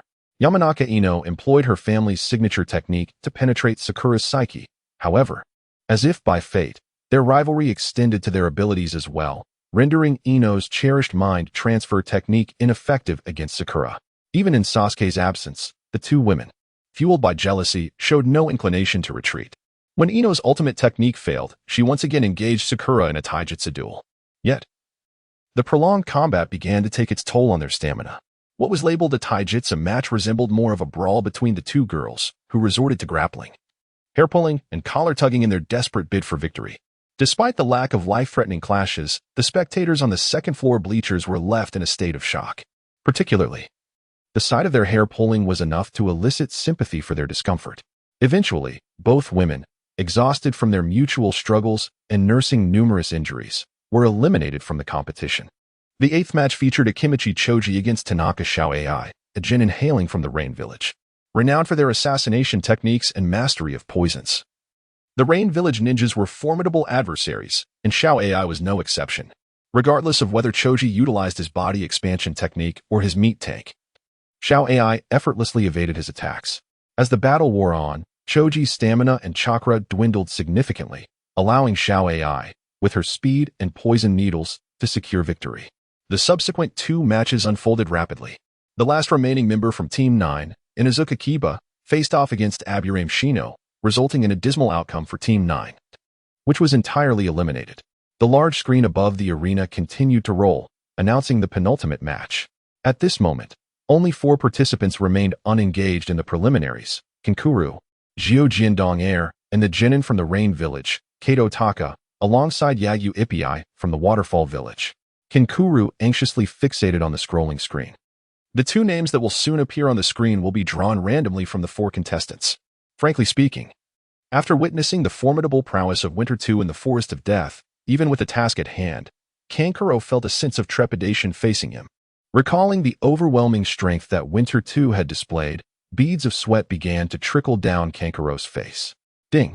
The two names on the large screen solidified, and the participants for the 11th duel were confirmed. Kaito-ju versus Yagyu IB, both hailing from the Hidden Rain Village. Kaito-ju's skills in assassination and poison techniques were significantly inferior to those of Tanaka Xiaoi. Conversely, Kaito-ju exhibited considerable prowess in physical combat. The surname Yagyu hinted at formidable swordsmanship, and indeed, standing at the center of the arena was Yagyu IB, wielding a katana with expertise. Despite being of the same rank as a regular genin, unarmed combat could never triumph over a weapons wielder, no matter how swift one's techniques. They could not outmatch the dazzling swordplay of the opponent. After a fierce exchange, Yagyu IB placed the katana against Kaito-ju's neck. Ahem, in the 11th match, Yagyu IB emerges victorious. The somber voice of Jifeng Yueguang declared the outcome. There was no need for a random draw for the 12th match. Only the two of you remain. Jifeng Yueguang glanced at the list in hand and addressed Winter 2 and Kankuro. At this moment, Kankuro wore a look of disbelief. How could his luck be so poor as to be chosen to face this individual among so many? Truly, the so-called chosen one could not be more evident. Winter 2 displayed no emotion, leaping to the center of the arena, awaiting the commencement of the duel. Kankuro, however, did not rush to the field. Instead, he leaned toward Maki and whispered something before finally approaching Winter 2. Are you both ready? If so, let us begin. Before Yueguang could give the order, Kankuro slowly raised his hand. Examiner, I have decided to forfeit this duel. I concede. Kankuro's reasoning was straightforward. He had barely survived a few exchanges against Gaara, and the individual before him from Konoha was capable of perfectly countering Gaara. Engaging him would only be self-inflicted suffering. This battle, devoid of any hope, held no significance in Kankuro's eyes. Furthermore, the purpose of Tsunagekyu's participation in the Chunin exams was not merely to secure a Chunin position. Thus Kankuro chose to conserve his strength at this moment. Rather than feeling regret, Kankuro felt a sense of relief. At least Gaara was not here to confront Winter 2. As long as it would not disrupt Tsunagekyu's subsequent plans, Kankuro felt indifferent about obtaining the title of Chunin. Once he ascended the arena, he would merely endure a few scoldings from Gaara. To concede at this moment, Yueguang glanced at Kankuro nonchalantly, uncertain of the precise reasons but certain that they were closely tied to Winter 2. Ahem, at last. The final candidate to enter the official assessment is none other than Donger. As the words of Moonlight Gale echoed through the night, a tremendous cheer erupted from the direction of the Konoha candidates. After the preliminary rounds, more than half of the 11 participants hailed from Konoha. Naruto, who still felt a profound sense of belonging to his village, could hardly contain his excitement. Donger returned to his original position on the second floor. That fellow seems to harbor a distinct apprehension towards you, Yuhi Kurenai remarked softly from behind Donger. Although no one understood why Kanjiro chose to withdraw, the expression on his face revealed a palpable fear of confronting Donger. Who knows? Donger chose not to disclose the events that transpired in the Forest of Death to Kurenai.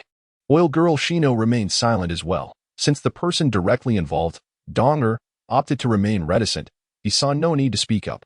As the preliminary rounds concluded, it was not only Gaara who fixated his gaze on Donger.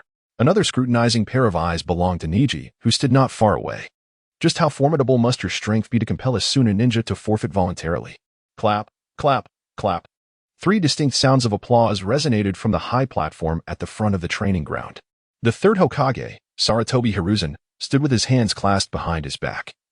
Observing the assembly before him, he beckoned those who had successfully passed the preliminary examination to gather in the center of the training ground. Aside from Sasuke, who was incapacitated due to the curse mark and injuries from the chakra scalpel, and Hinata, who had gone to the hospital, the remaining 9 participants congregated at the foot of the platform. The third Hokage surveyed the 9 individuals before him, his eyes brimming with satisfaction. His sentiments mirrored those of Naruto. After all, the majority of those present were ninjas from Konoha. This indicated that Konoha still maintained a superior overall strength compared to the other hidden villages. The third Hokage gradually removed his ever-present pipe, speaking slowly. First and foremost, congratulations to all of you for successfully passing the preliminary assessment. The schedule for the third round of the official examination has yet to be determined, but it is anticipated to take place in a month's time. During this interval, I encourage our esteemed visitors to fully immerse themselves in the cultural splendor of Konoha. Following the conclusion of the preliminary assessment, Aside from Donger, Kanjiro, and Gaara, the remaining participants bore some semblance of good fortune. Upon hearing that the official examination would occur in a month, many felt their weary bodies and minds slightly relax. A month was ample time for recuperation and restoration. Ahem. As the crowd engaged in hushed conversations, the cough of the third Hokage interrupted them. The third Hokage's expression turned serious as he slowly began. The content of the third round will resemble today's format, consisting of pairwise duels that will eliminate one side. The distinction lies in that the victors will advance to the next round of combat, ultimately determining the champion. The Chunin selected through this rigorous elimination process will undoubtedly emerge as the elite of this year's Chunin exam. Ninjas, gather your strength, and in a month, deliver an exhilarating performance for the spectators from all nations. Truly, a politician in every sense. It was merely an examination for the Chunin selection. Yet upon hearing Sarutobi Hiruzen's words, it somehow felt rather invigorating. Winter too shook his head. After the third Hokage concluded his remarks, he gradually retreated. The proctor for the second round of the Chunin exam, Mitarashi Anko, approached while carrying a box. The official list of matchups would be determined through a lottery. Inside the box, there were a total of 6 pairs of numbered slips, 1, 2, 3, 4, 5, and 6. Those who drew matching numbers would face each other as opponents. Notably, the slip numbered 6 was singular. The candidate who drew it would receive a bye and would directly compete against the victor of the fifth group. Mitarashi Anko regarded the candidates before her with a serious expression. 2 qualified participants, Hinata and Sasuke, were unable to partake in the draw due to injuries. Thus their teammates would draw on their behalf. Unsurprisingly, the duty of drawing for Hinata fell to Winter 2, while Naruto would draw for Sasuke. With the rules understood, it was time to commence the drawing. At Anko's command, the 9 successful genin proceeded to draw their lots in an orderly fashion. Winter 2 and Naruto each drew 2 slips. The first indicated their own number, while the second denoted Hinata and Sasuke's numbers. Eagerly, everyone opened their slips upon receiving them. "What? I got a 6?" exclaimed the oblivious Naruto, unabashedly revealing the number on his slip. "What luck! I'm the luckiest," he proclaimed, exuberantly dancing with joy. To him, receiving a bye meant a significant step closer to ultimate victory. Observing Naruto's exuberance, Winter 2 could not help but pat him on the shoulder. "Naruto, it doesn't matter which slip you draw. The only difference is that the winner of the fifth group will have to fight an extra match. That's all." Winter 2's words left Naruto momentarily speechless, and his jubilant laughter abruptly ceased. Upon grasping this truth, Naruto gazed at Winter 2 with a forlorn expression. "Why did you have to tell me that? Let me have my moment of happiness." With a resigned smile, Winter 2 realized that if Sasuke were present, he would undoubtedly retort with words like fool or idiot. Following Naruto's outburst, the others also ceased their pretense and announced their numbers. Winter 2 glanced at the slip in his hand, which boldly displayed the number 1. Looking in the direction of the candidate who had just called out 1, he recognized it was the swordsman Yagyu Ichibai. Although Winter 2 understood that regardless of whom he faced, the outcome was inevitable, a twinge of disappointment lingered, knowing his opponent was merely an ordinary ninja. This sense of disillusionment was not unique to Winter 2. Neji, who held the slip numbered 2, and Gaara, who possessed 3, shared in the sentiment. Ever since witnessing Winter 2's prowess, Neji had eagerly anticipated the opportunity to spar with him. As for the words that Dien uttered to himself in the forest of death, their meaning will surely be revealed after the confrontation. "Humph," Gaara sneered. "Once I eliminate those insignificant pests, I shall finally encounter you. At that moment, I will ensure your demise with my own hands." Beside him, Temari sensed Gaara's overwhelming murderous intent and couldn't help but shiver. After tallying everyone's numbers, Marino Ibiki presented the battle list he had drawn up for all to see. The first match featured the 2 who drew the number 1 slip, Dien and Yagyu Sibei. The second match was Hinata Neji versus Hyuga Hinata. The third match saw Gaara pitted against Uchiha Sasuke. The fourth match was Nara Shikamaru versus Temari. The fifth match placed Tanaka Kowai against Yamanaka Shino. Uzumaki Naruto was given a bye. According to the rules of the third round assessment, Naruto would face the victor of the fifth match, and the winner of that bout would then duel the victor of the fourth match. The champion of the third match would receive a bye in the second round of eliminations. The third round eliminations would be conducted in a manner that ensured fairness, with the winners of the first and second groups receiving byes. However, Dien perceived these manipulative tactics as merely requiring a few extra strikes. Upon seeing the duel list, Neji and Gaara's earlier dissatisfaction with the draw had considerably diminished. In Niji's view, defeating Hinata was a foregone conclusion, and he would undoubtedly face Dien in the second round. Gaara shared this sentiment. He was destined to confront Dien. He cared little for plans to attack the Hidden Leaf Village or the slots for Chunin promotions. At this moment, Gaara harbored but one thought: to kill Dien at any cost, even if it meant becoming that monstrous Shikaku. As the preliminary rounds of the Chunin exam concluded, few noticed the developments. Apart from the proctors present, many supervising jonin had departed from the arena, including Orochimaru, who had disguised himself as a jonin from the Sound Village. His right-hand man, Kabuto, had long since vanished from the crowd's sight. In the Hidden Leaf Village, atop an obscure loft, the true visage of Orochimaru leaned against a crimson pillar, arms crossed in repose. Only when a familiar silhouette appeared before him did he slowly open his serpent-like eyes. Today's events unfolded splendidly, Orochimaru remarked, his tongue flickering around his lips like a serpent's fork. I did not expect you to take an interest in that top student.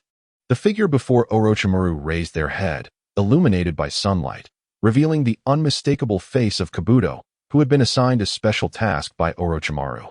Adjusting the glasses on his nose, Kabuto continued, that girl with the Byakugan demonstrated through her recent battle that her prowess exceeds that of ordinary genin. As for her connection to that silver-haired boy, patience will reveal the truth. The confident words of Yakushi Kabuto undoubtedly indicated that he had tampered with Hinata, who was resting in the medical room. He had inflicted an injury upon her using a chakra scalpel. However, this blow did not pose a threat to Hinata's life. It merely required some time for her to recuperate. She was indeed stronger than I had anticipated. Orochimaru displayed a sinister smile, yet he deemed this level of strength insufficient. Perhaps through this young Hyuga girl, I could gain control over that child named Kendiji. Yakushi Kabuto's lips curled slightly as he wore an expression reminiscent of Conan realizing the truth. It seems I was not mistaken. You intend to leverage this Hyuga girl to coerce that chief student. However, Yakushi Kabuto shifted his tone. As far as I know, that chief student is merely mysterious due to the blade he carries, so why are you so apprehensive? Hehehe, Orochimaru sneered several times. I prefer meticulous planning. Although there had been a brief encounter between Orochimaru and DG in the Forest of Death, Orochimaru had still failed to gauge the extent of DG's strength. What puzzled Orochimaru even more was that DG's exhibited power, which could rival his own, did not stem from any bloodline limit or vast chakra reserves. This little fellow harbored too many secrets. Upon hearing Orochimaru's words, Yakushi Kabuto nodded in agreement. He had never interacted with DG, having only crossed paths during the Nin exams, so all his knowledge about DG was derived from intelligence. Kin DG, a member of Teammate, mentored by the special Jonin Kurenai Yuhi, shares a close relationship with his teammate Hinata Hyuga, suspected to be romantic. In terms of abilities, DG exhibited talents and strength far exceeding his peers during his time at the Ninja Academy, displaying remarkable prowess in both taijutsu and speed. Although he often carried the blade on his back, he rarely wielded it. Yakushi Kabuto scrutinized the information regarding DG in his hands throughout several battles. DG had only employed the water release, water dragon bullet technique. He reminded me of that individual. Orochimaru silently stepped forward, his gaze fixed upon the direction of the Uchiha clan's estate from years past. That individual was indeed ruthless, abandoning his only brother in this dark village. Orochimaru continued, the situation is becoming increasingly intriguing. Orochimaru remarked, the peaceful days in Konoha have lingered for too long. It is time to stir the waters. A glimmer of silver flashed across Yakushi Kabuto's glasses. Although you have consistently exhibited interest in that chief student, your true intention is to use that Uchiha child as a catalyst, isn't it? No sooner had the words left his lips than Orochimaru's expression sharpened with intensity. Yet, this murderous intent dissipated almost instantly, replaced by a cold smirk on Orochimaru's face. You truly see through it all. I entrust you with the matter concerning Sasuke. It seems Kakashi has sealed the cursed mark I placed on him. I understand now. However, following today's events, it seems that the village of Konoha may harbor some suspicions about me. Kabuto adjusted his glasses, acknowledged this, and then departed. Orochimaru gazed contemplatively at Kabuto's retreating figure and muttered to himself, it appears that it is time to seek out that individual. Meanwhile, in the training arena, after the announcement of the list for the third round of the official examination concluded, everyone was dismissed. Winter hurried to the medical room, where the two injured children had been transferred to the Konoha hospital. The medical team informed Winter of this matter, entirely unaware that the children had previously fallen into a coma due to Kabuto's genjutsu, which had also harmed Hinata. Out of concern for his comrades, Winter and his companions promptly made their way to the hospital. Winter could not discern the extent of Hinata's injuries, yet he harbored doubts about merely being overexerted and requiring treatment. Fortunately, Kabuto had not inflicted severe harm. Hinata's injuries were not grave. On the other hand, Sasuke, after Kakashi had performed a degree of sealing on the heavenly curse mark, experienced some alleviation of pain and the curse's afflictions. However, inexplicably, after the preliminary round concluded, Sasuke's condition seemed to have worsened. Perhaps only Winter comprehended this. It may have been due to the passage of time that Kabuto had succeeded. Sasuke-kun. Sakura sat anxiously in the hospital corridor, her face etched with concern. Sasuke-kun will be fine, Ino repeatedly reassured herself beside her. Winter emerged from Hinata's room and glanced toward the intensive care unit at the end of the corridor. Even if Winter wished to assist, he was powerless regarding the matter of the curse mark Orochimaru had placed on Sasuke.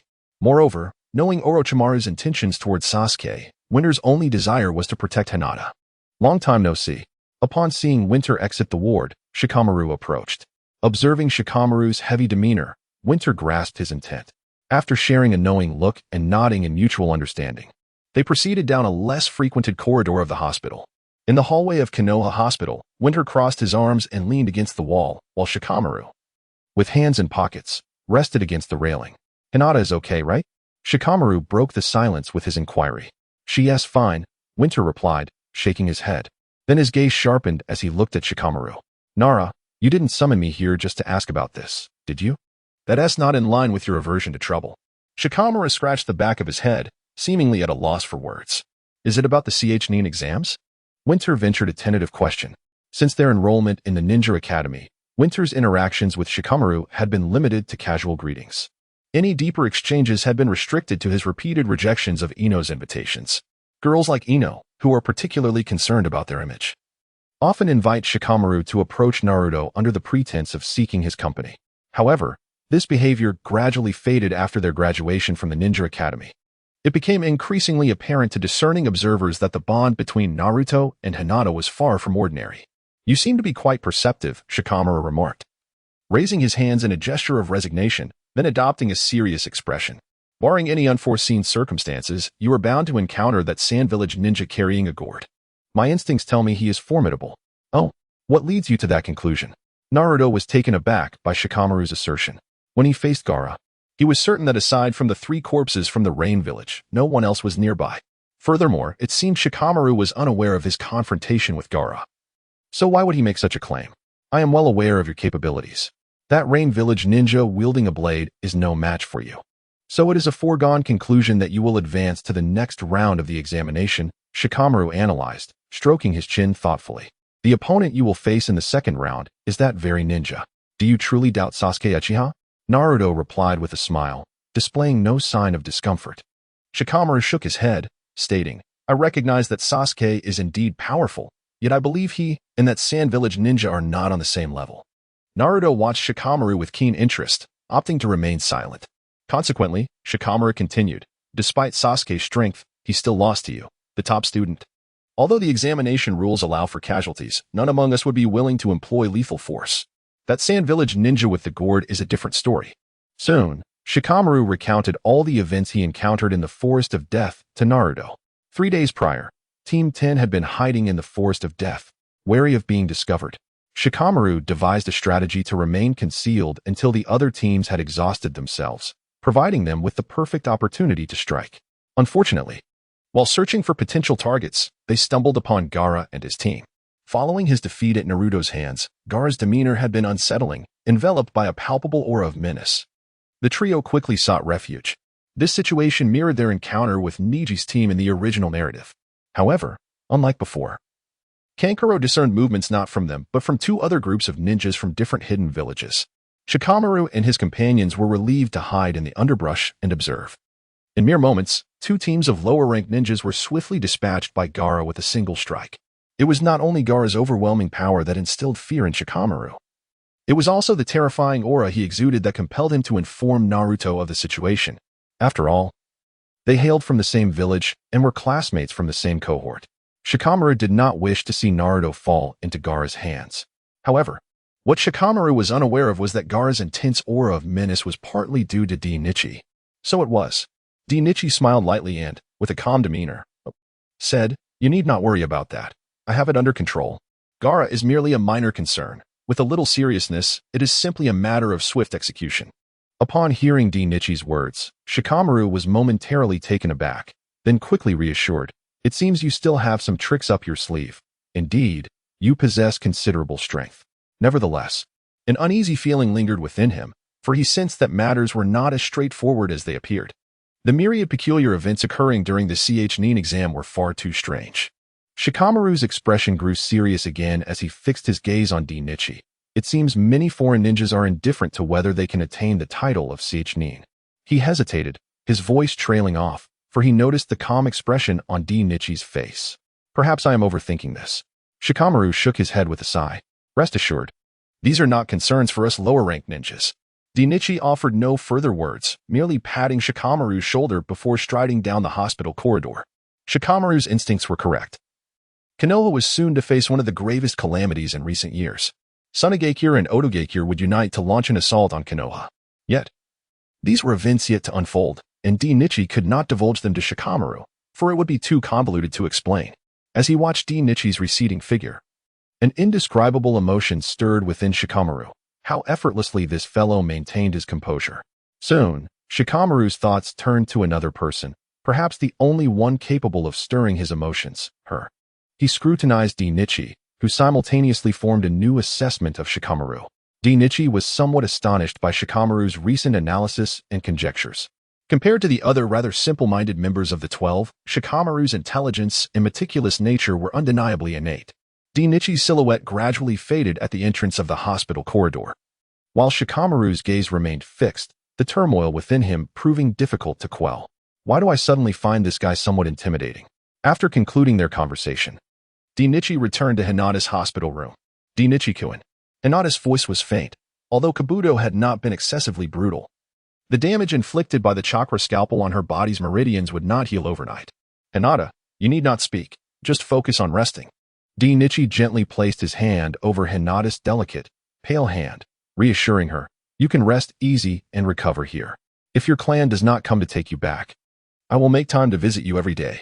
As the Hyuga clan was currently the largest family in Konoha, their facilities would not be inferior to those of the village. If Hinata's injuries healed swiftly, it was highly likely that Hyuga Hayashi would bring her back to the clan's grounds for treatment. Hinata's cheeks flushed with a hint of crimson as she murmured, She was acutely aware that Dong-er needed to train daily, and that her family would occasionally come to keep her company. Thus, Dong-er could not be by her side at all times. After offering Hinata a few words of encouragement, Dong-er exited the hospital room. "Everyone," Dong-er addressed his companions, "remaining here will not aid Sasuke's recovery. It would be best for us to return home." Gyojin makes a valid point. Akimichi Choji chimed in, munching on potato chips.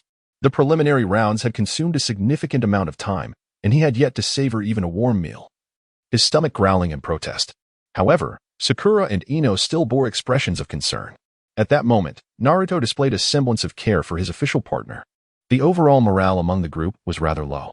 Only Dong-er and Shikamaru seemed to maintain a semblance of clarity, while Choji was clearly distressed from hunger. All eyes turned to Dong-er, who shook his head. Everyone was currently in a state of lethargy, and with Konoha lacking any vibrant nightclubs or bars, he felt compelled to take them out for a lively evening. Perhaps only Naruto could uplift the atmosphere now. After a brief contemplation, Dong-er approached Naruto. "Naruto," he said, placing a meaningful hand on Naruto's shoulder, then leaned in to whisper, "Have you noticed that this is a splendid opportunity?" "Huh?" Naruto looked at him, puzzled by the sudden statement. "What splendid opportunity?" Dong-er gestured with his eyes towards the side, where a dejected Sakura sat with her head hung low on a bench in the hospital corridor. "Sakura is currently engulfed in despair. Why not take a chance?" he suggested. Alas, Naruto, being somewhat dense, failed to grasp the implications of Dong-er's words. "What chance? Sasuke is still unconscious," he frowned, then added, "By the way, how is Hinata?" His concern extended beyond Sasuke, as he had heard from the doctor that Hinata had also sustained some injuries, though the nature of her injuries remained unclear to him. Dong-er nodded slightly. "Hinata's injuries are not severe. She should recover soon, and it won't interfere with the Chunin exams." At that moment, a flicker of cold determination flashed in Dong-er's eyes. Hinata's injuries were peculiar. What was supposed to be mere exhaustion leading to fainting had inexplicably resulted in her hospitalization, leaving Dong Air perplexed. He vowed to hold accountable anyone who dared to harm Hinata. It's good that it won't delay the final exam, Naruto murmured, glancing towards the direction of Sasuke's intensive care unit. I hope that guy won't be delayed either. Sasuke will be fine, Dong Air assured him. Upon witnessing Naruto's worried demeanor, Dong Air could not help but feel a surge of compassion for his friend. In terms of life experiences, Naruto's childhood, even extending to the present, has not been significantly better than Sasuke's. Moreover, prior to the annihilation of the Uchiha clan, Sasuke had enjoyed a blissful childhood. Yet, as the son of a hero, Naruto must endure the scorn of the village. Dong Air understood that all of this was orchestrated by the third Hokage and Danzo. On another note, Dong Air admired Naruto for his ability to respond with immense warmth towards Konoha, despite the treatment he received. Dong Air shook his head, pondering whether Naruto had ever truly experienced happiness. Perhaps warmth could only be found in the bowls of Ichiraku ramen. Over the years, Naruto has borne too much. It was all the doing of that detestable man. Suddenly, Naruto's anger flared, and he slammed his fist against the wall. The experiences in the Forest of Death remained vivid in Naruto's memory. Had it not been for Orochimaru planting the cursed seal on Sasuke's neck, he would not have remained in a deep slumber to this day. Only Dong Air understood that Sasuke's willpower was already formidable enough, even during his later defection. He had perfectly controlled the power of the cursed seal. The reason for his sudden unconsciousness was entirely due to Kabuto's tampering with Kakashi's seal. Everything will be all right, Dong Air said to Naruto. Sasuke is a man you respect, is he not? Naruto seemed lost in thought, then nodded slightly. However, after uttering those words, Dong Air felt a shiver run down his spine. Such toxic platitudes could only be shared in this context. The notion that everything would be fine was something he himself did not believe. Casting a complex gaze at Naruto and the others, Dong Air patted Yamanaka Shino's shoulder and said, Shino, let us depart. Shouldn't you stay with Hinata? Shino inquired with slight doubt. Dong Air shook his head. If I remain here, I will only draw more attention. Yamanaka Shino nodded, finding some sense in Dong Air's reasoning. Besides, the Hyuga clan would undoubtedly send guards to protect Hinata. Consequently, Yamanaka Shino chose to accompany Dong Air as they left the hospital. Shikamaru and Choji soon followed suit, leaving Naruto and the others behind, anxiously waiting for Sasuke to awaken. After departing from the hospital, Dong Air did not return home as swiftly as usual. Instead, he walked alongside Yamanaka Shino through the streets of Konoha, engaging in conversation. Emotions are a curious phenomenon. Since joining Team 8, Dong Air's feelings toward Yamanaka Shino have undergone significant transformation, from an initial sense of unfamiliarity to a profound understanding expressed through a mere glance. Especially with Yamanaka Shino's temperament, he always knew when to exercise restraint, never probing into matters that were best left unasked. Every word he spoke was devoid of superfluous embellishments. Having such a companion as a teammate brought Dong Air immense ease. After a conversation between the two regarding the Chunin exams and their future training, they bid farewell at a fork in the road, with midnight approaching. The Kyubi family, belonging to the common folk, naturally resides near the outskirts of the village. Despite Konoha being bustling and brightly lit in the central areas due to the ongoing Chunin exams, the civilian district remained shrouded in darkness and silence. As Winter 2 walked through the familiar, long alleyway, his steps were measured and graceful. Just as he was nearing his doorstep, he suddenly halted, his gaze filled with a chilling intent to kill. Still lurking in the shadows? Are you planning to follow me home? His icy voice pierced the stillness of the night. In truth, Winter 2 had sensed these presences behind him when he parted ways with Shino, but he had chosen to ignore them, deeming it a trivial matter to handle these individuals. Oh dear, I forgot your perceptive abilities are quite formidable. From the shadows of the corner, a figure slowly emerged, its face wrapped in bandages, revealing only one eye, with sleeves hanging down, appearing somewhat ominous in the dim moonlight. Since you are aware of my keen perception, the two of you need not remain concealed, do you? Upon seeing the figure step forward, Winter 2 displayed no emotional upheaval, his tone remaining indifferent. Well, you seem remarkably unfazed, came the response. Indeed, after Winter 2 spoke, two more figures emerged from the other end of the alley. TOS, Sak, and Jean, the trio from the Hidden Sound Village. Winter 2 scoffed coldly. To have followed me this far, it surely cannot be merely to offer me praise. I detest being questioned in such a tone. The last person who spoke to me like that has vanished from this world. Sak, his gaze vicious, crouched against the wall, licking the sharp blade of the kunai in his hand. Are you implying you wish to make a move? Winter too maintained his nonchalant tone, provoking Sack further. You bastard. Sack roared, then regained his composure, smirking with malice. I admit you are strong, but you must understand your current predicament, 1 against 3. Do you truly think you stand a chance? Even the arrogant Sack, after witnessing Winter Two's displayed prowess, ceased his reckless demeanor and began to heed this advice for a collective approach. Their original target had been Sasuke, who lay incapacitated in the hospital.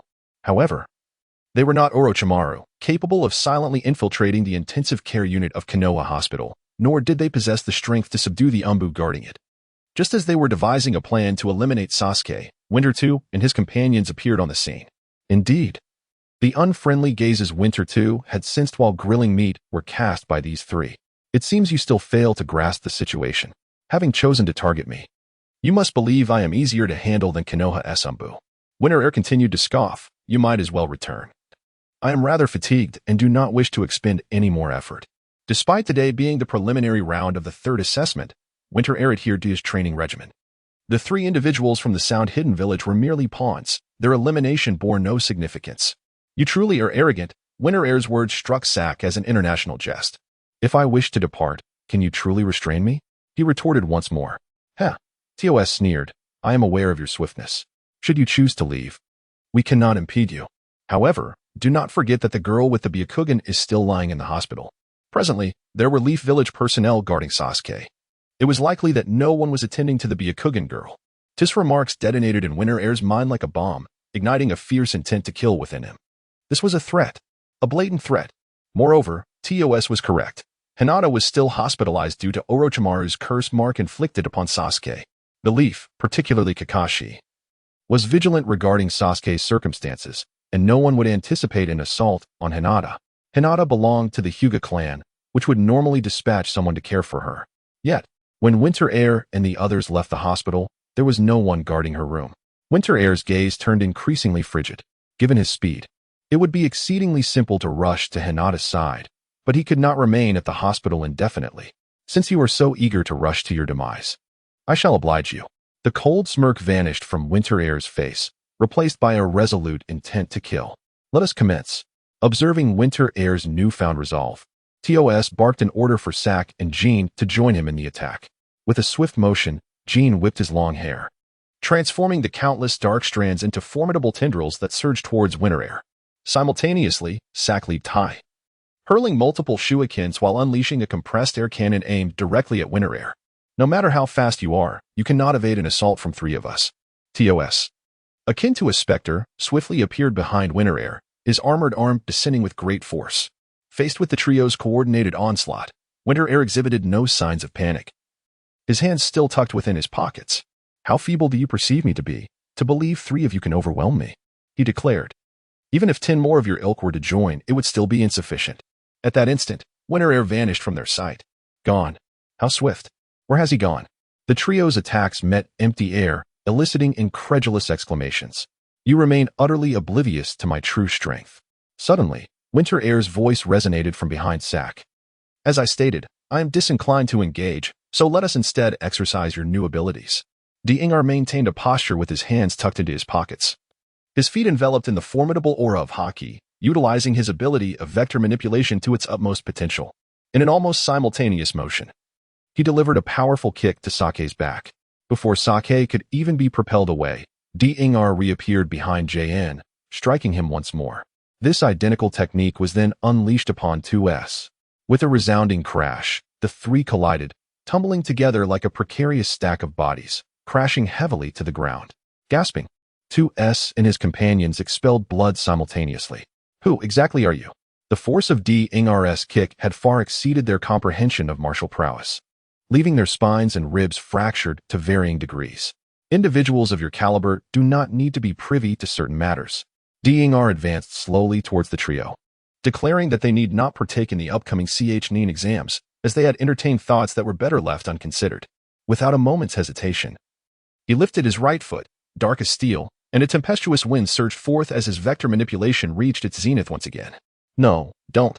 At that moment, the 3 from Odin Village regarded Ingar with the eyes of those who had encountered death itself, their expressions filled solely with dread. With a thunderous stomp, his foot crashed down, Instantly, the three lost their breath, and the ground beneath them was gouged into a massive pit. In an instant, debris was sent flying.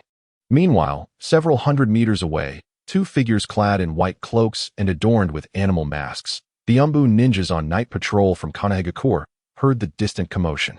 What is happening over there? Let us investigate. The speed of the two Umbu was considerable, yet Dr. employing his observation haki, was still able to perceive their movements. He knew that any action within the village would undoubtedly draw their attention. Thus, he had prepared in advance. Upon the arrival of the two Umbu at the scene, they found the long, shadowy alleyway devoid of any presence. Surely the noise originated from here. Why do we see no signs of life? One of the Umbu, wearing a dog mask, scanned the surroundings. Look at this. The Umbu donning a raccoon mask pointed to the center of the alley, beckoning his companion to observe. Beneath the gentle moonlight, a fissured pit, several meters wide, radiated outward in stark contrast to the stillness of the narrow lane. The colossal stones that had been propelled upwards now lay scattered atop the pit. Just moments ago, I felt no fluctuation of chakra. Is this truly achievable through mere physical prowess? The dog-masked Umbu struggled to mask his astonishment behind his mask. In the southern outskirts of Konoha, Dr. dragged the lifeless bodies of the Odanin trio into a secluded thicket. What bothersome individuals! Not only did you come seeking death, but now I must also dispose of your corpses. After discreetly concealing the bodies of the three individuals atop a remote mountain, Dr. returned to Konoha, having removed the armor from T's arm. In truth, following the demise of these three, he could have chosen to leave without concern.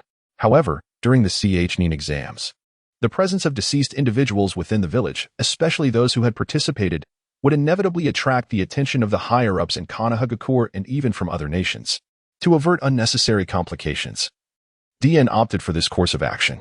Fortunately, there was no need to incinerate the bodies. The wilderness surrounding the village teemed with beasts, and it was likely that within a few days, the remains would be entirely consumed. Moreover, after enduring 3 shinobi world wars, this world was already rife with devastation, and countless ninjas had met their end in similar circumstances. Meanwhile, at the opposite edge of Konoha, several members of the Umbu were tracking a ninja, Yakushi Kabuto, who had departed the village under the cover of night. During the preliminary rounds of the third phase of the Chunin exams held that day, Kabuto's displayed abilities had raised suspicions among numerous J-nin instructors and the third Hokage, Sarutobi Hiruzen. In terms of strength, Hinata had reached a level capable of defeating many Chunin from various hidden villages. Yet, when faced with Hinata's onslaught, Kabuto exhibited not merely composure but an uncanny precision in controlling his strength and defensive measures with each strike. Despite his efforts to conceal his true prowess, he could not escape the keen perception of the third Hokage, with abilities rivaling those of an elite J-nin and a calm demeanor. It was implausible that Kabuto had participated in 6 Chunin exams without success. Following the conclusion of the preliminary rounds, Sarutobi ordered an inquiry into past Chunin exam records in Kabuto's ninja dossier. Upon piecing together various perplexing elements, he commanded the Umbu to discreetly investigate Kabuto's true identity. However, Sarutobi had evidently underestimated Kabuto's capacity for evasion. Aware that his identity might be compromised, Kabuto would not reveal any telltale signs at this juncture. Aside from tampering with the Heaven-S curse mark on Sasuke's neck, he refrained from any actions that might arouse suspicion after leaving the training grounds. In the northern outskirts of the village, within a modest wooden cabin, countless glass containers were amassed in the room. Kabuto entered leisurely, devoid of any trepidation. The glass boxes were filled with small creatures reminiscent of laboratory mice. At the far end of the room stood a small surgical table. Kabuto retrieved some food from his bag and began to feed the diminutive animals. The 3 Umbu who had followed him silently encircled the cabin, observing Kabuto intently without making a sound. Only after he had finished feeding and returned to his home in Konoha did the 3 Umbu depart, returning to the Hokage's office to report. As they left, a satisfied smile curled upon Kabuto's lips.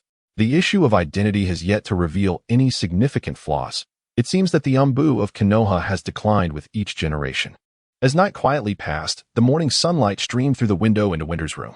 He slowly opened his eyes, aware that the third round of the Chunin exams would commence in a month, regardless of whether the events would unfold as depicted in the original narrative. He could not afford to relax during this month. His daily, unwavering training was imperative. However, compared to his previous training days, he now needed to rise even earlier. Before heading to the secret training grounds on the outskirts of Konoha, he first made a visit to the hospital, perhaps due to the unfamiliar environment of the hospital ward. When winter arrived, Hinata had already awakened. "Winter-kun," Hinata said, mustering the strength to sit up, but he gently pressed her back down.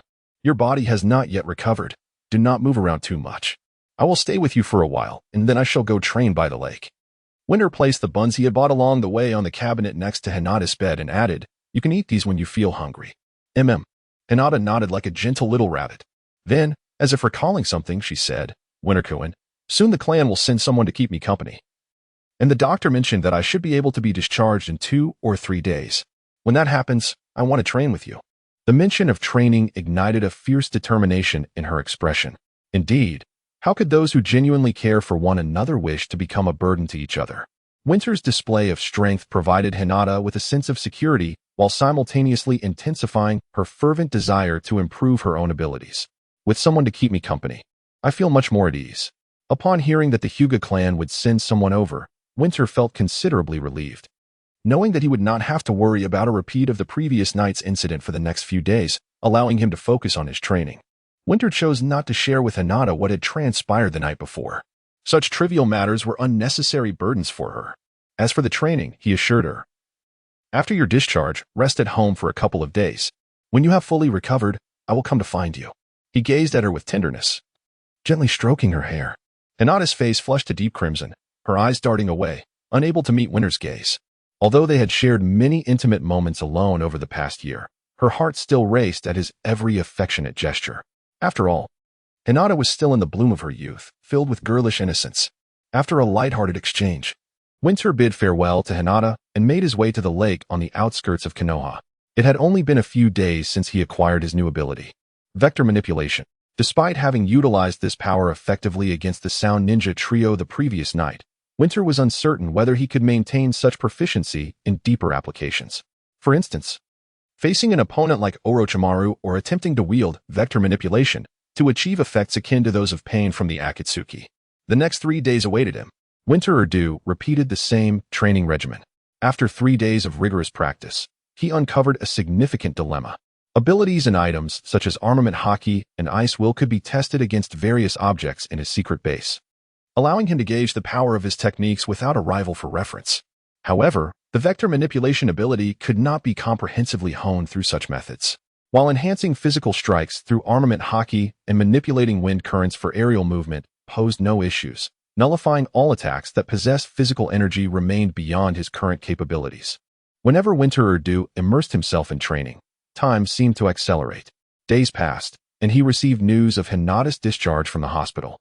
Taking a deep breath, Winter stood by the lake on the outskirts of Konoha Village, his clothes drenched in sweat from his recently concluded training session.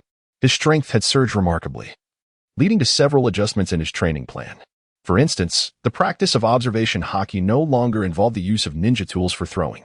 The ability of vector manipulation granted him unparalleled speed and allowed for brief control of his body in flight. When observation haki detected even the slightest movement or presence in the forest, Winter could appear beside his target at an imperceptible speed, delivering a lethal strike.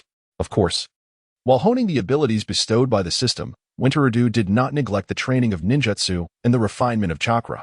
Up to this point, his training primarily focused on physical techniques and various abilities. In terms of ninjutsu, he had only mastered B-rank techniques such as water release, water dragon bullet technique, shadow clone technique, and the still developing flying thunder god technique. It had been several days. It was time to pay Hinata a visit. Wiping the sweat from his brow, her delicate and charming visage emerged in his mind, prompting a warm smile to grace his lips. Today, his return to Konoha Village was particularly early. As he entered the village gates, he encountered Inuzuka Kiba, Nara Shikamaru, and Akimichi Chg. "Long time no see," exclaimed Inuzuka Kiba, his eyes sparkling upon seeing Winter. Although she was aware of the budding relationship between Winter and Hinata, it was difficult for someone as admirable as him to suppress any feelings of infatuation. "Such lovesick women are truly a nuisance," Shikamaru remarked with a sigh, observing Inuzuka Kiba rush toward Winter. Chg, meanwhile, munched on a handful of chips, adding, "I agree, these chips are quite delicious." Their voices were barely audible, thankfully escaping Inuzuka Kiba's attention, or they would have faced an inevitable scolding. "Where are you off to?" "Winter?" Inuzuka Kiba asked, altering her usual demeanor in front of Shikamaru and the others, leaving those unfamiliar with her to perceive her as a gentle, delicate girl. I intend to visit the Hyuga household, Winter replied candidly, aware that his close relationship with Hinata was no longer a secret among his peers. I see. I heard that Hinata has already been discharged from the hospital a couple of days ago.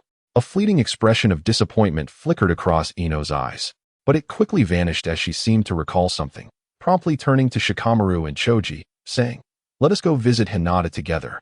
Huh? Didn't we agree to go eat hot pot? Upon hearing Ino's words, Choji nearly dropped the chips he was holding, although Shikamaru did not object. His characteristic expression of raised eyebrows and mismatched eyes revealed his reluctance towards Ino's unilateral decision to change plans. Well, then let us go. After a brief moment of contemplation, Choji acquiesced to Ino's proposal. He realized that he had not considered all aspects thoroughly. Their relationship with Hinata was still not public, and the Hyuga clan, including both Hayashi and those in important positions, remained unaware of their connection. If he were to go alone, even with the pretense of being a team member, it would inevitably raise unwarranted suspicions. However, if Ino and the others accompanied him, it would alleviate any concerns from Hayashi and the clan. Yet, the price for this arrangement was that he could not share a room with Hinata, thus missing the chance to enjoy their precious moments together. With no counter-arguments to offer, Shikamaru and Choji reluctantly followed Ino's lead, and the four of them made their way to the Hyuga compound. It seems Sasuke's condition has also improved. Ino broke the silence that had enveloped the group during their journey.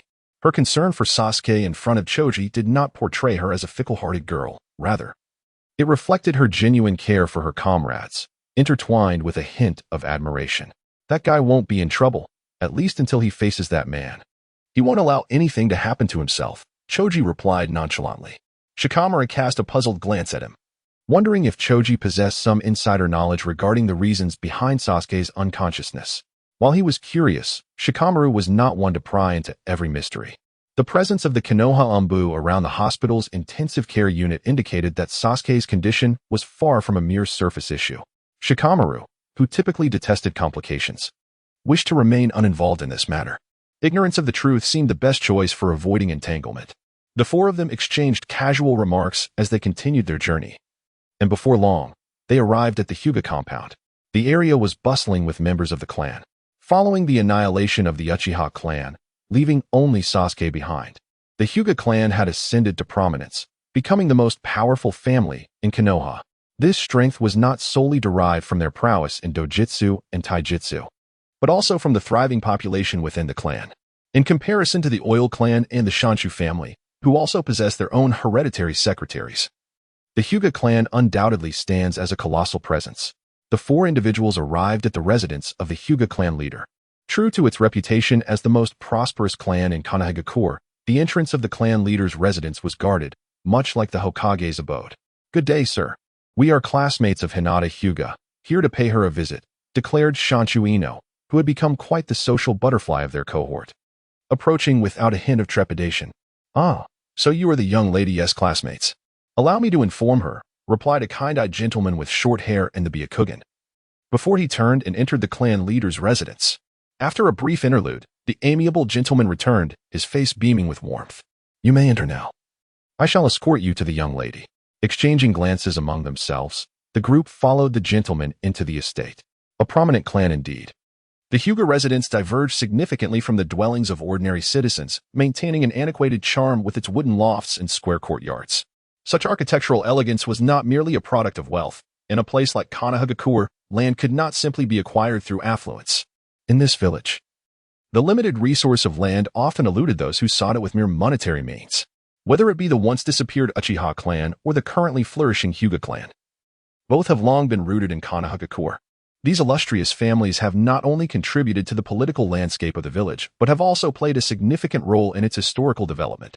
Hence, to secure a parcel of land, or even a mere lot to build a home in Konohagakure, one must possess power in addition to wealth. In stark contrast to Hinata's expansive courtyard, Winter too could not help but reminisce about his own cramped backyard. After acquiring the ability of vector manipulation, he had initially intended to practice this newfound skill in his backyard. However, the limited space, coupled with the absence of suitable targets beyond wooden stakes, had compelled him to abandon that notion. Now, gazing upon Hinata's courtyard, he could only feel a sense of awe. If he had access to such a spacious area for his training, perhaps many of his skills could be honed without the need to venture to the lake on the outskirts of Konoha. "This is the young lady's room," announced the kind-eyed gentleman, guiding them to a door on the right side of the wooden loft. "The young lady has just begun her recovery and requires ample rest, so please refrain from disturbing her too much." With this admonition, he returned to his post, standing as steadfast as a pine at the entrance of the estate. Winter too stepped forward and gently rapped on Hinata's door. "Who is it?" came a soft, delicate voice from within. "It's me, Hinata," Winter Air responded with equal tenderness. "It's all right, just come in." Hinata's voice carried a hint of joy, as if she had recognized the voice of Dong Air. The four of them promptly pushed the door open and entered. There lay Hinata, slightly weakened, reclining on the bed. The moment the door swung open, the first figure to catch Hinata's gaze was Dong Air. However, upon seeing the three companions of Ino behind him, the glimmer of joy in Hinata's eyes suddenly vanished, replaced by a fleeting shadow of disappointment. "Hyuga, your health." Ino, oblivious to Hinata's change in demeanor, approached with concern. I'm fine. You needn't worry, Namanaka-san." Hinata replied in a whisper as soft as a mosquito's buzz. Observing Hinata's pitiful state, Dong Air felt an unexpected surge of regret within him. Hinata's injuries bore a shared burden of responsibility that he could not ignore. Knowing full well that Yakushi Kabuto and Orochimaru harbor ill intentions, and recognizing that Hinata is no match for Yakushi Kabuto, yet I still failed to protect her in a timely manner. A sudden glimmer of icy light flashed in Dong Air's eyes. "If anyone dares to make you suffer again, I shall ensure they meet a fate most gruesome." After a brief exchange of pleasantries, Ino and her companions prepared to depart from Hinata's home. To avoid arousing unnecessary suspicion, Duji had no choice but to accompany them. "Duji-kun, I'm sorry. I have disappointed you." Hinata's face was clouded with sorrow. Although she had secured her place in the third round of the formal examination, such a bittersweet victory was clearly not the outcome she had desired. The more she reflected on this, the more she felt the profound disparity between herself and Duji. "Foolish girl, do not dwell on such thoughts. I have promised that I will protect you," Duji declared boldly before Ino and the others, unreservedly executing his signature gesture of affection. "I shall not allow any harm to come to you." A fierce glint passed through Duji's eyes. Hey. Just as Duji and Hinata were sharing this intimate moment, Shikamaru's voice drifted from behind, filled with playful exasperation. "You too. Isn't it a bit excessive to flaunt your affection at such a time?" Turning to glance back, they found Shikamaru staring at them with a look of faux resentment. Duji smiled, slowly rising to his feet, and before departing, he reiterated his advice. "Hinata, there is no need to rush your training. Focus on your recovery first." This scene was keenly observed by Yamanaka Ino, who felt a pang of disappointment. However, compared to her feelings during their time at the Ninja Academy, this sense of loss had transformed into a different emotion. As she witnessed the bond between Duji and Hinata unfold before everyone, the bitterness from Duji's rejection began to fade. Perhaps it was the realization of Hinata South's significant place in Duji's heart that replaced her discontent with envy towards Hinata. Now that her classmate had found someone special, she resolved, "I must win the heart of Uchiha Sasuke." In the mountains, Jinya silently vowed to herself that she absolutely could not lose to Sakura. After bidding farewell to Hinata, the four of them exited her room. As they passed through the courtyard, a young girl, of similar age to Konohamaru, stood before the four. With her innocent and charming visage and her pure, unblemished eyes, she was none other than Hinata's younger sister, Hinata Hanabi. Now, Hanabi had reached the age to enroll in the Ninja Academy. "Are you friends of my sister?" Hanabi gazed intently at the four with her captivating eyes. "Yes," Ryuji replied, crouching down to gently pat Hanabi's head. "No," Hanabi said, her gaze fixed on Ryuji's face as she boldly pointed at him. "Those three are. But you definitely are not." This statement took Ryuji and his companions by surprise. "Why do you say that?" Shikamaru asked, cradling his head in confusion. "Because the way Sister Hinata looks at him is different from how she looks at you." Hanabi spoke candidly, having observed them from a corner while they visited Hinata. Ryuji was astonished, a sense of admiration welling up within him for Hanabi. This little girl had displayed remarkable talent from a young age, both in her training and in her ability to navigate relationships. Like her sister Hinata, she was gentle and kind, yet her personality was notably more cheerful and extroverted. Had it not been for his intervention altering Hinata's state of mind, she might not have been able to secure her position as the future heir of the Hyuga clan. "And you even did that to her." Just as Hanabi was about to continue, a commanding voice resonated from behind Ryuji and his companions. Hanabi, you must show courtesy to others. Upon hearing this, the four turned to see a middle-aged man of dignified presence.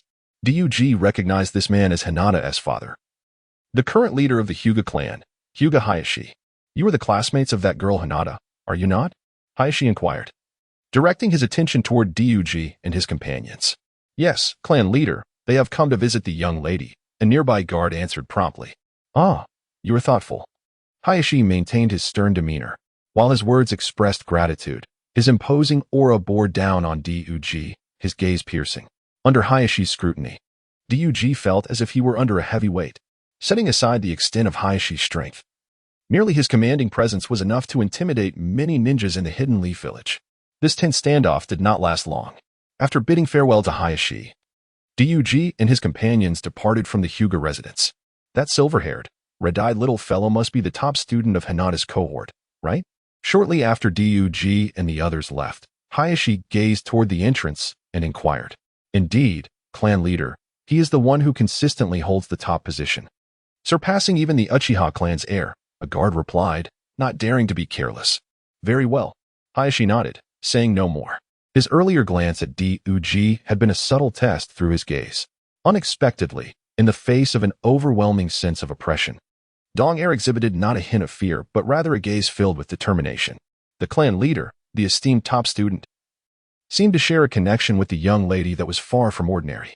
The guard before Hinata Hyuga dared not conceal any information, for it was highly likely that Hinata would inherit the position of Hinata Hyuga in the future. Thus, he was obliged to report all matters related to Hinata truthfully. They were indeed members of the same class. After a moment's contemplation, Hinata Hyuga remarked, for now, let them be. Having someone like that by Hinata's side will only bolster her motivation to progress. With that, he turned to Hanabi, saying, Hanabi, you too must strive harder and aim to match your sister. Hinata Hyuga undoubtedly possessed considerable knowledge regarding Dong Air. Since entering the Ninja Academy, every prodigious youth and unique individual within Konohagakure had become widely known throughout the ninja community. Moreover, Dong Air firmly held the title of top student. As for the nature of the relationship between Dong Air and Hinata Hyuga could not ascertain with certainty based on the information at his disposal. Nevertheless, the current situation of both Hinata and Dong Air being in the same class was more advantageous than detrimental for Hinata. Hinata Hyuga's thoughts were simple. Even if Dong Air and Hinata were to establish a relationship, they could compel Dong Air to relinquish it under the pressure of the illustrious Hyuga clan. Meanwhile, the four individuals who had just exited the Hyuga residence found themselves beyond the confines of the Hyuga clan's territory. In unison, Ino and her companions let out a sigh of relief. My goodness, Hinata's father is truly formidable. Yumeka Ino recalled the piercing gaze of Hinata Hyuga and felt a lingering dread. Truly, the grandeur of the Hyuga clan is palpable. It feels as though their gaze could slay. Alas, I can only manage 3 bowls of rice tonight, as images of Hinata's father's fearsome face occupy my mind. Hearing CHG's comment, Ino and Shikamura shot him disdainful glances. In turn, Ino gazed at Dong Air, saying, long time no see, you are truly impressive. In the face of Hinata's father's stern demeanor, you remained remarkably composed. If it were me, I would likely have buckled at the knees. Yumeka Ino understood that Hinata Hyuga's fierce gaze had been directed at Dong Air. Although she was unaware of Hinata Hyuga's intentions, under such an oppressive aura, she could not afford to ponder further. It was merely a matter of gaze and aura, after enduring continuous trials and tribulations. One could also exude such a formidable presence and face such a gaze without fear. Dong Air softly elucidated that from Hinata Hyuga's piercing look, he gleaned certain insights. The disparity between the commoners and the prestigious clans, perhaps. Dong Air gradually halted his steps, turning to gaze back at the Hyuga clan's territory, muttering to himself. Having arrived at this juncture, Dong Air no longer wished to hold back. Even in the face of Hinata Hyuga's opposition, he was determined to be with Hinata. Another 20 days passed. As the day of the 3rd round of the CH NIN exams drew near, Hinata, having recovered from her injuries, visited their secret training ground with Dong Air to practice, as was her custom. For candidates like Dong Air, who were honing their skills during this interval, the month felt fleeting. However, for some ninjas and dignitaries who had journeyed from distant lands, as well as those who had lost their eligibility, time began to drag. Konoha, while one of the larger villages among the hidden ones, was still a relatively small place. A month was ample time for these foreign visitors to fully experience the local customs and culture. Many had grown weary of the culinary delights that once fascinated them. their anticipation now firmly fixed on the commencement of the third round of the CH Nin exams. This was especially true for those gamblers who had wagered on a particular ninja's ascent to CH Nin. They were eager to witness a triumphant reversal of fortune. The proprietors of the betting houses, however, could not foresee the monumental upheaval that awaited them, for should Orochimaru conspire with the Sand Village to assault Konoha, they would undoubtedly reap a bountiful harvest. On the eve of the third round of the CH Nin exams, Hinata chose to forego her usual training by the lake in order to properly prepare herself. After concluding his solo practice, Dong Er made his way back to Konoha. With the exams commencing the next day, he ended his training earlier than usual, striving to maintain an optimal state of readiness. He harbored no concerns regarding his opponents. Whether it was Yagyu Ichibai, Niji, or Gaara, he felt confident they would not last long against him. Rather, he pondered what actions he should take if the anticipated alliance between the Sand and Sound villages unfolded as per the original storyline. Would the system, akin to the Forest of Death, present him with hidden achievement tasks?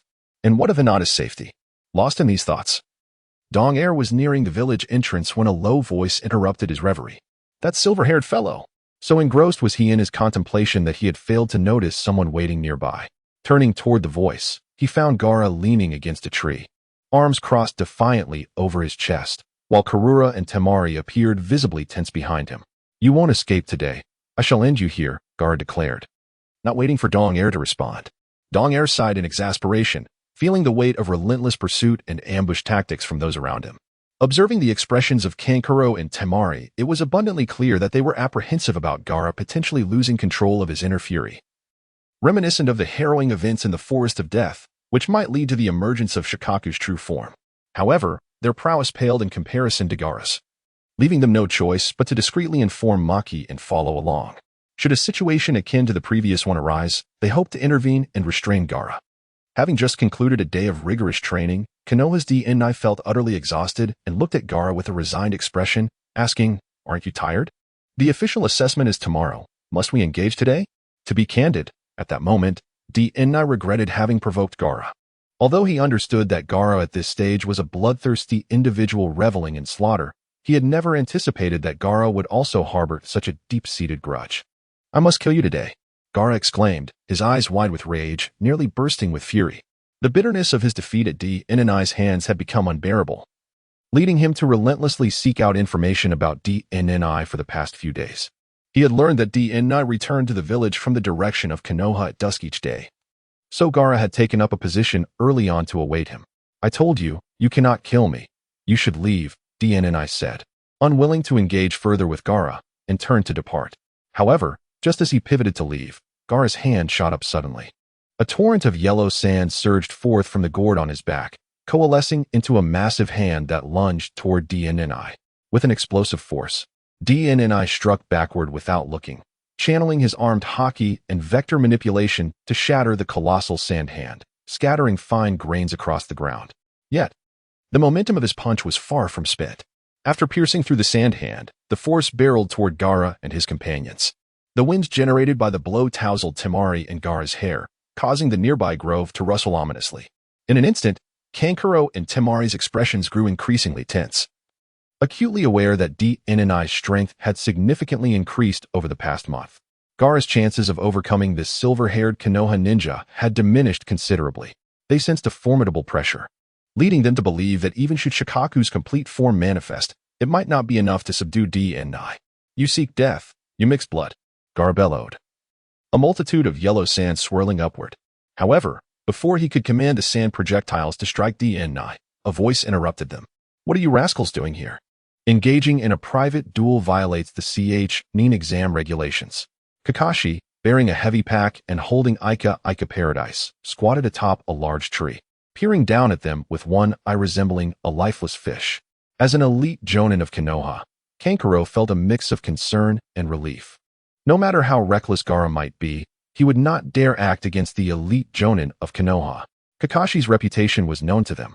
As long as they could prevent Gaara from succumbing to his violent tendencies, the adults' plans could proceed as scheduled. This relentless battle could finally be set aside, albeit temporarily. TCH. What a nuisance, Gaara muttered discontentedly before turning to leave. After feigning an apology with a bow, Kankuro and Temari hurriedly followed suit. "Kakashi-sensei, your timing is impeccable. In truth, The moment Gaara had spoken, DN had activated his observation haki, naturally detecting Kakashi concealed within the woods behind him. Kakashi had refrained from intervening in this clandestine duel, likely curious to see what abilities this legendary chief student possessed. Setting aside his book, Intimate Paradise, Kakashi chuckled while scratching the back of his head. I'm glad you're all right. Following this minor farce, DN and Kakashi made their way toward Konoha Village. That brat from Sunagakure radiates too much malice. Many a ninja has likely perished at his hands, Kakashi remarked. DN nodded in agreement. You are fortunate to have a student like him, Kakashi complimented without reservation. Your own students aren't too shabby either, DN replied modestly. With a long sigh, Kakashi continued, those three brats are hardly a source of peace. DN remained silent. Soon, the pair arrived within the borders of Konoha Village. Kakashi and DN were headed in different directions, so they waved goodbye, with Kakashi reminding DN to do his best in tomorrow's assessment. After watching Kakashi depart, DN's smile faded. I didn't expect Kakashi to not only be a balanced presence, but also a timely savior. He refrained from inquiring further about Kakashi's unexpected appearance. Some topics are best left unspoken. Everyone carries their own secrets, and DN understood that the fewer people who knew about his matters, the better. Of course, he had his suspicions. Sasuke's condition had improved, and with the assistance of Kakashi and the others, the heavenly curse mark had been temporarily sealed. Sasuke had already regained consciousness. In tomorrow's third round of the formal assessment, he would unleash the Chidori, which Kakashi was aware he had mastered at this moment. Sasuke was likely tirelessly practicing somewhere. This rendered Kakashi's sudden appearance there easily explainable. Meanwhile, on a secluded hillside in Konoha Village, a white-haired youth stood alone, seemingly untouched by the footprints of others.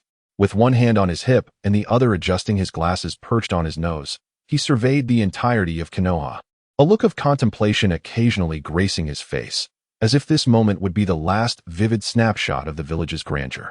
Shortly after, a man approached from behind. Leaning on a cane, his face and arms wrapped in numerous bandages, it was Shimura Danzo, the scapegoat of Konoha Village. The time has come for the Chunin exams. Is it not somewhat ostentatious of you to summon me here at this hour? Shimura Danzo, striding towards the youth who had his back turned, spoke in a low voice. Meeting at this juncture, when Konoha is on high alert, does not align with your typically prudent demeanor, Yakushi Kabuto. As Danzo approached within a few paces of the young man, who was surveying the entirety of Konoha, the latter finally turned to face him. It has been a while. Lord Danzo, Yakushi Kabuto remarked, a knowing smile gracing his lips, one hand adjusting his spectacles, presenting an image of a cunning man. As the architect of long-term plans, Kabuto's considerations were even more meticulous than those of Orochimaru himself. At that moment, as their gazes locked, a sudden gust of wind swept through, and a fallen leaf drifted gently between them, seemingly heralding a portentous omen. In response to Kabuto's exceedingly polite greeting, Danzo offered no reply, his narrowed left eye betraying no flicker of emotion. Is there something that necessitates our meeting at this very moment? Danzo's countenance remained stern, revealing little warmth. In truth, as the power broker of Konoha, Danzo had long coveted the position of Hokage. For as many years as Sarutobi Hiruzen had occupied that seat, Danzo had yearned for it. When the third Hokage decided to step down, Danzo had been elated for a considerable time, yet the outcome left him utterly astounded. The old specter, Sarutobi, had chosen the commoner Namake's Minato instead, not granting the position to himself or to his favored pupil, Orochimaru. It was this shared animosity towards Hiruzen that gradually drew Danzo closer to Orochimaru. After Orochimaru's defection from Konoha, Kabuto became the liaison between the two, orchestrating a Konoha version of a treacherous game. Kabuto was merely a ninja stationed in the medical unit. His capacity to glean higher-level intelligence was inherently limited by his position. The exchange of various pieces of information was primarily facilitated by Danzo's root organization. In any realm, it is thus. While Danzo and Orochimaru could hardly be deemed friends, certain interests intertwined their fates. You remain as impatient as ever, Kabuto smiled, no longer concealing his true self behind a facade when addressing the upper echelons of Konoha. His tone now lacked the deference he had previously shown to the Hokage and the proctors of the Chunin exams. You are not Orochimaru. Speaking to me in that manner, I could ensure your permanent disappearance from this place. Danzo, however, did not exhibit anger. Instead, he raised his hand, pressing the tip of his cane against Kabuto's throat.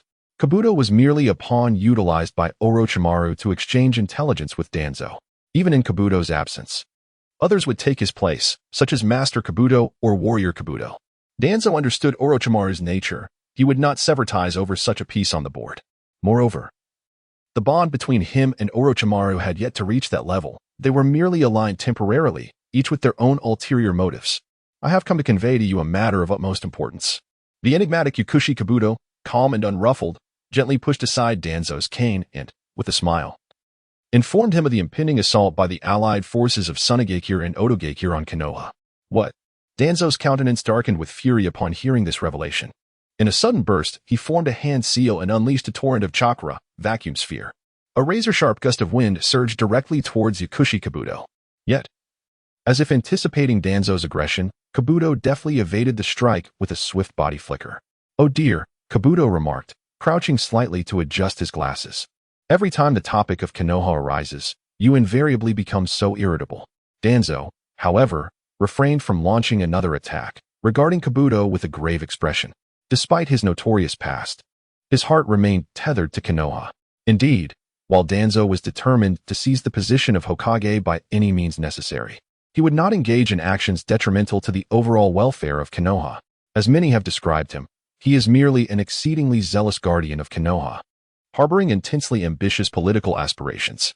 If you wish for me to undertake actions that would harm Konoha, you might as well abandon that hope. Danzo raised his cane once more, directing it at Yukushi Kabuto. Faced with Orochimaru, he was uncertain of his chances, yet he felt confident in dealing with the lesser threat posed by Kabuto. "Danzo-sama, is there truly a need for such haste?" Kabuto maintained his unsettling smile. "After hearing my perspective, you shall find it impossible to refuse. For there exists a reason you cannot turn down." Danzo furrowed his brow slightly and lowered his hand. "What reason?"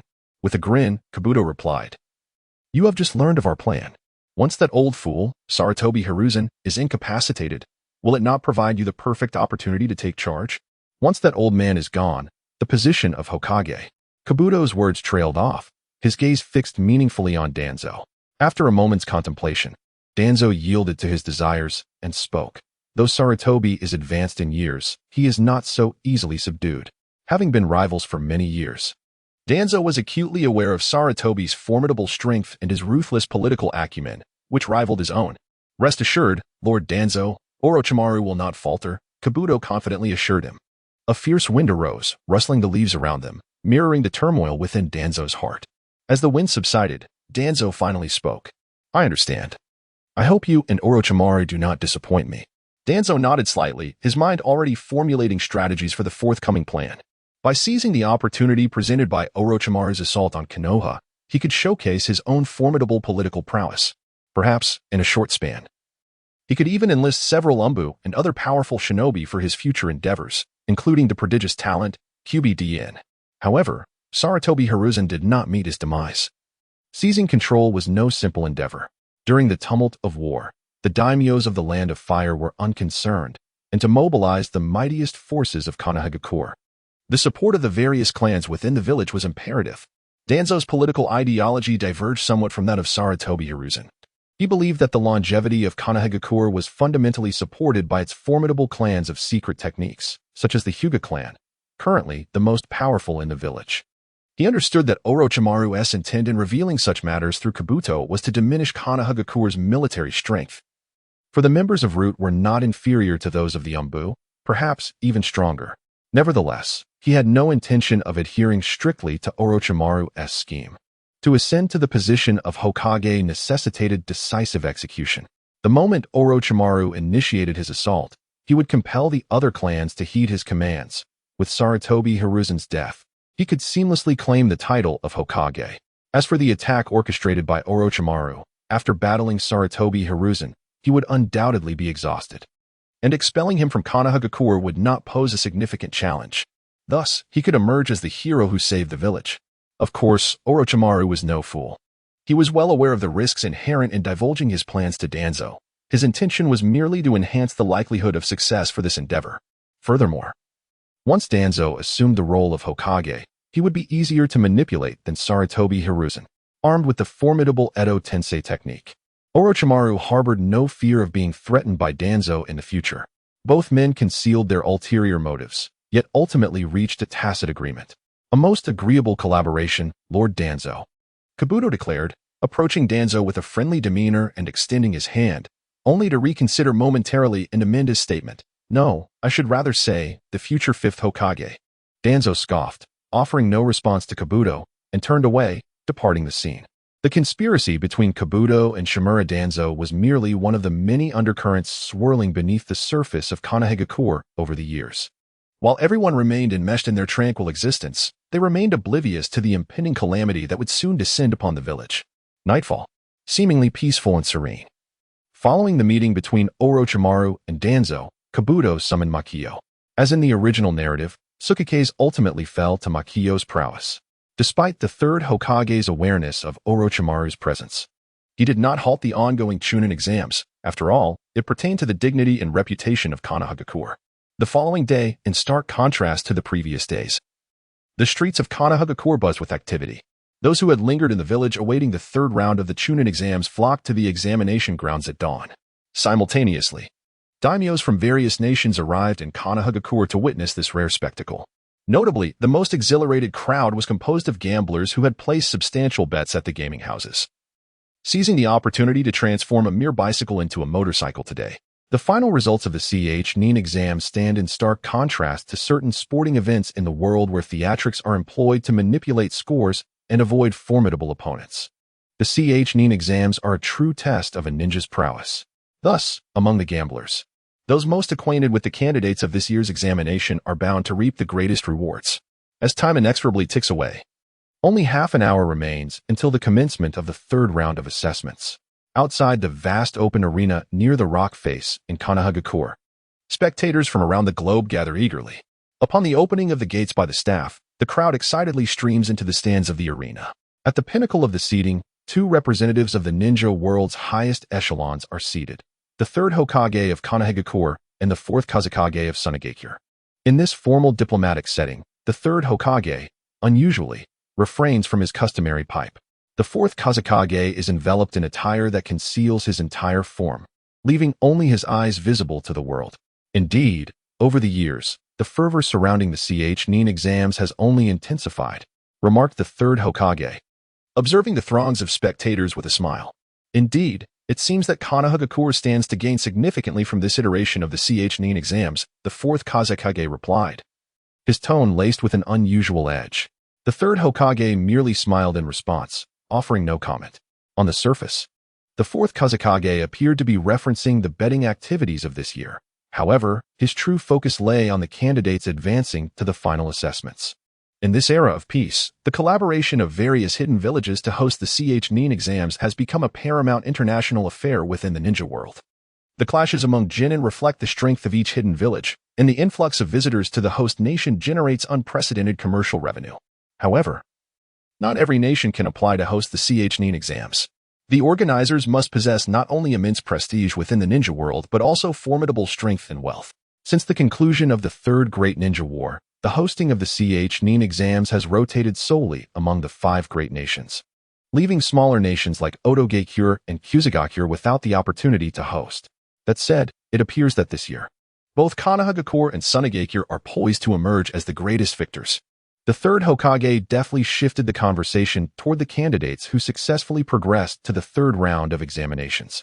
A total of 11 candidates have advanced, with 6 of those being genin from Konohagakure and 2 from Sunagakure. Although 3 candidates hail from other hidden villages, their abilities are notably lacking in comparison. Currently, the odds at the betting houses favor Keiki as the lowest, followed closely by Uchiha Sasuke and Gaara. Your Excellency, the 3rd Hokage, you jest. With half of the candidates being from Konohagakure, surely the primary victor shall be our village alone, remarked the 4th Kazekage. Disguised as the 4th Kazekage, Orochimaru responded to the polite exchanges with an air of mastery and deception, a skill he had honed to perfection. At this moment, Orochimaru perhaps did not harbor the intent to eliminate his former mentor entirely. The true essence of his plan to assault Konoha was merely to rend asunder the seemingly tranquil facade of the current ninja world. As he and Kabuto had previously articulated, the world's windmills had been still for far too long. It was time for a gust to set them in motion once more. Meanwhile, Donger and his companions were making their way towards the open-air training ground. Donger-kun, I will do my best, Hinata murmured cautiously. As if afraid her cousin Niji, who walked ahead, might overhear her. In the presence of her ever-dominant branch family cousin, Hinata felt an indescribable sense of trepidation. Hinata. Regardless of what happens today, do not force yourself as you did before, Donga said gently, stroking her hair with tender affection. Hinata nodded slightly in response. Just as they were conversing, Naruto, oblivious to the nuances of the moment, approached with exuberance, slinging an arm around Donga's shoulder. Donga, it seems that the final duel in today's assessment might just be between the two of us. Naruto grinned widely, displaying his bright teeth. Over the past month, not only had Donga, Hinata, and Sasuke been preparing for this examination, but Naruto and Shino had also dedicated themselves to rigorous training. Naruto had even spent some time training under Jiraiya, although the summoning technique that called forth little tadpoles had yet to prove its worth. His focused practice on chakra concentration had yielded significant results. Jiraiya, as one of the legendary Sannin, was undeniably formidable, and this contributed to Naruto's burgeoning confidence. Listening to Naruto's exuberance, Shino nodded slightly, remaining silent. He had always been intrigued by Naruto, who seemed to possess an uncanny ability to turn the tide in dire situations, whether during the written examination or the subsequent trials, much like his encounter with Kiba during the preliminaries, where he utilized shadow clones and transformation techniques to disorient Kiba's vision, ultimately securing victory. It was uncertain whether to attribute this to Naruto's strategic acumen or sheer luck. Naruto. At that moment, Sakura approached, her fist raised in mock threat. This is the Chunin exam, so take it seriously. After delivering her admonition, Sakura cast a complex glance at Donga and Hinata. Despite her awareness of Donga's strength, she still hoped for Sasuke to triumph in battle. Donga nodded in agreement, fully cognizant that today's Chunin exam would not reach the climactic showdown he anticipated. However, he was puzzled by Sasuke's absence. Had they not agreed to come together? Naruto, unfazed by Sakura's scolding, scratched his head and muttered under his breath. Worry flickered in Sakura's eyes as she contemplated the unfolding events. Concerning the events following Sasuke's departure from the hospital, she gleaned certain information from Kakashi, which ultimately led to a brief encounter with Sasuke. However, his demeanor had grown markedly colder compared to their previous interactions in the Forest of Death. After exchanging only a few perfunctory words, he departed.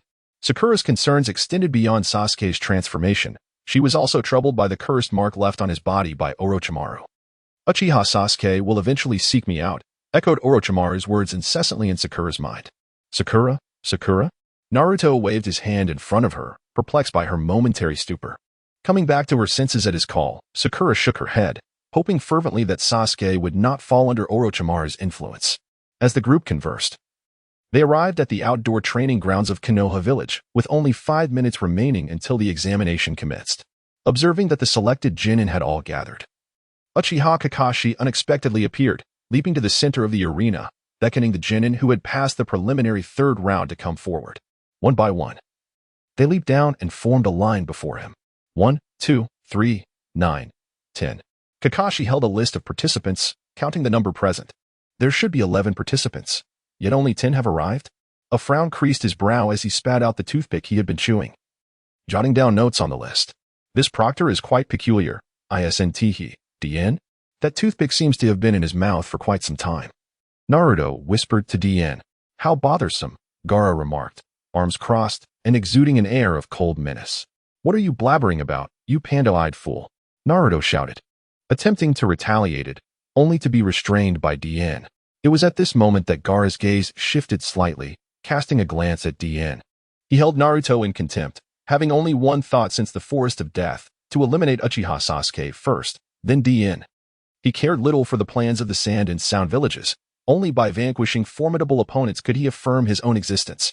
Frustrated, Naruto turned around, suddenly pointing in astonishment at Kakashi. Yes. He is chewing on another one. Following Naruto's pointing finger, Dien observed that, at some point, Kakashi had indeed taken up another toothpick. Goodness, that could be considered a unique skill, he mused. Before long, Kakashi established the order of combat. Sasuke had yet to arrive, but it was not a significant concern. The match between Uchiha Sasuke and Gaara was scheduled to be the third duel, allowing ample time for Sasuke's arrival. Subsequently, Kakashi instructed everyone to return to the waiting area as they awaited the commencement of the examination. Bang! The signal for the third round of the Chunin exam officially resonated through the air. Not knowing how to clear his throat, Noera Jenkin walked towards the center of the arena for the duel.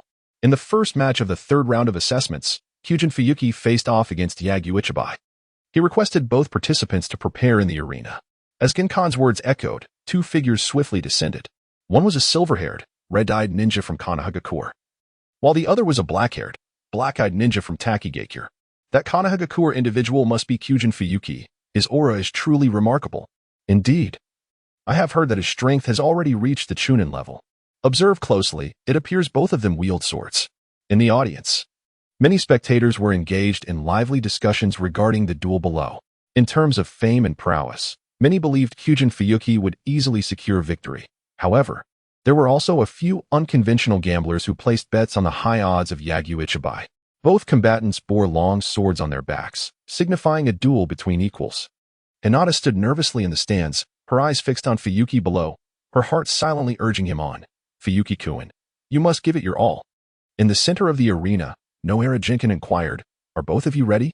With a toothpick clenched between his teeth, he spoke in a deep voice. Seemingly unaffected by the object he held, Kyujin Fuyuki and Yagyu Ichibai both nodded in unison. Then let the battle commence, Jenkin commanded, stepping back to the stands, leaving only Fuyuki and Ichibai in the center of the arena. Ah, a mere boy from Konoha Village, you two wield a sword? Quite rare indeed, Yagyu Ichibai remarked, observing the oddly shaped sword behind Fuyuki. Its length seems somewhat unusual compared to what we typically use. It wouldn't be a mere attempt to appear stylish, would it? With that, Ichibai erupted into laughter. As a ninja, the length of the weapon is not necessarily an advantage. In close-quarter combat, speed and power often dictate victory. A blade of appropriate length can maximize its effectiveness, which is why in the world of Hokage, ninjas from any nation exhibit such consistency in the appearance and length of their long swords. Fuyuki scoffed, offering no response. To him, Ichibai's words were merely the futile struggles of a small fry seeking attention. Shikamaru, how many rounds do you think Fuyuki will take to win? Naruto inquired. Leaning over the railing in the preparation area, Shikamaru rested his head on one hand, pondering for a moment before replying, I've hardly seen Kyujin use a sword. If it's a sword duel, perhaps 3 rounds, given that this fellow's strength is monstrous. I bet it'll be just 1 round, Naruto replied with a confident smile. 1 round? That seems rather exaggerated. Just as the two were engaged in their discussion, the two combatants in the arena made their move. To be precise, it was Yagyu Ichibai who struck first. Yagyu Ichibai laughed maniacally, unsheathing his sword as he charged swiftly towards Tsuji. The technique he employed was the very same sword style that had vanquished Kato Taka during the preliminary matches. Whoosh! A chilling, invisible blade sliced through the air. Yagyu Ichibai, gripping his sword with both hands, had already reached behind Tsuji. Yet, Tsuji appeared to make no movement, and the audience held their breath, fixated on the center of the dueling arena. In the next moment, Yagyu Ichibai's hands separated from his body, falling straight to the ground. Hiss! A profound silence enveloped the venue, broken only by the sound of gasps. In the arena, Yagyu Ichibai's severed hands lay on the ground, his nerves seemingly unaware of the disconnection, still gripping the katana tightly. He had yet to register any pain, his wide eyes betraying an intense disbelief within. So swift. It was almost imperceptible. He barely saw any action from Tsuji, only perceiving a dark flash darting past him, leading to his current predicament. What just transpired? When did that silver-haired kid draw his blade? I didn't see him move at all. How did that ninja from Takigakure's arm get severed? This guy's strength is terrifying. It seems I struck gold. This time I shall prosper. Only when the audience regained their senses did they realize that in less than a breath, Tsuji had concluded the duel. A wave of thunderous applause erupted. Meanwhile, in the waiting area, the competitors preparing for the next match were equally drenched in cold sweat. This guy is astonishingly strong. Shikamaru felt cold sweat trickling down his cheek, surprised that his prediction of a 3-round conclusion had underestimated Tsuji's prowess. I told you, Tsuji is a man recognized by Naruto. Naruto exclaimed, giving a thumbs up with a hearty laugh. Hinata and Shino appeared unfazed by Tsuji's decisive victory. Little did they expect that in merely a month, Tsuji's speed had markedly increased. It seemed a distant dream to catch up with him. Shino muttered softly, his head bowed. The only one reacting differently to the astonishment or fear was Gaara. The stronger the opponent he wished to eliminate, the more exhilarated he felt. The one-tailed Shikaku within him grew increasingly restless at the sight. Kankuro and Temari watched Gaara with deep concern, praying that the examination would be prolonged indefinitely. Otherwise, Facing off against Jin Tuji could trigger Gaara's rampage in an instant. High above in the stands, the third Hokage wore a look of astonishment and satisfaction. He had never imagined that in just a year since graduation, Tuji would attain such a formidable level of power. If the evaluation of ninja ranks were based solely on strength, Tuji might surpass over 90% of the elite ninjas in Konoha. The enigmatic Orochimaru cast a penetrating gaze upon Dong Air, the depths of his complex expression revealing nothing of his thoughts. The proctor should declare the result now. As he can no longer engage in battle, Dong Air mused, maintaining his stance from before the duel while glancing at Nara Shikamaru. You, of all people. Nara Shikamaru finally grasped the situation, furrowing his brows as he glanced at the incapacitated Yagyu upon Bi. He then proclaimed, the first match goes to Juki and Dong Air. With the announcement made, Dong Air leaped back to the waiting area, leaving Yagyu upon Bi on a medical ninja stretcher, accompanied by heart-wrenching cries fading into the distance. Dong Air, you were absolutely magnificent. Upon returning to the stands, Naruto rushed over, clapping Dong Air on the shoulder. Hey, Naruto, Shikamaru, with his hands clasped behind his head, approached as well. Did you even see Dong Air make his move? What are you going on about, magnificent? Dong Air merely smiled in silence. Hinata stood nearby, brimming with joy. You have grown stronger, Dong Air. Shino, with his hands tucked into his pockets, had grown accustomed to Dong Air's ever-increasing prowess displayed in each confrontation. Moreover, although he had not witnessed the action, the information relayed by the insects on his body indicated that Dong Air's strike had been devoid of chakra fluctuations. This implied that Dong Air's attack was purely a display of physical prowess. To achieve such extraordinary speed with mere physical techniques clearly indicated that Dong Air had ascended to a level of strength far beyond their reach. That fellow from Takigakure lacks skill in swordsmanship, Dong Air chuckled. It seems the Yagyu family's reputation is destined for disgrace. The Yagyu family? The faces of the onlookers were filled with confusion, yet Dong Air chose not to elaborate, dismissing their inquiries with a casual gesture. The Yagyu family was renowned in the previous era for producing many masters of the blade, among whom Yagyu Munenori and Yagyu Jubii were the most illustrious. The name Yagyu Jubii bore a striking resemblance to that of the recently vanquished Yagyu upon Bi, leading Dong Air to ponder whether the Yagyu lineage had started using the Bei measure as a standard for evaluating swordsmanship after Yagyu Jubii's time. Reflecting on the recent bout, he mused. Given that fellow's strength, he could at most be considered a Yagyu 0. One upon Bi. The astonishment Dong Air evoked among the crowd was fleeting.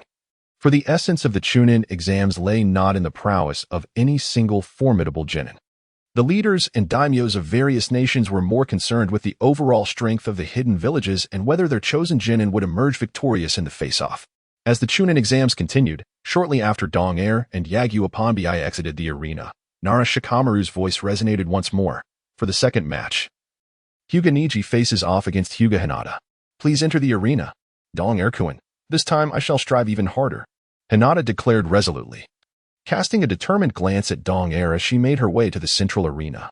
Please, do not overexert yourself, Hinata, Dong Air cautioned her. As the words of Winter 2 fell, a deep voice emerged from behind. I will defeat her, and in the second round, I shall equally vanquish you. With that statement, Niji also made his way to the dueling arena. The outcome of this battle would not be easily determined. Gazing at Niji's departing figure, Winter 2 felt uncertain about the impending confrontation. After a period of recuperation, Hinata returned to her daily training alongside Winter 2.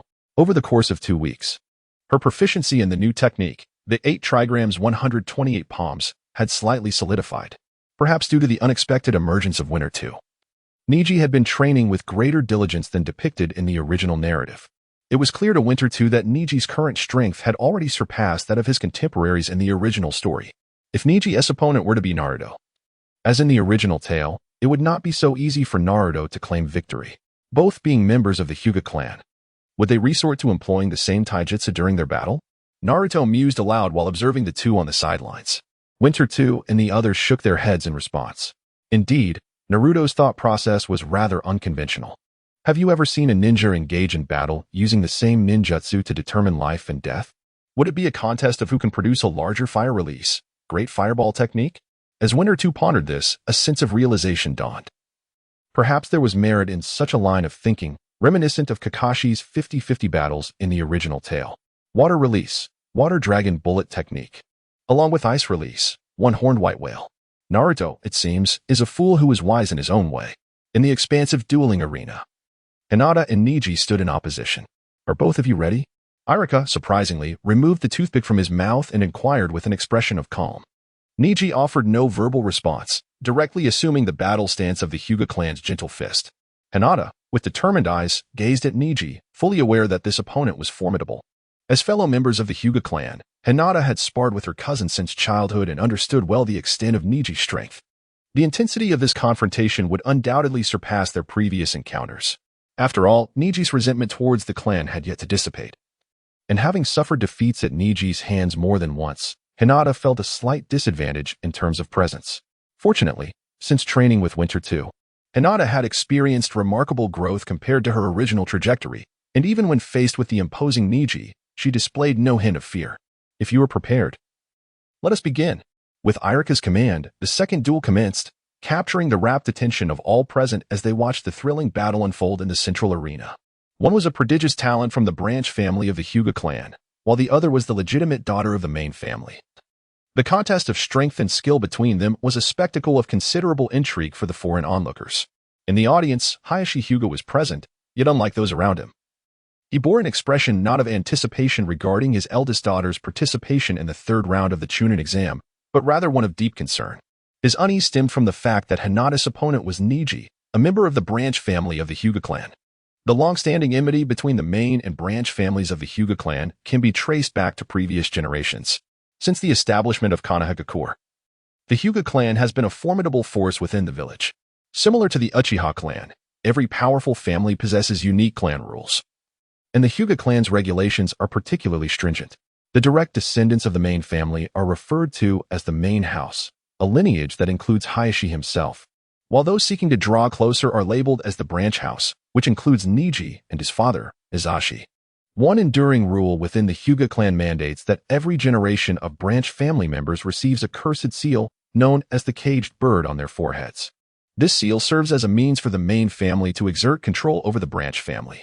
The members of the branch family are marked with this seal when the eldest son of the main family turns 3 years old.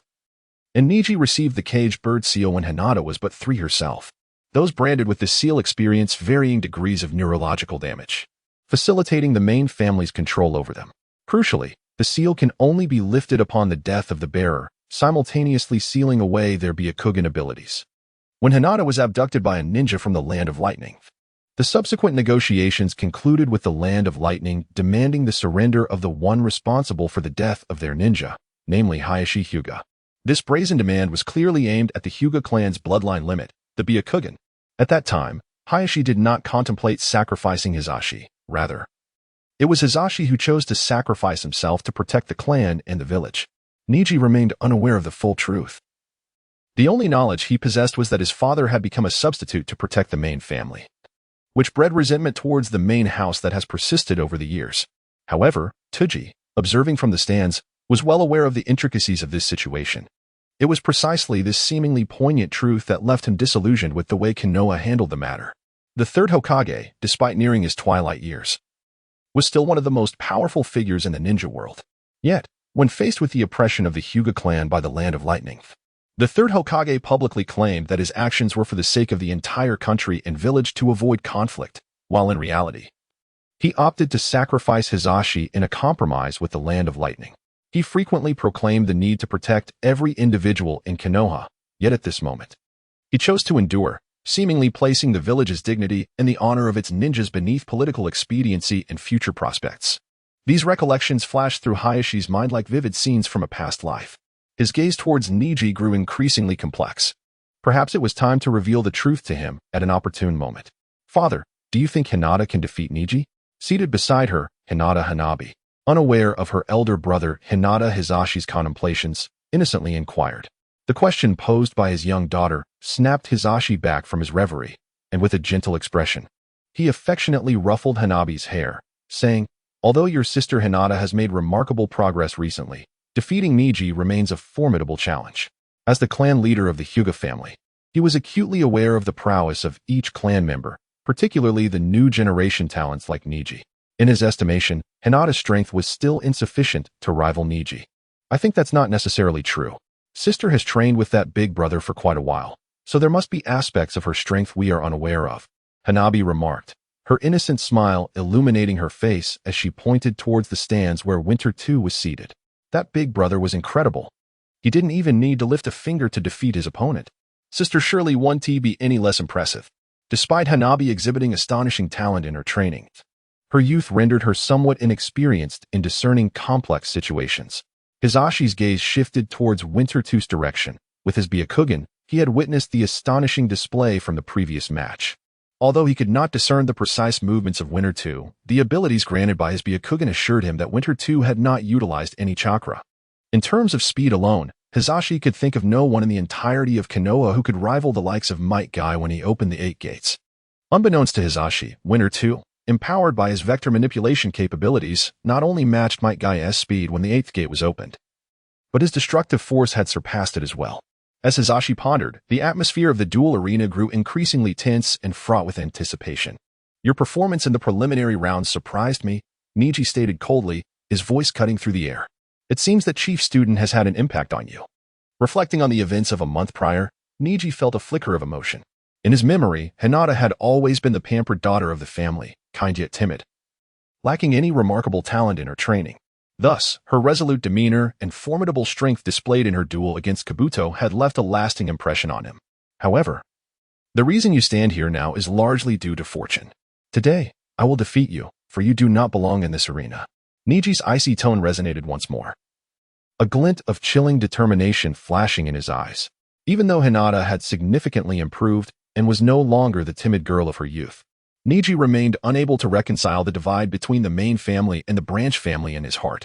To him, Hinata, the legitimate daughter of the main family, was merely an inadequate and timid woman unworthy of her responsibilities. During their first encounter, Niji had not even believed Hinata capable of becoming a competent ninja. Niji, brother, I will prove you wrong, Hinata declared, her eyes widening as her Byakugan activated, the veins around her temples swelling visibly. With a disdainful snort, Niji exerted a slight force with his left foot, sending the gravel beneath him flying before he charged towards Hinata. In the blink of an eye, the two figures were engaged in close combat. Each strike of their palms was accompanied by a fierce gust of wind, rendering it impossible to discern who held the upper hand. Though Hinata had indeed made remarkable progress, defeating Niji remained a formidable challenge.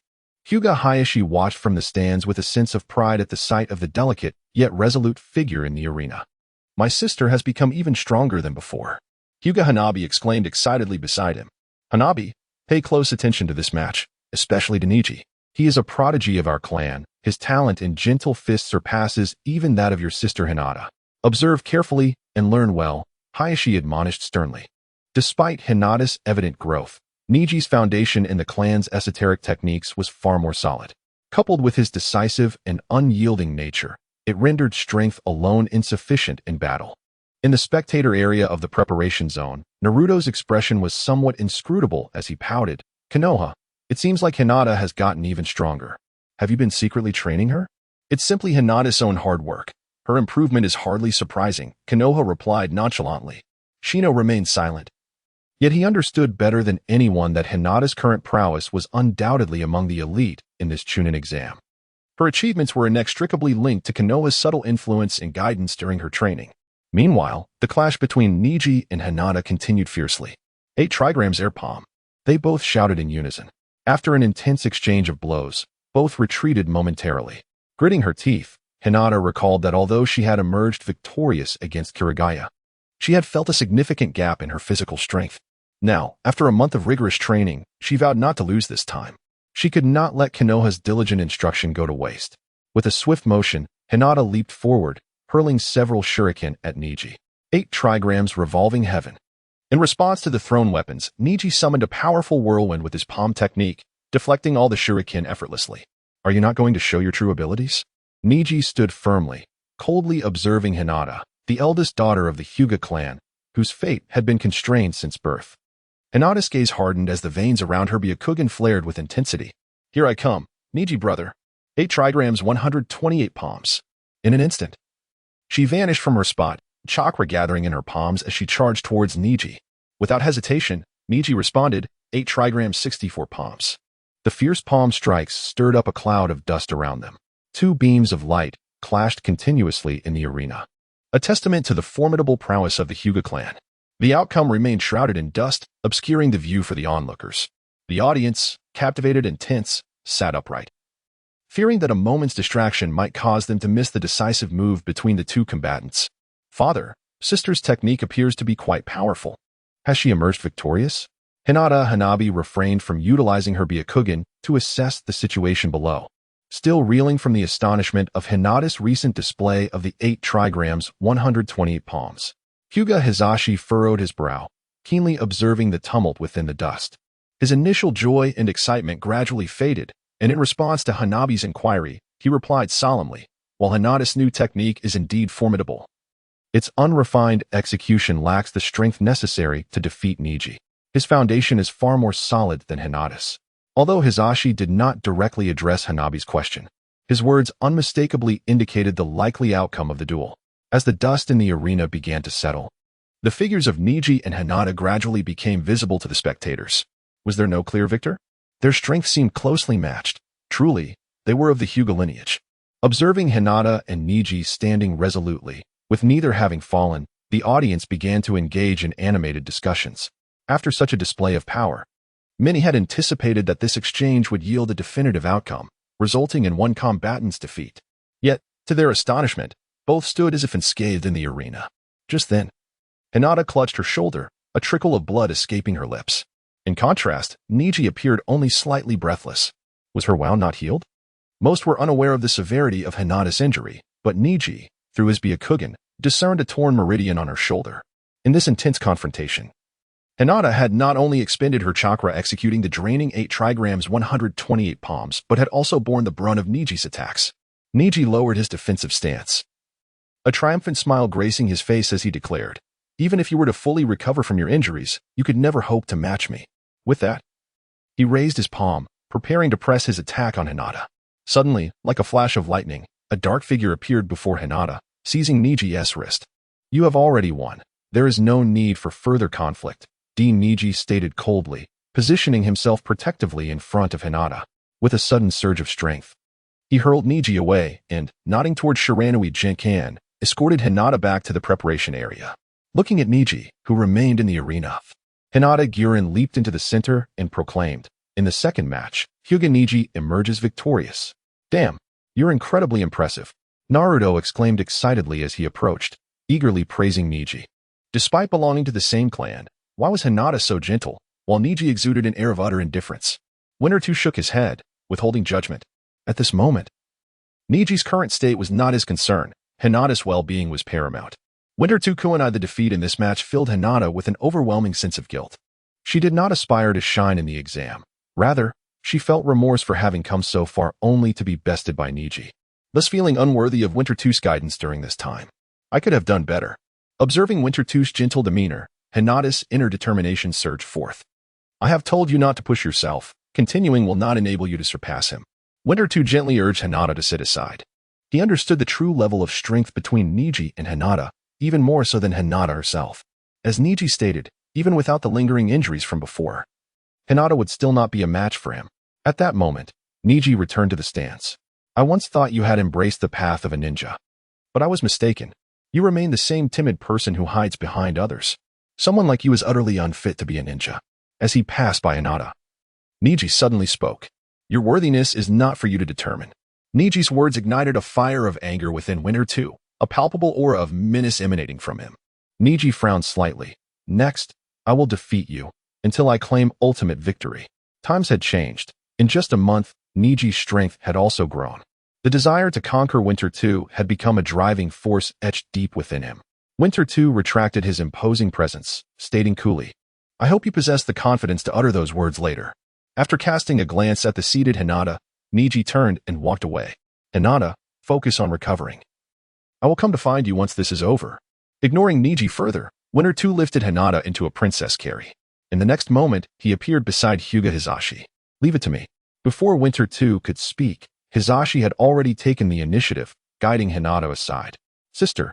Little Hanabi looked at Hinata with deep concern, filled with sympathy. "He hasn't even unleashed his full strength. Please take care of yourself," Hizashi cautioned before departing. This was good news for Winter 2. Hizashi had likely noticed the nuances of his relationship with Hinata, The fact that he offered a reminder at this moment indicated he held no opposition to their bond. "I will exercise my discretion," Winter 2 politely replied. In this context, the measure referred to by Dong Er pertains to the restraint he exercises when dealing with his opponents.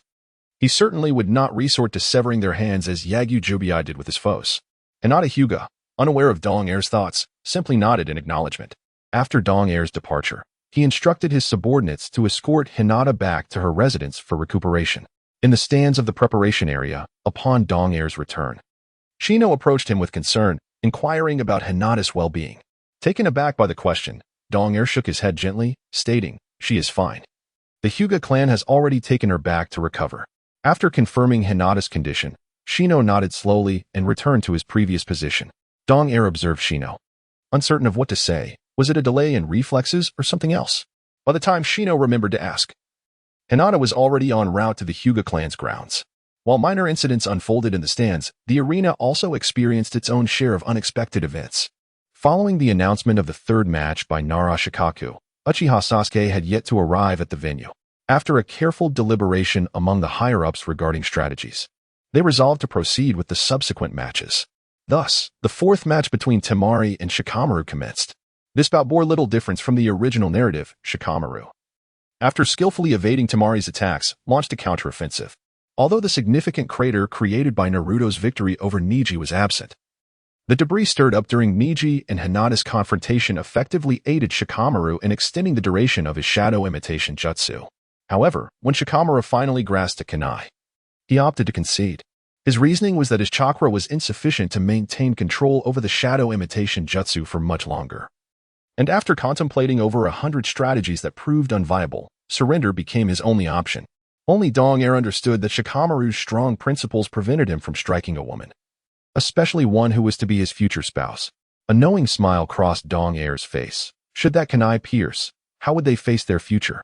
The match between Tanaka Koi and Aburame Shino was decidedly more straightforward than Shikamaru's. Tanaka Koi's techniques posed little threat to Shino, who, after allowing his insects to consume Tanaka Koi's chakra, swiftly concluded the battle. In the fifth match, Aburame Shino emerged victorious. With the announcement from Naruto, Naruto's expression grew increasingly grim. "I really don't want to face that bug-keeping guy.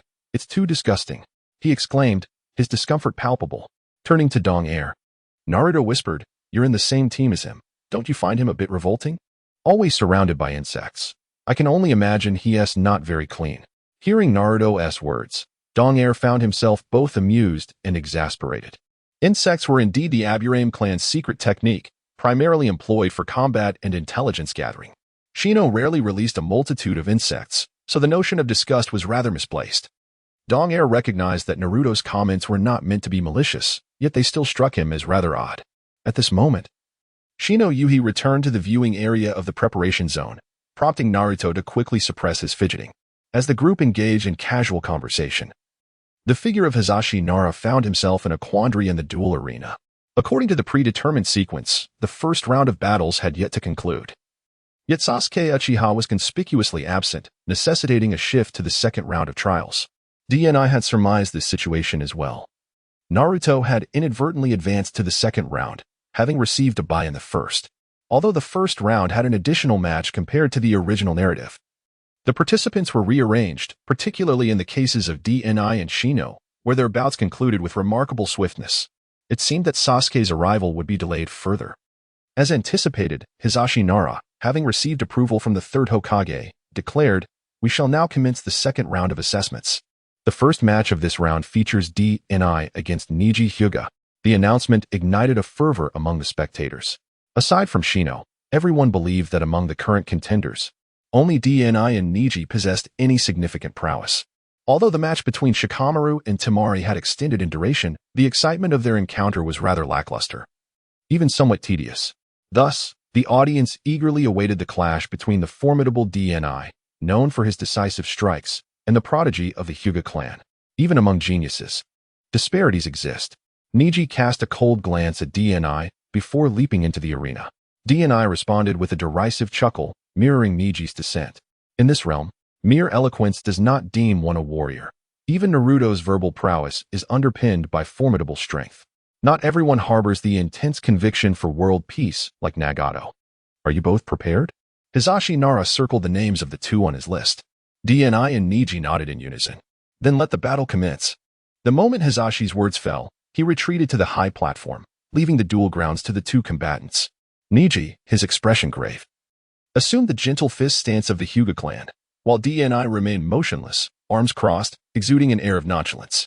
Are you not going to draw your longsword? Niji queried, his curiosity piqued by DNI's lack of action. From previous encounters, he had surmised that DNI's most formidable technique lay within his swordsmanship. I have no need for it against you, DNI replied, gesturing toward his ice-will blade with an icy demeanor.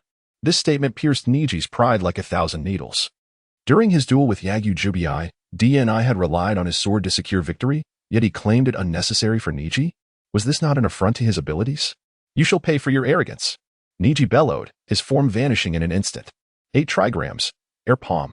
Niji's figure reappeared behind DNI, his palms surging with immense chakra, aimed directly at the nape of DNI's neck. So swift. Even Hinata Hayashi in the audience and the third Hokage in the highest seats could not help but exclaim in astonishment.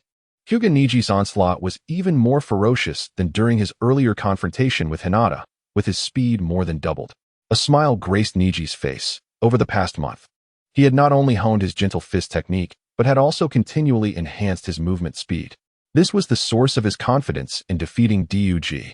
DUG, however, remained expressionless, not even turning his head. He slightly shifted his body to evade Niji's strike, while simultaneously unleashing a powerful kick towards the front right. Although Niji was momentarily taken aback that his swift attack had been dodged, he quickly regained his composure and launched a second assault, appearing instantaneously at DUG's right side. Yet, this was all anticipated by DUG. The kick he had just executed was a preemptive measure, sensing Niji's upcoming movement. And as Niji materialized, he was sent flying by the force of that kick. What did I just witness? Incredible. Such rapid reflexes. This young ninja from Konoha is extraordinary. During the first round of assessments, he had already showcased remarkable speed. Who would have thought his reaction time could be this swift? Following Niji's expulsion, a brief silence enveloped the audience, but it was not long before an even more fervent uproar erupted. The intense visual spectacle thrilled them, igniting their passion far more than the strategic battle between Shikamaru and Temari. In contrast to the feudal lords and commoners, who had limited understanding of ninjas, the opinions of those ninjas present were markedly different. Among them, including Nara Shikaku, were Konoha ninjas witnessing DUG for the first time. Their curiosity piqued not only by the speed and reflexes exhibited by this genin, but also by the ominous, steel-like substance enveloping his leg. What is that black material? Is it some secret technique unknown to me? Many ninjas squinted, murmuring to themselves. Such perception is likely superior to that of Konoha's Hyuga and Yamanaka clans, remarked Orochimaru. Disguised as the fourth Kazekage, he lacked the bloodline limits of those clans. The third Hokage, wearing a look of satisfaction, commented, "He is merely a genin hailing from an ordinary ninja family." Orochimaru cast a sidelong glance at the third Hokage. He knew as much about DUG as the third did, having even battled him personally. Thus, Orochimaru was acutely aware that DUG's strength extended far beyond what had been displayed. Niji, as an opponent, would hardly be able to force DUG to unleash even 30% of his potential. Truly a remarkable child, Orochimaru praised. Meanwhile, on the spectator stands, Hinata Hayashi also bore a look of astonishment. It is essential to recognize that this is merely a confrontation between lower-ranked ninjas. Niji's gentle fist technique is founded on a profound mastery. Even a standard 8 trigrams palm is not something an ordinary ninja can evade easily. Yet, not only did Donger manage to evade the attack of the 8 trigrams empty palm, but he also countered Niji's second strike simultaneously, which is truly astonishing. "Father, why doesn't this big brother use that sword?" Hyuga Hanabi inquired, her expression one of confusion. "Let us observe further. Perhaps this young man believes that facing Niji does not warrant the use of his swordsmanship," Hyuga Hisashi remarked, his gaze fixed intently upon Donger. In that moment, Hisashi felt a profound intuition that this silver-haired, red-eyed child might surpass the information he had previously gathered. In fact, upon subtly suspecting a connection between Donger and Hinata, Hisashi had commissioned a discreet investigation into Donger. The findings revealed that, aside from his overwhelming prowess that eclipsed his peers, his familial background was quite ordinary. This realization partly accounted for his neutral stance towards Dong-er. Judged solely on strength, Dong-er was entirely deserving of Hinata. However, the marriage of a member of a prominent family, particularly that of the main house's heiress, entails considerations far beyond mere capability. As the clan leader, Hisashi understood that every decision he made would profoundly impact the future trajectory of the family. Thus, he maintained a conservative attitude towards the relationship between Dong-er and Hinata. After Dong-er delivered a kick that sent Niji crashing against the stone walls surrounding the dueling arena, Niji slowly rose from the rubble, disbelief etched across his face. Impossible. Impossible. Niji murmured in astonishment as Dong-er's figure began to shimmer and blur before his eyes. Over the past month, he had dedicated an extraordinary amount of energy to mastering the gentle fist technique, yet standing before Dong-er, he felt an overwhelming pressure, even greater than that experienced in the Forest of Death, as if facing an insurmountable mountain. Niji gasped for breath, the echoes of his childhood reverberating in his ears. He recalled the moment he faced the main house, being informed by the clan elders that the fate of the branch family was to protect the main house at all costs. The haunting cries of anguish when the curse seal was branded upon Hinata at the tender age of 3 surged back to him. Suddenly, Niji perceived a transformation in Dong-er's figure, which dissolved like a fleeting dream, morphing into the visage of a member of the Hyuga main family. With his hands pressing against his head, Niji let out a desperate roar. Abruptly, the vivid images shattered, and Dong-er's face returned to his view. Impossible. Niji bellowed, his voice escalating from a mere whisper to a frenzied scream. He refused to accept, and could not bear to believe, that the chasm between himself and Dong-er was so vast. Both were tasked with safeguarding Hinata, yet the profound sense of disparity magnified his resentment towards the injustices of fate. Impossible? As Dong-er observed, his gaze deepened slightly, and he stepped forward slowly towards Niji. In this world, nothing is truly impossible. The disparity between us is far more unfathomable than you can perceive. He halted 10 steps away from Niji and spoke in a solemn tone, however. You should take pride in this. Since I embarked on the path of a ninja, I have seldom faced an opponent with such seriousness, yet you have achieved it. Watching the normal progression of the duel, no Jin can, with a toothpick in his mouth, twitch the corner of his lips. What a serious confrontation. And yet it hardly appeared earnest. Hey, you two youngsters, save the heart-to-heart for after the assessment. No Jin could no longer endure the spectacle. With their banter continuing, would the examination ever resume? I shall not be defeated here. Niji's gaze suddenly hardened, and he swiftly retrieved several shurikens from the ninja pouch at his side, launching them towards Dong-er. Whoosh, whoosh, whoosh. The sound of the shurikens slicing through the air abruptly ceased. Niji's projectiles not only failed to harm Dong-er in the slightest, but were instead caught delicately between Dong-er's fingers. With the manipulation of vectors and the application of his formidable presence, it seemed as if Niji's throwing speed had been decelerated by dozens of times. Humph.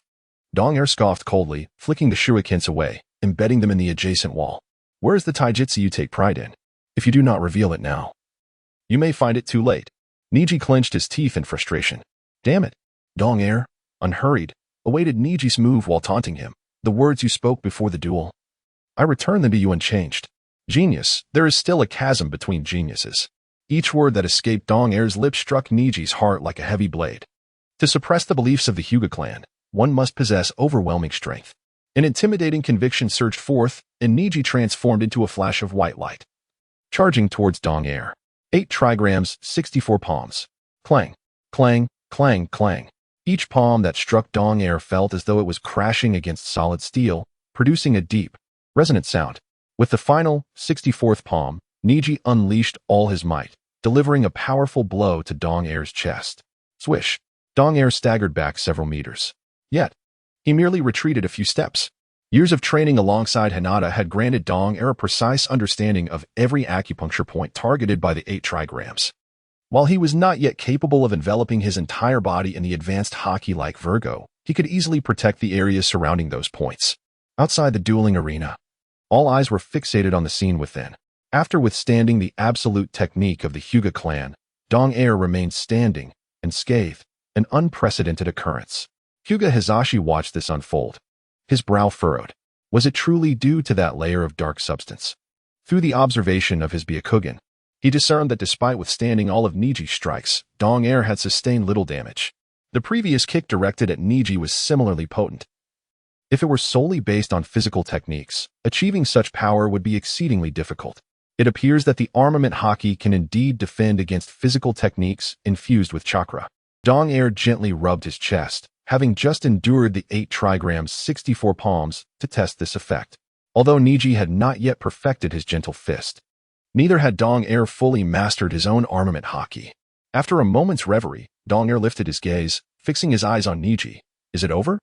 Then it is my turn. I cannot afford to lose here. Before Dong Air's words had fully escaped his lips, Niji launched another attack. Yet this time, Dong Air chose not to withstand it head-on. Niji's iron palm, accompanied by a buzzing rush of air, accurately targeted Dong Air's pressure points. Nevertheless, Dong Air remained calm and composed, not even activating his armament haki for defense. He simply unleashed his ability to manipulate vectors, evading the strike. Simultaneously, his hand shot out, firmly seizing Niji's wrist. Lift! With a fierce shout, Dong Air propelled Niji into the air. Armament. Following this, Dong Air coated his right leg with armament haki and leapt high, reaching the same altitude as Niji, delivering a powerful kick to his abdomen. Astonishment, panic, disbelief, every emotion swirled within Niji's wide-open eyes. Soon, a searing pain radiated from his abdomen. Ugh!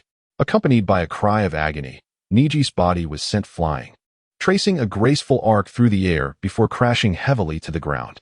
Dong Air's counterattack had been astonishingly swift, from dodging Niji's palm to executing the kick. It transpired in the blink of an eye. Niji barely had time to react. That kick had set his insides in turmoil. Clutching his belly, he knelt on the ground, eyes wide, blood seeping from his mouth. The pain emanating from his abdomen was on an entirely different level from any suffering he had previously endured. Niji's body convulsed involuntarily. There remains a slight gap between us. Dong Air approached Niji, slowly raising his right hand, leaving a narrow gap between his thumb and index finger. Niji struggled to lift his head, following the line of Dong Air's hand. That gap appeared as an insurmountable chasm. No, within that space.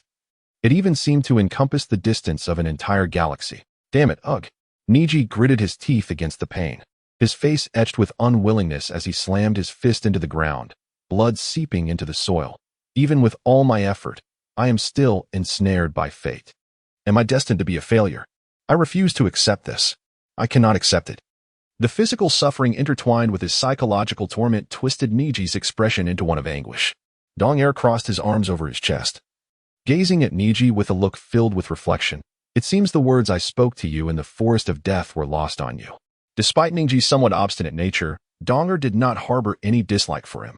Donger understood that Niji's demeanor stemmed merely from his entrapment in a dead end.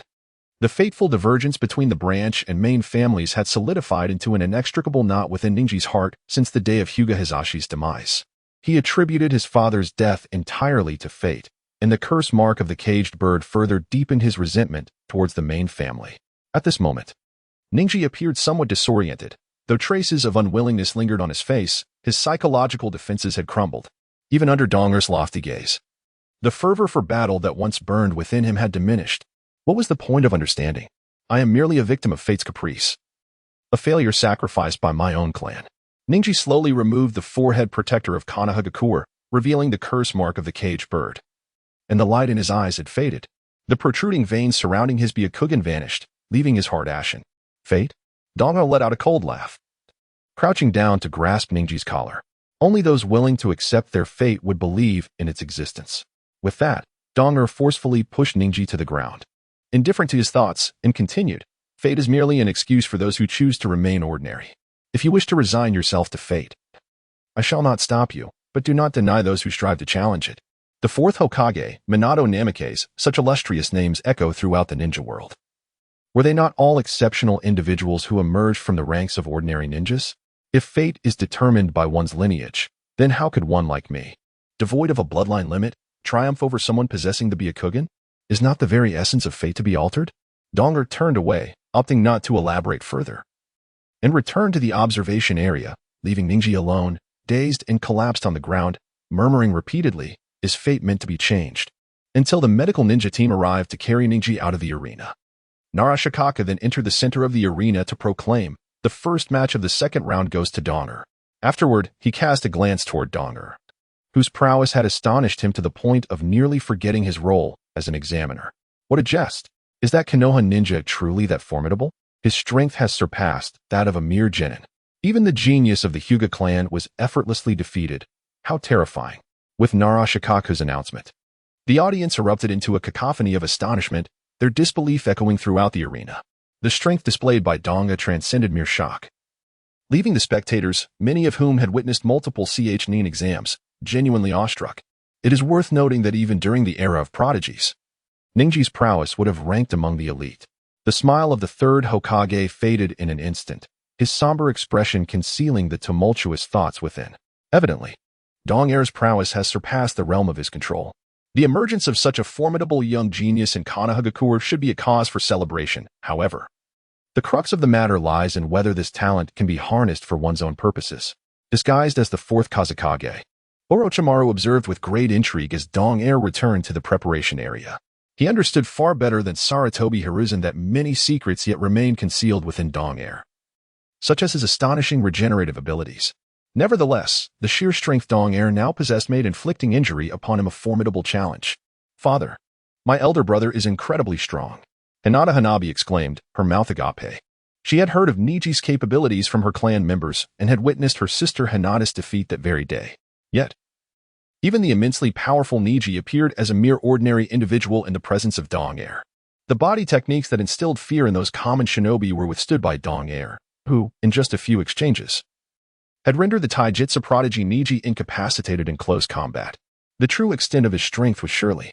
Hinata Hizashi dared not ponder further. Merely the techniques Dong Er had recently showcased were sufficient to instill a sense of profound intimidation in him, the leader of the Hyuga clan, let alone the formidable Dong Er post-draw. However, Dong Er's words also sparked a realization within him. Consequently, Hizashi slowly rose and, after advising Hanabi to remain cautious, made his way toward the medical room at the duel arena. Meanwhile, in the audience, Narashikamaru was confronted with a dilemma.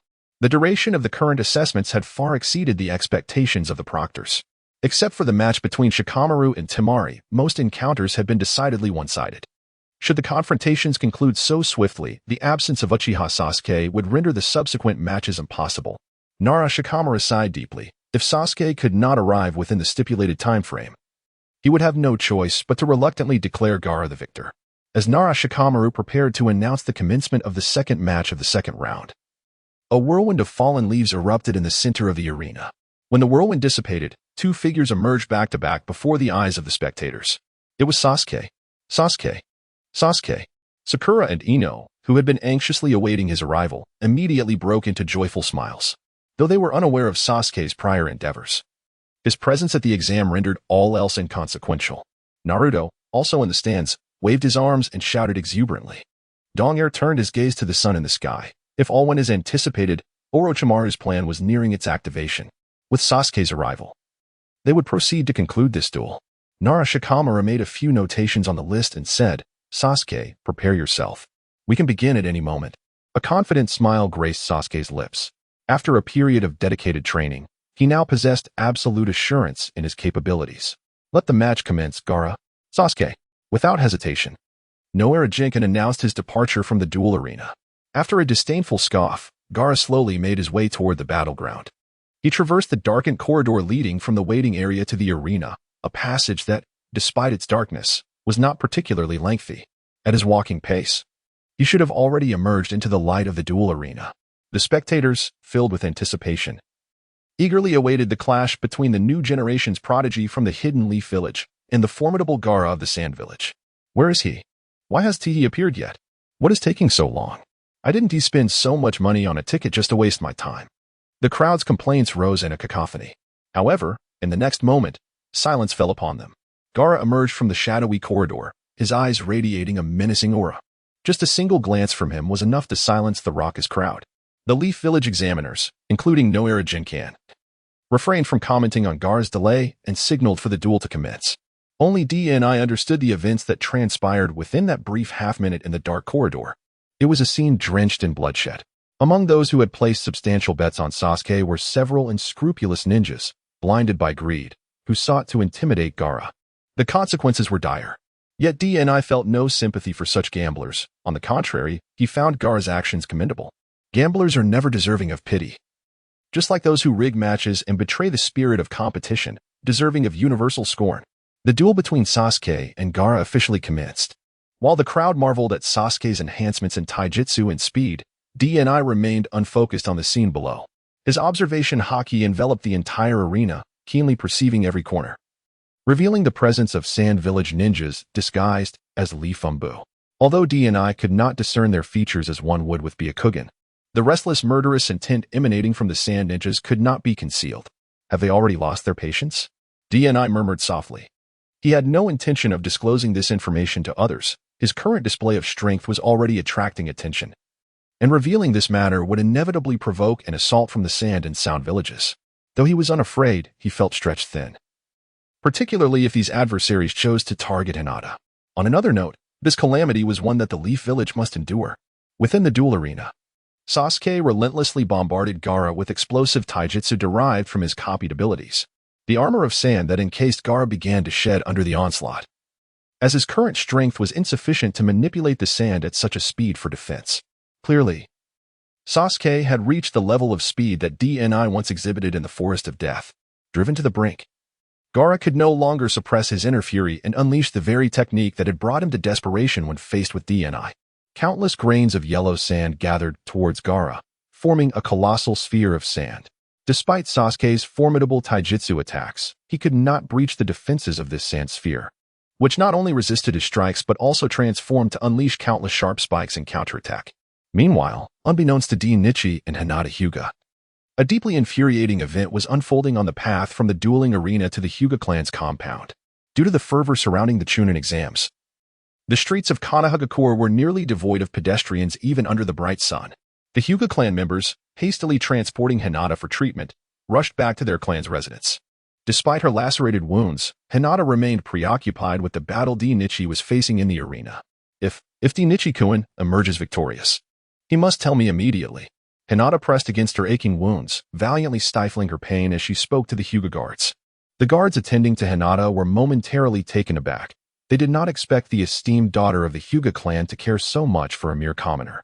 Do not worry, Lady Hinata. With that boy's prowess, he is unlikely to encounter a worthy opponent, several guards quickly assured her. Being those who stood by Hinata's side, they had witnessed Nichi's strength displayed in the arena. His powerful taijutsu and swordsmanship exuded an overwhelming pressure that they felt even from a distance.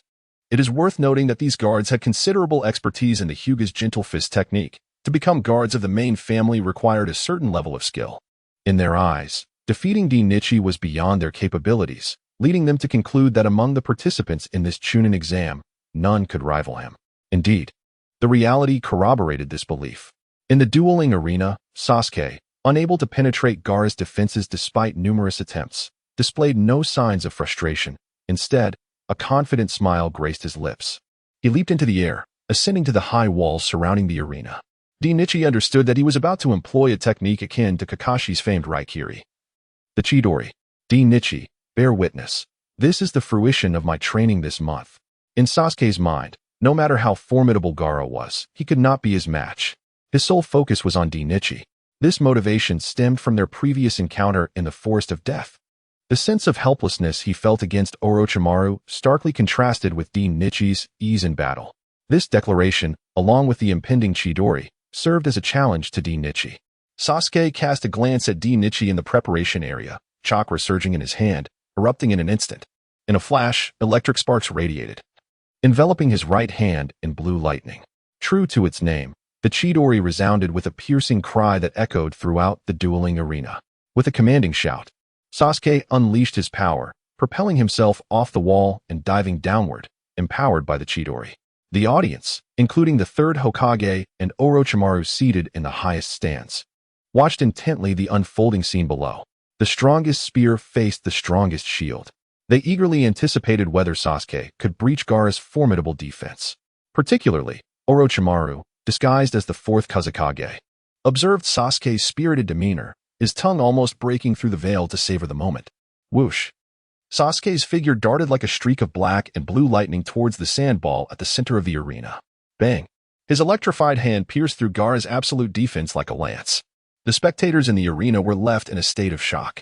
Meanwhile, Hinata Hayashi had already made his way to the medical room, intending to explain to Niji the intricate details surrounding the death of Hinata Hisashi. A scroll. containing the sealed memories of that fateful day, was slowly unfurled by Niji. The reasons behind Hazashi's choice to become a sacrifice for the family and the village vividly resurfaced in his mind. As Niji witnessed the scenes he had vehemently denied, his heart stirred, particularly when Hinata Hayashi uttered the words, "I can finally choose my own destiny." The tears he had held back for so long cascaded down his cheeks. Over the years, the indignation he felt towards the inequitable rules between the branch and main families dissipated in that moment. If one cannot choose their birth, then the ability to choose one's death is indeed a form of freedom. These tears flowed not only for his father, but also for that very essence of freedom. In the medical room, the two were enacting a poignant drama, entirely oblivious to the significant upheaval occurring outside. Snowflakes drifted gently from the sky. At that moment, Dong-air's expression darkened. The Sand Village and Orochimaru were about to make their move. What was once a brilliantly sunny day turned into a spectacle resembling snowflakes falling upon the grand arena. The audience, who had been fervently cheering and anticipating the thrilling duel between Sasuke and Gaara, suddenly felt an overwhelming drowsiness wash over them, as if their eyelids were weighed down by lead. This large-scale illusion was no simple trick. Many of the weaker ninjas, including Ino and Choji, succumbed to sleep. Dong-air, look, feathers are falling from the sky, Naruto remarked before slipping into unconsciousness. As the prince of the Hokage world, Naruto was not among the weaker ninjas, yet his strength could not be easily measured against ordinary standards. The vast range of his potential was unmatched, especially with Naruto's miraculous charm. Should he unleash his full power, even the venerable Lee might have to concede some respect. This is an illusion, Shino remarked gravely. It is an illusion, Dong-air replied in a low voice. With the enhancement of Haoshoku Haki, illusions held little significance for Dong-air. Akin to his previous battle with Kurenai Yuhi, Winter cast a sidelong glance at Shikamaru, who feigned being ensnared in an illusion out of sheer reluctance to engage. This time, he was resolute in not playing the role of a mere performer like Shikamaru. In the audience, there was someone of utmost significance to him that he needed to safeguard, Hinata Hanabi. After all, she was to be his future sister-in-law. Just as the crowd began to succumb to drowsiness, on the highest tier of the dueling arena, Orochimaru, masquerading as the fourth Kazekage, subtly shifted his gaze and instantly hurled several objects resembling smoke bombs. In an instant, the entire elevated platform was enveloped in a thick haze, obscuring the situation within. What? Had something gone awry? As the green smoke dispersed, the deep, resonant voice of the third Hokage resonated, and in the face of Orochimaru's sudden onslaught, none exhibited the slightest hint of panic. The figure disguised as the fourth Kazekage held a kunai poised against the third Hokage's throat. "Oh dear, you old fool. Your incessant prattle remains unchanged," Orochimaru hissed in a chilling tone, devoid of pretense, as he tightened his grip. "With a blade at your neck. Is it not foolish to pose such a question? Are you intent on severing the alliance with Konoha? Alliance? How absurd, ha ha ha." Orochimaru laughed heartily, his serpent-like tongue flicking across his cheek in a characteristic gesture that led the third Hokage to deduce his true identity. "Indeed, it is you, Orochimaru. This habit of yours must be reformed." With his disguise unveiled, Orochimaru cast aside his mask, revealing a visage of exquisite beauty, much to the third Hokage's dismay. A man devoid of moral scruples, the third Hokage murmured, momentarily closing his eyes, disappointed once more by Orochimaru's actions. As the two exchanged words, the green smoke began to dissipate, allowing the several Umbu members assigned to protect the third Hokage to witness the alarming scene of Orochimaru brandishing a kunai against him. "Quickly, protect Lord Third Hokage," shouted the leading Umbu member. In an instant, the Hokage's guards surged toward Orochimaru. Yet, before they could even approach, two of them were struck down by shuriken that suddenly shot forth from the smoke. For ninjas from the Sound Village, who had been masquerading as Sand Village shinobi, revealed their true identities. They were Orochimaru's foremost trusted subordinates, Zaku, Kin, Dosu, and Jirbi. As for Kagaya Kimimaro, he was likely still undergoing his bone refinement. "At last, we can unleash our fury," Jirbi exclaimed, his excitement palpable as he gazed at the Konoha Umbu. It was truly uncomfortable to maintain that disguise as a Sand Village ninja, Zaku added with a hint of sarcasm. "Enough of the complaints, let us proceed as planned." Dosu interjected. Exchanging glances, the group leapt onto the rooftop of the elevated platform. Orochimaru, with the third Hokage in his grasp, had already made his way there. Ninjutsu, for purple flames formation. For individuals simultaneously formed hand seals and shouted in unison. A dark purple luminescence surged skyward, establishing a formidable rectangular spatial structure high above the rooftop. Lord Third Hokage.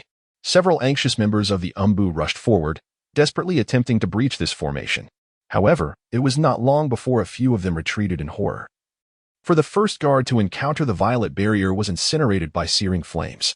After today, oh no, merely half an hour from now, you shall cease to be Hokage. Orochimaru murmured, as the four purple flames formation took shape. According to Kabuto's intelligence, Danzo was likely to act at this moment, as long as he could restrain Sarutobi Hiruzen. Danzo would ascend to the position of Hokage, allowing Orochimaru to indirectly seize control of Konoha and potentially acquire forbidden techniques yet to be fully grasped. As for DNI, Orochimaru paid him no heed. Although swift, he was still insufficient to be his adversary.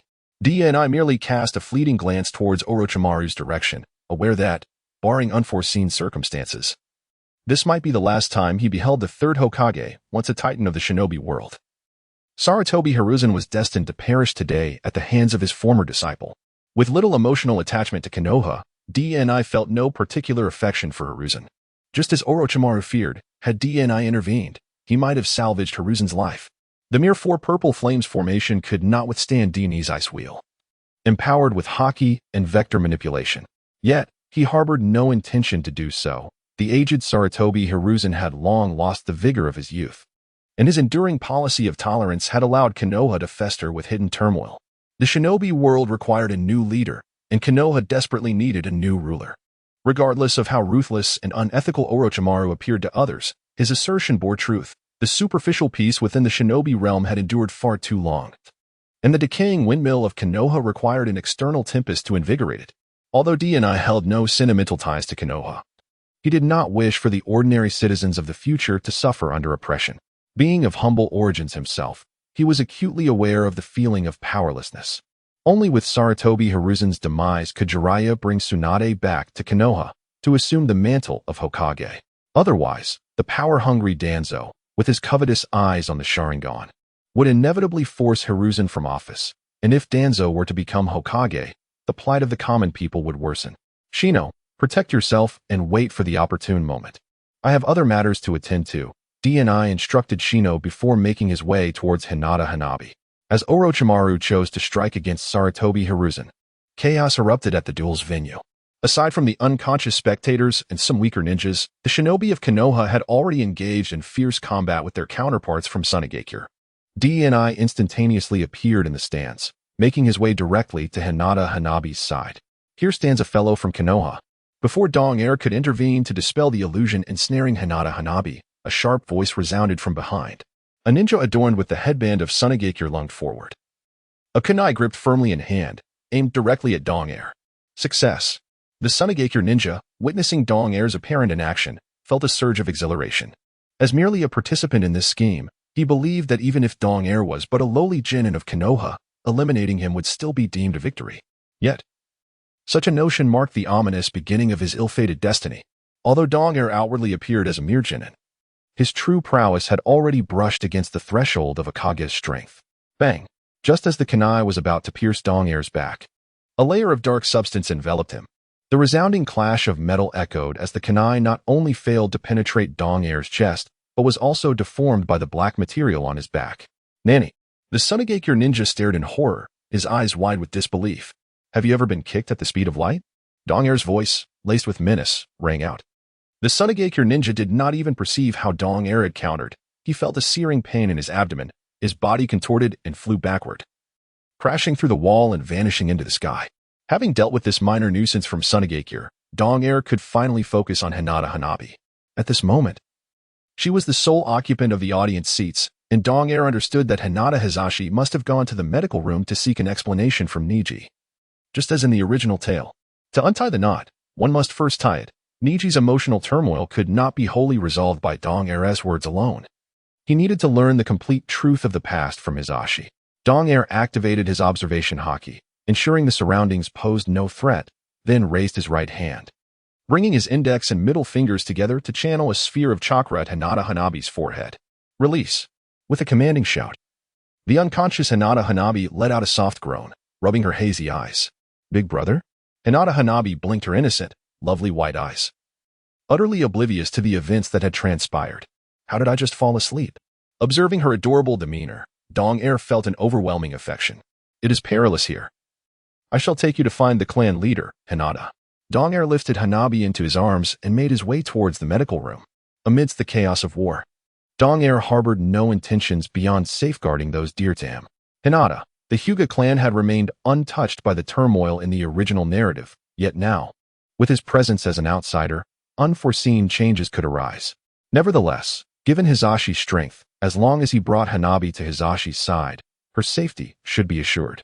Meanwhile, within the base of the Root organization, several masked members surged forth from the secret passage, each heading towards the territories of Konoha's prominent clans, including those proficient in the secret techniques of the Inuzuka, Nara, and Yamanaka clans. All they needed to do was swiftly unite the powers of these clans and formulate a strategy to counter the impending assault. On the surface, it appeared to be a measure for safeguarding the peace of Konoha, yet in reality, it was merely a prelude orchestrated by Danzo in his quest for ascendance. The outbreak of war was irrevocably set in motion the moment the ominous mist released by Orochimaru began to spread. Upon receiving notification, Nara Shikaku was preparing to depart for the scene to provide assistance when he was intercepted at the gate by two individuals donning animal masks. Please accompany us. One of the Root members intoned gravely. Nara Shikaku scrutinized the two figures for a moment before responding in an unusually low voice. You are not from the Yambu. The esteemed one has requested your presence to discuss countermeasures. Discuss countermeasures? Nara Shikaku quickly surmised the implications, a cold smile escaping his lips. Are you already unable to contain yourselves?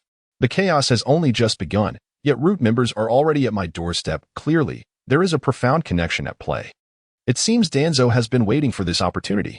Similarly, numerous secretive clans, including the Aburame clan, faced interception by Root members, all of whom were evidently summoned by Danzo to bolster his position, or perhaps to coerce them more aptly. With the third Hokage ensnared within the Four Purple Flames formation, Danzo required the support of these cornerstone families of Konohagakure to assume his role as a decision-maker. The Hyuga clan was no exception. The two masked Root members approached the dueling grounds. Winter, who was escorting Hanabi to the medical room, perceived their presence and sensed no hostility emanating from them. At such a time, why would Root members refrain from engaging? Winter was puzzled. Before he could reach the medical room, he observed the two Root members conversing with Hyuga Hisashi, who had just exited the medical facility, his expression etched with grave concern. Winter hastily materialized beside Hyuga Hisashi, shielding Hanabi behind him. Clan leader Hyuga, what has transpired? Winter's countenance mirrored his unease, and regardless of the identities of the two figures before him, he felt an ominous premonition. Clan leader Hyuga, I trust you will weigh your options carefully. You surely do not wish to endure the fate of that clan from before, do you? Upon hearing this last remark, Hisashi's expression darkened considerably. That clan? Was it not the Uchiha? This was an overt threat. You may perish, Winter declared, a sinister aura emanating from him that transformed the surrounding air into a realm of unending torment. In a flash, with a swift motion, everything transpired in the blink of an eye. The sharp blades sliced through the throats of the two masked Root members, and as they fell, twin geysers of blood erupted like fireworks. One strike, merely a casual flick of the wrist. The two Root members, both of Chunin rank, ceased to breathe instantaneously. The sheer ferocity of this swordsmanship astounded Hisashi. It was evident that this young man had yet to reveal his true prowess. What is the matter, Hyuga clan leader? Winter too gazed intently at Hyuga Hisashi, who, taken aback by Winter too's decisive action, momentarily lost his composure. After regaining his senses, he spoke. The current situation in Konoha is precarious. The instant he emerged from the medical room, he grasped the gravity of the events that had transpired in the Hidden Leaf Village, coupled with the remarks made by the two members of the Root. He shook his head in resignation, stating, someone intends to seize the opportunity to ascend to the position of Hokage. Those two individuals were merely hoping for our Hyuga clan's cooperation. Otherwise, Hisashi left his statement unfinished. Yet Winter too understood all too well that they were using the entire Hyuga clan as leverage for their threats. At this moment, the expression on Dong-er's face was chillingly cold, an aura of murderous intent emanating from every pore of his skin, causing even the seasoned warrior Hyuga Hisashi to momentarily falter. Hyuga clan leader, it is unwise to linger here. We should return to the Hyuga clan territory at once. Dong-er spoke in a low voice. His foremost concern was the safety of Hinata. Hisashi nodded. Konoha was under siege and perilous. Yet his own clan members were caught in a dual threat. As the clan leader, he bore the responsibility. Thus, Hisashi lifted Hanabi, while Dongar carried the unconscious Niji on his back, and they promptly set off towards the Hyuga clan's domain. The alliance between Orochimaru and Tsunagakure to assault Konoha was meticulously orchestrated. The moment the grand illusion was unleashed, chaos erupted throughout every corner of Konoha. In the northern outskirts of the village, a coalition of hundreds from Tsunagakure and Otogakure advanced en masse towards Konoha. In a clearing within the forest, the summoning team of ninjas stood ready. A colossal technique manifested at the center, radiating a blinding white light.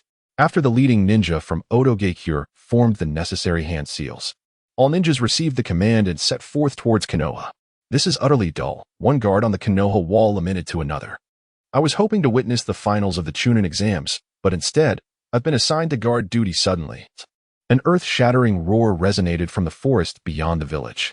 A colossal serpent, towering dozens of meters high, materialized a few hundred meters from the gates of Konoha. Following closely were a second and a third. In the astonished eyes of the two guards, 10 enormous serpents charged towards Konoha.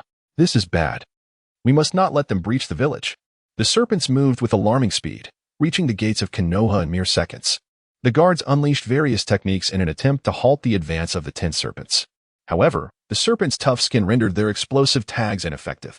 With a resounding hiss, one serpent reared its massive head, its gaping maw capable of swallowing 10 men whole, lunging at one of the guards. A horrific scream echoed, and both guards met their demise on the spot.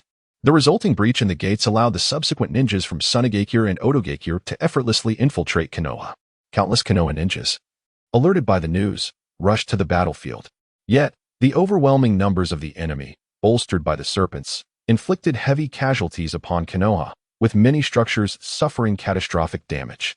The Konoha ninjas who ventured to various battlefronts for support were similarly overwhelmed, like children attempting to rescue their grandfather, each falling in battle. Dongar and Hisashi hastened to the Hyuga clan's territory with utmost urgency. Upon confirming that Hinata was unharmed, Dongar's anxious heart finally found solace. Clan leader. Numerous members of the Hyuga clan gathered at the residence of Hyuga Hisashi, their hearts racing with anxiety due to a recent message brought by the root members. The choice to align with either Sarutobi Hiruzen or Danzo Shimura was fraught with peril. A single misstep could condemn the Hyuga clan as pariahs of Konohagakure. Should others acquiesce to Danzo's demands and he ultimately ascends to the position of Hokage, the Hyuga clan would likely face oppression and marginalization, with the direst outcome being their annihilation, akin to the Uchiha clan's fate. After a moment of contemplation, Hyuga Hisashi reached a decisive conclusion. He would mobilize all remaining forces to the battlefield to confront the enemy. Upon receiving the order, the clan members hastened to join the fray against the ninjas from Tsunagakure and Otogakure. DN observed from the sidelines, refraining from offering counsel.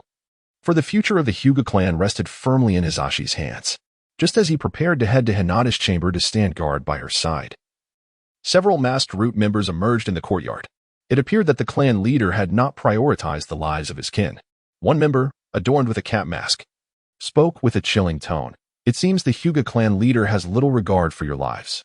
Hisashi furrowed his brow, his gaze fixed intently on the intruders. You are all from Konohagakure. Do not push us too far.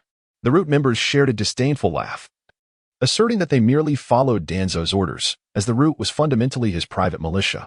In Danzo's eyes, whether one hailed from a prominent clan or was a commoner mattered little. His ambition to ascend as Hokage fueled his confidence in restructuring the power dynamics. However, even if one were the trump card of Konohagakure, disobedience to his commands would result in a fate reminiscent of the Uchiha clan's demise. You should consider yourselves fortunate that Lord Danzo has afforded you ample time to reflect. Otherwise, like the Uchiha, the entirety of the Hyuga clan might very well become a mere footnote in the annals of Konoha's history. Upon hearing this, DN could no longer contain himself. He stepped forward with a commanding presence, an overwhelming aura of malice emanating from him. Fortunate? I would say you are unfortunate, for today you have crossed paths with me. His crimson eyes radiated a demonic intensity, a surge of bloodlust coursing through him. In that moment, he resembled a white-haired harbinger of death, with each step he took. The root members drew closer to their demise. Kid. Seeing this unfold, Hisashi felt a twinge of concern. He had witnessed DN's resolute and swift strikes in the arena.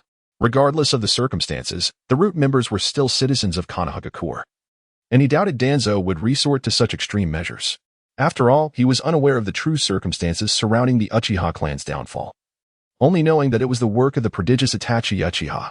Nevertheless, Dien paid no heed to Hizashi's apprehension and charged directly at the root members before him. Winter Air transformed into a flash of white lightning, swiftly severing the throats of these individuals in the blink of an eye. The ordeal seemed never-ending. After dispatching them, Winter Air murmured to himself. Just as he prepared to turn back, a crisp voice resonated in his mind. Congratulations, host. You have triggered a hidden achievement task, New Force.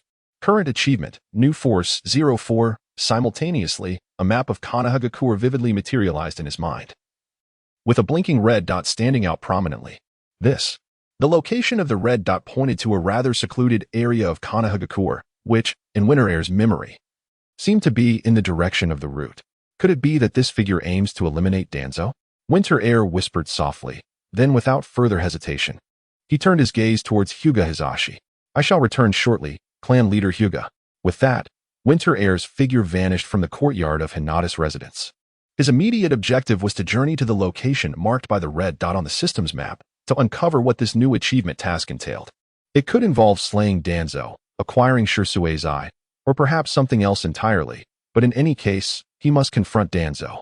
Departing from the Hyuga clan's territory, Winter Air advanced in the direction indicated by the map.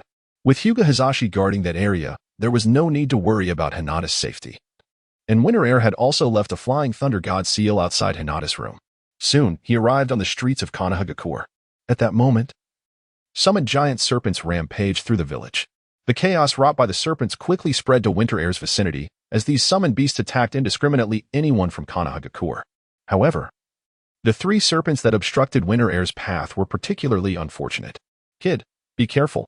Several ninjas from Konoha, unfamiliar with Winter Air and unaware of his capabilities, shouted warnings, mistaking him for a mere child of 12 or 13, urging him to flee. A chunin from Konoha, perched atop a roof, witnessed the three serpents charging towards Winter Air and hastily formed hand seals, unleashing a torrent of flames in an attempt to thwart them. Yet, the might of the serpents far surpassed the chunin's expectations. The ordinary fire release techniques proved utterly ineffective against them. The serpents seemed completely unfazed, continuing their assault on Winter Air. This is disastrous. The chunin, oblivious to Winter Air's identity, assumed that a genin, who had only recently graduated from the ninja academy, could not possibly withstand the onslaught of these summoning beasts, which he himself, as a chunin, found insurmountable. Ha! What a foolish little brat, sneered a ninja from Sunagakure. Such colossal serpents were beyond the capacity of any ordinary ninja to contend with. With the addition of the ninjutsu used by the Leaf Village ninjas and the explosive tags, the three colossal serpents had become even more savage and bloodthirsty than when they were initially summoned. To them, it seemed inevitable that Dong Air would soon become a feast for these monstrous creatures. However, the next moment unfolded in a manner that left everyone astounded. In the face of the serpent's onslaught and obstruction, Dong Air appeared oblivious. His right arm was cloaked in a layer of inky black substance. Insignificant insects, do not impede my path. In the blink of an eye, utilizing the acceleration of vector manipulation in conjunction with the armor of Haki, Dong Air pierced through the bodies of the three serpents. This by the time the Leaf Village ninja regained his senses, Dong Air had already surpassed his previous position. All that remained were the lifeless corpses of the serpents, each with a gaping wound. The emergence of the serpents had not disrupted Dong Air's march forward. The conviction regarding the protection of the Leaf Village was unknown to the ninjas from Sunagakure and Otogakure. The display of Dong Air's prowess instilled a sense of dread in them, causing them to converge towards him in unison. How infuriating! The colossal serpents had been dispatched so effortlessly. A shadow of concern crossed the faces of countless Sunagakure ninjas. They were unaware of Dong Air's true intentions. The greatest obstacle in their path to assault the Leaf Village was a formidable ninja like him. Before initiating their attack, they had already assessed the recent state of the Leaf Village's strength. Many jonin had departed on missions, while the strongest representative of the Leaf Village, Sarutobi Hiruzen, was preoccupied with Orochimaru. Moreover, the legendary ninjas Jiraiya and Tsunade were also absent from the village, leading a contingent of dozens of Sunagakure ninjas. The foremost among them pursued Dong Air, while simultaneously coordinating with others ahead to intercept him. Swish, swish, Dong Air's attention remained fixed on the map within his mind, and the previously stationary blinking red dot began to shift. Dong Air furrowed his brow slightly. Indeed, was this a specific target? Suddenly, a group of Sunagakure ninjas blocked his path. Upon closer inspection, they numbered around several dozen. Are you courting death? On the roof of a building in the Leaf Village that had yet to be destroyed by the serpents, Dong Air exuded an aura of killing intent. Perceiving the group of Sunigakure ninjas before him as mere corpses, the little brat from the Leaf Village truly lacks awareness of his own mortality. A peculiar smile spread across the face of one Sunigakure ninja. Indeed, Dong Air's recent feat of slaying the colossal serpent had astonished them, yet he was merely a genin. What did it matter if he possessed the strength of a chunin or jonin? They had a team composed of numerous chunin and jonin, more than sufficient to handle a single genin.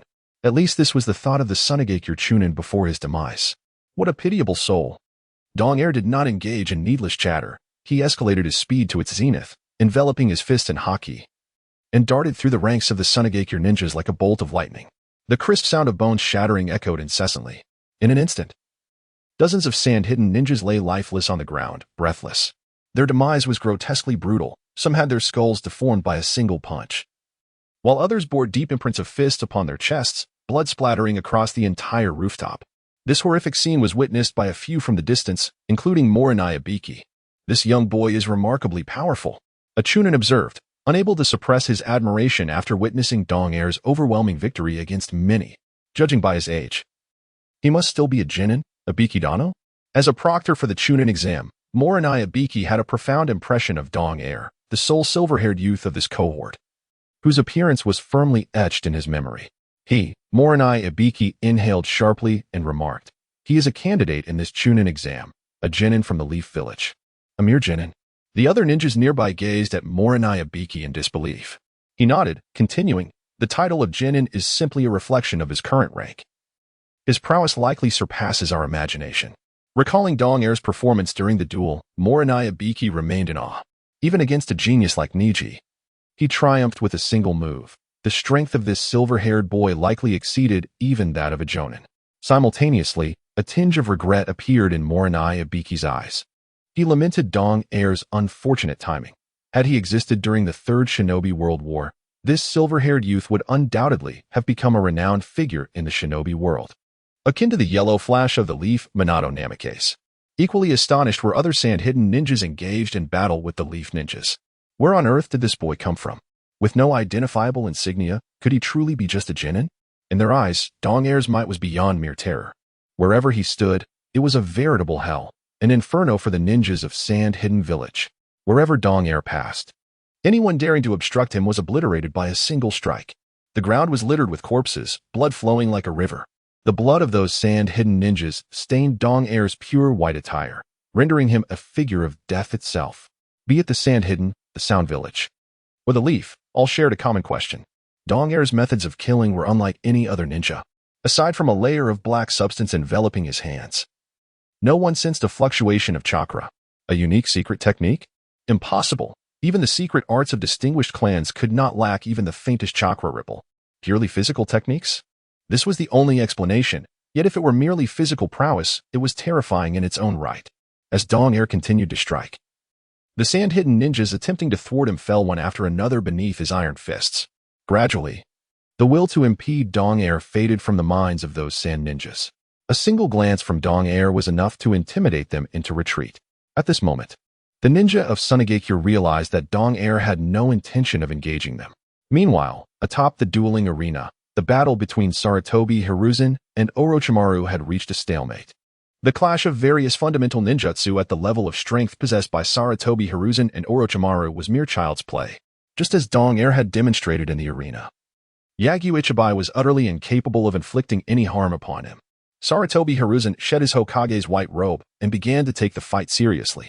He threw a shuriken, and with a sudden formation of hand seals, the shuriken multiplied into several, hurtling towards Orochimaru. However, Orochimaru faced the assault with unwavering composure, forming hand seals of his own, his expression becoming sinister. He then slammed his blood-stained hand into the ground. Summoning technique, impure world reincarnation. Suddenly, several pools of dark purple, distorted liquid surged forth from the orange-tiled roof, their fluctuating energy seemingly connecting to a dimension beyond the realm of reality. One by one, coffins began to rise from this undulating dark purple space. The first, the second. Orochimaru's smug grin widened. The barrage of shuriken was intercepted by these coffins. Sarutobi Hiruzen's brows furrowed as he beheld the coffins marked with the characters and, what a formidable technique. What's wrong, Teacher Sarutobi? Shouldn't you take pride in your former student's mastery of such powerful forbidden jutsu? Orochimaru remarked with a teasing smile as he gazed at Sarutobi Hiruzen. I must prevent the third one at all costs. Sarutobi Hiruzen ignored Orochimaru and formed hand seals once more. As his hands touched the ground, mysterious black patterns spread across the surface, forcefully suppressing the third coffin marked with, Old man, I didn't expect you to achieve this much, Orochimaru said, hiding behind two coffins, a flicker of surprise flashing in his eyes before he regained his smug demeanor. But two will suffice. It is time for you to feel the weight of your foolish decision to expel me from Konoha. As his words fell, the lids of the coffins marked and slowly creaked open. A man with long black hair clad in red armor emerged from the coffin inscribed with. From the other coffin emerged a man with white hair donning blue armor. Indeed, it was the first Hokage and the second Hokage.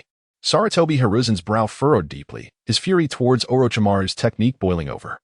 The first and second Hokage were the great ninjas who established Konoha, laying the formidable foundation of the village within the ninja world. One was Sarutobi Hiruzen's mentor, while the other was his benefactor. Witnessing the two individuals he revered most being manipulated by Orochimaru was unbearable for Sarutobi Hiruzen, igniting a fierce rage within him. Senju Hashirama and Senju Tobirama emerged.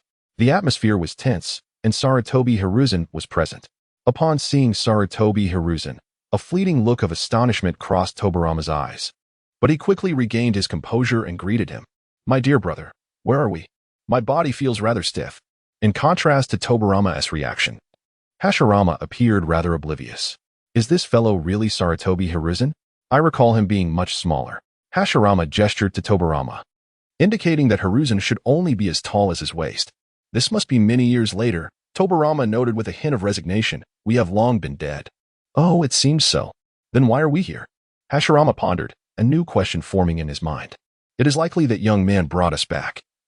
Tobirama replied in a calm tone, seemingly unperturbed by his own resurrection. Hashirama soon grasped the situation and glanced back at Orochimaru. This young man is truly remarkable to wield such a technique. Hiruzen's expression was complex, on one hand. He felt anger at Orochimaru for manipulating the deceased, especially the two Hokage he revered. On the other, he recognized the formidable strength of the first and second Hokage. Realizing that the ensuing battle would be exceedingly challenging. Now is not the time for you three old-timers to reminisce, Orochimaru interjected as two coffins suddenly toppled over, revealing two kunai inscribed with seals, which he slowly positioned against the napes of Hashirama and Tobirama. It seems we must engage in combat. Do be cautious, Tobirama stated gravely. A smile crept onto Hashirama's lips as he replied, Let me see how much your strength has improved over the years. Once the kunai fully penetrated the bodies of the first and second Hokage, control over their forms fell into Orochimaru's hands. The battle between Hokage commenced. Meanwhile, D-Nichi continued his pursuit of the flickering red dot. Following D-Nichi's display of overwhelming power, many ninjas from Sunagakure and Otogakure ceased to impede his progress and redirected their efforts towards other Leaf Village ninjas. Minutes passed, and D-Nichi finally approached the vicinity of the red dot. A cold, desolate stone bridge came into view, damp with a scent of blood. The stone path seemed to echo the souls of the many who had perished under the roots of the organization over the years. This stone corridor leading underground was flanked by various makeshift barricades of rubble. D-Nichi immediately activated his observation haki, sensing several presences within the enclosed space. Aren't you coming out? With his haki activated, D-Nichi was acutely aware of the number of individuals surrounding him. Indeed, as Dong Air's voice fell, dozens of individuals adorned with animal masks gradually emerged, standing resolutely upon the scattered stones. Who are you? What brings you here? Inquired one of the masked men in a deep voice. In the subterranean space leading from that long corridor, Danzo was employing illusions on the family members brought by the root organization. If he could merely delay for a brief moment, Danzo would successfully brainwash them and gain their allegiance. Donger scoffed softly. Although he was still uncertain of these individuals' intentions, the threat to the Hyuga clan, coupled with the achievement task issued by his system, compelled him to venture forth, even if it meant traversing a perilous path. His blood-red eyes radiated an unabashed disdain. And a chilling wind swept through as Dong Air's voice, reminiscent of the Grim Reaper, echoed ominously. No matter how many of you there are, come at me with the resolve to die. Otherwise, do not impede my path. Dong Air's gaze grew increasingly fierce. Those who dare to stand before me have all met their demise. It must be said that Dong Air's words carried a certain weight of intimidation. For a moment, the members of the root were taken aback, partly due to the aura emanating from Dong Air that made them acutely aware of their mortality, and partly because they had not anticipated that a mere genin, freshly graduated from the ninja academy, would boldly utter such words in the face of so many. Brat, this is no place for a lowly genin to act recklessly. One of the root members snapped back, regaining his composure. The members stationed outside were not Danzo's trusted aides, but rather the lowest rank within the organization. They were unfamiliar with Dong Air's identity and merely followed Danzo's orders, striving to obstruct anyone who approached. In truth, Danzo's precautions were primarily directed at Orochimaru and Kabuto's men. He had not foreseen Dong Air's arrival. Since the day they entered the route to obstruct, these lower-tier members had been subjected to Danzo's relentless brainwashing, rendering them incapable of questioning his commands. This was the very reason the route had become Danzo's private militia. You shall not cross this bridge today. The previously speaking root member bellowed, drawing the gleaming silver katana from his back and lunging at Dong Air. I have warned you. Those who dare to obstruct me must perish. Dong Air's eyes gleamed with unmasked killing intent, since these individuals were oblivious to their peril. He saw no reason to hold back. He had never feared bloodshed. He simply wished to avoid staining his hands with excessive blood, lest he become consumed by a thirst for vengeance. Swish! A gust of sword wind sliced through the air. No one witnessed Dong Air's movement. They only saw the body of the charging root member cleave in two in an instant, along with the katana he wielded. Blood gushed forth, splattering through the air and drenching Dong Air's pure white attire, which had already been tainted by the blood of the previous shinobi from Sunigakure, rendering it even more fearsome. However, the brutal demise of the root member did not deter the others. Their gazes hardened with resolve as they comprehended why Lord Danzo had dispatched so many to intercept merely a lowly genin. Everyone, charge. We must stop him, bellowed a seemingly leading member of Root. In an instant, a throng of masked figures sprang from the rocky terrain, converging upon Winter 2. I finally grasped Shikamaru's sentiments. Winter 2's expression turned increasingly grim as he unsheathed his ice-will blade once more, enveloped in a pitch-black substance that coated the blade, his feet stirring up a ferocious whirlwind. Enhanced by his vector manipulation abilities, his agility, reaction speed, and strength reached their zenith. The Umbu members were utterly oblivious to Winter 2's position, only hearing the chilling sound of blades slicing through flesh, accompanied by the heart-wrenching cries of agony as Root members collapsed upon the stone bridge. Monster! In the span of a single breath, dozens of Root members were reduced to mere remnants, with only a handful left who had yet to make a move. Through the small circular openings of their animal masks, one could discern the initial arrogance that sought to thwart Winter 2 had vanished, replaced by genuine terror. They feared not only Winter 2's formidable prowess but also his unflinching resolve in the face of death. This boy, scarcely in his teens, unscarred by the ravages of war and devoid of life or death experience, astonishingly maintained such steadfast composure amidst the chaos of blades. It was likely that even the ominous figure at the end of that dark corridor had not anticipated this. His still-developing physique, paired with that disproportionately large weapon, exuded an aura of death from every facet of Winter 2. They sensed no chakra emanating from this youth, without any awareness of how he had appeared before them. They found themselves severed, like the Grim Reaper. No, this silver-haired, red-eyed boy was the embodiment of death itself. So, do you intend to obstruct me further? Winter 2's icy voice resonated, causing the remaining Root members to tremble uncontrollably from fear. In the scorching heat of the sun, they felt an uncanny chill akin to the depths of winter. As the last few members fell silent, Winter 2 took another step forward, advancing towards the corridor ahead, his observation Haki informing him that Hinata was now within this subterranean realm, just as Winter 2 was about to cross the threshold of the corridor. The remaining Root members regained their senses, exchanging glances that conveyed a shared resolution. Danzo's orders were clear, to stop this boy at all costs, with imminent failure looming. They pondered that a swift, painless demise at Winter 2's hands might be far more merciful than the torturous punishment awaiting them at the hands of Danzo and Root. With the resolve to face death, the remaining members of the Root acted in unison. Once again, they found themselves falling to despair. Having not witnessed any action from Di or before meeting their demise, blood spouted in columns at the entrance of the corridor, as countless severed limbs and dismembered bodies flew through the air. Di displayed no sign of emotional disturbance, nor did he glance back, as he strode directly into the dark and profound corridor. The stone bridge connecting to the corridor was littered with shattered corpses and remains, with the blood of dozens converging along the cracks in the stone, cascading down the fissures of the bridge. Dinger walked steadily through the pitch-black corridor. The candle flames flickered in response to the faint breeze he stirred, illuminating only a limited space that exuded a chilling aura. The dim light cast shadows on Dinger's face, the blood of the root members staining his features, intensifying the scent of blood within the corridor. Had it not been for the system bestowing upon him a hidden achievement at that moment, Dinger would not have engaged in such slaughter here. Moreover, he had never intended to confront the root, for the animosity towards Danzo was a matter best resolved by Sasuke. At that moment, Dinger comprehended fully that for the powerful, taking a life was akin to the act of slaughtering a chicken, merely a matter of swift execution. The obstruction posed by these root members was not of their own choosing, yet Dinger felt no pity for them. Their willing servitude to Danzo was a choice made on the path of fate. Even in their absence, others would undoubtedly rise to fulfill those tasks. Reflecting on his growth over the years, he could not help but marvel at the incredible miracles life held. Yet in the instant he acted against those root members, he was profoundly struck by the fragility of existence, so delicate that a mere, inexplicable command could lead dozens to embrace death willingly. The heavy sound of footsteps gradually reached Danzo's ears. Danzo, engaged in brainwashing the clan members, furrowed his brow, astonished. Who could approach so silently? The guards stationed outside had been dispatched without a sound? Could it be members of the Hyuga clan? Danzo felt a twinge of doubt but remained convinced in his speculation. For only the Hyuga clan had yet to be brought under his control. If the newcomers were indeed from the Hyuga clan, everything would fall into place. With their presence, his plan to seize the position of Hokage could be flawlessly executed, regardless of the outcome between Orochimaru and Sarutobi Hiruzen. The footsteps grew increasingly close. Danzo's gaze fixated intently on the direction of the corridor. Following the dim light, a youth, barely reaching his shoulder, slowly approached.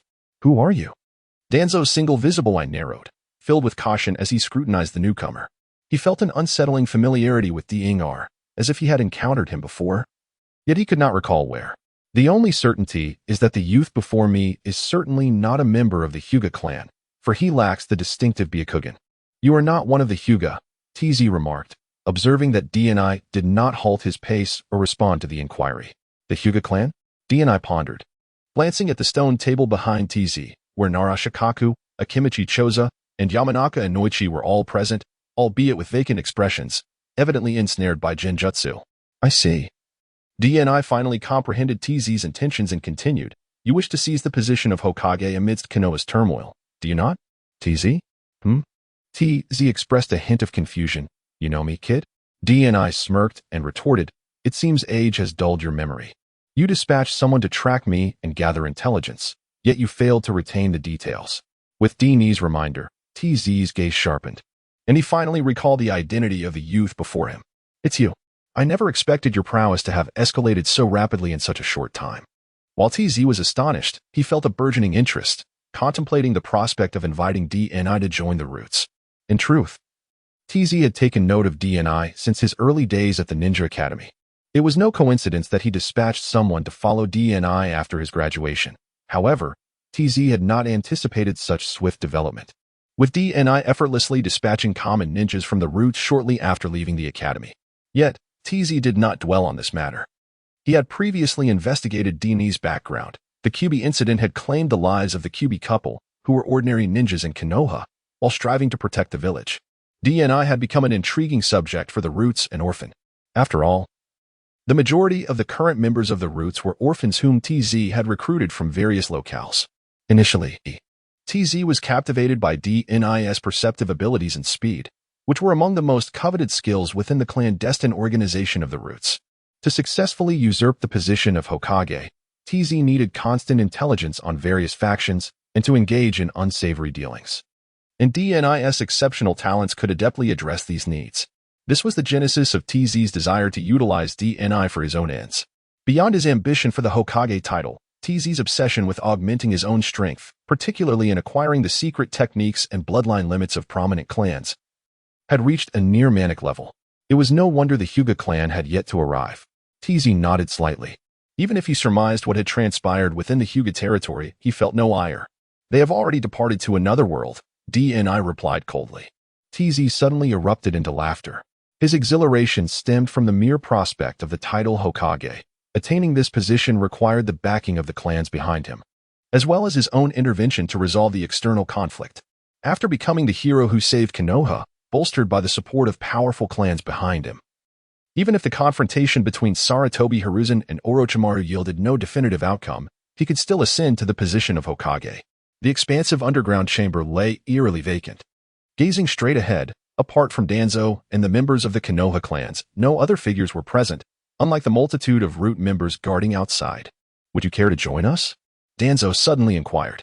Dong Air's demonstrated prowess had already surpassed that of a typical ninja. Even an elite Genin would hesitate to claim they could eliminate so many root members in such a brief span of time. At this moment, Danzo deemed whether the Hyuga clan would partake in his scheme to be of diminishing importance. Moreover, should Dong Air acquiesce, it was highly probable that the Hyuga clan would also switch allegiances. He surmised that Dong Air's relationship with the Hyuga clan was extraordinary. Danzo's mind remained unperturbed by the deaths of his subordinates. To him, the lives of ordinary root members were mere superfluous branches. For the colossal tree that was root to flourish into a towering behemoth, it sufficed for him, the main trunk, to remain robust. Even when branches fell, they would sprout anew, as long as he persisted. Especially once he assumed the role of Hokage in the future. He would not lack for capable individuals eager to serve him. "Join? You?" Dong Air posed 2 consecutive questions. He found Danzo's inquiry somewhat amusing. What warranted the assumption that he would join? Furthermore, those clan members were likely coerced, rendering the term "you" rather inappropriate. It seemed negotiations were futile. Danzo feigned a sigh. Even if Dong Air declined his invitation and the Hyuga clan refrained from joining, he still held substantial odds in his favor. All he needed to do was eliminate the boy before him and proceed with his plans. Dong Air's expression darkened. While confronting Danzo, he also had to analyze the pulsating crimson point within his mind. Though it was highly probable that it was Danzo before him, verification was still necessary. With someone like Danzo, he was disinclined to engage in further dialogue. He surged forward in an instant. Bang! Dong Air seized Danzo's neck fiercely, pinning him against the wall. Such a seemingly frail physique belied immense explosive power. He had indeed not misjudged him. Suddenly, with a loud pop, the Danzo he grasped transformed into a thick plume of white smoke and vanished. It was a shadow clone. The real Danzo emerged from a corner of the underground space. A cold smirk played at the corners of Dong Air's mouth. He was acutely aware that the Danzo he had just apprehended was but a shadow clone. Had it been the real body, his grip would have been far less lenient. Moreover, Dong Air was cognizant of more than just this. He understood well the tricks Danzo was attempting to play at this moment. "With your strength, you ought not to be a genin." Danzo approached, stopping at a distance of several meters from Dong Air, squinting his eyes, with his long sword planted in the ground. "You have long concealed the secrets you carry. Your disposition is far from ordinary." At this moment, Danzo's praise for Dong Air reached an extraordinary pinnacle. Even the once formidable Uchiha Itachi and Uchiha Shisui had never evoked such a profound sense of innate genius within him. Curiosity piqued. Danzo stroked his chin and feigned a look of uncertainty as he inquired, "Why do you reject the invitation from Root? Would it not be a splendid endeavor for us to embark on a new chapter in Konoha together? Join Root?" Dong Air scoffed coldly. "You are well aware of the sordid nature of your organization." His words caused Danzo's lips to twitch slightly. How could this young boy seem to possess such knowledge about the essence of Root? However, Danzo swiftly dismissed this thought. At this juncture, it was inconsequential whether Dong Air was aware of Root's existence. Sordid? Danzo shook his head, asserting that there was no fundamental difference between Root and the Umbu. It was merely that Root had the capacity to undertake more profound actions. In essence, anything the Umbu can do, Root can accomplish. And we are capable of things the Umbu cannot. He continued, oblivious to Dong Air's disdain. "Here, your talents will be unleashed to their fullest potential." "Huh?" Dong Air retorted with a cold smirk. "You claim that Root and the Umbu serve the same purpose, yet the deeds you commit are repugnant." As he advanced, his tone sharpened. "The Umbu obey the Hokage's commands with the duty of protecting Konoha, but what is Root? Merely your personal militia, Danzo." Dong Air approached with unwavering resolve, his voice growing increasingly intense. "What did Root do during the Third Great Ninja War? What was Root's role during the Ninetales incident? Now that Konoha is under attack, you conspire to manipulate the clan's power to seize the position of Hokage?" A barrage of probing questions. Even Danzo felt a bead of cold sweat trickle down his brow. Dong Air's relentless inquiries were not merely a stance taken in the wake of the recent attack, but a visceral reaction to Danzo's hypocritical rhetoric. As his words lingered in the air, Dong Air closed the distance between them, signaling that discussion was futile. With a deep sigh, Danzo suddenly brandished a gleaming sword. its razor-sharp blade pointed at Yamamoto Heia's neck. There are times when verbal discourse fails to resolve matters, and action must ensue. This is the methodology of Root. Danzo squinted, a sinister smile creeping across his face, truly a wolf in sheep's clothing. Despicable tactics, Dong Air remarked with a cold laugh, displaying no sign of panic. The lives of those from the clans are of no concern to me. Whether you succeed in becoming Hokage is irrelevant. I am here for an entirely different purpose. Oh? A flicker of astonishment crossed Danzo's face as he lowered the weapon slightly. You care not for any of this? I am quite curious why you are here.